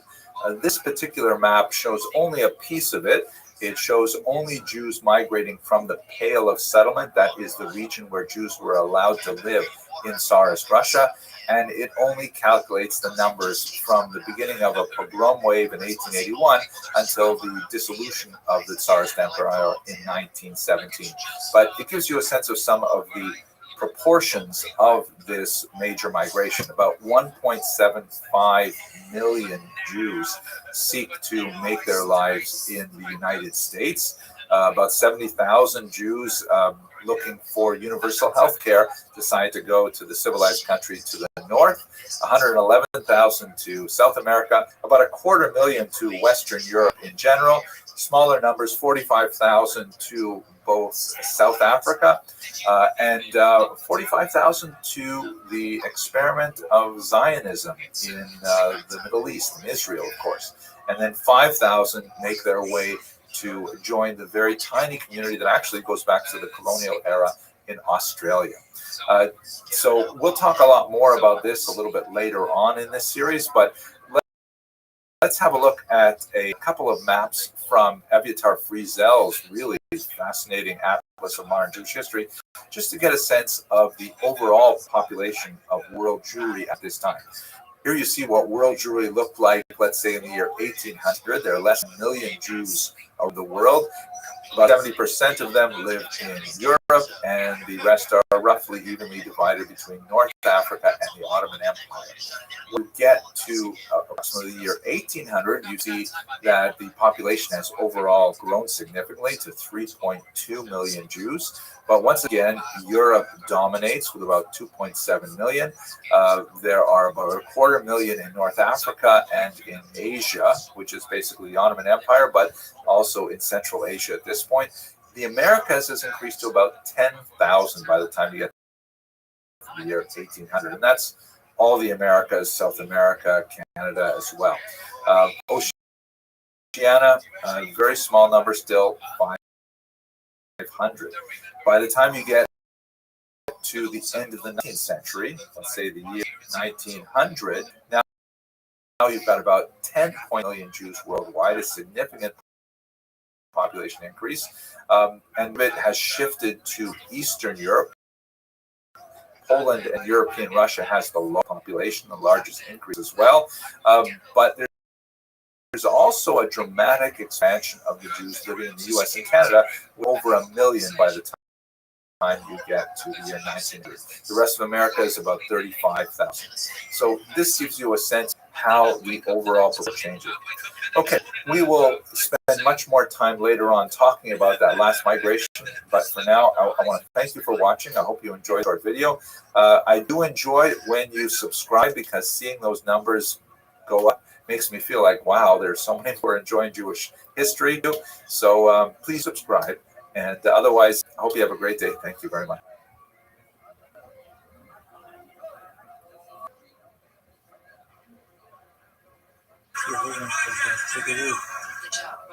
Experience. My day, Joe Rogan podcast, my night.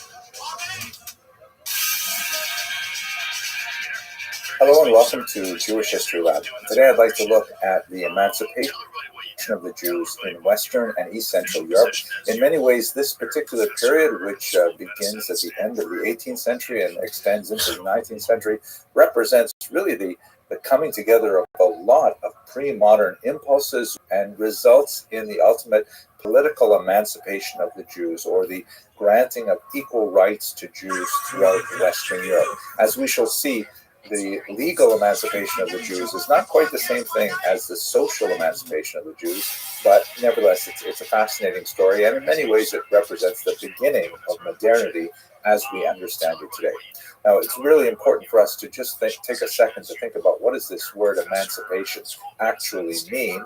It's a word that Jewish historiography has seized upon, although it clearly is borrowed from the experience of African Americans, and a much more dramatic emancipation that occurred with the context of the American Civil War in the 1860s.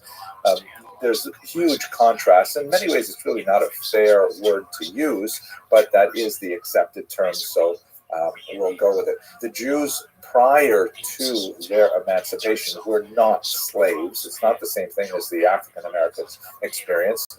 They were largely, living with a series of disabilities, residence restrictions, the hated Jewish oath, and so on. They were not directly enslaved to owners. They had a certain degree of freedom of movement. They had a limited degree of freedom to choose different occupations, very isolated and narrow opportunities for higher education, but it's not at all comparable to being a slave on a plantation. But nevertheless, we use this term to try to find a word to express the release of all of these disabilities in the late 18th and 19th centuries. So by way of background, it's very important for us to understand that, if we're using the term emancipation, what do we exactly mean by it? So before the modern era, Jews lived in a corporate structure, which is a little bit like feudalism, meaning everybody in society lives in a certain box that is related primarily to their role in the overall economy. You have this massive box that is primarily populated by serfs, who have the least amount of rights. They are kind of attached to the land, and although they are also not enslaved, they are nevertheless highly dependent on the nobility for their rights of movement, even their rights of marriage and things like that.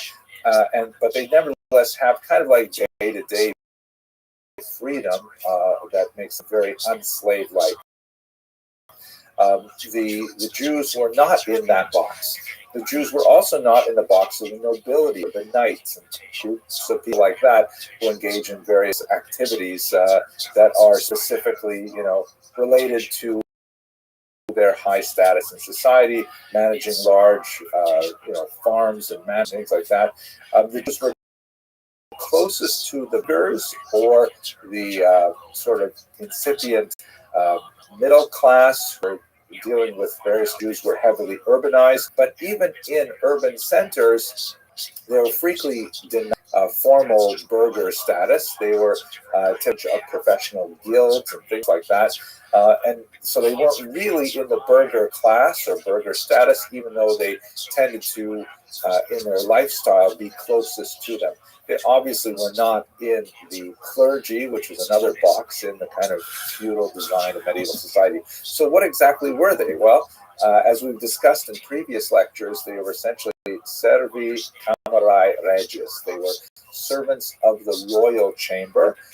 They had burgher-like activities, also middleman activities, primarily in tax farming and leaseholding and so on, and and obviously very active in money lending. And a lot of the cash that their activities produced was directly taxed by the king, in exchange for which the Jews had the protection of the royal chamber, the protection of the king, and that's basically how they managed to exist in medieval Europe.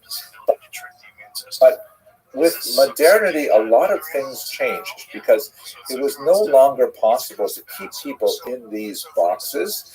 Serfs were being emancipated all over Europe. The last region to emancipate the serfs was the Russian Empire. They were also the last to emancipate the Jews as well, some 50 odd years later. And people were like moving into cities. Industrialization was happening, and people were like moving into factory jobs, which really upended a lot of the the structures of rural agrarian life. But it was like a period of transition where you might have people who would go back to the ancestral farms and essentially do serf-like activity during the harvest season, and then they would go into the cities during the winter and work like blue-collar jobs in these burgeoning factories. So it was a very kind of transitional period in the 18th century and 19th century. The Jews, for their part, were really pressing to get more rights of residence, to move wherever they wanted, to be free from the hated mora judaico, this kind of medieval oath where, because Jews were considered intrinsically untrustworthy, would endure ritual humiliations when they were, making an oath in court. Like they had to stand on a pigskin, sometimes with their chest bared, holding on to a sacred Torah and so on. So they wanted to get rid of a lot of these things. They wanted access to higher education. They wanted access to, generally everything that was going on in culture and science and society in the modern era. And the emancipation movement was something that slowly, in fits and starts, granted these things to Jews.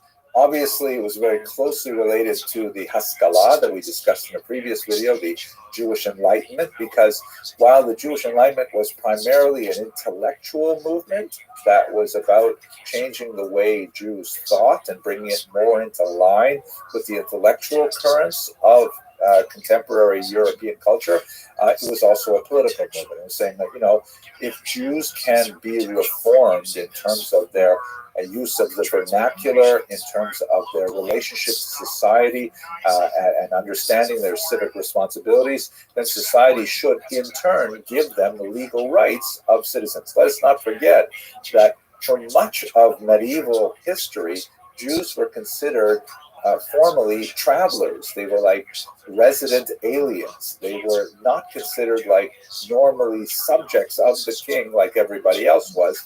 And in modernity, this is a time when kings in general were in decline, and the idea of societies being made up of equal citizens, particularly white males, that's something that was coming of age, and the Jews were claiming their rights to be there as well.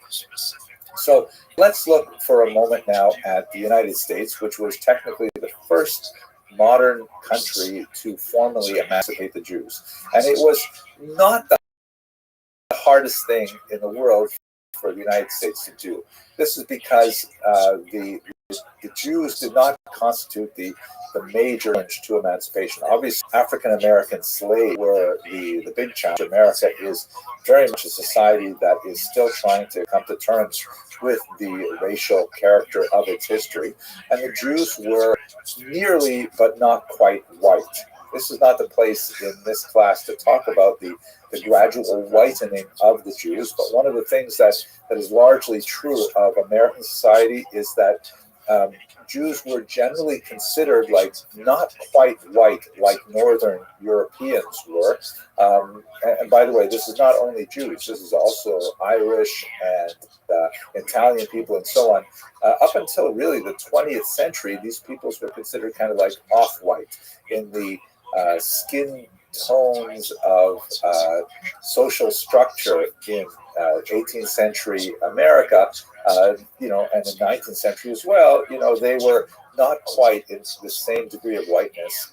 Obviously, this speaks to the fact that whiteness is largely a social construct. Obviously, there are skin tones that we can discern visually, but especially when you get in the kind of the middle range, it really depends a lot on how a person behaves, how a person carries himself, how a person is viewed by society around them. That determines whether or not a person is actually white or actually not white. The Jews were, for the most part, nearly white, and more significantly, they were not Catholic. So tremendous antipathy towards Catholics, regardless of their skin color, happened to coincide, of course, with Irish and with the Italians, who are also generally Catholics. So there's a lot of hesitation to giving rights to, first of all, African Americans. That, of course, America fought a war over that, but also these nearly white peoples like the Irish Catholics, the Italian Catholics, and then, of course, the Jews. So viewed from the perspective of those who wanted to limit the full access to society in early America, the Jews were like a lower priority for their exclusion. And the kinds of disabilities that Jews faced in the 18th and 19th century America were comparatively minimal. There was questions about whether or not they could hold public office, some issues of whether or not their oaths would be trusted because they would not take them on Christian Bibles, for example, and those were fairly easily dealt with. The Constitution of 1787 and especially the Bill of Rights of 1791 clearly indicated that Jews should be free of these disabilities, although vestigial oath laws did persist in some states until 1877, when the last one was removed that was applying specifically to New Hampshire. So in other words, the United States of America, very small Jewish population, nearly white. It was not really that difficult to actually make that big step and emancipate them. In England, you have a fascinating phenomenon where social change precipitated legal change, where it seemed like English voting society in particular were ready for the idea of the emancipation of Jews before they were actually emancipated. I think one of the great examples of this is David Solomon, shown here, who was actually elected Sheriff of London in 1835, but could not immediately hold office because of that hated Jewish oath, that he would not take the oath that indicated that he was a Christian, which of course he was not. So, in other words, we have a situation where, and this happened, by the way, to many elected officials in England until the whole process was developed, where the population as a whole, the voting eligible population, thought that the Jewish candidate was the superior candidate for a position, and they voted him into office. It's always a him. And it was the office itself that was trying to hold back on allowing this Jewish candidate until eventually, after significant debates in English governmental circles, they abolished the Jewish oath. So emancipation for Jews in England actually came from a groundswell of support, at least among the voting population. France has an entirely different story. Here you see a depiction of the Declaration of the Rights of Man and, in brackets, male citizens. This is, of course, a hugely important document that's roughly comparable to the American Bill of Rights, in which, it decrees the kind of ideas of equality for all citizens, things like that. It's interesting to note, by the way, that there are limitations even to these very beautiful documents. In the case of the United States of America, the Declaration that all men are created equal was not interpreted to mean really all men, because it did not include African Americans, for example.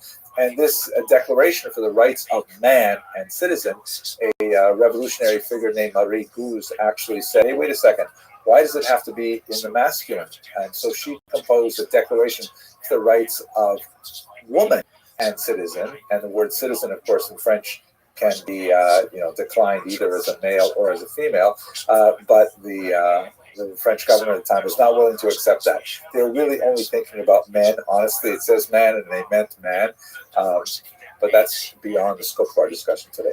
In the case of France, unlike England, where social change precipitated legal change, in France, it was legal change that precipitated social change, almost. In other words, the laws were put on the books before society was totally ready for them.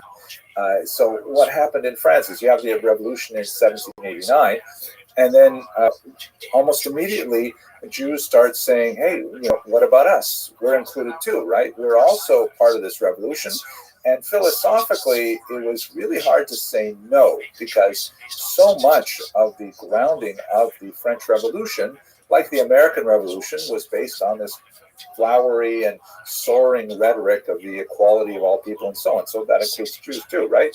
So there was a big distinction between the smaller, much more acculturated Sephardic population of Jews that lived in the west and south of France, in Bordeaux and Bayonne, and the much more highly dense and concentrated and less acculturated Jews living on the eastern border in the region of Alsace-Lorraine, the Ashkenazi Jews. The Sephardi Jews largely spoke French, largely had a much more French lifestyle in terms of their dress and their broader, economic profile and things like that. But the Jews in Alsace, on the other hand, spoke Yiddish as their first tongue, were much more sort of Germanotropic in their cultures, tends to be far more observant of Jewish law, both at home and more significantly in the street. And so what happened in France is, in 1790, the emancipation was extended to the Sephardic Jews in Bordeaux and Bayonne. It was much easier to accept them. And after a certain amount of hemming and hawing, in 1791 was granted to the Jews of Alsace-Lorraine. Now, that wasn't the end of the story by any means. There was a significant outcry because with emancipation, all of the restrictions on Jewish economic activity were lifted, and Jews were allowed to engage in, whatever kind of occupation they wanted. And they rushed to all kinds of occupations where they had, a significant advantage because they were overwhelmingly literate, numerous. They were well connected with Jews living in other countries, so import, export, all kinds of commerce and so on. And large populations of Christians in Alsace began to complain that, hey, our entire business environment is changing as a result of these Jews rushing into fields and, undercutting us with prices and all kinds of things. And so a lot of complaints went to kind of way of thinking about things, said, well, obviously we've got to talk to these Jews. So do they have like a representative body or something like that? Do they have a pope like we do, Catholics? And so his advisors told him, well, they have this thing called the Sanhedrin, which was the ancient court of 71 judges back in the ancient period. But they haven't met in 1900 years since they were exiled from Israel. Actually, not quite since they were exiled, but shortly thereafter. So he said, fine, Napoleon, let's reopen the Sanhedrin. And so messages were sent out all over Europe that Napoleon was going to gather the Sanhedrin. And in that gathering, he was going to ask them a series of 12 questions. This was actually the Assembly of Jewish Notables that was prior to the convening of the formal Sanhedrin. The questions that he asked were actually quite fascinating, and they really give us an insight as to, what he wanted from the Jews. He asked questions like, for example, do the Jews have their own police force? What's the point of asking about the police force? Well, the point is because he wanted to know if he was going to be accepting a state within a state. It doesn't make sense for there to be two judiciaries and two police enforcement agencies. What if, Jews wanted to run their affairs through a different legal system? Would they be culpable to French law? All kinds of things like this. He wanted to know a little bit about the assimilation ability. Is that a word? The assimilability of the Jew. He asked, for example, are Jews allowed to marry non-Jews? Now, in basic Jewish law, that's like a really short answer. No, intermarriage is not permitted under Jewish law. Obviously, there are interfaith relationships, but that's really more of a 20th and 21st century phenomenon, and certainly not countenanced by traditional Jewish law, although some of the denominations that are active today, of course, have different relationships to that question. But in the 18th century, the answer was no, it's not allowed. It's fascinating to note that the Assembly of Notables in the later Sanhedrin, which were made up largely of Maskilim, there was only a very small number of Jews who represented the traditional viewpoint of what we would call today Orthodox, and they essentially hemmed and hawed on this answer. And they said, well, not exactly, wouldn't it precisely be recognized, but, and they knew what kind of answers Napoleon wanted, and they provided him with that. I think the most dramatic moment in the Sanhedrin, or the Assembly of those gatherings, was when he asked them, Jews defend France, they consider themselves French, or would they join with their enemies? Now, the fact is that France and Germany are having wars just about once every 30 or 40 years, which means that, God forbid, we're pretty much due for one right now. Let's hope that we put that behind us. But, he was really concerned about those Jews living in Alsace who were, Yiddish speaking. Yiddish is a much closer language to German than it is to Finland. They had all kinds of Jews on the German side of it. What would happen if France and Germany got into a war? Who would French Jews fight for? And dramatically, the assembly rose up and said, jusqu'à la mort. They would defend France to the very death. That was the whole idea of it. So Napoleon was fine with those answers, and he said, great. So the Sanhedrin became a formal institution, and it was headed by this man, Zinstein, who had absolutely amazing. I want a hat like fantastic. He was actually a renowned Torah scholar of the day. He wrote a significant commentary on the Mishnah called Yad David, still studied to this day. And he was one of the more orthodox members of the Sanhedrin that gave it kind of like its weight on the right wing of the Jewish spectrum. There's a lot more to say about how Napoleon directed the organization of Jewish synagogues within France, but I'm just going to leave it at this point because I have a little bit of time talking about East Central Europe. So in Austria, a document was issued by Kaiser Joseph II called the Toleranzpatent in 1782. This was kind of like a very important pre-emancipation document that sort of gave the Jews of Austria a formal understanding of what their rights were within Austria. And that's very important because, rights as opposed to concessions is an extremely important notion and a great stepping stone towards full emancipation. But what happened over the next 100-odd years was really quite distressing and confusing. Austria, like much of East Central Europe, went through a revolution in 1848-49, and that revolution was then pushed back. And the revolution came from the more liberal side of the spectrum. So with the general constitution that was created in 1849, civil and political rights were issued for everyone in Austria, and quote-unquote not dependent on religion. But then in 1851, when there was kind of like a conservative backlash to that revolution, those rights were taken back. The Constitution was abrogated, and then slowly it was reinstated again over the 1860s. The same kind of thing was happening in Hungary. Although you also had very significant opposition to emancipation from Jews themselves in Hungary, led by the Chassam Sofer, a very important rabbi, Rabbi Moshe Sofer, who essentially said that, emancipation is going to result in assimilation. He was not at all wrong. Emancipation and assimilation seem to go hand in hand. And he said we should not accept emancipation.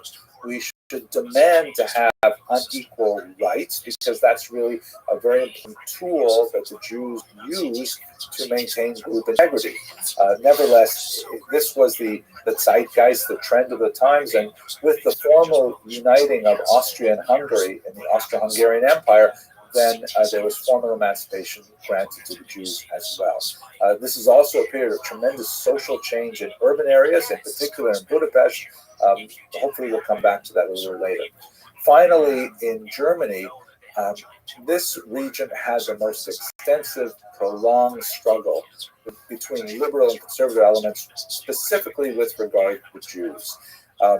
So emancipation in Germany over the 19th century, which was, by the way, not united for most of the 19th century, it was very piecemeal, it was very limited.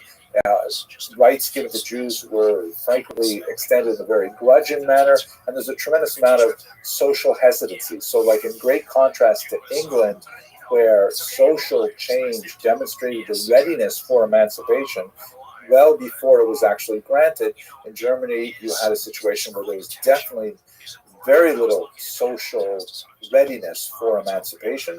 There were some, bright lights here and there, like Christian Wilhelm von Dohm, who wrote very important work advocating for the emancipation of Jews. But by and large, German society as a whole was just not ready for emancipation.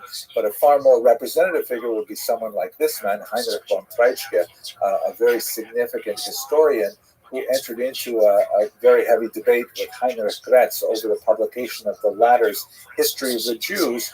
Von Treitschke coined the unfortunate phrase, "Die Juden sind unser Unglück," the Jews are our misfortune, and he articulated a position that would later be picked up very enthusiastically by none other than Adolf Hitler, and he argued that the emancipation of the Jews had to be rolled back, and of course the disaster of the Holocaust ensued. So that's a very quick look at the emancipation of Jews in Western and East Central Europe. And in the next video, I'd like to look at Eastern Europe, which had a very different trajectory. If you enjoyed this video, please consider subscribing. We have a great learning community that is always expanding, people who want to study Jewish history. And okay, I guess that's about it. Thank you very much for watching. The answer is just like, yikes. Yeah, but maybe, for instance, there'd be a way to treat someone with a drug ahead of time that would minimize the effect of the CT scan. Right? So that, because the CT scans are generally causing oxidative damage. And so if you could provide a local antioxidant, and I'm not saying that something like this exists, right? It's a bit of a naive. Hello and welcome to another episode of Jewish History Lab. Today I'd like to spend some time talking about the birth of modern Jewish politics, which is really a phenomenon that we see appearing in the late 19th century. Now obviously that seems ridiculously late in the sense that, as long as there have been more than one Jew, there have been politics, right? It's just part of the nature of the Jewish experience, I think, and possibly of the human experience in general. But what I'm going to be focusing in on in this context is the idea of the birth of mass movements with political ideologies that are adopted by Jews, particularly in the modern era, especially because this is a time when democracy begins to make its impact on the Jewish community, and in particular the great mass of the population that resides in Eastern Europe, where there's so many more Jews to create that critical mass to move political agendas along.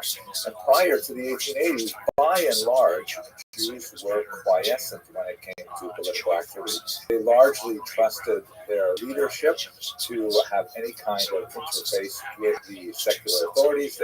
And so really it was a matter of more kind of like feudal relationships where the Stadtland, the intercessor that would be hired by the head of the Kehillah, would be the one that would be interacting with the nobleman or the king or whatever on behalf of the entire And the idea of a group of Jews breaking away from the central authorities was really quite unusual and doesn't have a long tradition before the modern era. In the modern era, however, for a variety of reasons, begin to look at more contemporary ways of organizing themselves and not necessarily in conformity with the will of the rabbinic and communal leadership, and that's where we get these modern Jewish politics. So let's have a look at that specifically.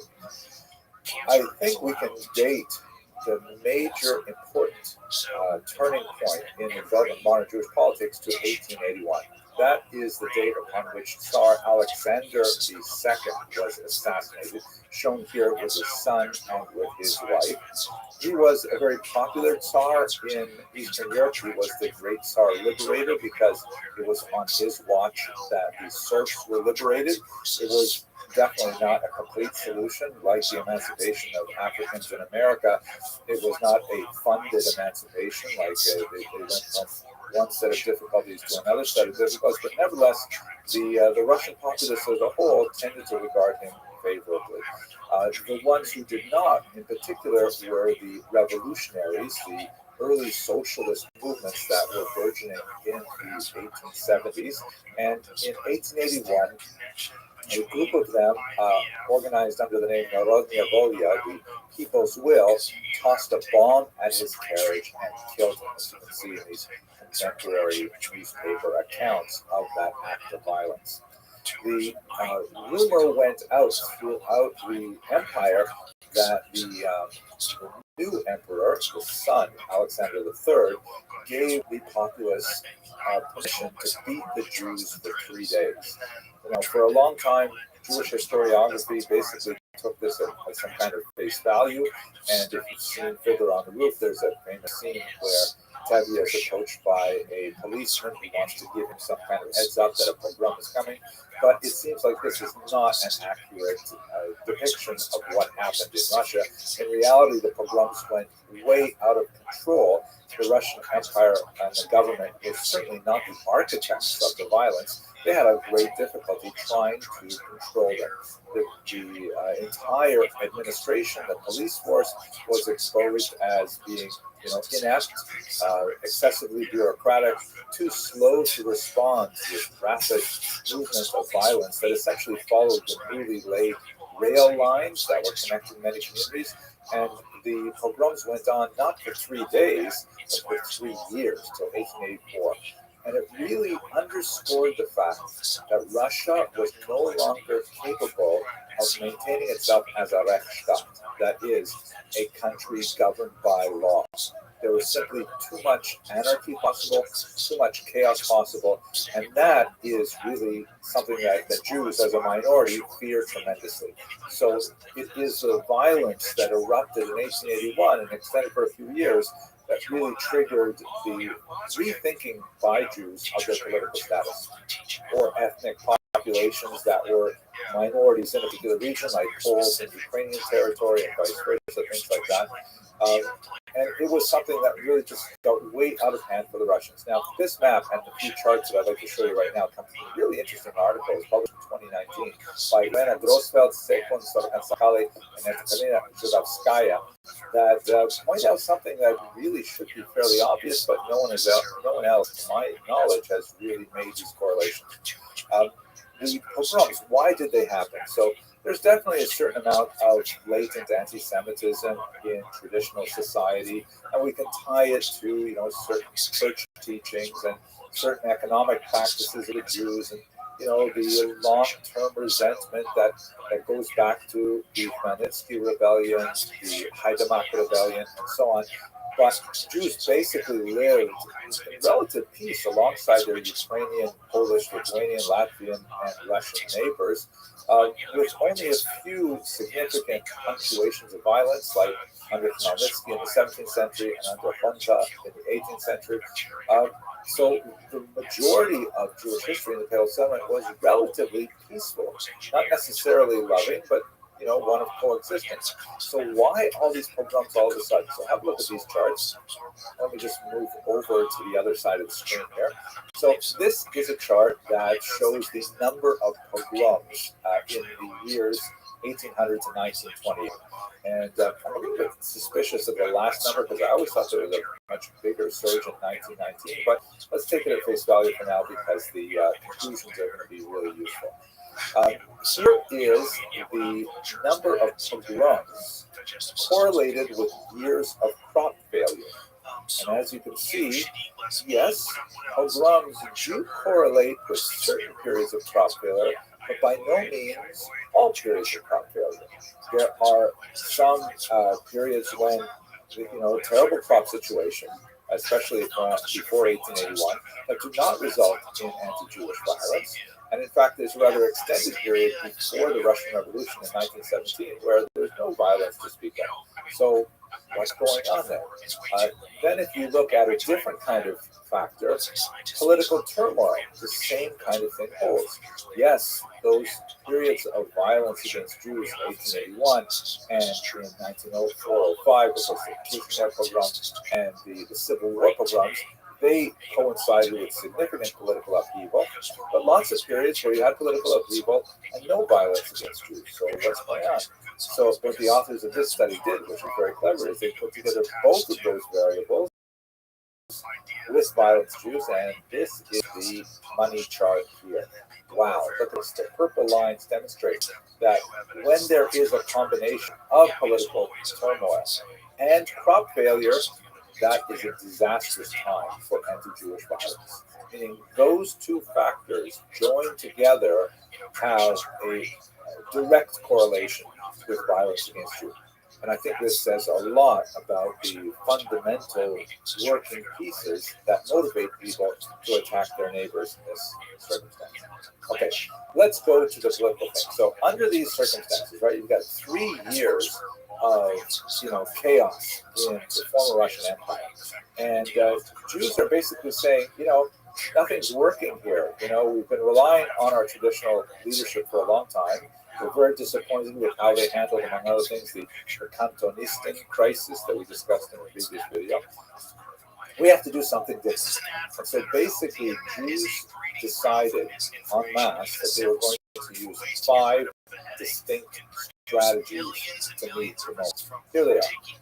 The first is actually the most traditional of all. That is emigration. Right? That historically, when conditions are growing increasingly poor for Jews in a particular region, and they see no easy way to change it, so they pick up and they move somewhere else. This is a 2,000-year-old tested strategy that has worked fairly well. And so you can see from this map, which we've looked at in other contexts, a large outpouring of Jews from the Pale of Settlement to America, to Canada, the United States of America, to Canada, to South America, 250,000 to Western Europe, significant numbers of Jews to the land of Israel and to South Africa, and a small number going all the way out to Australia. This most traditional strategy ultimately doesn't solve the problem, it just hopes that it will be better somewhere else, and it could in fact become worse, as we shall see as we move into the 20th century in Western Europe in particular. The second major strategy says, no, we're not going to leave this country, we're going to change this country. And that is this refers to the widespread adoption of socialist ideas by many Jewish youth, in particular during this time. Here's a mugshot of Leon Trotsky, one of the most important Jewish socialist leaders of the period.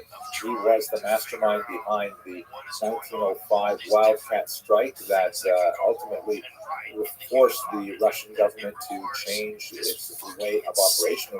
It's called the 1905 Revolution. It really wasn't a revolution because the Tsar was still in power, but he had to cede more authority to a revised parliament.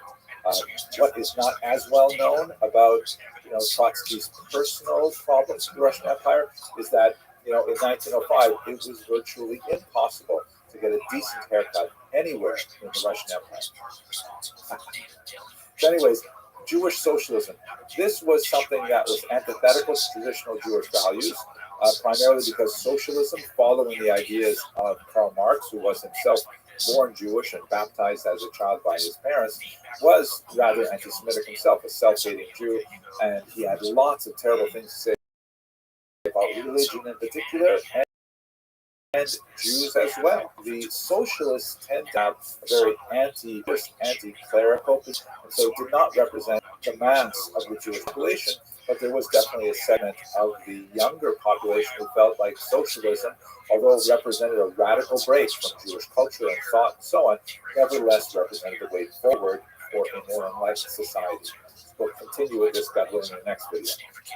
Thirdly, rather than saying, let's emigrate and hope it gets better someplace else, rather than saying, let's not emigrate, let's try and change the country here, the third strategy is Zionism, saying, let's emigrate, but we'll emigrate for the last time.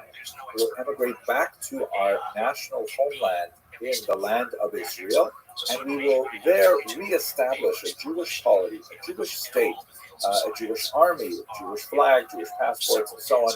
And this would be representative of some kind of secular messianic ideal where it will represent the end of time, because Jews will no longer wander from one place to another. Here is an image of the first Prime Minister of Israel, David Ben-Gurion, with the large picture of Theodor Herzl, the founder of political Zionism, in the background, proclaiming the independence of Israel in 1948. So this was also a very, very popular option that many young Jews in particular gravitated to, even though, like socialism, most of the traditional rabbinate and leadership opposed it, saying that it was kind of like a chutzpah, an act of insolence towards God, in the sense that, returning to Israel is part of the messianic future, and by, forcing God's hand, by moving to Israel and trying to establish a state before the Messiah arrived, that was considered, almost heretical to some rabbis, and therefore this also represented a great contradiction. The fourth option was the least popular, but nevertheless had a significant impact ideologically.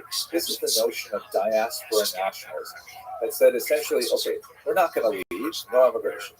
We're not going to change the society to become socialist. That's such a radical change. We're not going to do that. We are also not going to move to Israel, which actually, according to diaspora nationalists, sort of represented a step backwards in terms of the evolution of the Jewish people.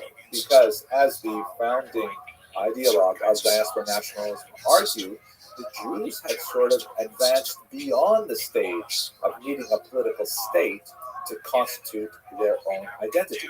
As Jews were capable of perpetuating their culture and thought as a minority scattered throughout the world. So to go and say, we want to create a state somewhere, whether it's in Israel or Uganda or anywhere, that represents looking backwards for the diaspora nationalists. And where they had a limited amount of impact in Eastern Europe, their ideas were actually implemented very briefly in Ukraine, and then for slightly longer periods in the interwar states of Poland, Lithuania, Latvia, and Estonia. Everything came to a crashing halt with World War II. A version of diaspora nationalism, however, survives in the institution of the Jewish Federation, which is kind of like this loose agglomeration of Jewish groups around the country to collectively raise money for charity, to represent Jewish interests before democratic governments, and so on. So a huge difference between the way the diaspora nationalists envision their thought of how to deal with modernity and the way the Jewish Federation works is that the Jewish Federation is entirely voluntary, meaning a person can choose to identify as a Jew, affiliate with the community, or not. That's, modernity doesn't really demand that you have to fit into a particular box. The diaspora nationalists had a vision where Jews would actually be in a fixed group. They would pay a certain amount of communal taxes to their own leadership. They would have the rights as a group to draw on state resources for communal practices. They would have a certain amount of protection in terms of not having elections on Shabbat and things like that. It was a much more like a well-structured organization than the Jewish Federation, which is essentially a volunteer organization. However powerful and effective it is, it ultimately depends on people wanting to belong to it, which was not the case with diaspora nationalists. And finally, the last national strategy to deal with the evolution of Jewish life in a modern democratic area are the so-called by me anyways, renewed traditionalists.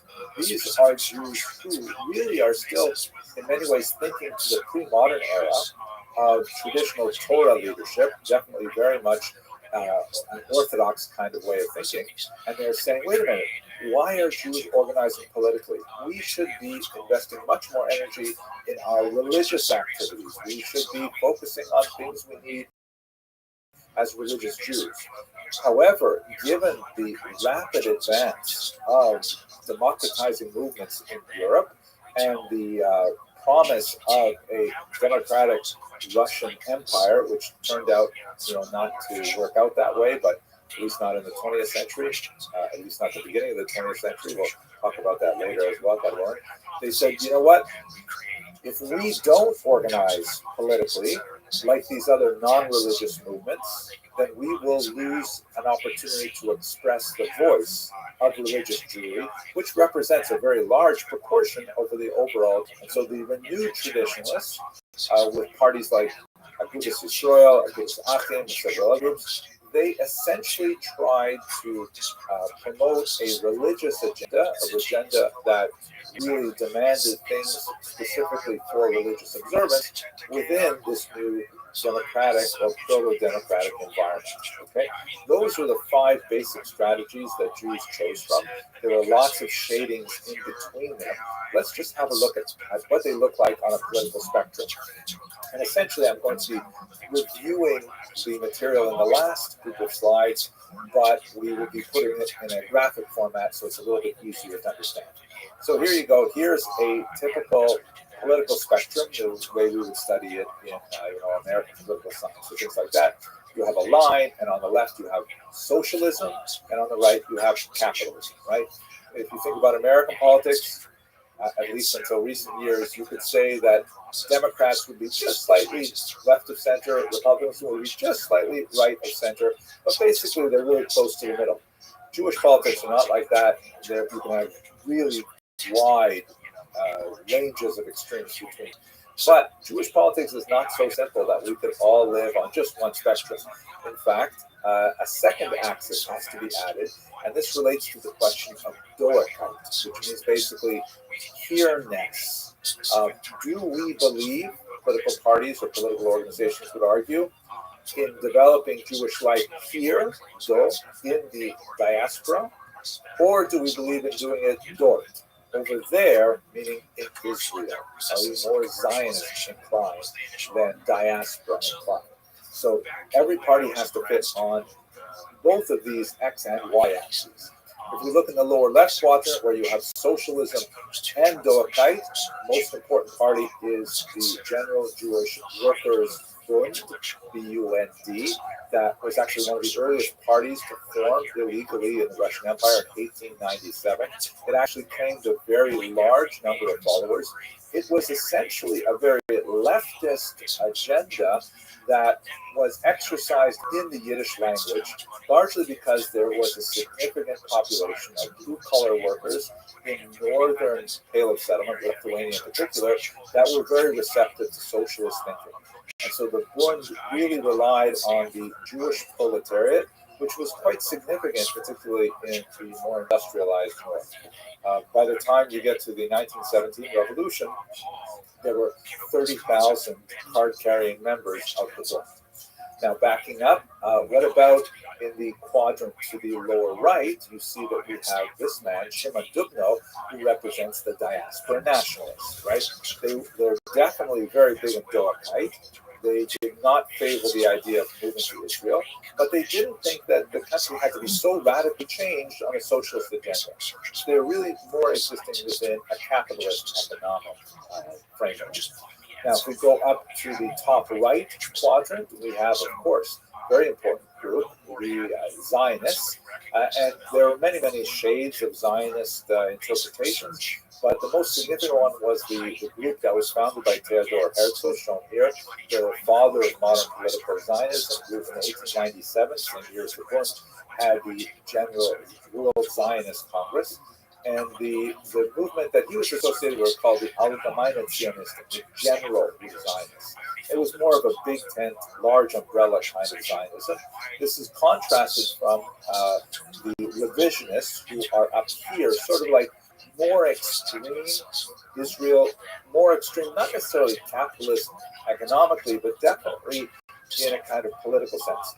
Vladimir Jabotinsky is the most important thinker and activist among the revisionists, and they essentially believed that Herzl was far too diplomatic, that he was far too trusting in the goodwill of the nations that surrounded Israel or the great powers. They felt that Herzl's approach, which was basically a kind of shuttle diplomacy, go here, talk to this important leader, go there, talk to that important leader, and eventually you'll negotiate through and we'll get Israel. Jabotinsky and his followers felt that no, Jews must be much more aggressive. They must be much more militarily trained. They should have more of a kind of a right-wing outlook.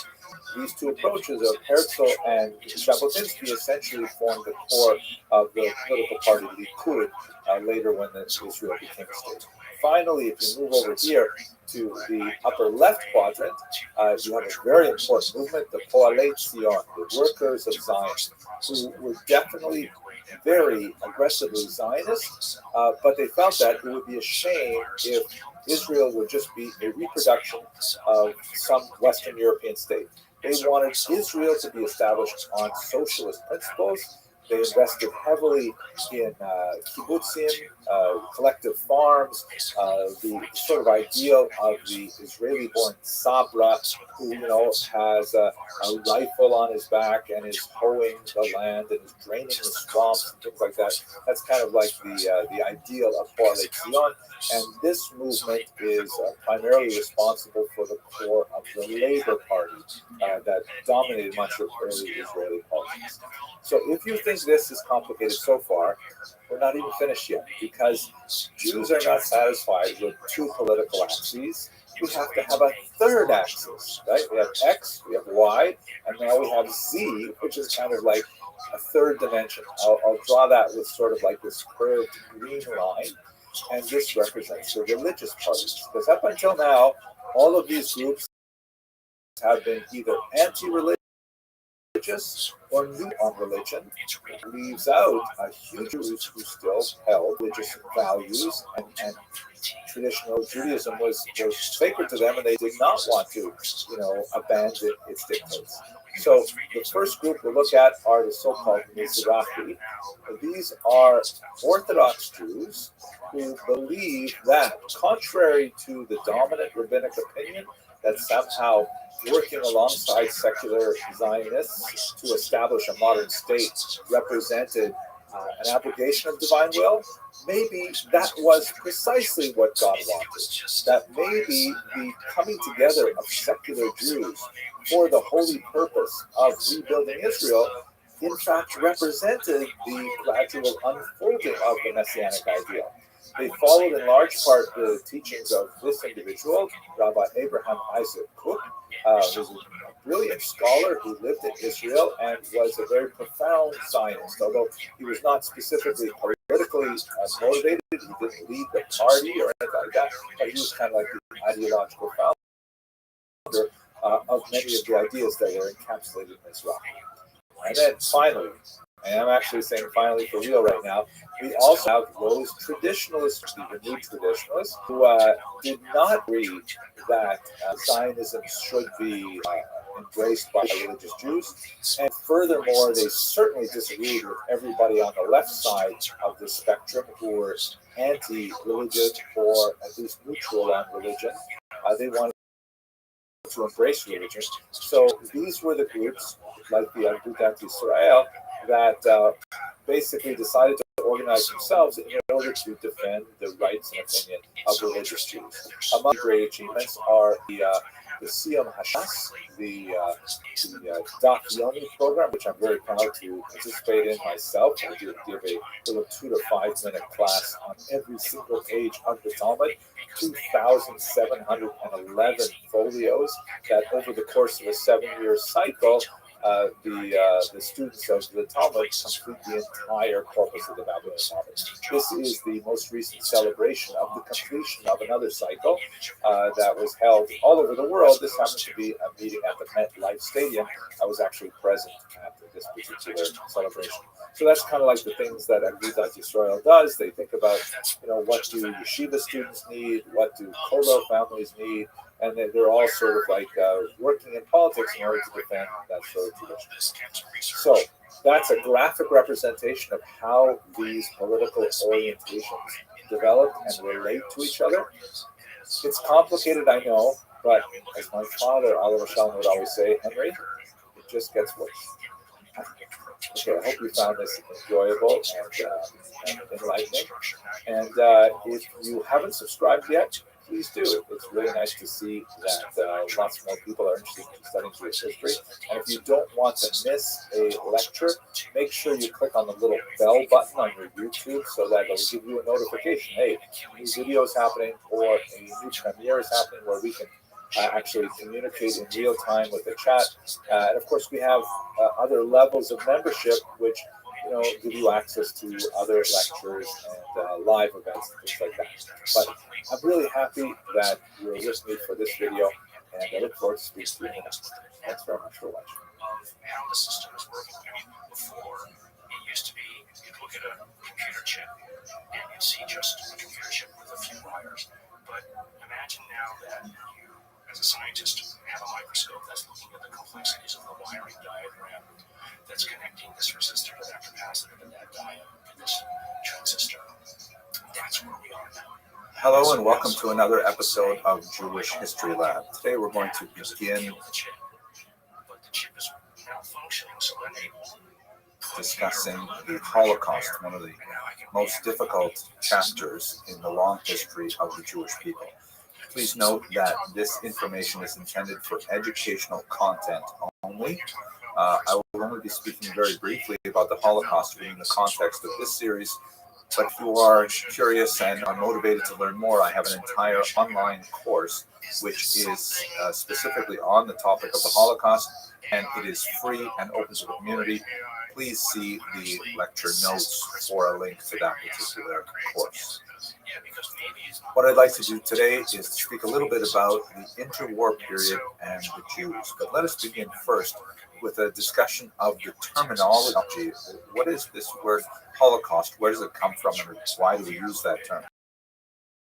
So the Holocaust itself, obviously we're speaking Nazi attempt to destroy the Jews of Europe during World War II. It was such a tremendum, such a huge and audacious act of brutality that it begged a specific to try to cap what it referred to. In the 1940s through 1970s, various terms were tossed about to try and capture the sense of this historical event. Probably the first term that was used is the word genocide, which was coined by this man, Raphael Lemkin, in 1944. And the term comes from the words genos, meaning people, or class in the sense of a class or family, and side meaning to kill, like as in homicide or suicide or patricide, that kind of thing. So side means the killing of people. And that term was very useful and of course has entered the English language, but it lacks a specific Jewish context. It doesn't specifically address the fact that the Nazis really targeted the Jews. There were other people such as the Roma and Sinti and others, but the Jews really were high on the list of targeted populations, and so genocide is a little bit too generic. A term that began to be used in the 1960s is Holocaust. Here's a poster from a film that popularized the Holocaust, starring Meryl Streep and others. And where does this term come from? So actually, it's kind of a problematic term. It is a word taken from the Latin translation of the Hebrew Bible. The translation is called the Vulgate. And in Leviticus chapter 29, by the way, it's a different numbering system as well than the Hebrew Bible, the verse in Leviticus uses the term Holocaust as a translation for the Hebrew term Olah, which means a sacrifice that is completely burned up. And in the verse in Leviticus, it talks about offering a holocaust with a pleasing order to God. Now, the term definitely has some value to it. It definitely has a sense of everything burned up, even though, the majority of the victims in the Holocaust were not actually burned to death. They were gassed to death or shot, and others, but still, it does have some kind of totality to it. But at the same time, it has theological problems. Like, are we actually going to say that if the Jews are serving as the sacrificial lamb, so to speak, what does that make the Nazis? And how do we say that connects to God perceiving a pleasing odor? I mean, these are very problematic terms. So for that reason, many religious thinkers prefer not to use the term Holocaust, and they rely on the Hebrew term korban, which means destruction. And that term korban is specifically connected to the destruction of the temples in Jerusalem in 586 before the Common Era and in the year 70 of the Common Era. So for religious thinkers, the term korban is definitely popular, but it also adds a kind of religious coloration that is problematic for more secular users. In Israel, the most popular term is undoubtedly Shoah, also a Hebrew term that occurs in the Bible, but it does not have that same connotation of connecting it to the destruction of the temples and the, theological baggage that goes along with it. One last term. We should be careful because some of the terms that are used, I personally think, are rather offensive. For example, to use the term extermination, the extermination of the Jews of Europe. Extermination is a term we use for vermin, which plays right into the Nazi ethic with regards to their destruction of this population of people. And there are certain terms like final solution and Lösung, which were actually coined by Nazis themselves. Here you see a mugshot of Hermann Goering from the Nuremberg trials, and he used terms like this, the end seal, the end goal, things like that. So Holocaust is a difficult term to use. It has some problems with it, but nevertheless it is the term that has become most popular in the English language, and so therefore we will use it for expediency. So when we go to the historical data here, the Jews in Europe at this time, you can see this map, which comes from the United States Holocaust Memorial Museum. They're spread out across Europe. The great mass of them are in Eastern Europe, in the Soviet Union and in Poland in particular. Germany has only about 500,000 Jews. They tend to be highly assimilated. They tend to speak German very well, dress like Germans, tend to have less outward adherence to traditional Jewish observance, whereas when we move to the east, you have a lot more of the masses of traditional Hasidic and Lithuanian Jews who are much more obviously Jewish from without. But that didn't stop anti-Semitism from spreading in Germany in particular. In fact, a lot of the anti-Semitism the Nazis relied on had a specific coloration. We've spoken in previous lectures about the development of anti-Semitism through several phases, from ancient xenophobia to medieval Jew hatred. And when we get to the modern period, there is a very kind of quasi-scientific quality to it, in which the Nazis have largely abandoned the outwardly religious aspect of previous forms of anti-Semitism, and they focus on this racial quality connected with the idea of a conspiracy, specifically that the Jews constitute a distinct kind of race that are altogether joined in a global conspiracy to dominate other races. And the way in which they dominate, which obviously is very difficult because the Jews are a tiny minority of the population, is specifically in some kind of cancerous or bacteriological form. Like, for example, here you see a German language novel from 1920 that shows a hideous kind of vulture that's weighing down this shirtless man. And what this picture is meant to say is that the Jews, who are like carrion eaters, they're vermin, they live off decay, they're going to dominate the otherwise healthy, strong, muscular Aryan races. And once they eat them out like a cancer from within, then they will feed on their corpses. The title, by the way, reads Die Sünde will das Blut, ein Zeitroman. The Sin Against the Blood, a novel of the times. And the fact that the Jews of Germany, which were much more assimilated, actually fed into a lot of this, such as, for example, and you see this really bizarre form of children's propaganda published in the 1930s by Elvira Bauer, a really twisted kindergarten teacher who became propagandist. This is a book for children called Der Giftpilz, the poison toadstool, right?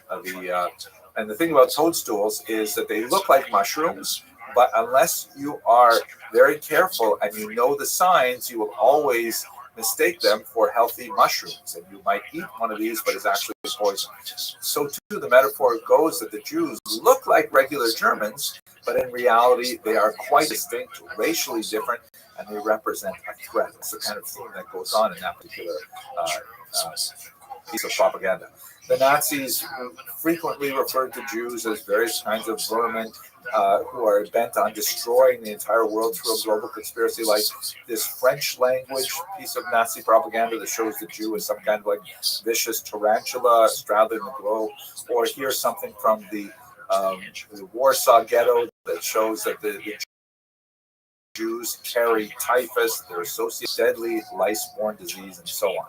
So, and here finally, here's an Austrian example. This is just terrifying. Again, from the elections of that early interwar period, the Jew is portrayed as some kind of like devilish snake who is strangling the Austrian. And the image reads German Deutsche Christen rettet Österreich, which means German Christians save Austria, right? Meaning you have to vote for a particular political party in order to save Austria from this Jewish snake, who, by the way, is associated with the communists, because you can see the hammer and sickle are lying underneath there. So that's the kind of atmosphere that Hitler came of age in. Now, here's an image of Hitler as a baby, kind of a chilling image to look at. Hitler had a difficult relationship with his father, who was much older than his mother. And when his father passed away at 18, that allowed Hitler himself a little bit more freedom, because he had always wanted to be an artist. He had some middling talent. Here you can see some of his artwork that's actually available on the web.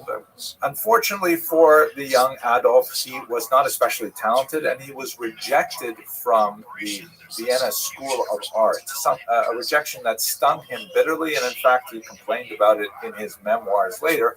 And he always felt that somehow his rightful place in the Vienna School of Art was taken by a Jewish applicant, and this idea of the replacement theory, meaning that Hitler felt he should have been in the Vienna School of Art, but a Jew had replaced him. A Jew had, supplanted his rightful place in the incoming student body. That's something that, by the way, reverberates throughout a lot of white supremacist thought, right up into America in the early 21st century. At any rate, he found new purpose with the onset of World War I, and he joined it enthusiastically. And he was actually wounded during World War I. He was the victim of a gas attack, which gas was used at that time, as we discussed in a previous lecture. But when Germany surrendered in November 19, he, like many Germans, felt that this was a stab in the back that was somehow orchestrated by Jews. Here you can see another Austrian propaganda cartoon that captures the idea of the stab in the back, which in German was the Dolchstoß. You can see and by the way, I'm using some Austrian materials here. We should mention that Hitler himself was actually an Austrian, and Austria and Germany, although they are separate countries, they are really in one larger cultural unit. Austria would join with Germany in the Anschluss, and they would prosecute the war together, but that's for later on. Anyway, here is an Austrian depiction of the anger that many Austrians felt over the surrender in World War One.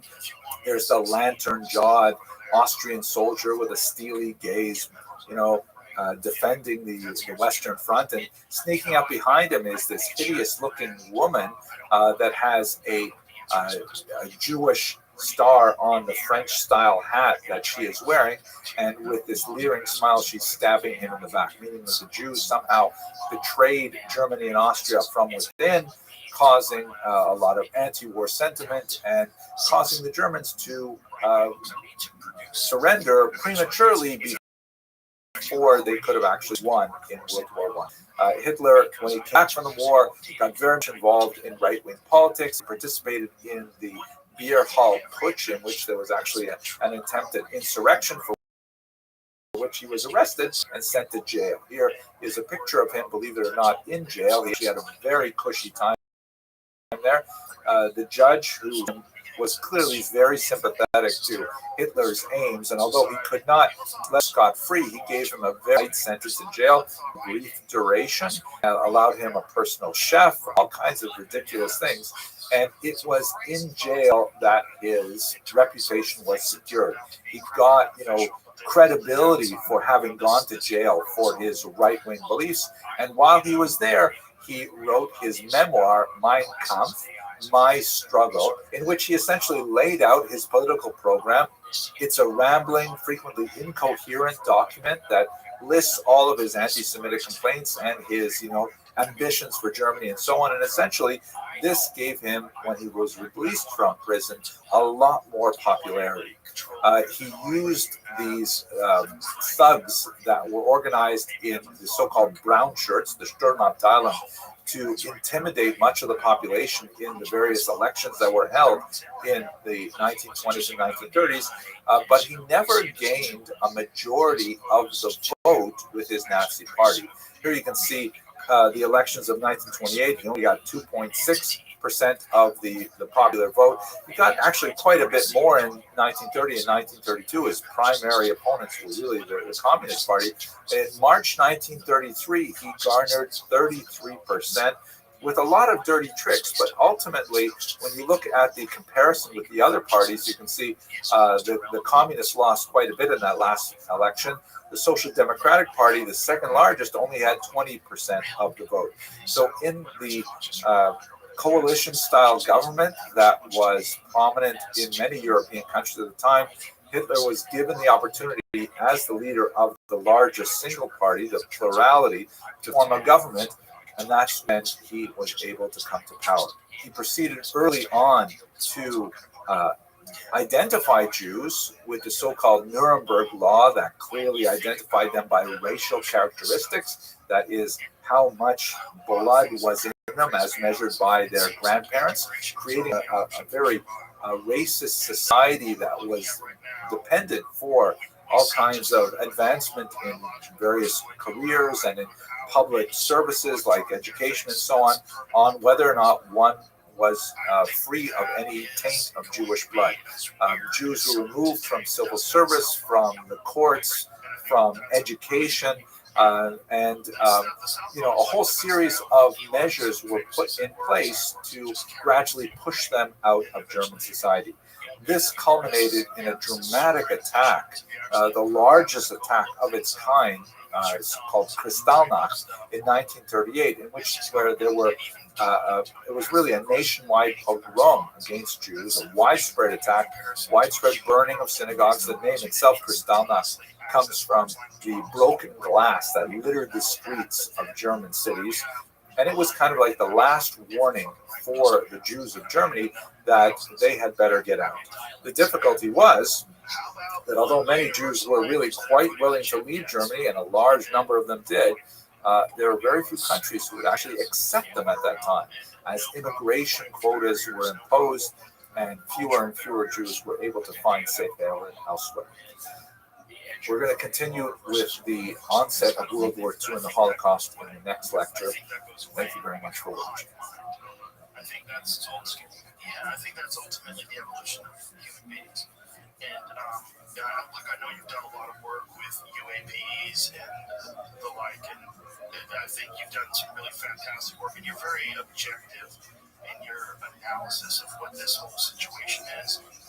When I look at artificial intelligence and I look at this, The war this broke thing out that's on clearly taking September place 1st, right now, 1939. and I This see follows the secret what pact that was signed what by human the beings Third are Reich like in and the comparison to Soviet what they Union, used to be like, the especially so-called when you look at like Molotov-Ribbentrop H. Pact of non-aggression, which essentially allowed Germany and Russia to invade Poland and the Baltic states from either side and to divide it.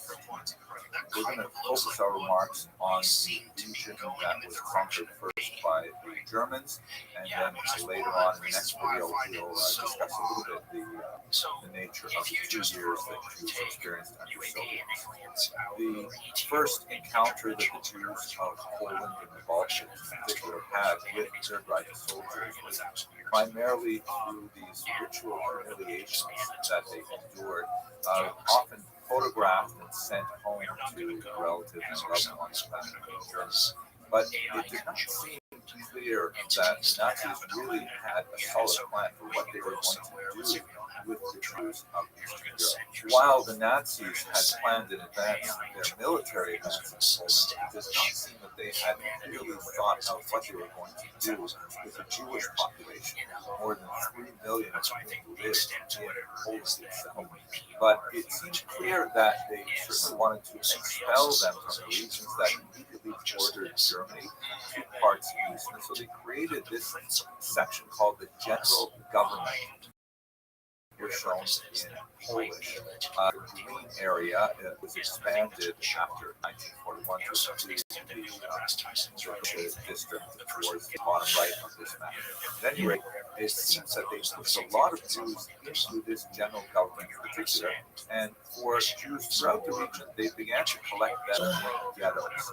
Now, the politics of ghettos was hotly debated among the Nazis. There were actually many voices that suggested that ghettos were not a good idea, that it would increase disease, that it would allow for greater possibilities of resistance and so on. But ultimately, a network of ghettos was established throughout the region. Some of those ghettos were closed, that is, they were sealed up with walls that were frequently created by the Jews themselves at Nazi borders.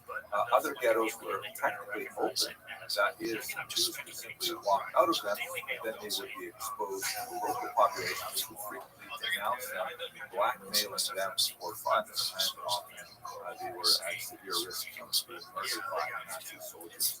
The organization of the ghetto, however, was extremely important. When the Nazis came into the regions that they took over, they frequently went to the legitimate authorities that represented the Jewish community prior to the war, and they would go to essentially the president of the Kila or the Federation, to use a modern term, and they would say, all right, we would like the following things from the community now, a list of names and addresses and so on. We would like to requisition funds and valuables and so on. And typically, the leaders of the Kila, the local Jewish elected leaders, would refuse and would be shot on the spot. The Nazis would then turn to a second generation, like vice presidents and treasurers, and put the same demands to them. If they refused, they'd also be shot. And at some point, they would eventually get a local Jewish leadership, which they called the Judenrat, or the Jewish Council. And the Jewish Council ended up becoming kind of like the go-between of the Nazi demands on the Jewish population, right up until the ultimate destruction of the ghetto itself. Some of those Judenrat leaders were really quite heroic in their attempts to protect the Jews. Adam Cherniak, who is shown here, who was the leader of the Judenrat in Warsaw, he left behind a diary in which he meticulously related the weather and a lot of his personal concerns. He was very worried about the fate of his son, who was missing, and so on. But he describes in excruciating detail the slowly compressing fist that the Nazis held around the Jewish population, and the way in which he tried to appease them without inflicting too much harm on the people as a whole. Ultimately, by 1942, when it was clear that the Nazis intended to destroy the entire population, he committed suicide by swallowing cyanide. Other Judenrat leaders, such as Chaim Rimkowski, however, were widely regarded by the Jewish population as villains who sought to aggrandize themselves at the cost of the suffering of the larger population. Uh, Here is some currency printed in the Litzmannstadt ghetto by Rimkowski himself, which portrayed him as some kind of like redemptionist, messianic-like figure who was frequently derided in the local population as King Chaim for the way in which he lorded over the population. And it seems that the Nazis had not clearly articulated what they even wanted to do with these ghettos. In some places, like in Łódź, which was run by Rimkowski, it seemed that the model was productionist, meaning there was a purpose for having the Jews in these ghettos that was somehow related to their utility for the war effort. And Łódź was a major textile center, and Jews there were put to work creating, uniforms for Nazi soldiers and linings and things like that. And so having a work permit was essentially a lifeline for the Jews of Łódź, and somehow the ghetto sort of made sense as a type of center for slave labor. On the other hand, other ghettos like Warsaw, where Adam Czerniako was active, seemed to be attritionist in nature, meaning the whole point of the ghetto was simply to have the Jews starve to death. And very few provisions were provided to them, and the Jews were reduced to either dying of starvation or of typhus or of being shot, particularly children, for attempting to smuggle in goods from outside the walls.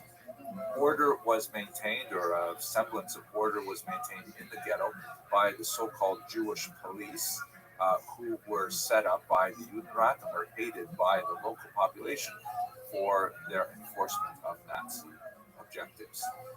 There's a tremendous amount to say about the nature of life in the ghettos, which extended from the beginning of the war in 1939 through the dissolution of the ghettos in 1942. The primary characteristic of the ghetto experience was that of starvation and privation and mass death. But there were also some heroic internal activities, such as in Warsaw, the creation of underground medical schools and theatrical performances and lending libraries.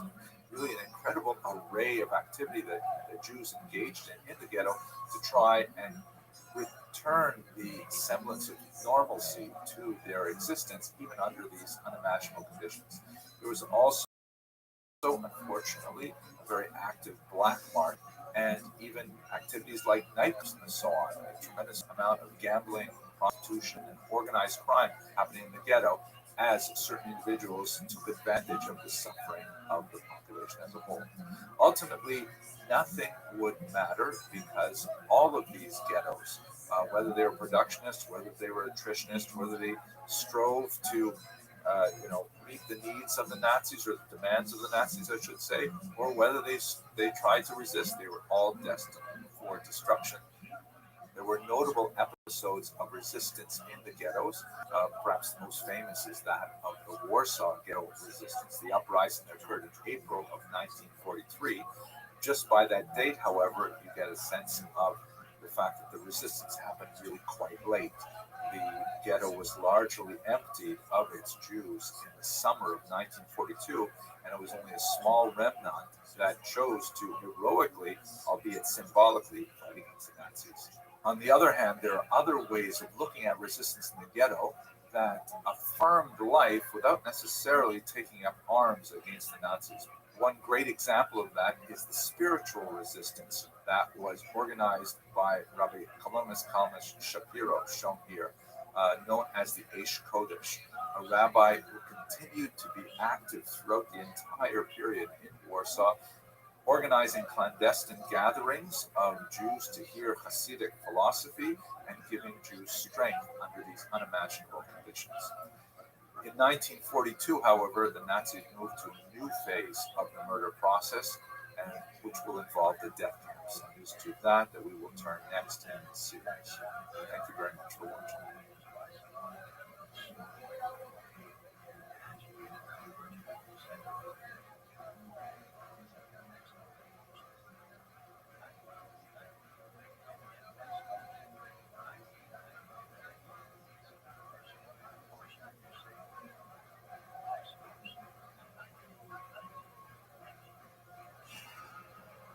Hello, fellow students of Jewish history. Welcome to another lecture in the Jewish History Lab series. We are now continuing our discussion of the Holocaust. These lectures are intended for educational purposes. One of the historiographic challenges of studying the Holocaust is defining precisely what is it that we mean when we're speaking about the Holocaust. Are we talking about the overall period of persecution that the Jews suffered through, as well as other peoples, during the reign of terror of Adolf Hitler? That could easily take us back into the early 1930s. Or are we speaking about something more narrowly focused, like the persecutions that came along with the invasion of Poland in September 1939? That's also quite a reasonable possibility. But the Holocaust and World War II are overlapping and not identical phenomena. Coming to the core of the events which we associate with the Holocaust involve two major periods of Nazi activity: the period of the Einsatzgruppen and the period of the death camps. This is the era in which the Nazis enacted actual mass murders, as opposed to the horrific conditions that were endured by Jews during the period of the ghettos. So let us look at those two moments in particular. We recall that one of the prerequisites of the beginning of hostilities in September 1939 is the sealing of a non-aggression pact between the Soviet Union and the Third Reich, which allowed both Stalin and Hitler to invade Poland and the Baltic states and simply divide up the territory between them. That meant that a significant number of Jews found themselves inside the Soviet orbit between 1939 and 1941. I have a longer lecture on that topic specifically in a different series. See my YouTube channel on the Holocaust for a longer discussion of what happened there. But basically, Jews there, like the surrounding people, were subjected to rapid communization, collectivization of farms, arrest of intelligentsia, and so on. The Holocaust per se really begins, in my humble opinion, with the end of that Soviet period on June 22nd, 1941, with the launch of Operation Barbarossa, which was the Third Reich's double crossing of the Soviet Union, abrogating that non-aggression pact, as Hitler surprised Stalin with a massive, rapid advance into Soviet territory. Now, why that is specifically connected to the Holocaust is because behind the Wehrmacht troops, behind the regular army that were sent in to defeat the Soviet Union, Hitler sent 4 mobile killing squads called Einsatzgruppen.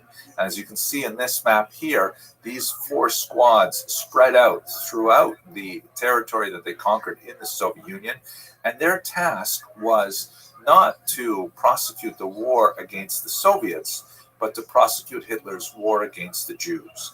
They would go into the local villages known as Städtlach, little Jewish townlets that dotted the countryside, round up the local Jewish population, along with other enemies of Hitler, such as communist leaders. The Einsatzgruppen would march these Jews and others out to local ravines. If there were no dry riverbeds in the vicinity, they would have the Jews dig their own graves, and then they would simply shoot them by firing squad.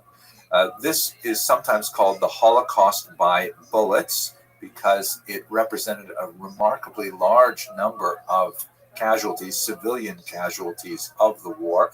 Estimates range from 1.5 to 2.5 million Jews were killed during this process. And here you can see a map from the United States Holocaust Memorial Museum that gives you a sense of the scope of the townlets that were attacked in this nature. Kiev, which was not a town but rather a large city, had one of the largest of these mass killings. 33,000 Jews killed in the space of 2 days. The ravine called Babi Yar was used for a much larger number of Ukrainians and other opponents of the Third Reich for coming months. The so-called Holocaust by bullets, however, proved to be a very inefficient and psychologically a very taxing form of mass murder. So the Nazis looked to a new way to rid themselves of their Jewish problem, so to speak. This was discussed at an important conference that took place at a resort at Wannsee on January 20th, 1942. Note the rather late date. You know, the war began in 1939, Operation Barbarossa, which represents the first mass killings of Jews. You know, the only thing that comes close to it before that would have been Kristallnacht in 1938, which had about 260. Now we're talking about hundreds of thousands, even millions of Jews killed in Barbarossa. But that was not fast enough, and it proved to be too hard on the psychological makeup of the soldiers who were engaged in these killing squads. So at Wannsee, this conference, which was chaired by Adolf Eichmann, shown here, they drew up a list of all of the Jews. They're up a terrifying list, in my humble opinion, perhaps the most terrifying document that survived the German arc of the period. And you can see from this list of countries that it included countries that had not yet even been conquered by Germany, such as, for example, the United Kingdom.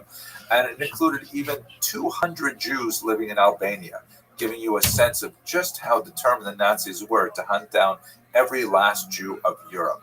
They counted up 11 million Jews, and from the Wannsee conference, it appeared that they intended to massacre all of them. The means to be used was gas poisoning, which they had already been experimenting with for some time. Chelmno was one of the regions where a gas chamber was constructed in order to see if they could scale this up. And in fact, the Nazis committed themselves to do so at that Wannsee conference. Here is a map that shows you the 6 so-called extermination camps. I personally don't like that term.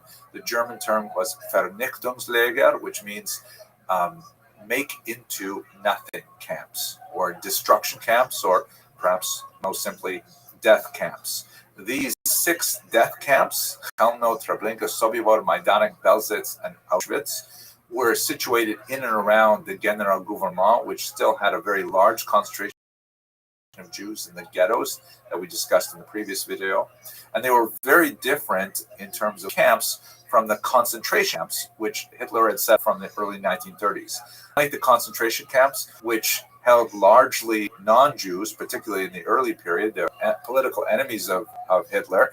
The concentration camps were horrific, awful places with a significant death rate of people dying from things like starving abuse, but they were nothing like the death camps. The death camps were ended primarily for the purpose of creating death. They were factories of death. Many of them had satellite camps that were used for slave labor, but it only represented a very small proportion of the Jews who were interned in these death camps. Here you get a sense of the process of deportations from all around Europe, including regions that were conquered nearly at the very end of the war, when it was clear that Nazis were going to lose World War II. Places like northern Italy and Hungary, Jews were deported there in a last-ditch attempt to murder as many Jews as possible.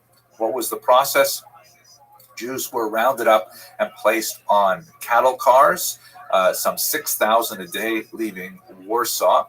And then when they disembarked, often after a terrifying and horrific long journey from places as far away as Paris, where many of whom had died actually en route, they disembarked and they were subject to selection, where those small numbers of Jews who were deemed to be healthy enough to work in the slave labor camp were isolated and sent away to those satellite camps.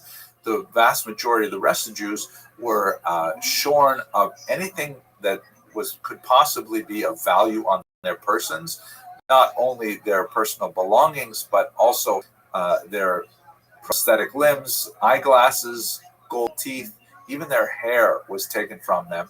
And then they were sent to these gas chambers where they were made to think they were being sent to be deloused, to have lice removed from their bodies. It was very common in many of these camps. Even the Americans later would use DDT to try and remove lice from troops and from prisoners. But in reality, the gas that was used was Zyklon B, a rat poison that was poured in typically through the roof, and then Jews were exposed to it and died within 20 or 30 minutes of horrible asphyxiation. Bodies were sent to crematoria in an attempt to get rid of the corpses, perhaps 1,500 a day in Auschwitz that would pile up. The crematoria, however, were very inefficient, and frequently the bodies simply had to be burned out in open air. Those small number of Jews who were sent for slave labor were sent to live in barracks and live unimaginable conditions. Vast majority of them died within a very short period of time because they were considered disposable. But those Jews who survived the Holocaust in these camps were not immediately processed for gassing, rather managed to live because they were sent for slave labor. Other Jews were selected for medical experimentation. Horribly cruel, genetic experiments were conducted on children, in particular, if they were identical. In the end, when these liberated a small number of emaciated Jews who had just barely survived the war. This is one of the most horrific chapters in Jewish history, perhaps in world history. Thank you very much for watching.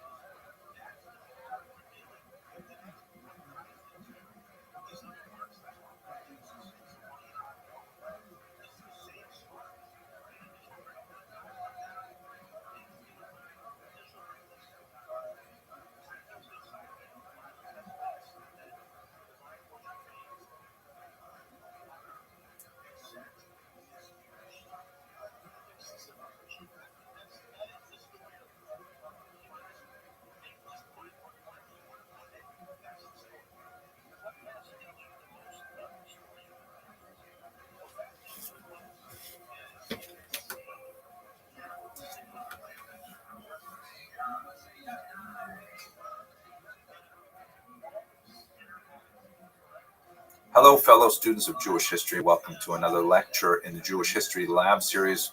We are now continuing our discussion of the Holocaust. These lectures are intended for educational Dude, purposes. how you living, pimp? Jude. Jude, how are you? Yeah, I kept on getting text messages today just telling me to finish my McDonald's application, and it got really annoying that I actually ended up fucking finishing my McDonald's application because I don't want to get text messages. Good job, man. Dude, I was reading, this was interesting, on the McDonald's subreddit. Again, I don't eat there, but I do find the company to be part of Americana, and thus I follow it pretty closely as to, like, I don't know, I like the drama of, like, what goes on there, and you learn a lot about corporate America from that subreddit and the Walmart large company subreddit. Right, so on the McDonald's employees one, there was a guy who was like 34 years old, working in Australia at McDonald's, and said that they loved it. And they couldn't believe how much they loved it. They said, you know, some of it's mindless, but some of it's really relaxing. And then somebody else came in from from Australia who also said that they loved it. And I just thought, you know, if these guys are like 34 loving it, then that's something, you know, you probably would enjoy it too. I'm not guaranteeing that. All right, so good job. How long have they been working? One of them was a year, and the other one I think was 2 years.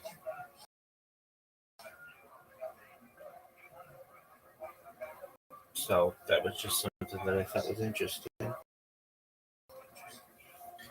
right, big dog. Are you ready? To lose at Dungeon Tale? Yeah. Dungeon, unless you want to read, do you want to read Dungeon Tales? Yeah. Okay, Sure. you send me an invitation. Okay.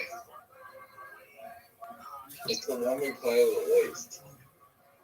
Yeah, that's probably true. I mean, we play once with the least, and then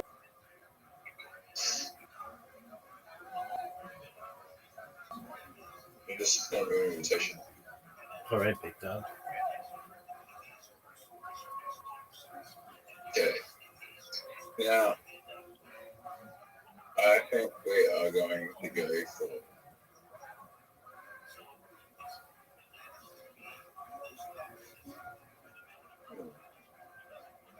3 seconds. the Dreaming Seas.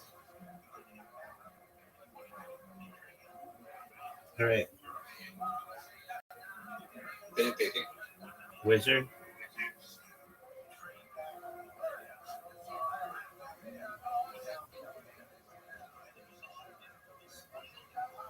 Read. First one. No. Trying to work at the season, she found up a quick going for trading company, like guys on the lightning strikes, but we would have batten down the hatches. Okay. With the weather this bad, your group rushes to secure the hatches. What do we do?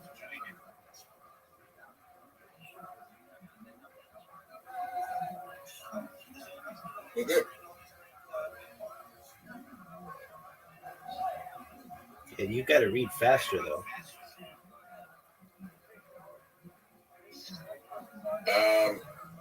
Pirates suddenly appear on the decks, startling everyone. The captain yells, engage. Okay.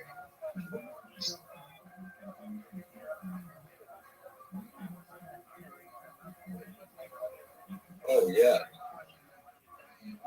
That's good. That's also good.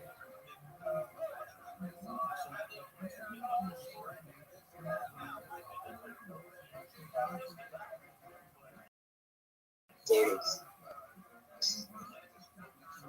Silhouetted by lights. Silhouetted. Silhouetted by lightning strike. A massive gallon crashes alongside your ship. Dozens of pirates toss grapple lines into your ship. Prepare for battle. Cross backwater.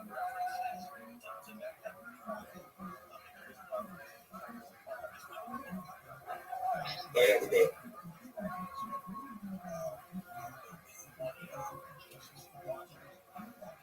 You're not reading. You feel gills. The sea darkens in your eyes when you awake. You are in tall shape, Kraken's head, wreckage, and dead tail bit of the beach. Search for survivors. Split the bodies. Split the bodies.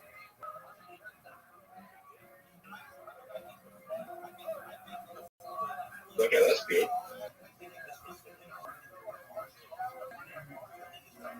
You find the ship captain's clutching a map in one hand and is barely alive. Lying on the ground, run through with arrows, is the captain hold. Okay, we can't do anything with the captain.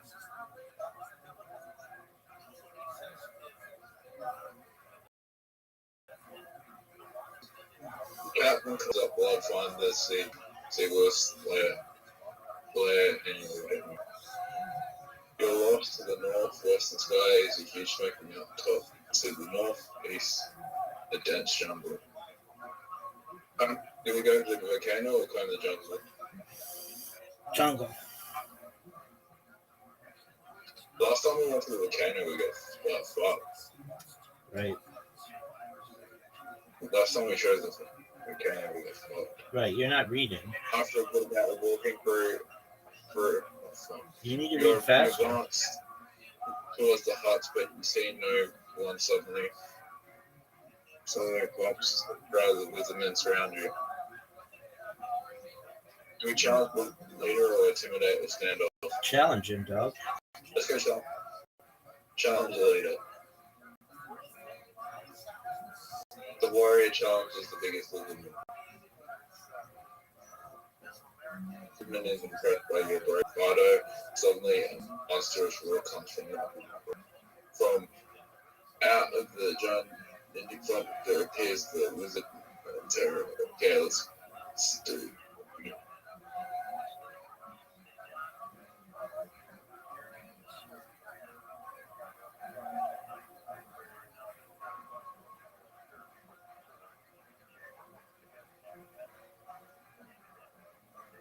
That's really good. Oh, fuck. The lizard just fucked me.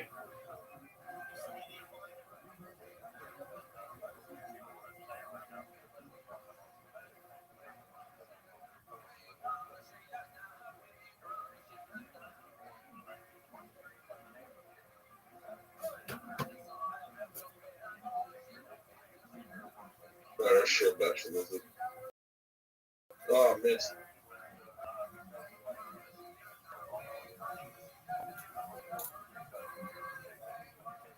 Oh, he targeted me. Oh, you're dead.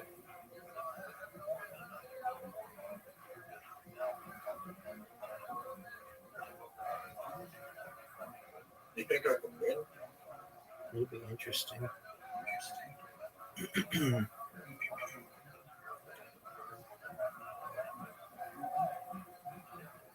Oh, fuck. Hold on. Are you dead now? Oh yeah, I'm dead.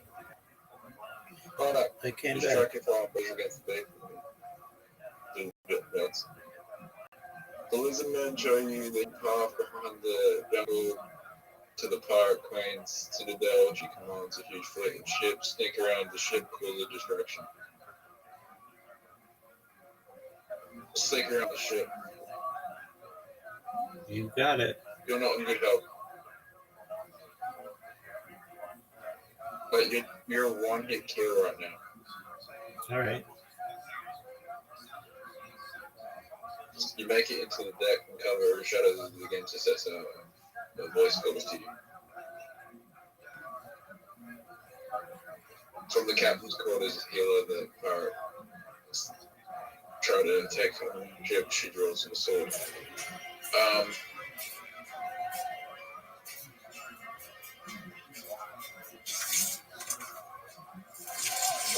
fuck.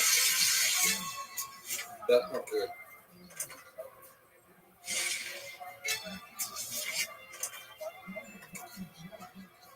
That's not good at all. That's not good. This pirate queen's a hoe. That. You said what? This pirate queen is a hoe. Monsters dragging him to look at the castle first.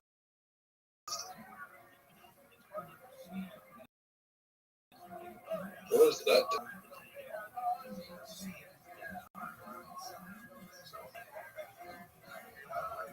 Fail. Oh, fuck. Backstab. I'm dead. It's over. I kind of bring touch you to Ribbon's first player. That game's awful. We gotta win. We need Riser. Can you play with that many people? You can play with up to 5 people. Did you know that you have an invitation?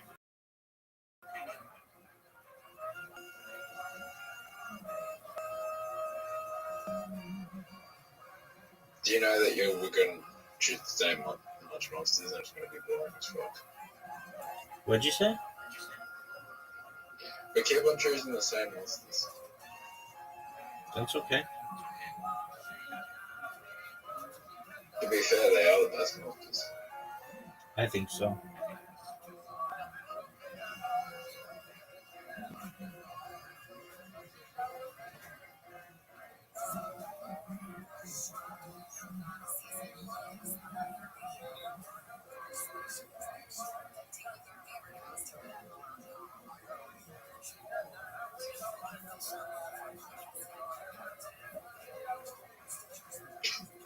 So I go to my best friend's house today, Okay. You excited? and I went to my best friend's house today, okay? And there was a girl there that I actually been on a date with before that met her through me. So he met her through me, Okay. and she's staying there. And then she was like telling, she's there because she's like got nowhere else to go. She's diagnosed ADHD, diagnosed autistic, diagnosed BPD. But What's BPD? I feel like Oh, I know. we're like borderline personality disorder. But I feel like she's in a situation where she's being medicated and told she has all these things because she has nothing. She has no other options. Just like you. Like she's being told that she has all these things, but in reality, I met her 7 years ago, maybe 7 years ago, maybe less. Yes, 7 to 6 years ago, and I'm telling you right now, she was completely normal. There you go. Just like you, son. But she was like she just seemed like medicated and just not with it, and like she didn't like interact with me much, like, and like it wasn't like a normal conversation, and like I was like, are you like just going off this, like, are you just acting like this because your behavior's like this and now you can get away with it? Just like you, Zoo.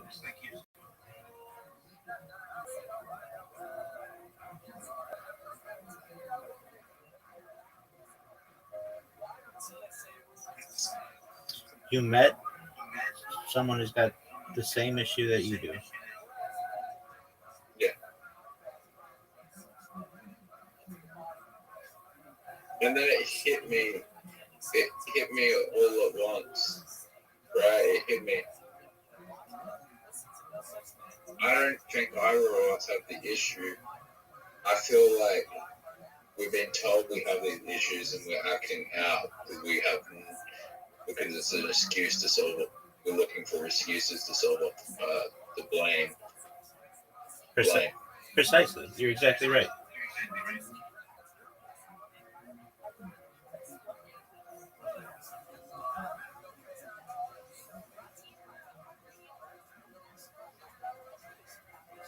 I'm glad you figured this out. I really am. Unfortunately, she's heavily medicated and she can't figure it out. And she's just doing everything that she's told to do. That is unfortunate, son.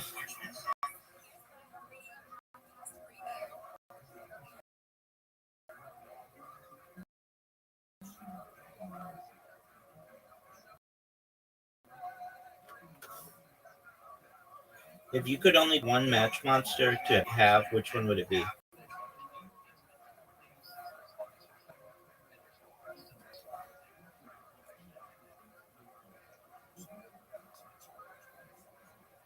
Dude, I just asked you when people ask others questions, they expect an answer.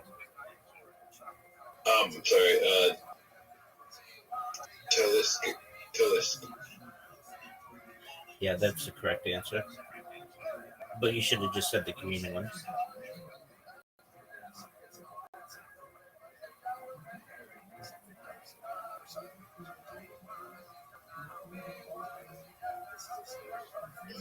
Well, the green one overall would be better. Yeah. But you know what I mean.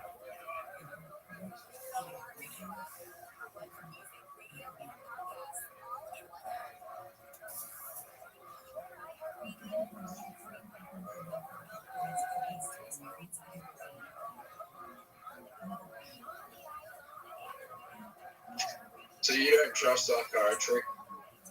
I didn't say that. But I don't really have that much confidence in modern medicine in a lot of ways. I think it's about profit and it's not about curing. Dude, what do I do?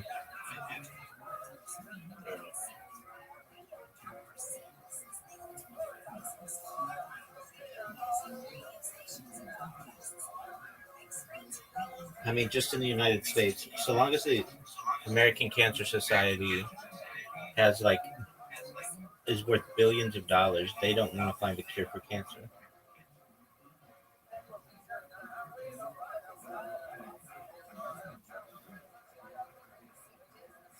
I think it's really unfortunate. It's a dirty game. Well, yeah. Here's the thing. It would be impossible to cure autism if you just tell everyone who's on the autistic spectrum to enable their autistic traits and try to make it socially acceptable to have these traits that aren't deemed normal, which is like, what the fuck? Like, that's just like contradicting. It's like one of the, it's so weird. You get what I'm saying? I don't know what autism is, so not really.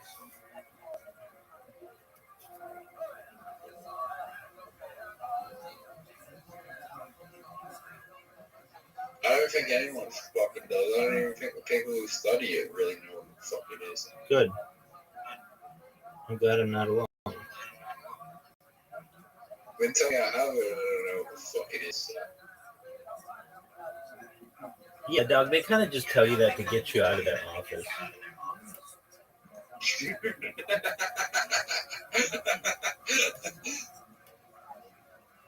What do you mean? I mean, like, if you went to them, they basically, everyone who comes into their office, they either tell them they have autism or they don't have autism. They don't say, well, you might have something different. because they don't have that. The second that in their medical journals there's something new, let's call it super autism, then they'll be like, oh, everybody's got super autism. They're just being told what they're being fed.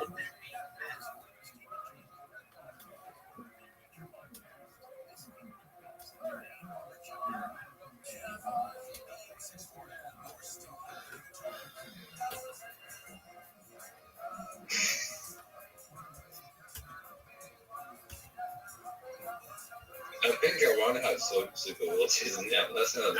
I know you would, but no, seriously, they popularized autism in the 1980s with the movie, at least in the United States, Rain Man, and they made it seem not that bad because it's like, okay, well, you get these like superpowers, like you count toothpicks and count cars, and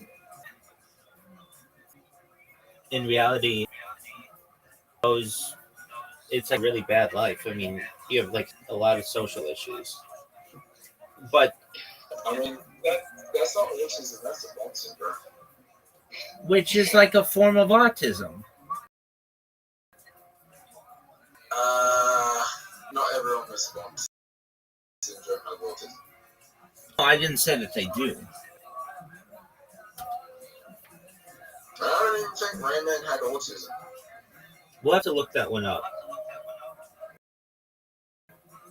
Not he, by their standards, but I don't think he had autism.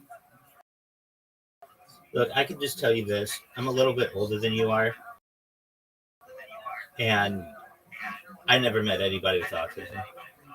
My parents never met anybody with autism. My grandparents never met anybody with autism. This is like a new thing. Now, I know the argument is, well, it wasn't being diagnosed or whatever. Okay, that's fine.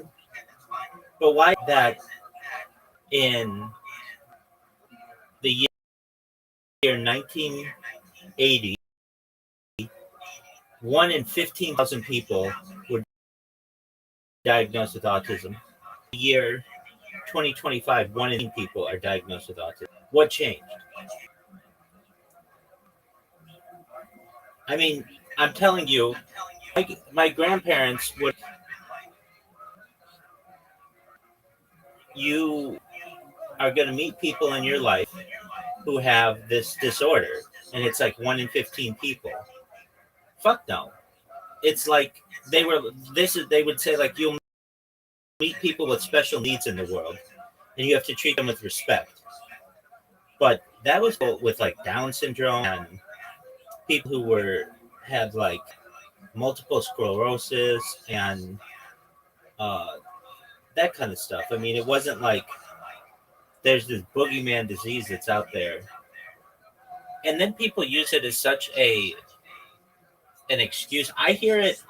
I bet I hear it more than anybody. Maybe aside from like maybe a teacher or something in a school, because people will say, I mean, you do it, where people will be like, they'll do something rude, and I will call them on their shit, and then they'll be like, oh, it's my autism. And then I'm supposed to feel bad for that. No, dog, you were just an asshole. And you just want to blame your actions on some, like, I don't want to say it's fake and made up, but there's a spectrum of it. But just like there's a spectrum of everything, there's a spectrum of sexuality, there's a spectrum of intelligence. I say some horrible shit, but that's Tourette's. That's not autism. Right, exactly. Now, and I get that. When I first met you, but I'm going to tell you this, dude. I'd interacted with you for like regularly for like 3 months, and I did not know that you had Tourette's. It was pretty well hidden. And then the one day you said something, and I'm like, dude, what the fuck? And you're like, I have Tourette's. And I'm like, no, you don't. We've been interacting with you for months, and we didn't have any type of those kind of outbreaks. And then at about like 2 weeks more of interacting with you, I said, you know what, I need to go back and reevaluate what I said because it does seem like you do have something and that you can't control it. But you're right. You have Tourette's, not whatever they're saying like these people have, which is it's just a lot of times people just want excuses for things. They want to feel special. Like, hey, like how can I get out of not working in the world? Oh, okay. All I have to say is that I have this perhaps made up disease. It's not made up. There are people who have some issues, but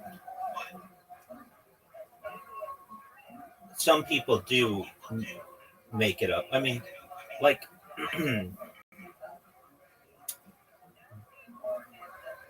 doctors, if you like, I mean, I think Reddit is like one of the best sites in the world because it gives you, I don't know, at least for me, I have the ability because I have the time to be able to learn about all different types of um, professions. And like you learn about like the medical profession and like the doctor subreddit and how drugs are pushed on these doctors to prescribe them and all of the little toys they give them and they give them their kit to their kids and all of the trips that they take if they prescribe a certain amount of medicine people and But that's what happened to me after I got the autism diagnosis first, right? right. And then I get the ADHD diagnosis. So I got told I have autism and shit. But my ADHD test, which got fucking distracted me because all I was thinking about that was that, which fucking distracted me where I could fucking focus on my ADHD test or the fucking IQ test. Did poorly in the IQ test, but I know if I took the IQ test again now, I'd score really fucking high. But I was just distracted because I wasn't interested because I was thinking about the diagnosis and I was just like, what the fuck is going on here? And then I had the follow-up interview and I'm talking about like autism, ADHD, and she's telling me to take ADHD medication. It's like, have you thought about taking ADHD medication? I'm just like, you know, I really don't trust psychiatry because they're just trying to medicate me. Yeah, I mean ADHD. No, she wasn't forcing me to take the medication, but she was recommending I did. ADHD. Yeah, I just wanted to say it. She didn't. It's my choice. It's my choice to take medication or